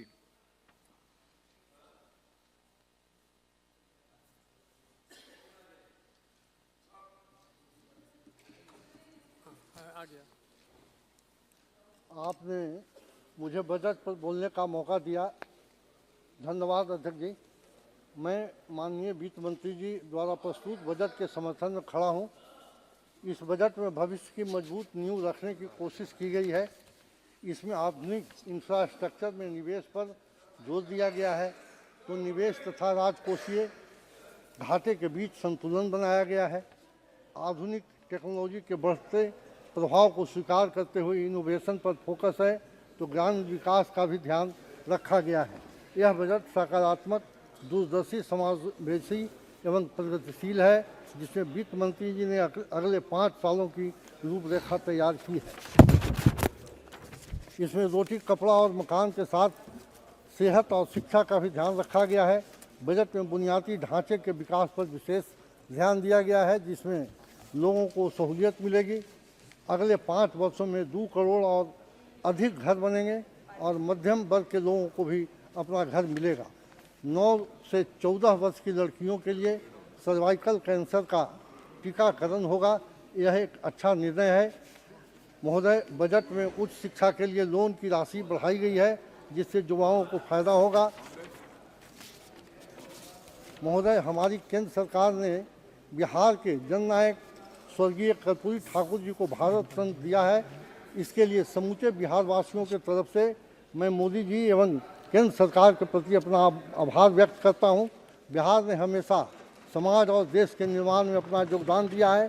Bihar के लोग काफ़ी परिश्रमी होते हैं और वे जहां भी जाते हैं अपनी कर्मठता और ईमानदारी के बल पर कामयाब होते हैं। हमारे लोकप्रिय मुख्यमंत्री आदरणीय नीतीश कुमार जी अपने सीमित संसाधनों से बिहार के विकास की पुरजोर कोशिश कर रहे हैं, परंतु पर्याप्त राशि के अभाव में बिहार में पूरा विकास नहीं हो पा रहा है।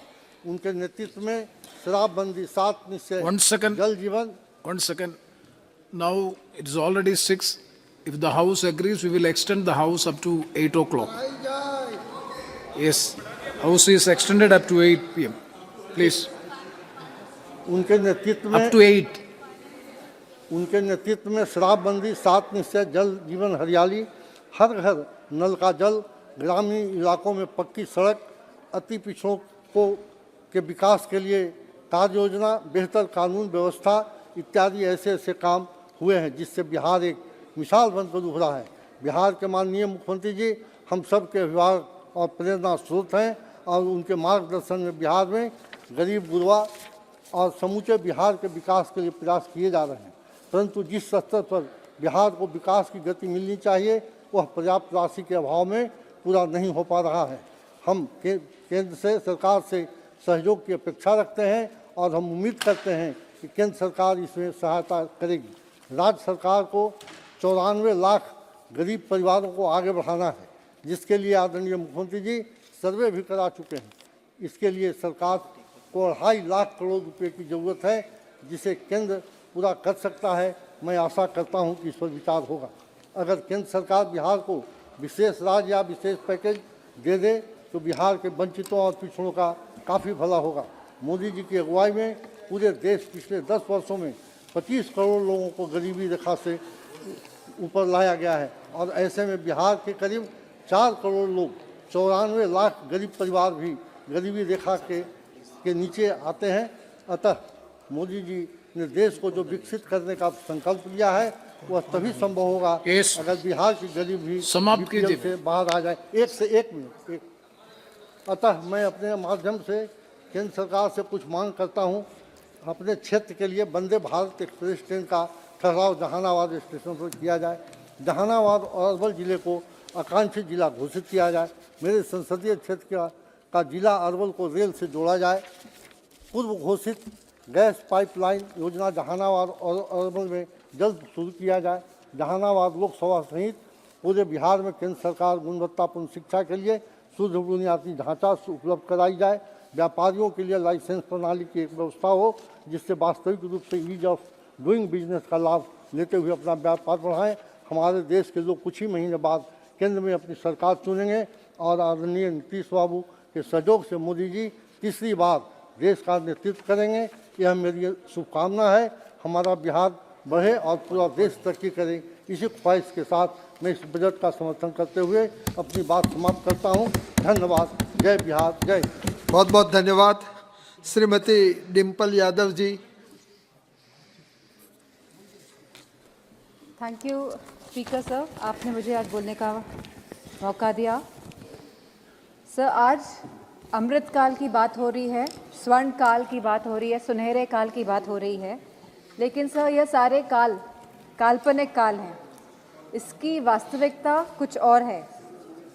विकसित भारत के 4 मजबूत स्तंभ की बात जहाँ ये सरकार कर रही है, युवा, नारी, किसान और गरीब। युवा सर आज देश का युवा लगभग 45% बेरोजगार है। सर, अग्निवीर जैसी योजनाएं लाकर इस सरकार ने गांव की अर्थव्यवस्था को भी असर डालने का काम किया है। सर, हम सभी जानते हैं कि गांव से ज़्यादातर लोग फौज में जाते हैं और गांव की अर्थव्यवस्था संभली रहती है। सर, लेकिन आज का नौजवान और युवा सर इस मुकाम पे पहुंच गया है कि उसको कोई भी नौकरी को लेकर वो अपने आप को सुरक्षित नहीं महसूस कर रहा है। सर बहुत ही निराश है। सर सरकारी नौकरियां यह सरकार नहीं दे पा रही हैं। सर, संविदा पे नौकरी पहले मिलती थी युवाओं को सर, लेकिन अब यह नौकरियां ठेके पे दी जा रही हैं। सर, मात्र 8,000 रुपये प्रति माह की नौकरी हमारा युवा करने को आज मजबूर है। सर, हमने देखा किस तरह इजराइल जाने के लिए इस देश का युवा मजबूर है। लंबी लंबी लाइनें लग रही हैं जिससे कि देश का युवा अपने घर कुछ आमदनी लेके आए इजराइल जाके, जहाँ पे सर युद्ध चल रहा है। सर, लगातार MSMEs जो एक रोज़गार देने में सक्षम होती हैं सर इंटरप्राइजेस, सर लगातार इसमें भी गिरावट आ रही है। सर 2 साल में, पिछले 2 साल में लगभग 14,000 ऐसे उद्योगपति सर भारत छोड़ के चले गए हैं जो सक्षम थे सर यहाँ पे इंडस्ट्रीज़ लगाने में, यहाँ के युवाओं को रोज़गार देने में। सर लगभग 14,000 ऐसे लोग टैक्स टेररिज्म के तहत भारत छोड़ के चले गए हैं। सर, महिलाओं की बात करी जाए सर, तो लगातार महिलाओं की स्थिति उत्तर प्रदेश हो या पूरा भारत हो सर, लगातार महिलाओं के साथ अपराध बढ़ रहे हैं और इसका संज्ञान सरकार ना देश की ले रही है ना प्रदेश की ले रही है। सर जहां ये सरकार सक्षम आंगनवाड़ी और पोषण की बात कर रही है, वहीं संयुक्त राष्ट्र की रिपोर्ट आई है जहां भारत में पौष्टिक खाना खाने को नहीं मिल रहा है। सर 74% भारतीयों की बहुत पहुंच से ये पौष्टिक खाना बाहर है। सर इसी के साथ सर वेस्टिंग का मामला हो सर, छोटे छोटे शिशुओं में वेस्टिंग और स्टंटिंग के मामले होते हैं। सर भारत इन मामलों में भी उच्चतम है। Sir is that bell for me? Yes. Sir give me 2 minutes sir. Madam we are short of time, that's why.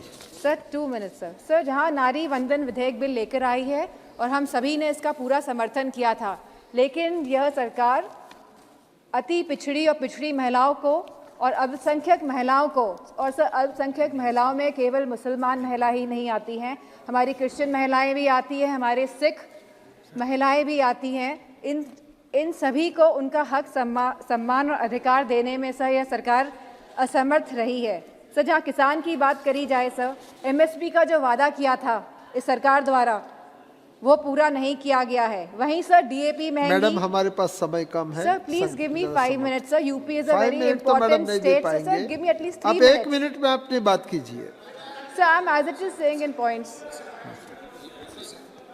Sir जहाँ डीएपी महंगी हो रही है, जहाँ सिंचाई महंगी है सर, जहाँ इस सरकार द्वारा कोई भी सब्सिडी नहीं दी जा रही है हमारे किसान भाइयों को सर, जहाँ फसल बीमा योजना के तहत लगभग 6 करोड़ 90 लाख लोगों किसानों ने पंजीकरण तो किया है, लेकिन केवल 7 लाख 80 हजार किसानों को इसका फायदा मिला है सर।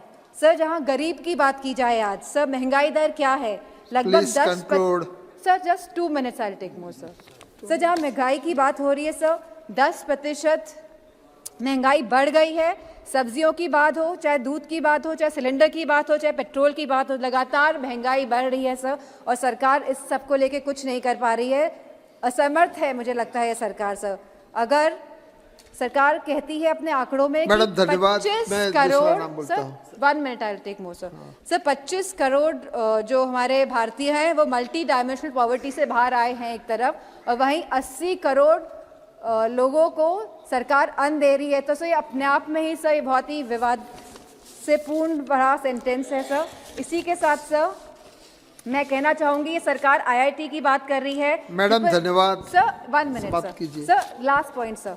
सर आईआईटीज़ की बात कर रही है, ट्रिपल आईआईटीज़ की बात कर रही है, यूनिवर्सिटीज़ की बात कर रही है, एम्स की बात कर रही है। सर उत्तर प्रदेश में सर रायबरेली और गोरखपुर में एम्स तैयार हैं खड़े होके सर, उनका शरीर तैयार है, लेकिन उन एम्स में सर प्राणों का संचार नहीं हो पाया है क्योंकि ये सरकार सक्षम नहीं है वहाँ पे सर स्टाफ देने के लिए, वहाँ पे सर इक्विपमेंट्स देने के लिए, सपोर्टिंग स्टाफ देने के लिए सर। हम दूसरा सर लास्ट पॉइंट सर।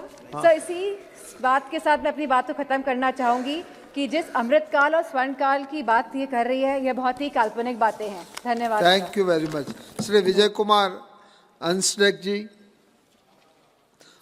मेरा सभी से निवेदन है कि अपनी बात 2 मिनट में समाप्त कीजिए सर। पूरा we are short of time. हाँ धन्यवाद सर। मैं अपनी पार्टी जेएमएम के तरफ से इस बजट का विरोध करने के लिए खड़ा हुआ हूँ। बड़े बड़े शब्दों का इस्तेमाल किया गया है, लेकिन ये पूरी तरह से इलेक्टोरल बजट है, और जो अपनी सरकार की ये लोग अपना प्रेज कर रहे थे तो मैं भी उसमें जुड़ जाता हूँ कि 2014 से 24 अब ये 10वां साल का बजट है, और जिन वायदों के साथ ये लोग 2014 से पहले जनता के बीच गए थे, तो उस हिसाब से मुझे लगता है सभी के अकाउंट में 15 लाख रुपया आ चुके हैं।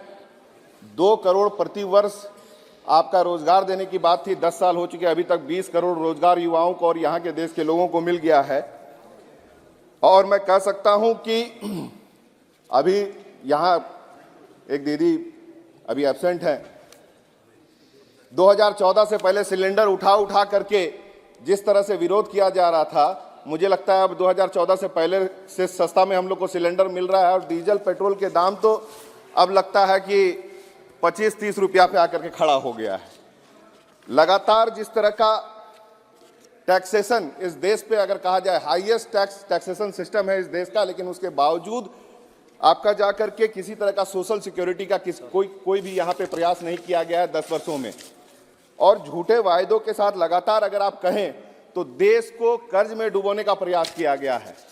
1.64 लाख करोड़ का जो कर्जा मैं कह सकता हूं प्रत्येक व्यक्ति के ऊपर 1 लाख से ऊपर का आपका कर्जा है, और उसके बाद ये लोग लगातार अगर अपनी तारीफ कर रहे हैं तो एक तरफ तो ना नौकरी दिए, ना रोजगार दिए, ना आपका पेट्रोल डीजल और महंगाई को कम किए, लेकिन एक एक व्यक्ति को लाख रुपया से ऊपर कर्जा आप जो है डाल दिए। और बधाई और जोड़ मैं देता हूं कि लगता है कि 10 साल के इस प्रयास में जो वायदा इन्होंने 2014 से पहले किया था, जो किसान है उनका जो इनकम दुगना हो गया। कीजिए, बहुत बहुत धन्यवाद सर। पॉइंट वाइज ही बोल रहा हूं सर। नहीं, और उसके ऊपर 1 मिनट लूंगा सर, 1 मिनट लूंगा। और उसके अलावा जो झारखंड में सरकार हमारी जो झारखंड चलो मैं दूसरा नाम बोलता हूँ, आप बोल दीजिए अपनी बात। सर, झारखंड मुक्ति मोर्चा लेड सरकार, जो सरकार हमारी पेंशन स्कीम के तहत, ग्रीन राशन कार्ड के तहत आपका जाके जो हाउसेस सेंट्रल गवर्नमेंट नहीं दे पाई, 8 लाख हाउसेस 3 साल में पूरा करने का, बहुत धन्यवाद के साथ श्री बदरुद्दीन अजमल जी। मैं आपका बहुत आभारी हूँ। आप अपनी बात 2 मिनट में समाप्त कीजिए। आपका बहुत आभारी हूँ कि आपने इंटरिम बजट के ऊपर मुझे बोलने का मौका दिया। सर, वक्त बहुत कम है, आप 2 मिनट का वक्त दे रहे हैं, हालांकि उधर आपने 8 बजे तक का वक्त ले लिया। आप आगे बात करो, आगे बात करो, वरना समय समाप्त हो जाएगा। जी, मालूम है हमें, इसलिए पॉइंट वाइज मैं अपनी बात रखना चाह रहा हूँ। ऐसा लगता है कि माइनॉरिटी और मुसलमानों का नाम सरकार लेने से गुनाह समझती है, इसलिए प्रेसिडेंट की स्पीच में और फाइनेंस मिनिस्टर की स्पीच में कहीं भी माइनॉरिटी का जिक्र नहीं है। मुसलमानों का तो बहुत दूर की बात है, ये बहुत अफसोस की बात है।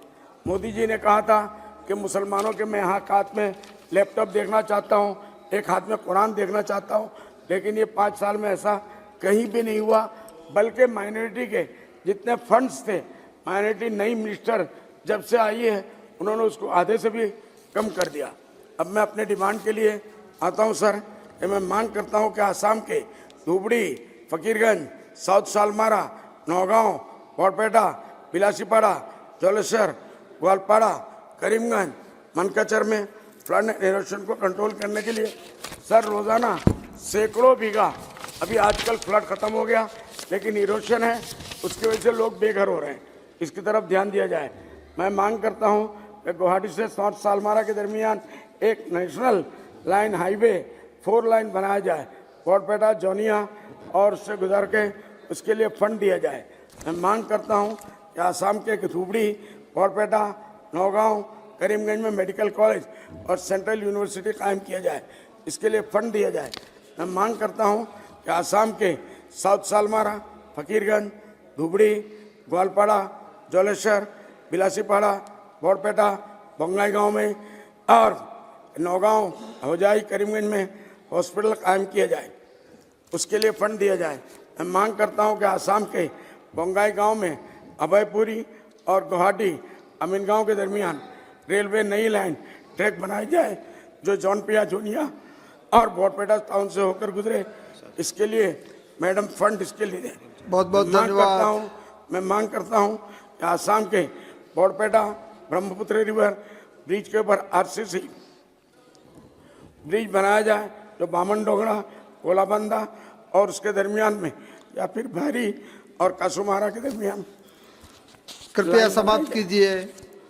सर 1 मिनट, मैं सिर्फ डिमांड दे रहा हूँ, मैं कोई लेक्चर नहीं है, प्लीज, ये मेरा डिमांड है। मैं मांग करता हूँ कि आसाम के बरपेटा और बेकी रिवर के ऊपर आरसीसी ब्रिज बनाया जाए जो चिकनी और माजिद भाटिया से लेकर मोराबी और माजुली के अंदर दरमियान में इसके लिए फंड दिया जाए। मैं मांग करता हूँ। बदरुद्दीन जी धन्यवाद। प्लीज सर 1 मिनट, आधा मिनट सर, 1 मिनट, हम डिमांड दे रहे हैं। मैं मांग करता हूं कि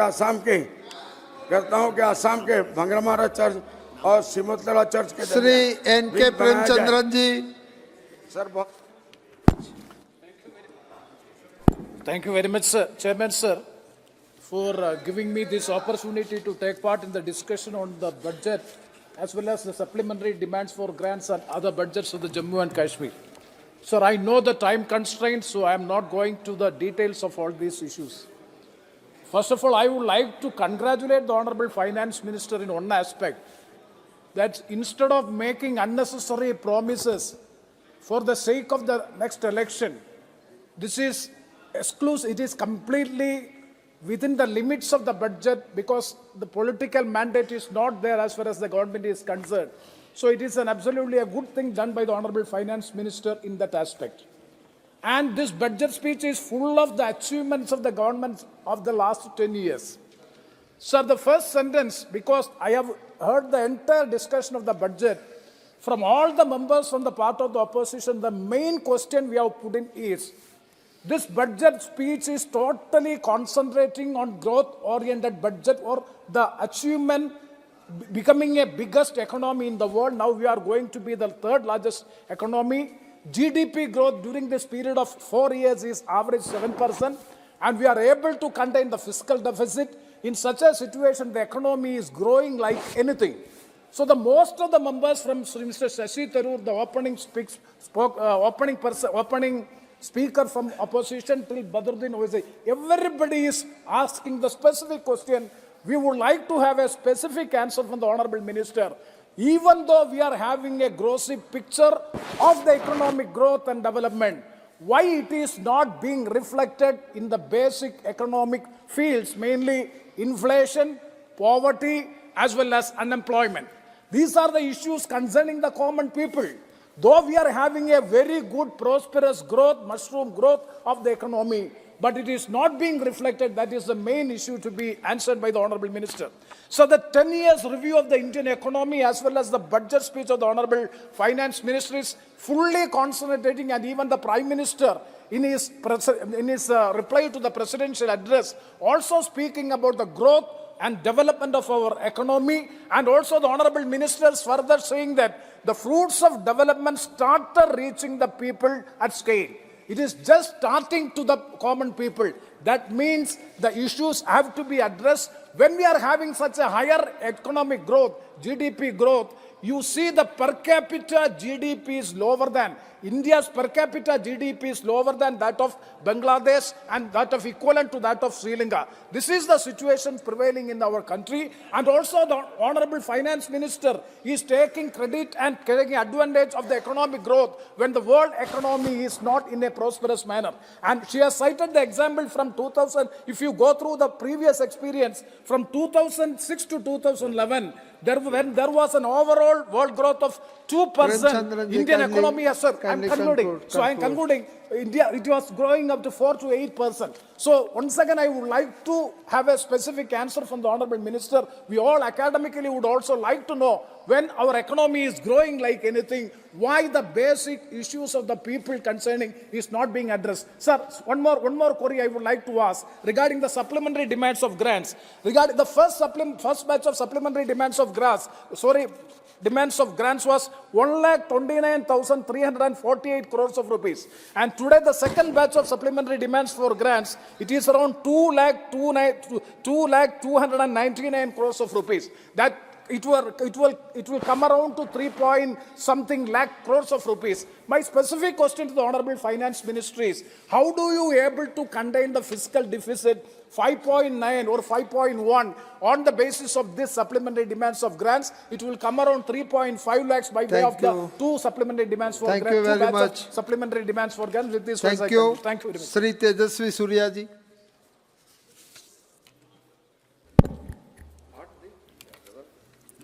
ಮಾನ್ಯ ಅಧ್ಯಕ್ಷರೇ, ಇವತ್ತು ನರೇಂದ್ರ ಮೋದಿ ಸರ್ಕಾರದ 10ನೇ ಬಜೆಟ್ನ ಕುರಿತಾಗಿರುವಂಥ ಚರ್ಚೆಯಲ್ಲಿ ಮಾತನಾಡಲಿಕ್ಕೆ ಅವಕಾಶ ಮಾಡಿಕೊಟ್ಟಿದ್ದೀರಿ. ನಿಮಗೆ ನನ್ನ ಧನ್ಯವಾದಗಳು. 10 ವರ್ಷಗಳ ಹಿಂದೆ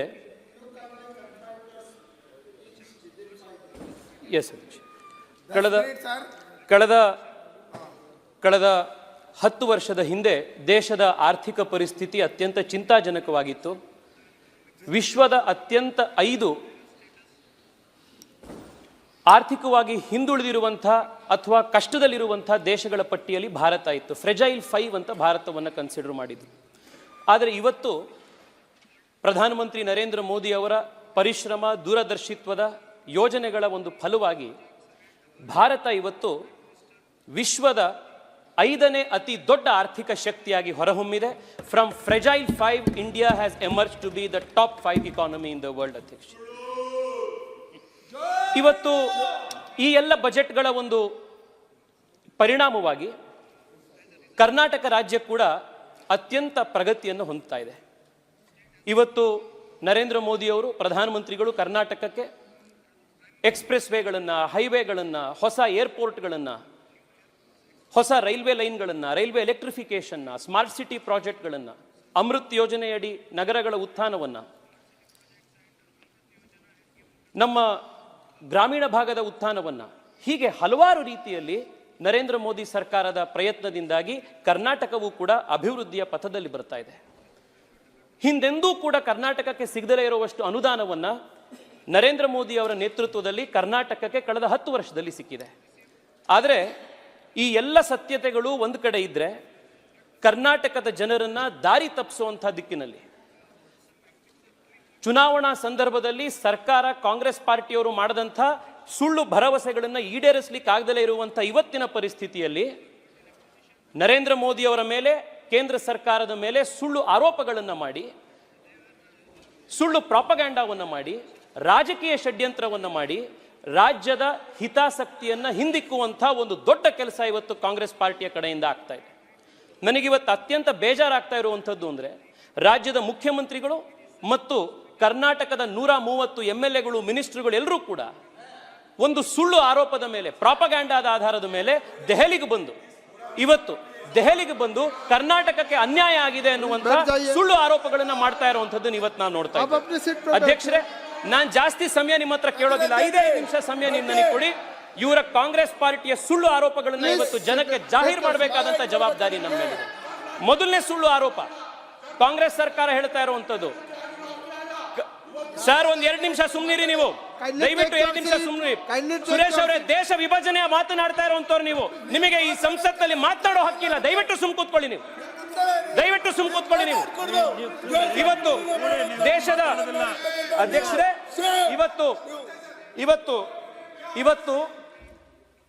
ಇವತ್ತು ಕಾಂಗ್ರೆಸ್ನ ಮುಖ್ಯಮಂತ್ರಿಗಳು, ಕಾಂಗ್ರೆಸ್ನ ಸಂಸದರು ದೇಶದ ಪ್ರತ್ಯೇಕತೆಯ ಬಗ್ಗೆ, ಕರ್ನಾಟಕದ ಪ್ರತ್ಯೇಕತೆಯ ಬಗ್ಗೆ, ಕರ್ನಾಟಕ ದಕ್ಷಿಣ ಭಾರತ ಪ್ರತ್ಯೇಕ ದೇಶ ಆಗಬೇಕು ಅನ್ನುವಂಥ ಪ್ರತ್ಯೇಕವಾದದ ಮಾತನಾಡ್ತಾ ಇದ್ದಾರೆ. ಯಾವ ಪಾರ್ಟಿ ನಾವು ದೇಶಕ್ಕೆ ಸ್ವಾತಂತ್ರ್ಯ ತಂದುಕೊಟ್ವಿ, ಮಹಾತ್ಮ ಗಾಂಧಿಯ ಪಾರ್ಟಿ ಅಂತ ತಮ್ಮಂತ ತಾವು ಕರ್ಕೊಳ್ತಾರೋ ದೇಶ ಒಡೆಯುವಂತ ಮಾತನ್ನು ಇವತ್ತು ಕಾಂಗ್ರೆಸ್ ಪಾರ್ಟಿಯವರು ಮಾತನಾಡ್ತಾ ಇದ್ದಾರೆ. ನಾಚಿಕೆ ಆಗ್ಬೇಕು ಕಾಂಗ್ರೆಸ್ ಪಾರ್ಟಿಯವ್ರಿಗೆ ಇವತ್ತು. ಯಾವ ಸರ್, ದಯವಿಟ್ಟು ಸುಮ್ ಕೂತ್ಕೊಳ್ಳಿ. ನಿಮ್ ಬಂಡವಾಳ ಏನು ಅಂತ ದೇಶಕ್ಕೆ ಗೊತ್ತಿದೆ. ಇಡೀ ದೇಶಕ್ಕೆ ಕರ್ನಾಟಕದ ಇತಿಹಾಸ, ಕರ್ನಾಟಕದ ಮಣ್ಣಿನ ಗಂಧ ಗಾಳಿ ಗೊತ್ತಿರುವಂತವರಿಗೆ ಈ ಪ್ರತ್ಯೇಕತಾವಾದದ ಕೂಗು ಏನು, ಅದರ ವಿರುದ್ಧ ಯಾವ ರೀತಿ ಪ್ರತ್ಯೇಕತಾವಾದಕ್ಕೆ ಉತ್ತರ ಕೊಡಬೇಕು ಅಂತ ಕನ್ನಡಿಗರಿಗೆ ಗೊತ್ತಿದೆ. ಅಧ್ಯಕ್ಷರೇ, ಭಾರತ ಜನನಿಯ ತನುಜಾತೆ ಜಯ ಹೇ ಕರ್ನಾಟಕ ಮಾತೆ ಅಂತ ಹೇಳಿ ಕುವೆಂಪು ಅವರು ನಮಗೆ ಪಾಠ ಕಲಿಸ್ಕೊಟ್ಟಿದ್ರು. ಕರ್ನಾಟಕ ಯಾವುದು ಅಂತಂದ್ರೆ ಭಾರತ ಜನನಿಯ ಸುಪುತ್ರಿ ಆ ತನುಜಾತೆ, ಅವಳು ಕರ್ನಾಟಕ ಅಂತ ಕುವೆಂಪು ಅವರು ನಮಗೆ ಮಾರ್ಗದರ್ಶನ ಮಾಡಿಕೊಟ್ಟಿದ್ರು. ಇದು ಕರ್ನಾಟಕದ ಒಂದು ಸಂಸ್ಕೃತಿ, ಕರ್ನಾಟಕದ ಒಂದು ಮಹಿಮೆ. ಇದು ಅಷ್ಟೇ ಅಲ್ಲ, ನಮ್ಮ ರಾಷ್ಟ್ರಕವಿ ಕುವೆಂಪು ಅವರು, ಸುರೇಶ್ ಅವರೇ ದಯವಿಟ್ಟು ಕೇಳಿಸ್ಕೊಳ್ಳಿ, ಇದನ್ನ ದಯವಿಟ್ಟು ಕೇಳಿಸ್ಕೊಳ್ಳಿ. ರಾಷ್ಟ್ರಕವಿ ಕುವೆಂಪು ಅವರು, ಕಿವಿಗೆ ಹಾಕೊಳ್ಳಿ ದಯವಿಟ್ಟು. ರಾಷ್ಟ್ರಕವಿ ಕುವೆಂಪು ಅವರು ಪ್ರತ್ಯೇಕತಾವಾದದ ಬಗ್ಗೆ ಮಾತನಾಡ್ತಾ ಹೀಗೆ ಹೇಳಿದ್ರು: ಪ್ರತ್ಯೇಕತೆಗಾಗಲಿ ವಿರೋಧಕ್ಕಾಗಲಿ ಸ್ವಲ್ಪವೂ ಅವಕಾಶ ಇರಬಾರದು. ಭರತಖಂಡ ಮರದ ಬುಡ, ಪ್ರಾಂತಗಳೇ ಅದರ ಕೊಂಬೆಗಳು, ಬುಡ ಕಡಿದ ಮೇಲೆ ಕೊಂಬೆಗಳು ಅಲ್ಲೇ ಇರುತ್ತವೆಯೇ? ನಾವು ಭಾರತೀಯರಾದುದರಿಂದ ಕನ್ನಡಿಗರಾಗಿದ್ದೇವೆ, ಭಾರತೀಯರಲ್ಲದವರು ಕನ್ನಡಿಗರೇ ಅಲ್ಲ. ಈ ಭಾವನೆಯನ್ನೆಂದೂ ಮರೆಯಬಾರದು. ಅದು ನಮ್ಮ ಜೀವನದ ಮೂಲ ಮಂತ್ರವಾಗಬೇಕು, ನಮ್ಮೆಲ್ಲ ವ್ಯವಹಾರಗಳ ಸೂತ್ರವಾಗಬೇಕು ಅಂತ ಕುವೆಂಪು ಅವರು ಹೇಳಿದ್ರು. ಕುವೆಂಪು ಅವರ ಆಶಯಕ್ಕೂ ಕೂಡ ಇವತ್ತು ಕಾಂಗ್ರೆಸ್ ಪಾರ್ಟಿ ವಿರೋಧವಾಗಿ ನಡ್ಕೊಳ್ತಾ ಇದೆ. ನಮ್ಮ ರಾಷ್ಟ್ರಕವಿ ಕುವೆಂಪು ಅವ್ರಿಗೂ ಕೂಡ ಪ್ರತ್ಯೇಕತಾವಾದದ ಮಾತನಾಡಿ ನೀವು ವಿರೋಧ ಮಾಡಿದ್ದೀರಿ, ಅಪಮಾನ ಮಾಡಿದ್ದೀರಿ. ಅಧ್ಯಕ್ಷರೇ, ಇವತ್ತು ಮೈ ಟ್ಯಾಕ್ಸ್ ಮೈ ರೈಟ್ ಅನ್ನುವಂಥ ಒಂದು ವಾದವನ್ನು ಇವತ್ತು ಕಾಂಗ್ರೆಸ್ ಪಾರ್ಟಿಯವರು, ಮುಖ್ಯಮಂತ್ರಿಗಳು ಇವತ್ತು ದೆಹಲಿಗೆ ಬಂದು ಮಾಡ್ತಾ ಇದ್ದಾರೆ. ಏನಿದು ಮೈ tax my right? What is this my tax my right? Karnataka ಕೇಂದ್ರಕ್ಕೆ ಇಷ್ಟು ದುಡ್ಡನ್ನು ಕೊಡ್ತಾ ಇದೆ, ಆದರೆ ಕರ್ನಾಟಕಕ್ಕೆ ನಾವು ಕಟ್ತಿರೋ ಅಷ್ಟು ದುಡ್ಡು ವಾಪಸ್ ಬರ್ತಾ ಇಲ್ಲ ಅನ್ನೋದು ಒಂದು ಫ್ಲಾಶಿಯಸ್ ಆರ್ಗ್ಯುಮೆಂಟ್ ಅವ್ರು ಮಾಡ್ತಾ ಇರುವಂಥದ್ದು. ನಮ್ಮ ರಾಜ್ಯದಲ್ಲಿ ಕರ್ನಾಟಕದ ಬಜೆಟ್ನಲ್ಲಿ ಸುಮಾರು 55% ಕೊಡುಗೆ ಕೇವಲ ಬೆಂಗಳೂರು ಮಹಾನಗರದ ಬರುತ್ತೆ. ನಾನು ಬೆಂಗಳೂರಿನ MP. ನಾನು ಕರ್ನಾಟಕಕ್ಕೆ ಬೆಂಗಳೂರಿನ ಹೊರತಾಗಿ ಯಾವುದೇ ಬೆಂಗಳೂರಿನಲ್ಲಿ ಉತ್ಪಾದನೆಯಾಗುವಂಥ ಏನು ರೆವೆನ್ಯೂ ಇದೆ, ಟ್ಯಾಕ್ಸ್ ಏನಿದೆ, ಅದು ಕರ್ನಾಟಕಕ್ಕೆ, ಕಲ್ಯಾಣ ಕರ್ನಾಟಕಕ್ಕೆ ಹೋಗಬಾರ್ದು, ಅದನ್ನು ಉತ್ತರ ಕರ್ನಾಟಕಕ್ಕೆ ಹೋಗಬಾರ್ದು, ಅದನ್ನು ಕೋಲಾರಕ್ಕೆ ಬಳಸಬಾರ್ದು. ಈ ರೀತಿ ಆರ್ಗ್ಯುಮೆಂಟ್ ನಾನು ಮಾಡ್ಲಿಕ್ಕೆ ಸಾಧ್ಯ ಆಗುತ್ತಾ? ಈ ದೇಶ ಇವತ್ತು ನಡೀತಿರುವಂತಹ ಜವಾಬ್ದಾರಿ ರಾಜ್ಯ ಕೇಂದ್ರ ಸರ್ಕಾರಗಳದ್ದಿದೆ. ಈ ರೀತಿ ಮೈ ಟ್ಯಾಕ್ಸ್ ಮೈ ರೈಟ್ ಅನ್ನುವಂಥ ಆರ್ಗ್ಯುಮೆಂಟು ದೇಶದ ಸಂವಿಧಾನ ವಿರೋಧವಾಗಿರುವಂಥ ಆರ್ಗ್ಯುಮೆಂಟು, ದೇಶದ ಫೆಡರಲ್ ಸ್ಟ್ರಕ್ಚರಿಗೆ ವಿರುದ್ಧವಾಗಿರುವಂಥ ಆರ್ಗ್ಯುಮೆಂಟ್ ಅದು. ಈ ರೀತಿಯ ದೇಶ ವಿಭಜನೆ ಮಾನಸಿಕತೆಯನ್ನ, ಸಂವಿಧಾನ ವಿರೋಧಿ ಮಾನಸಿಕತೆಯನ್ನ ನಾವು ಖಂಡಿತವಾಗ್ಲೂ ಖಂಡಿಸಬೇಕಾಗಿರುವಂಥ ಸಮಯ ಬಂದಿದೆ. ತಮ್ಮಂತಾವು ಬಾಬಾ ಸಾಹೇಬ್ ಅಂಬೇಡ್ಕರ್ ಬಹಳ ದೊಡ್ಡ ಅನುಯಾಯಿ ಅಂತ ಕಾಂಗ್ರೆಸ್ನವರು ಮುಖ್ಯಮಂತ್ರಿಗಳು ಕರ್ಕೊಳ್ತಾರೆ. ಬಾಬಾ ಸಾಹೇಬ್ ಅಂಬೇಡ್ಕರ್ ಏನ್ ಹೇಳಿದ್ರು ಕೋಆಪರೇಟಿವ್ ಫೆಡರಲಿಸಂ ಬಗ್ಗೆ? ಬಾಬಾ ಸಾಹೇಬ್ ಅಂಬೇಡ್ಕರ್ನ ಸೋಲಿಸಿದಂತಹ ಪಾರ್ಟಿಯವರು ಇವರು. ಅದಕ್ಕೆ ಸಂವಿಧಾನದ ಕೋಆಪರೇಟಿವ್ ಫೆಡರಲಿಸಂನ ಆಶಯಕ್ಕೂ ವಿರುದ್ಧವಾಗಿ ಇವತ್ತು ನಡ್ಕೊಳ್ತಾ ಇರುವಂತದ್ದು. ಅಧ್ಯಕ್ಷರೇ ಈ ಇಡೀ ಲಾಜಿಕ್ ಏನಿದೆ, ಮೈ tax my right. I want to take a minute to explain to you, Adhyakji, why this is a illogical argument. ಇವತ್ತು ಬೆಂಗಳೂರಿನಲ್ಲಿ ಮ್ಯಾಕ್ಸಿಮಮ್ ಹಣ ಬೆಂಗಳೂರಿನ ಮಹದೇವಪುರ, ಬೆಂಗಳೂರಿನ ಬೊಮ್ಮನಹಳ್ಳಿ 2-3 ಏರಿಯಾಗಳಿಂದ ಬರುತ್ತೆ.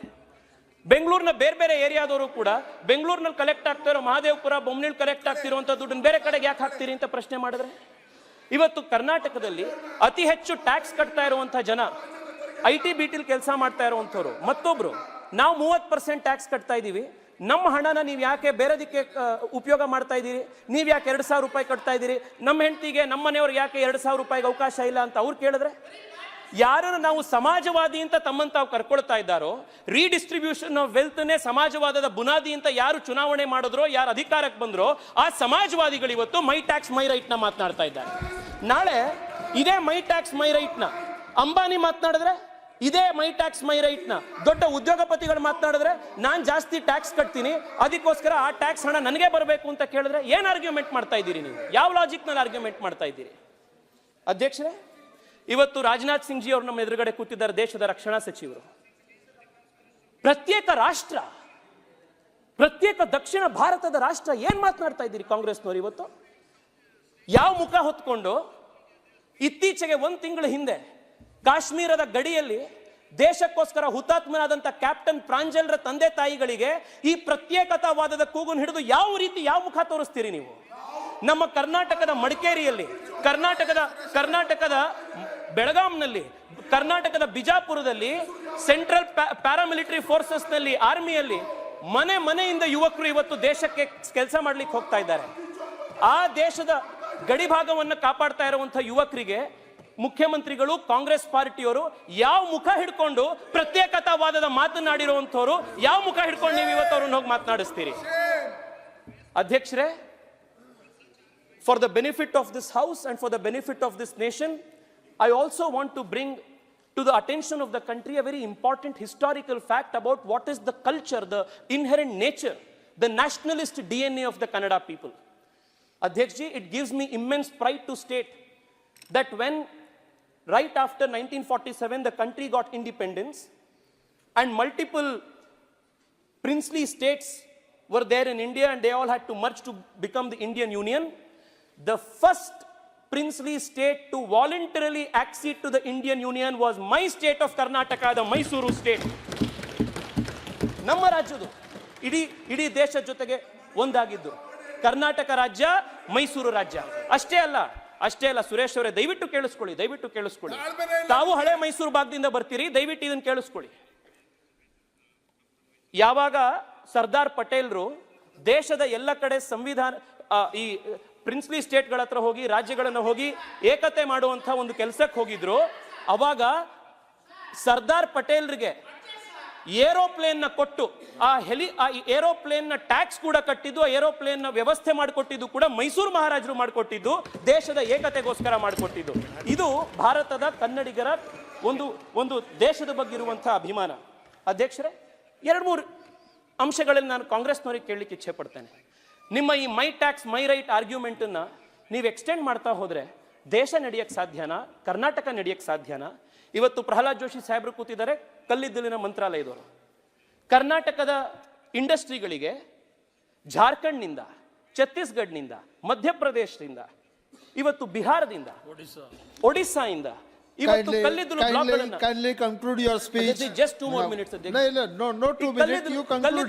ಬ್ಲಾಕ್ಗಳನ್ನ ಇವತ್ತು ಹರಾಜು ಮಾಡಿ ಕೊಟ್ಟಿದ್ದಾರೆ. ಪ್ರತಿ ಮೆಟ್ರಿಕ್ ಟನ್ ಮೇಲೆ 4,000 ರೂಪಾಯಿಯ ಸಬ್ಸಿಡಿ ಕೇಂದ್ರ ಸರ್ಕಾರ ಕೊಡ್ತಾ ಇದೆ. ಅದರಿಂದ ಇವತ್ತು ಕರ್ನಾಟಕಕ್ಕೆ ವಿದ್ಯುತ್ ಜನರೇಟ್ ಆಗ್ತಾ ಇದೆ. ಇವತ್ತು ಮೈ ಟ್ಯಾಕ್ಸ್ ಮೈ ಕಂಟ್ರಿ ಅಂತ ಹೇಳಿ ಕೋಲ್ನ ಪ್ರೊಡ್ಯೂಸ್ ಮಾಡುವಂಥ ಕಲ್ಲಿದ್ದಲು ಪ್ರೊಡ್ಯೂಸ್ ಮಾಡುವಂಥ ಬಿಹಾರ, ಜಾರ್ಖಂಡು ಇವರೆಲ್ಲರೂ ಕೂಡ ನಾವು ನಮ್ಮ ಕಲ್ಲಿದ್ಲು ನಾವು ಕರ್ನಾಟಕ ಕೊಡೋದಿಲ್ಲ ಇದನ್ನ ಅಂತ ಕೂತ್ರೆ ದೇಶ ನಡೆಯಕ್ಕೆ ಸಾಧ್ಯ ಇದೆಯಾ? ಅಧ್ಯಕ್ಷರೇ, ಅಧ್ಯಕ್ಷರೇ, ಒಂದ್ ಸೆಕೆಂಡ್. ನರೇಂದ್ರ ಮೋದಿ ಸರ್ಕಾರ ಕರ್ನಾಟಕದ ನೂರಾರು ಜನ, ಸಾವಿರಾರು ಜನ ಯುವಕರನ್ನ ವಿಶ್ವದ ಮೂಲೆಗಳಲ್ಲಿ ಯುಕ್ರೇನ್ನ ಯುದ್ಧದ ಸಂದರ್ಭದಲ್ಲಿ, ಯೆಮೆನ್ನ ಯುದ್ಧದ ಸಂದರ್ಭದಲ್ಲಿ, ಕೋವಿಡ್ನ ಸಂದರ್ಭದಲ್ಲಿ ಒಂದೇ ಭಾರತ್ ಮಿಷನ್ ನಲ್ಲಿ ಸಾವಿರಾರು ಜನ ಭಾರತೀಯರನ್ನ, ಕನ್ನಡಿಗರನ್ನ ವಾಪಸ್ ಸುರಕ್ಷಿತವಾಗಿ ಕರ್ಕೊಂಡು ಬಂದ್ರಲ್ಲ, ಇದು ಕನ್ನಡಿಗರು ಅಂತ ನೋಡಿದ್ರ, ಭಾರತೀಯರು ಅಂತ ನೋಡಿದ್ರ, ದೇಶದ ನಾಗರಿಕರು ಅಂತ ಹೇಳಿ ನರೇಂದ್ರ ಮೋದಿ ಸರ್ಕಾರ ಪ್ರತಿಯೊಬ್ಬ ಕನ್ನಡಿಗನನ್ನು ವಾಪಸ್ ಕರ್ಕೊಂಡು ಬಂತು.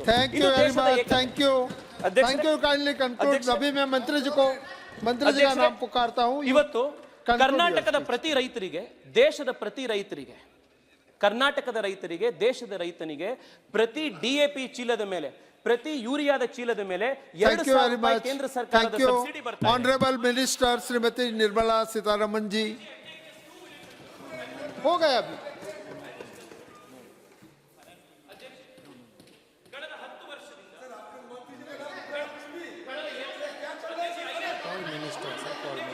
Madam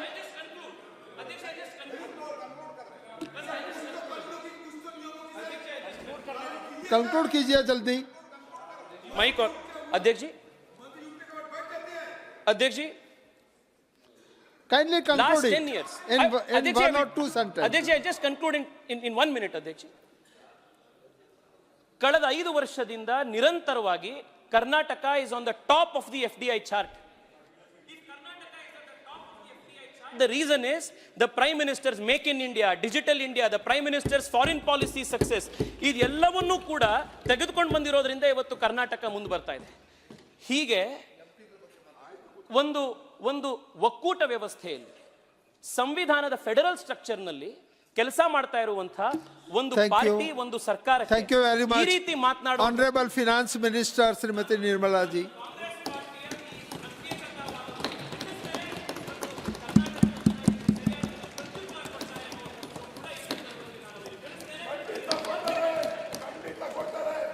Kindly take your seat.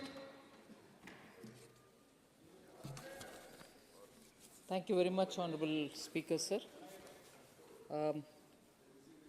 With your permission, I'm responding to discussions on 4 items. One is the budget 2024-25, which is an interim budget, and then the second supplementary for the year 23-24 of the Union Government, and also talking in response to the discussions which are happening on Jammu Kashmir interim budget for 24-25 and the supplementary demand for grants for 23-24 of Jammu and Kashmir. So I'm responding to the discussions which have happened for all these 4 items. So without going into great detail about what has been provided for and so on, I'll just give the highlights and move on to responding to honorable members who have spoken on the topic. I would think, as was observed by honorable member N.K. Premchandran, it's an interim budget. We've kept the spirit of the vote on account, except for highlighting the fact that for capital expenditure for 24-25, we've kept an outlay of 11 lakh crores, 11,11,111 crores, which is a 17% hike over 23-24. Sorry, this is an outlay which is about 17% higher than the RE of 23-24. I just want to highlight that, sir. And this outlay is higher than the projected GDP growth rate of 10.5%. So even faster or higher than the GDP growth rate we've accommodated for capital expenditure.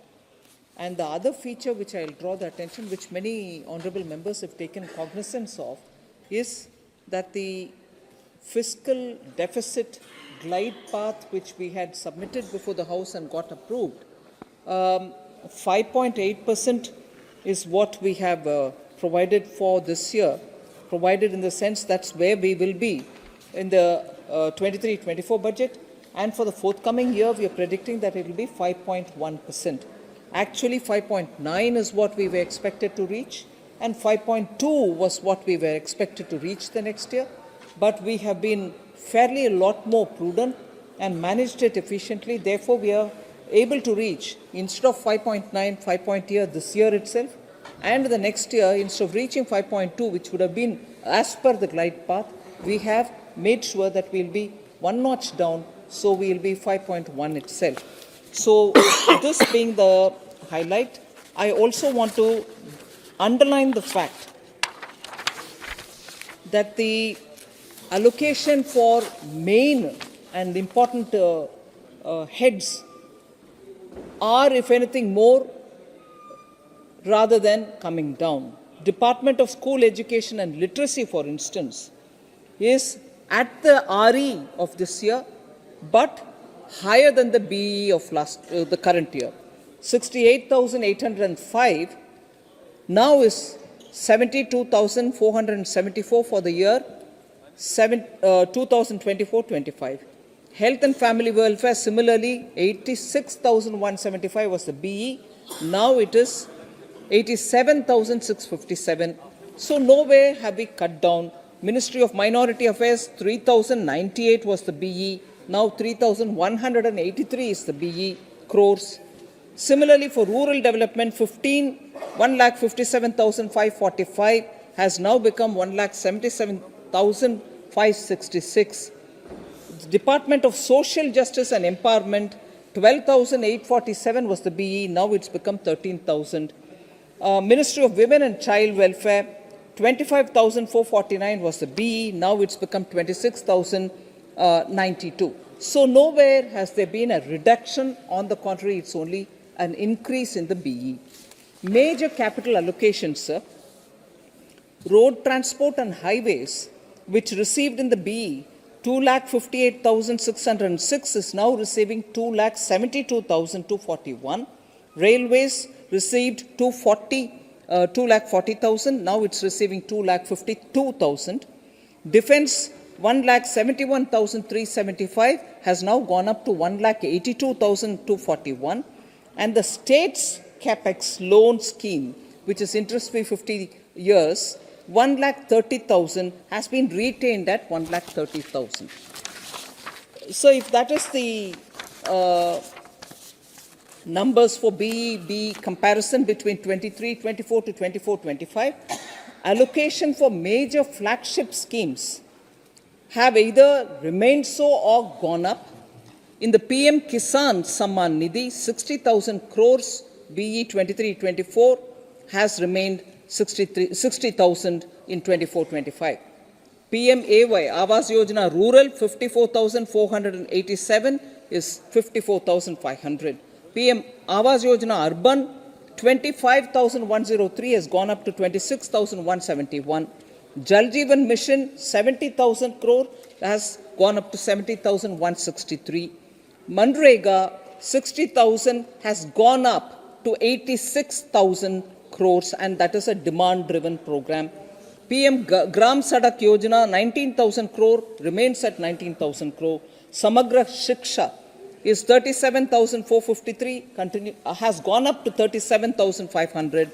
PLI scheme 8,965 was given in BE 23-24. It's gone up to 16,021. Now the supplementary demands, sir. I'm not going into the detail of how much is cash supplementary, how much is technical supplementary. I want to explain as to where the supplementary demand is being spent.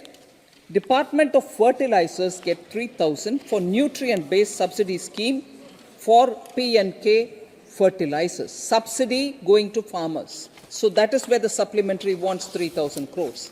Department of Food and Public Distribution gets 9,231 for Pradhan Mantri Garib Kalyan Anna Yojana. Defense Services on revenue expenditure gets 13,548, which will go for meeting the additional expenditure towards pay and allowances of armed forces and other establishment expenditure requirements such as stores, transportation works, and ECHS. Department of Economic Affairs gets 5,000 for transfer to Senior Citizen Welfare Fund. And finally, transfers to Jammu Kashmir gets 3,000 crores for meeting the additional expenditure towards central assistance to UT of Jammu and Kashmir for bridging the resource gap. Now, if that's the case with the supplementary demand for grants, the Jammu Kashmir budget and which is an interim budget for 24-25 and the supplementary demand for grants 23-24, sir. The highlights are that Jammu and Kashmir is seeking a vote on account for 59,364 crores, which is only for part year because the whole year's BE is 1,18,728 crores. This covers revenue expenditure of 40,000 crores, something else plus, and capital expenditure 19,283 crores.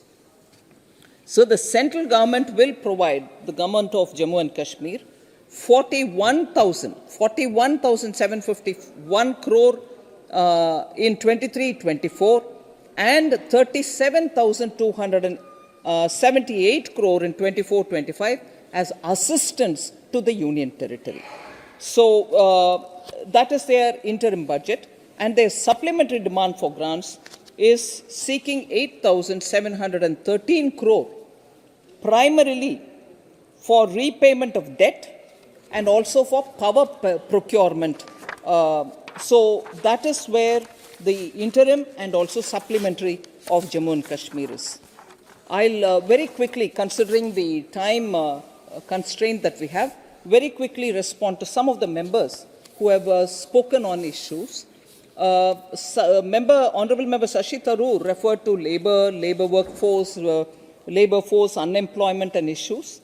Whilst I can give him point on several, I'll highlight some of the features. The labor force in the country has increased from 49.8 in 2017-18 to 57.9% in 22-23, registering a growth of about 8.1%. Now, sir, the workforce in the country has increased all right, and 46.8% in 2017, 56% in 2022 to 23, registering a growth of 9.2%. Unemployment rate has decreased from 6.0% in 17-18 to 3.2% in 22-23. This is the data I'm officially giving you in the House to the Honourable Member. Sir, since May 2023, so before that, labour force of youth has also increased from 38.2% in 17-18 to 44.5% in 22-23, registering a growth of about 6.3% in the last 5 years. Since May 2023, the number of net new subscribers to EPFO, they are not gross figures, they are net figures, new additions in the age group of 18 to 25 years has consistently exceeded 55% of the total net new EPF subscribers. So distinctly, the numbers show that people are getting enrolled in jobs, and that is why the EPF records show it. The women labour force participation has also risen to 37.0% in 22-23, signifying a substantial increase in women coming to the workforce. Sir, women again in formal employment. During 22-23, total of 28.7 lakh net female subscribers were added on to EPFO. These are official EPFO records. So women are coming into formal jobs.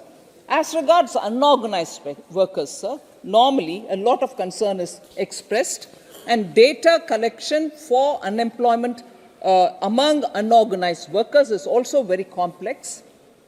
At present, out of the total registration of more than 29 crore unorganized workers on the e-Shram portal, 53% are women under various occupational sectors. So 53% on the e-Shram portal are women. So you find that significantly more number of women are coming to join the workforce. Sir, there was also a question from Honourable Member Tharoor talking about allocation to PM Poshan, whether it is there is a reduction, is actually the observation by honorable member. No, actually, the allocation to PM Poshan has increased. BE 23-24, which is the current year BE, is 11,600 crores. BE 24-25, for the year which is forthcoming, for which the budget is laid here, 12,467.39 crores has already been announced in the interim budget. So it's actually going up. Sir, the retail, talking about inflation, several members did speak. I'm quickly moving on to it. I can't see Professor Saugata Roy, but Shashi Tharoorji has also raised this concern. Retail inflation, sir, has declined from an average of 6.8% in April-December 2022 to 5.5% in the corresponding period of 2023. The retail inflation is now stable and within the notified tolerance band of 2 to 6%. The core inflation has actually declined from 5.1% in April 2023 to 3.8% in December 2023. There was also this observation that probably the government is not doing much at all for containing inflation. There was this question also asked on Monday in this August House, for which I've given a detailed reply. But as a result of the steps taken by the government, prices of essentials like atta, dal, onion, and also rice have come down. I'll tell you how, sir. Bharat Atta, a brand which Government of India has brought in with subsidized grains, atta or dal or others. Rice also has got launched only 2 days ago, have all got absolutely subsidized price. Atta, for instance, 27.50 per kg, Bharat Atta. And okay, you put the price, you also release the brand. Is it getting sold? The quantity sold, lakh metric tons, 2.37 lakh metric tons as on 28 January 2024. So Bharat Atta at 27 rupees 50 paisa per kg, 2.37 lakh metric tons are already sold to the public, which means to that extent the prices have cooled down. Bharat Dal similarly, 60 rupees per kg if it is packed in 1 kg bags, 55 rupees 1 kg if it is packed in 30 kg bags. 2.97 lakh metric tons as on 31st January has already been sold. So dal is also getting subsidized and distributed through NAFED, through Mother Dairy, through other cooperative stores and so on. Onions are being sold at 25 rupees per kg. And is it being sold? Yes, it is being sold. 3.96 lakh metric tons up to 3rd February has already been sold by the government. Bharat Rice is launched at 29 rupees per kg. The launch happened only 2 days ago, so I can't give you what is the quantity already sold. Sir, there was interest also on the PLI scheme. Again, Member Shashi Tharoor had asked about it. Member Dayanidhi Maranji has already also asked about it. PLI schemes, I'm not going into the details. 14 sectors benefit from it. So what is happening? Is it happening everywhere? Manufacturing locations are coming up in 24 states and more than 150 districts. This scheme is not being given only for one state or the other. Manufacturing happening in 24 states are getting covered. Government has committed nearly 1.97 lakh crores, which is about 26 billion US dollars, over 5 years starting 21-22. The results are, as of today, I'm just putting some facts before you. 1.07 lakh crore investment is already committed by people who want to set up businesses. Around 7 lakh employment, both direct and indirect, have already been created. 3.40 lakh crores of exports are happening. 8.7 lakh crore rupees of production and sales are happening. 176 MSMEs are selected as direct beneficiaries of the PLI scheme. So these are the implications and the outcome as things stand now of the PLI. So there was this question regarding COVID-led poverty increase. Several members mentioned about it. Member, I can't see if Girish Chandraji from BSP is around, but the 2 points which I'd like to highlight here are poverty. Actually, MPI has nearly halved from 0.117 to 0.066 in 2019-21, thereby setting a clear path for sustainable development goals to be achieved for India by the stipulated time of 2030. This is, and also the health and other indicators, and which are very important components of the multi-dimensional poverty index, are benefiting from the measures taken by the government. The decline in the deprivation levels measured by nutrition, sanitation facility, cooking fuel, and housing are very distinctly observed by the research groups. Largest improvements were reported in the states like Bihar, Madhya Pradesh, UP, Odisha, and Rajasthan, with rural areas actually steering the fall in the incidence of poverty.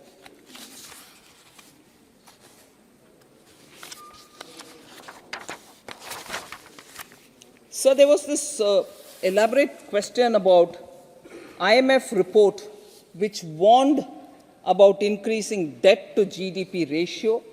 Debt to GDP ratio has increased in the last 10 years, was an observation which very many members picked up. Member Shashi Tharoor, Member Supriya Sule spoke about it. So this IMF report, please let us understand the context. It talks of a worst case scenario. If it's not the fait accompli. It doesn't say that you are going towards it, you're going to end up in that. That's not that report. It says, please take care. In the worst case scenario, if you don't attend to your economy from now, you may end up being like this. But that's not a fait accompli. The kind of measures we are taking to make sure that debt restructuring and also bringing down the core debt are all efforts which are very reassuring. And as it is, if you look at India's debt to GDP, it's in the range of 80 to 84. Whereas there are countries which are advanced, which are over 100%, over 200%. Japan's over 200%. Many of the developed countries and many of the emerging market economies also are well over 100. We are well below. And also, government's external debt is almost, just as they say in Hindi, na ki barabar hai. It's all as good as not being there at all.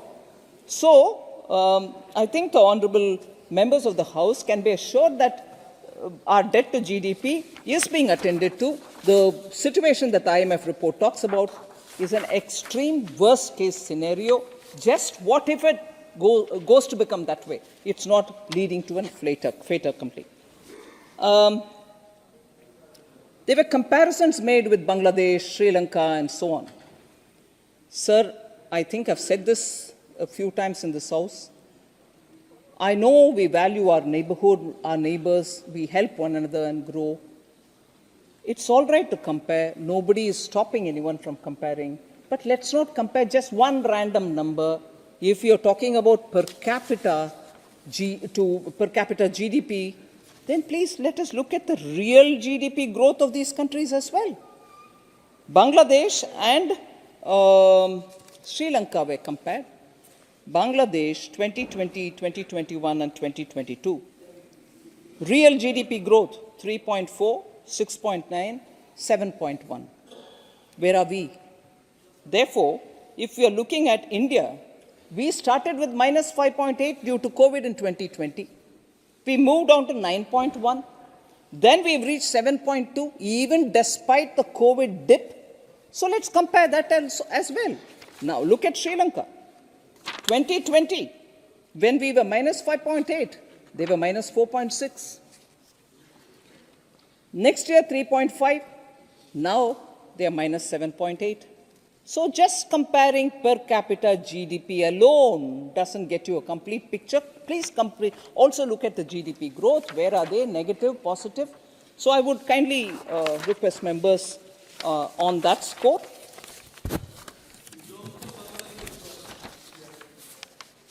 Somebody mentioned it. Somebody mentioned it, so I'm responding to that. So I can't see member Hasnain Masoodi ji. He had asked some questions about J&K, but I can always pass it on to him when he's around.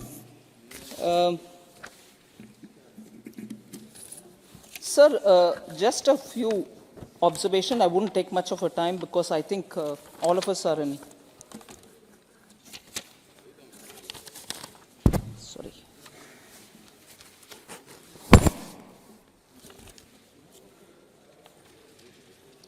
So, member N.K. Premchandran had spoken about Sri Lanka and Bangladesh, I think, and also said inflation, poverty, employment are all very important indicators. You should look at that as well. I think not only Bangladesh, Sri Lanka matter, but also on the inflation and also the other issues that employment and so on. In answering other members, I have also responded to him.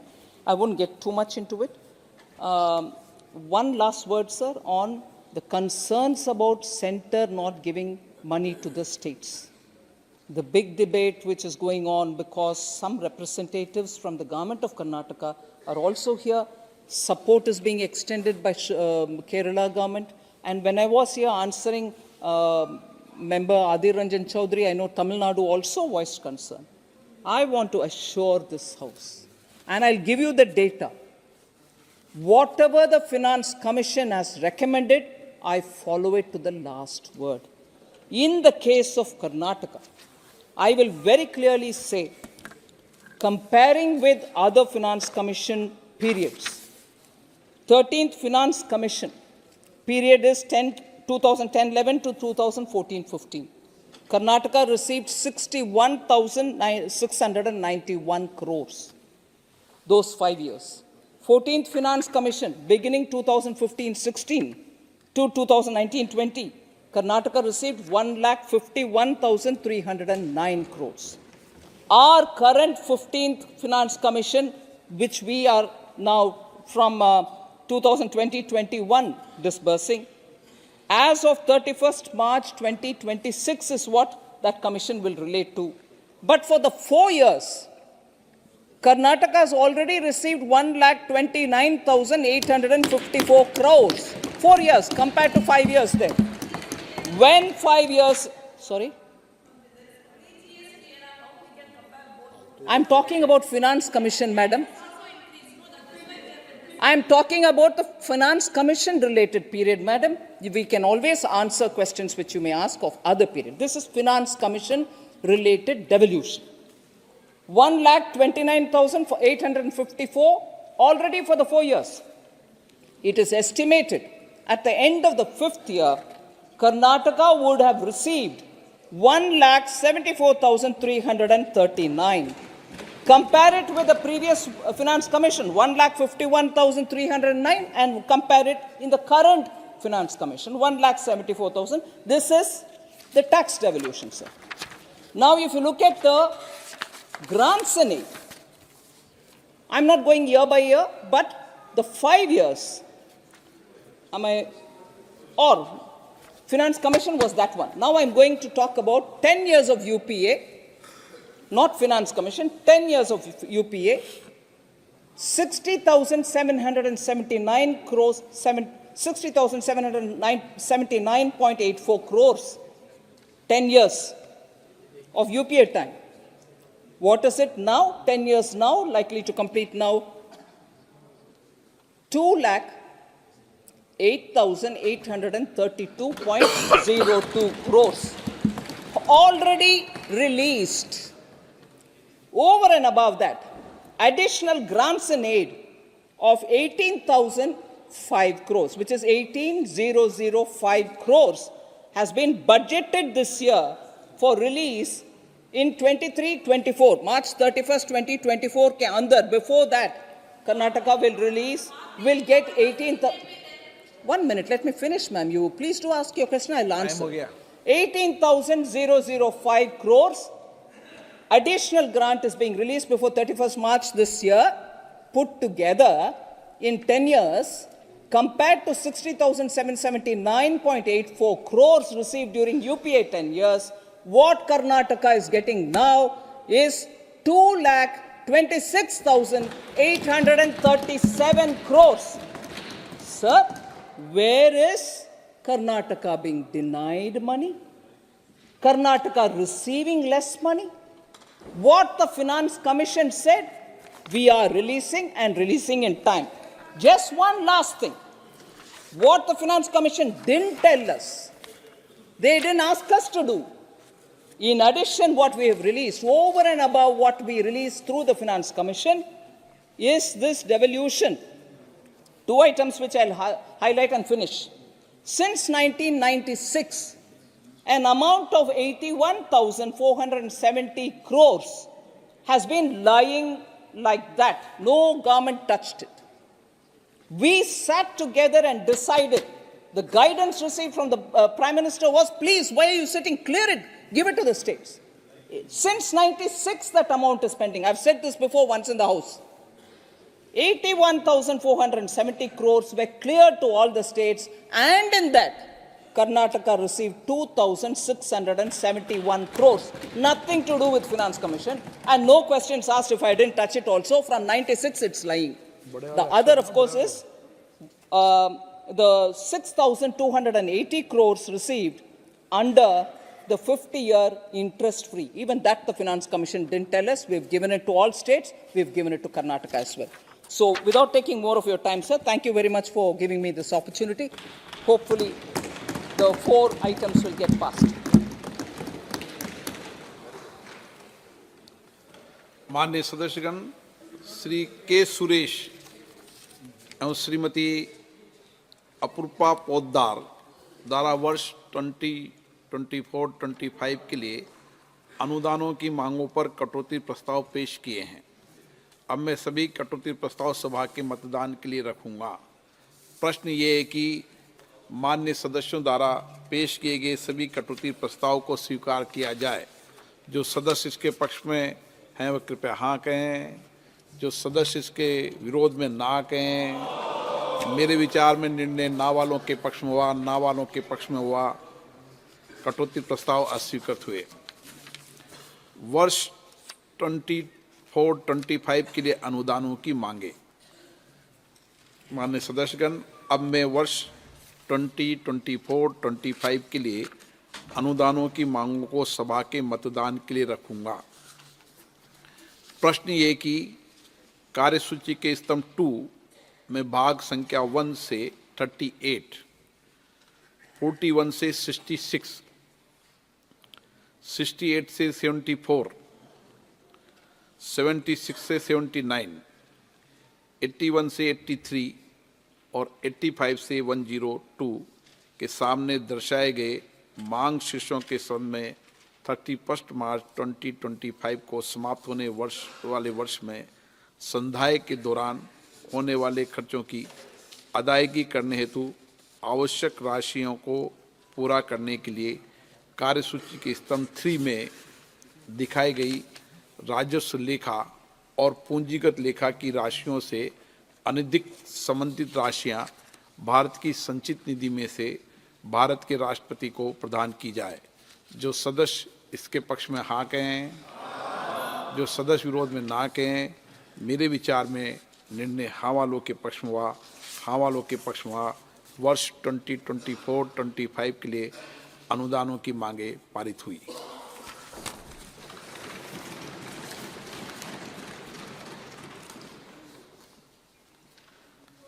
माननीय सदस्यगण, अब मैं वर्ष 23-24 के लिए अनुदानों की मांगे द्वितीय बेच सभा के मतदान के लिए रखता हूं। प्रश्न है कि अनुदानों के अनुपार की मांगों की सूची के स्तंभ 2 में मांग संख्या 1 से 8, 10 से 15, 18 से 23, 25, 26, 28 से 32, 35 से 37, 41, 42, 44, 45, 46, 48 से 53, 55, 58, 60 से 66, 68, 69, 71, 74, 78, 79, 81, 83, 85 से 90, 92, 94, 95, 98 और 100 से 102 के सामने दर्शाए गए मांग शीर्षों के संबंध में 31 मार्च 2024 को समाप्त होने वाले वर्ष के दौरान संधाय के क्रम में होने वाले खर्चों की अदायगी हेतु अनुदानों की अनुपूरक की सूची के स्तंभ 3 में दर्शाई गई राजस्व लेखा तथा पूंजी लेखा संबंधी राशियों से अनधिक संबंधित अनुपूरक राशियां भारत की संचित निधि में से राष्ट्रपति जी को दी जाए। जो सदस्य इसके पक्ष में हाँ कहें, जो सदस्य विरोध में ना कहें, मेरे विचार में निर्णय हाँ वालों के पक्ष में हुआ। निर्णय हाँ वालों के पक्ष में हुआ। वर्ष 23-24 के लिए अनुदानों की अनुपूरक मांगे का द्वितीय बेंच पारित हुई। माननीय सदस्यगण, अब मैं वर्ष 24-25 के लिए जम्मू कश्मीर संघ राज्य क्षेत्र से संबंधित लेखादानों की मांगों को सभा के मतदान के लिए रखूंगा। प्रश्न ये कि कार्यसूची के दूसरे स्तंभ में मांग संख्या 1 से 36 के सामने दर्शाए गए मांग शीर्षों के संबंध में 31 मार्च 2025 को समाप्त होने वाले वर्ष के दौरान होने वाले खर्चों की अदायगी करने हेतु आवश्यक राशियों को पूरा करने के लिए कार्यसूची के तीसरे स्तंभ में दिखाई गई राजस्व लेखा तथा पूंजीगत लेखा की राशियों से अनधिक संबंधित राशियां जम्मू कश्मीर संघ राज्य क्षेत्र की संचित निधि में से भारत के राष्ट्रपति जी को प्रदान की जाए। जो सदस्य इसके पक्ष में हाँ कहें, जो सदस्य के विरोध में ना कहें, मेरे विचार में निर्णय हाँ वालों के पक्ष में हुआ। हाँ वालों के पक्ष में जम्मू कश्मीर संघ राज्य क्षेत्र के संबंध में वर्ष 24-25 के लिए अनुदानों की मांगों को पारित हुए। माननीय सदस्यगण, अब मैं वर्ष 23-24 के लिए केंद्र शासित प्रदेश जम्मू कश्मीर से संबंधित अनुदानों की अनुपूरक मांगों को सभा के मतदान के लिए रखता हूं। प्रश्न है कि अनुदान की अनुपूरक मांगों की सूची के स्तंभ 2 में मांग संख्या 6, 8, 24 और 26 के सामने दर्शाए गए मांग शीर्षों के संबंध में 31 मार्च 2024 को समाप्त होने वाले वर्ष के दौरान संधाय के क्रम में होने वाले खर्चों की अदायगी हेतु अनुदानों की अनुपूरक मांगों की सूची के स्तंभ 3 में दर्शाई गई राजस्व लेखा तथा पूंजी लेखा संबंधी राशियों से अनधिक संबंधित अनुपूरक राशियां केंद्र शासित प्रदेश जम्मू कश्मीर की संचित निधि में से भारत के राष्ट्रपति जी को दी जाए। जो सदस्य इसके पक्ष में हाँ कहें, जो सदस्य विरोध में ना कहें, मेरे विचार में निर्णय हाँ वालों के पक्ष में हुआ। हाँ वालों के पक्ष में वर्ष 23-24 के लिए केंद्र शासित प्रदेश जम्मू कश्मीर से संबंधित अनुदानों की अनुपूरक मांगे पारित हुई। आइटम नंबर 34, माननीय मंत्री जी। Sir, I rise to move for leave to introduce a bill to provide for the withdrawal of certain sums from and out of the Consolidated Fund of India for the services of a part of the financial year 24-25. प्रश्न ये कि विधेयक को पूरे स्थापित करने की अनुमति प्रदान की जाए। जो सदस्य इसके पक्ष में हाँ कहें, जो सदस्य विरोध में ना कहें, मेरे विचार में निर्णय हाँ वालों के पक्ष में। हाँ वालों के पक्ष में माननीय मंत्री जी विधेयक को पूरे स्थापित करें। Sir, I introduce the bill. Item number 35, माननीय मंत्री जी। Sir, I rise to move that the bill to provide for the withdrawal of certain sums from and out of the Consolidated Fund of India for the services of a part of the financial year 24-25 be taken into consideration. प्रश्न ये कि विधेयक पर विचार किया जाए। जो सदस्य इसके पक्ष में हाँ कहें, जो सदस्य विरोध में ना कहें, मेरे विचार में निर्णय हाँ वालों के पक्ष में। हाँ वालों के पक्ष में विधेयक पर विचार करने हेतु प्रस्ताव को स्वीकृत किया गया। अब सभा विधेयक पर खंडवार विचार करेगी। प्रश्न 1 खंड 2 से 4 विधेयक का अंग बने। जो सदस्य इसके पक्ष में हाँ कहें, जो सदस्य विरोध में ना कहें, मेरे विचार में निर्णय हाँ वालों के पक्ष में। हाँ वालों के पक्ष में खंड 2 से 4 विधेयक का अंग बना। प्रश्न ये कि अनुसूची विधेयक का अंग बने। जो सदस्य इसके पक्ष में हाँ कहें, जो सदस्य विरोध में ना कहें, मेरे विचार में निर्णय हाँ वालों के पक्ष में हाँ वालों के पक्ष में अनुसूची विधेयक का अंग बनी। प्रश्न है कि खंड 1 अधिनियम सूत्र विधेयक का पूरा नाम विधेयक का अंग बने। जो सदस्य इसके पक्ष में हाँ कहें, जो सदस्य विरोध में ना कहें, मेरे विचार में निर्णय हाँ वालों के पक्ष में हाँ वालों के पक्ष में खंड 1 अधिनियम सूत्र विधेयक का पूरा नाम विधेयक का अंग बने। माननीय मंत्री जी प्रस्ताव करें कि विधेयक को पारित किया जाए। Sir, I rise to move that the bill be passed. प्रश्न है कि विधेयक को पारित किया जाए। जो सदस्य इसके पक्ष में हाँ कहें, जो सदस्य विरोध में ना कहें, मेरे विचार में निर्णय हाँ वालों के पक्ष में हाँ वालों के पक्ष में प्रस्ताव स्वीकृत हुआ, विधेयक पारित हुआ। आइटम नंबर 36 माननीय मंत्री जी। Sir, I rise to move for leave to introduce a bill to authorize payment and appropriation of certain further sums from and out of the Consolidated Fund of India for the services of the financial year 23-24. प्रश्न है कि विधेयक को पूर्व स्थापित करने की अनुमति प्रदान की जाए। जो सदस्य के पक्ष में हाँ कहें, जो सदस्य विरोध में ना कहें, मेरे विचार में निर्णय हाँ वालों के पक्ष में हाँ वालों के पक्ष में। माननीय मंत्री जी विधेयक को पूर्व स्थापित करें। So I introduce the bill. Item number 37 Rise to move that the bill to authorize payment and appropriation of certain further sums from and out of the Consolidated Fund of India for the services of the financial year 23-24 be taken into consideration. प्रश्न ये कि विधेयक पर विचार किया जाए। जो सदस्य के पक्ष में हाँ कहें, जो सदस्य विरोध में ना कहें, मेरे विचार में निर्णय हाँ वालों के पक्ष में हाँ वालों के पक्ष में। विधेयक पर विचार करने हेतु प्रस्ताव स्वीकृत हुआ। अब सभा विधेयक पर खंडार विचार करेगी। प्रश्न है खंड 2 और 3 विधेयक का अंग बने। जो सदस्य के पक्ष में हाँ कहें, जो सदस्य विरोध में ना कहें, मेरे विचार में निर्णय हाँ वालों के पक्ष में हाँ वालों के पक्ष में खंड 2 और विधेयक का अंग बने। 2 और 3 विधेयक का अंग बने। प्रश्न है कि अनुसूची विधेयक का अंग बने। जो सदस्य इसके पक्ष में हाँ कहें, जो सदस्य विरोध में ना कहें, मेरे विचार में निर्णय हाँ वालों के पक्ष में हाँ वालों के पक्ष में अनुसूची विधेयक का अंग बनी। प्रश्न है कि खंड 1 अधिनियम सूत्र विधेयक का पूरा नाम विधेयक का अंग बने। जो सदस्य इसके पक्ष में हाँ कहें, जो सदस्य विरोध में ना कहें, मेरे विचार में निर्णय हाँ वालों के पक्ष में हाँ वालों के पक्ष में खंड 1 अधिनियम सूत्र और विधेयक का पूरा नाम विधेयक का अंग बने। माननीय मंत्री जी प्रस्ताव करें कि विधेयक पारित किया जाए। Sir, I rise to move that the bill be passed.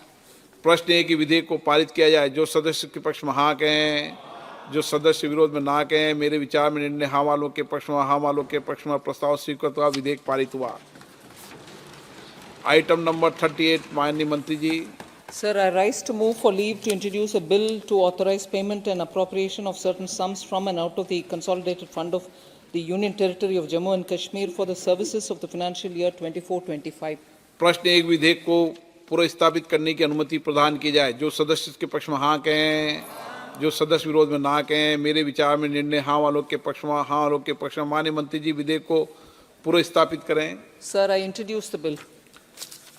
Item number 39 Sir, I rise to move that the bill to authorize payment and appropriation of certain sums from and out of the Consolidated Fund of the Union Territory of Jammu and Kashmir for the services of the financial year 24-25 be taken into consideration. प्रश्न है कि विधेयक पर विचार किया जाए। जो सदस्य के पक्ष में हाँ कहें, जो सदस्य विरोध में ना कहें, मेरे विचार में निर्णय हाँ वालों के पक्ष में हाँ वालों के पक्ष में हुआ, विधेयक पर विचार करने तो प्रस्ताव स्वीकृत किया है।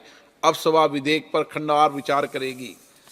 प्रश्न खंड 2 और 3 विधेयक का अंग बने। जो सदस्य के पक्ष में हाँ कहें, जो सदस्य विरोध में ना कहें, मेरे विचार में निर्णय हाँ वालों के पक्ष में हाँ वालों के पक्ष में खंड 2 और 3 विधेयक का अंग बने। प्रश्न है कि अनुसूची विधेयक का अंग बने। जो सदस्य के पक्ष में हाँ कहें, जो सदस्य विरोध में ना कहें, मेरे विचार में निर्णय हाँ वालों के पक्ष में हाँ वालों के पक्ष में अनुसूची विधेयक का अंग बनी। प्रश्न है कि खंड 1 अधिनियम सूत्र विधेयक का पूरा नाम विधेयक का अंग बने। जो सदस्य के हाँ कहें, जो सदस्य विरोध में ना कहें, मेरे विचार में निर्णय हाँ वालों के पक्ष में हाँ वालों के पक्ष में खंड 1 अधिनियम सूत्र विधेयक का पूरा नाम विधेयक का अंग बने। मंत्री जी प्रस्ताव करें विधेयक पारित किया जाए। Sir, I rise to move that the bill be passed. प्रश्न है कि विधेयक को पारित किया जाए। जो सदस्य के पक्ष में हाँ कहें, जो सदस्य विरोध में ना कहें, मेरे विचार में निर्णय हाँ वालों के पक्ष में हाँ वालों के पक्ष में प्रस्ताव स्वीकृत हुआ, विधेयक पारित हुआ। आइटम नंबर 40 माननीय मंत्री जी। Sir, I rise to move for leave to introduce a bill to authorize payment and appropriation of certain further sums from and out of the Consolidated Fund of the Union Territory of Jammu and Kashmir for the services of the financial year 23-24. प्रश्न है कि विधेयक को पूरा स्थापित करने की अनुमति प्रदान किया जाए। जो सदस्य पक्ष में हाँ कहें, जो सदस्य विरोध में ना कहें। मेरे विचार में निर्णय हाँ वालों के पक्ष में हाँ वालों के। माननीय मंत्री जी, विधेयक को पूरा स्थापित करें। Sir, I introduce the bill. Item number 41, माननीय मंत्री जी।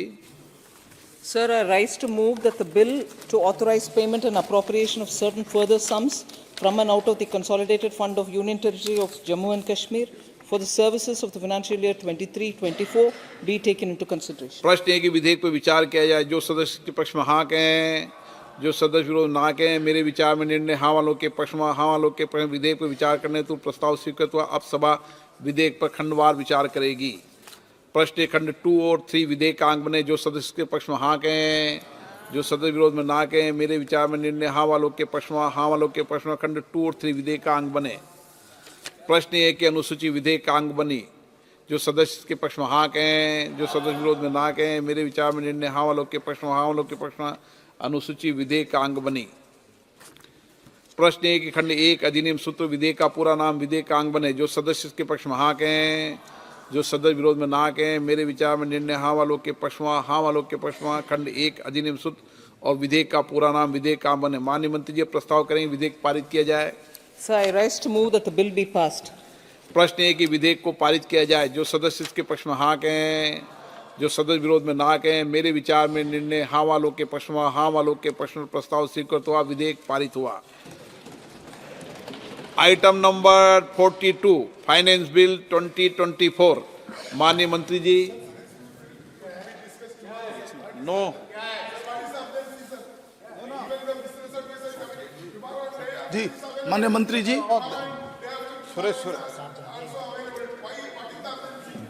Sir, I rise to move that the bill to continue the existing rates of income tax for the financial year 24-25 and to provide for certain relief to taxpayers and to make amendments in certain enactments be taken into consideration. आप कुछ माननीय मंत्री जी कुछ बोलेंगे? माननीय मंत्री जी कुछ बोलना चाहते हैं? नहीं, कुछ बोलना चाहते हैं क्या? आगे ठीक है, ओके जी। कुछ आप बोलना चाहती हैं शुरू में? Yes. Then please. Sir, I just want to say I respect Honorable Member Suresh expressing his concern. But in this, right from the beginning, we are explaining that this is a vote on account, interim budget, nothing has changed. We are continuing with what has been announced earlier. And if anything, the only change which I would think of significance is towards giving relief to taxpayers who have been bothered by claims which date back to 1962. So we are telling that those claims for a certain amount now be completely, those businesses be closed and relief be given to the SSC. That is the only thing which we are bringing in this, because that's not a rate increase, that's not a rate decrease, it is relief for the taxpayer. Other than that, it is continuing the whole, whatever was announced earlier, and there is no change. We'll certainly have to wait for the July budget, so I would humbly request that it can also be taken up for consideration and passed. Thank you. Shri Manish Tiwari ji. Now please, Suresh ji. Speaker from the party is now on his left to speak, please. अब बैठ मनीष जी को सुनिए, ध्यान से सुनिए जरा. He is your leader. Please. Okay, okay. Okay, okay. Please, please, Manish Tiwari ji. Not listen. Suresh ji हो गया, enough. Mr. Chairperson. Ji ji. Sir. Okay. No. Now please, Mr. No, please. Now please. Let.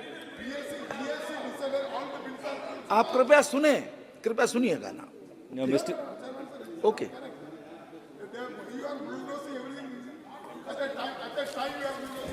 No. चलो, Manish ji. Mr. Chairperson, my honorable colleague, Mr. Kodikunal Suresh, made a very correct request that the finance bill can always be taken up for consideration tomorrow.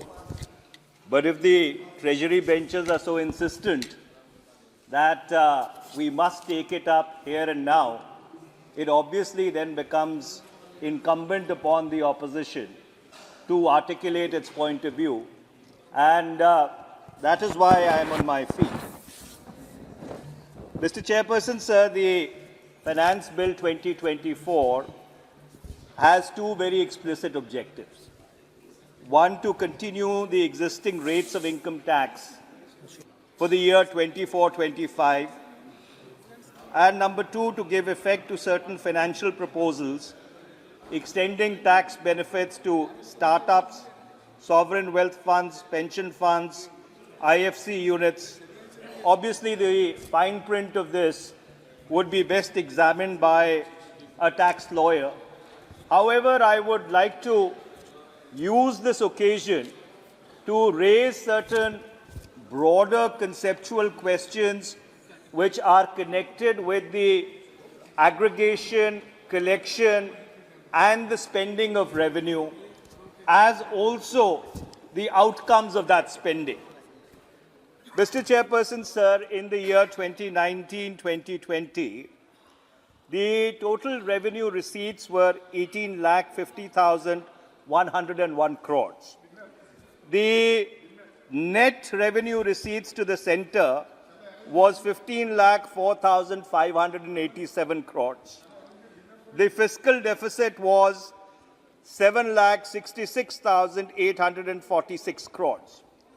In the year 2021, the financial year 2021, the revenue receipts fell to 15,55,153 crores, while the deficit went up to 18,48,655 crores. Now, this is completely understandable because that was when COVID-19 had impacted the whole world. But what is really worrying, Mr. Chairperson, is that since the financial year 2021, the fiscal deficit has been hovering in the range of 17 to 18 lakh crores. And Mr. Chairperson, sir, contrary to what the finance minister, who unfortunately has left us,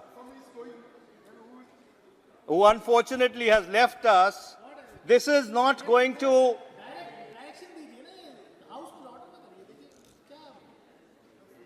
Please continue.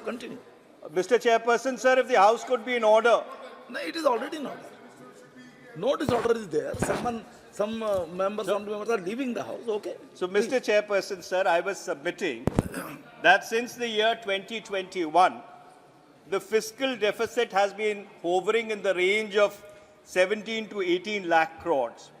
Now, the question is, does this crowd in private investment or does it crowd out private investment? And the answer is very clear.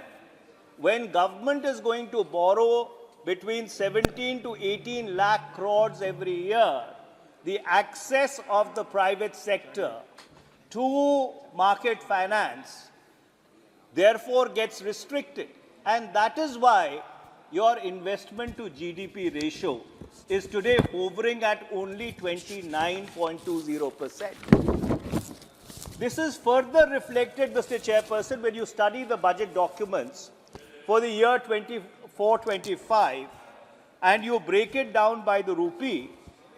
Borrowings and other liabilities account for 28 paisa out of every rupee. That is the single biggest inflow into the government's kitties.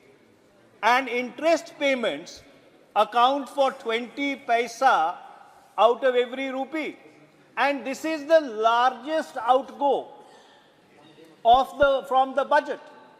तो ये बड़ी ही विचित्र और अद्भुत परिस्थिति है कि जो आप कर्जा लेते हैं वो आपके बजट के हर रुपए का सबसे बड़ा हिस्सा है और उसके ऊपर जो आप ब्याज देते हैं वो आपके बजट का सबसे बड़ा हिस्सा है तो सवाल ये पैदा होता है कि क्या भारत की अर्थव्यवस्था के लिए ये कोई अच्छी परिस्थिति है?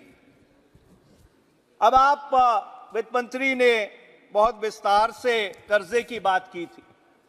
Let me explain, mister chairperson sir. In 2014, the size of the Indian economy was $2.05 trillion. And the total debt of the government of India was 55,87,149.33 crores. In the year 2024, India is a $3.75 trillion economy. But the debt has trebled. In 10 years, the debt has gone up 3 times, and today it is 168 crores, 72 lakhs, 554.16 crores. So obviously, the growth of the economy, इस अर्थव्यवस्था का जो वृद्धि दर है, वो जो आप राजस्व इकट्ठा कर रहे हैं, उससे नहीं हो रहा है. इस अर्थव्यवस्था का जो वृद्धि है, वो जो आप कर्जा ले रहे हैं, उससे हो रहा है. आपकी अर्थव्यवस्था 10 साल में 1.5 गुना बढ़ी, पर जितना आपने कर्जा लिया वो 3 गुना बढ़ा. ये क्या अर्थव्यवस्था के लिए कोई अच्छे संकेत हैं? इसके ऊपर बहुत गंभीरता से विचार करने की जरूरत है. मैं वित्त मंत्री जी की बात बहुत ध्यान से सुन रहा था when she was replying to the IMF related question with regard to debt GDP ratios.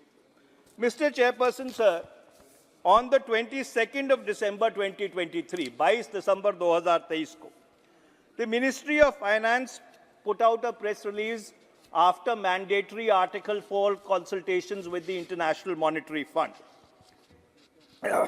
It said that the reason why debt to GDP ratios as a percent have got skewed is because of something called the taper tantrum, COVID-19, Russia-Ukraine war, global financial crisis. अब ये पता नहीं कहाँ से आया कि 10 साल में कौन सा ऐसा बड़ा वित्तीय संकट आया है. जहाँ तक मेरी जानकारी है वो तो वित्तीय संकट 2008 में आया था. पर उस प्रेस विज्ञप्ति में एक बहुत अद्भुत चार्ट है और वो ये कहता है कि भारत का जो डेट टू जीडीपी रेशियो है बाय परसेंट वो 81% है, पर चीन का 77% है, दक्षिण अफ्रीका का 71.1% है, जर्मनी का 66.1% है. अब इन 3 देशों में 2 देश जो ब्रिक्स कहा जाता है, ब्राजील, रशिया, इंडिया,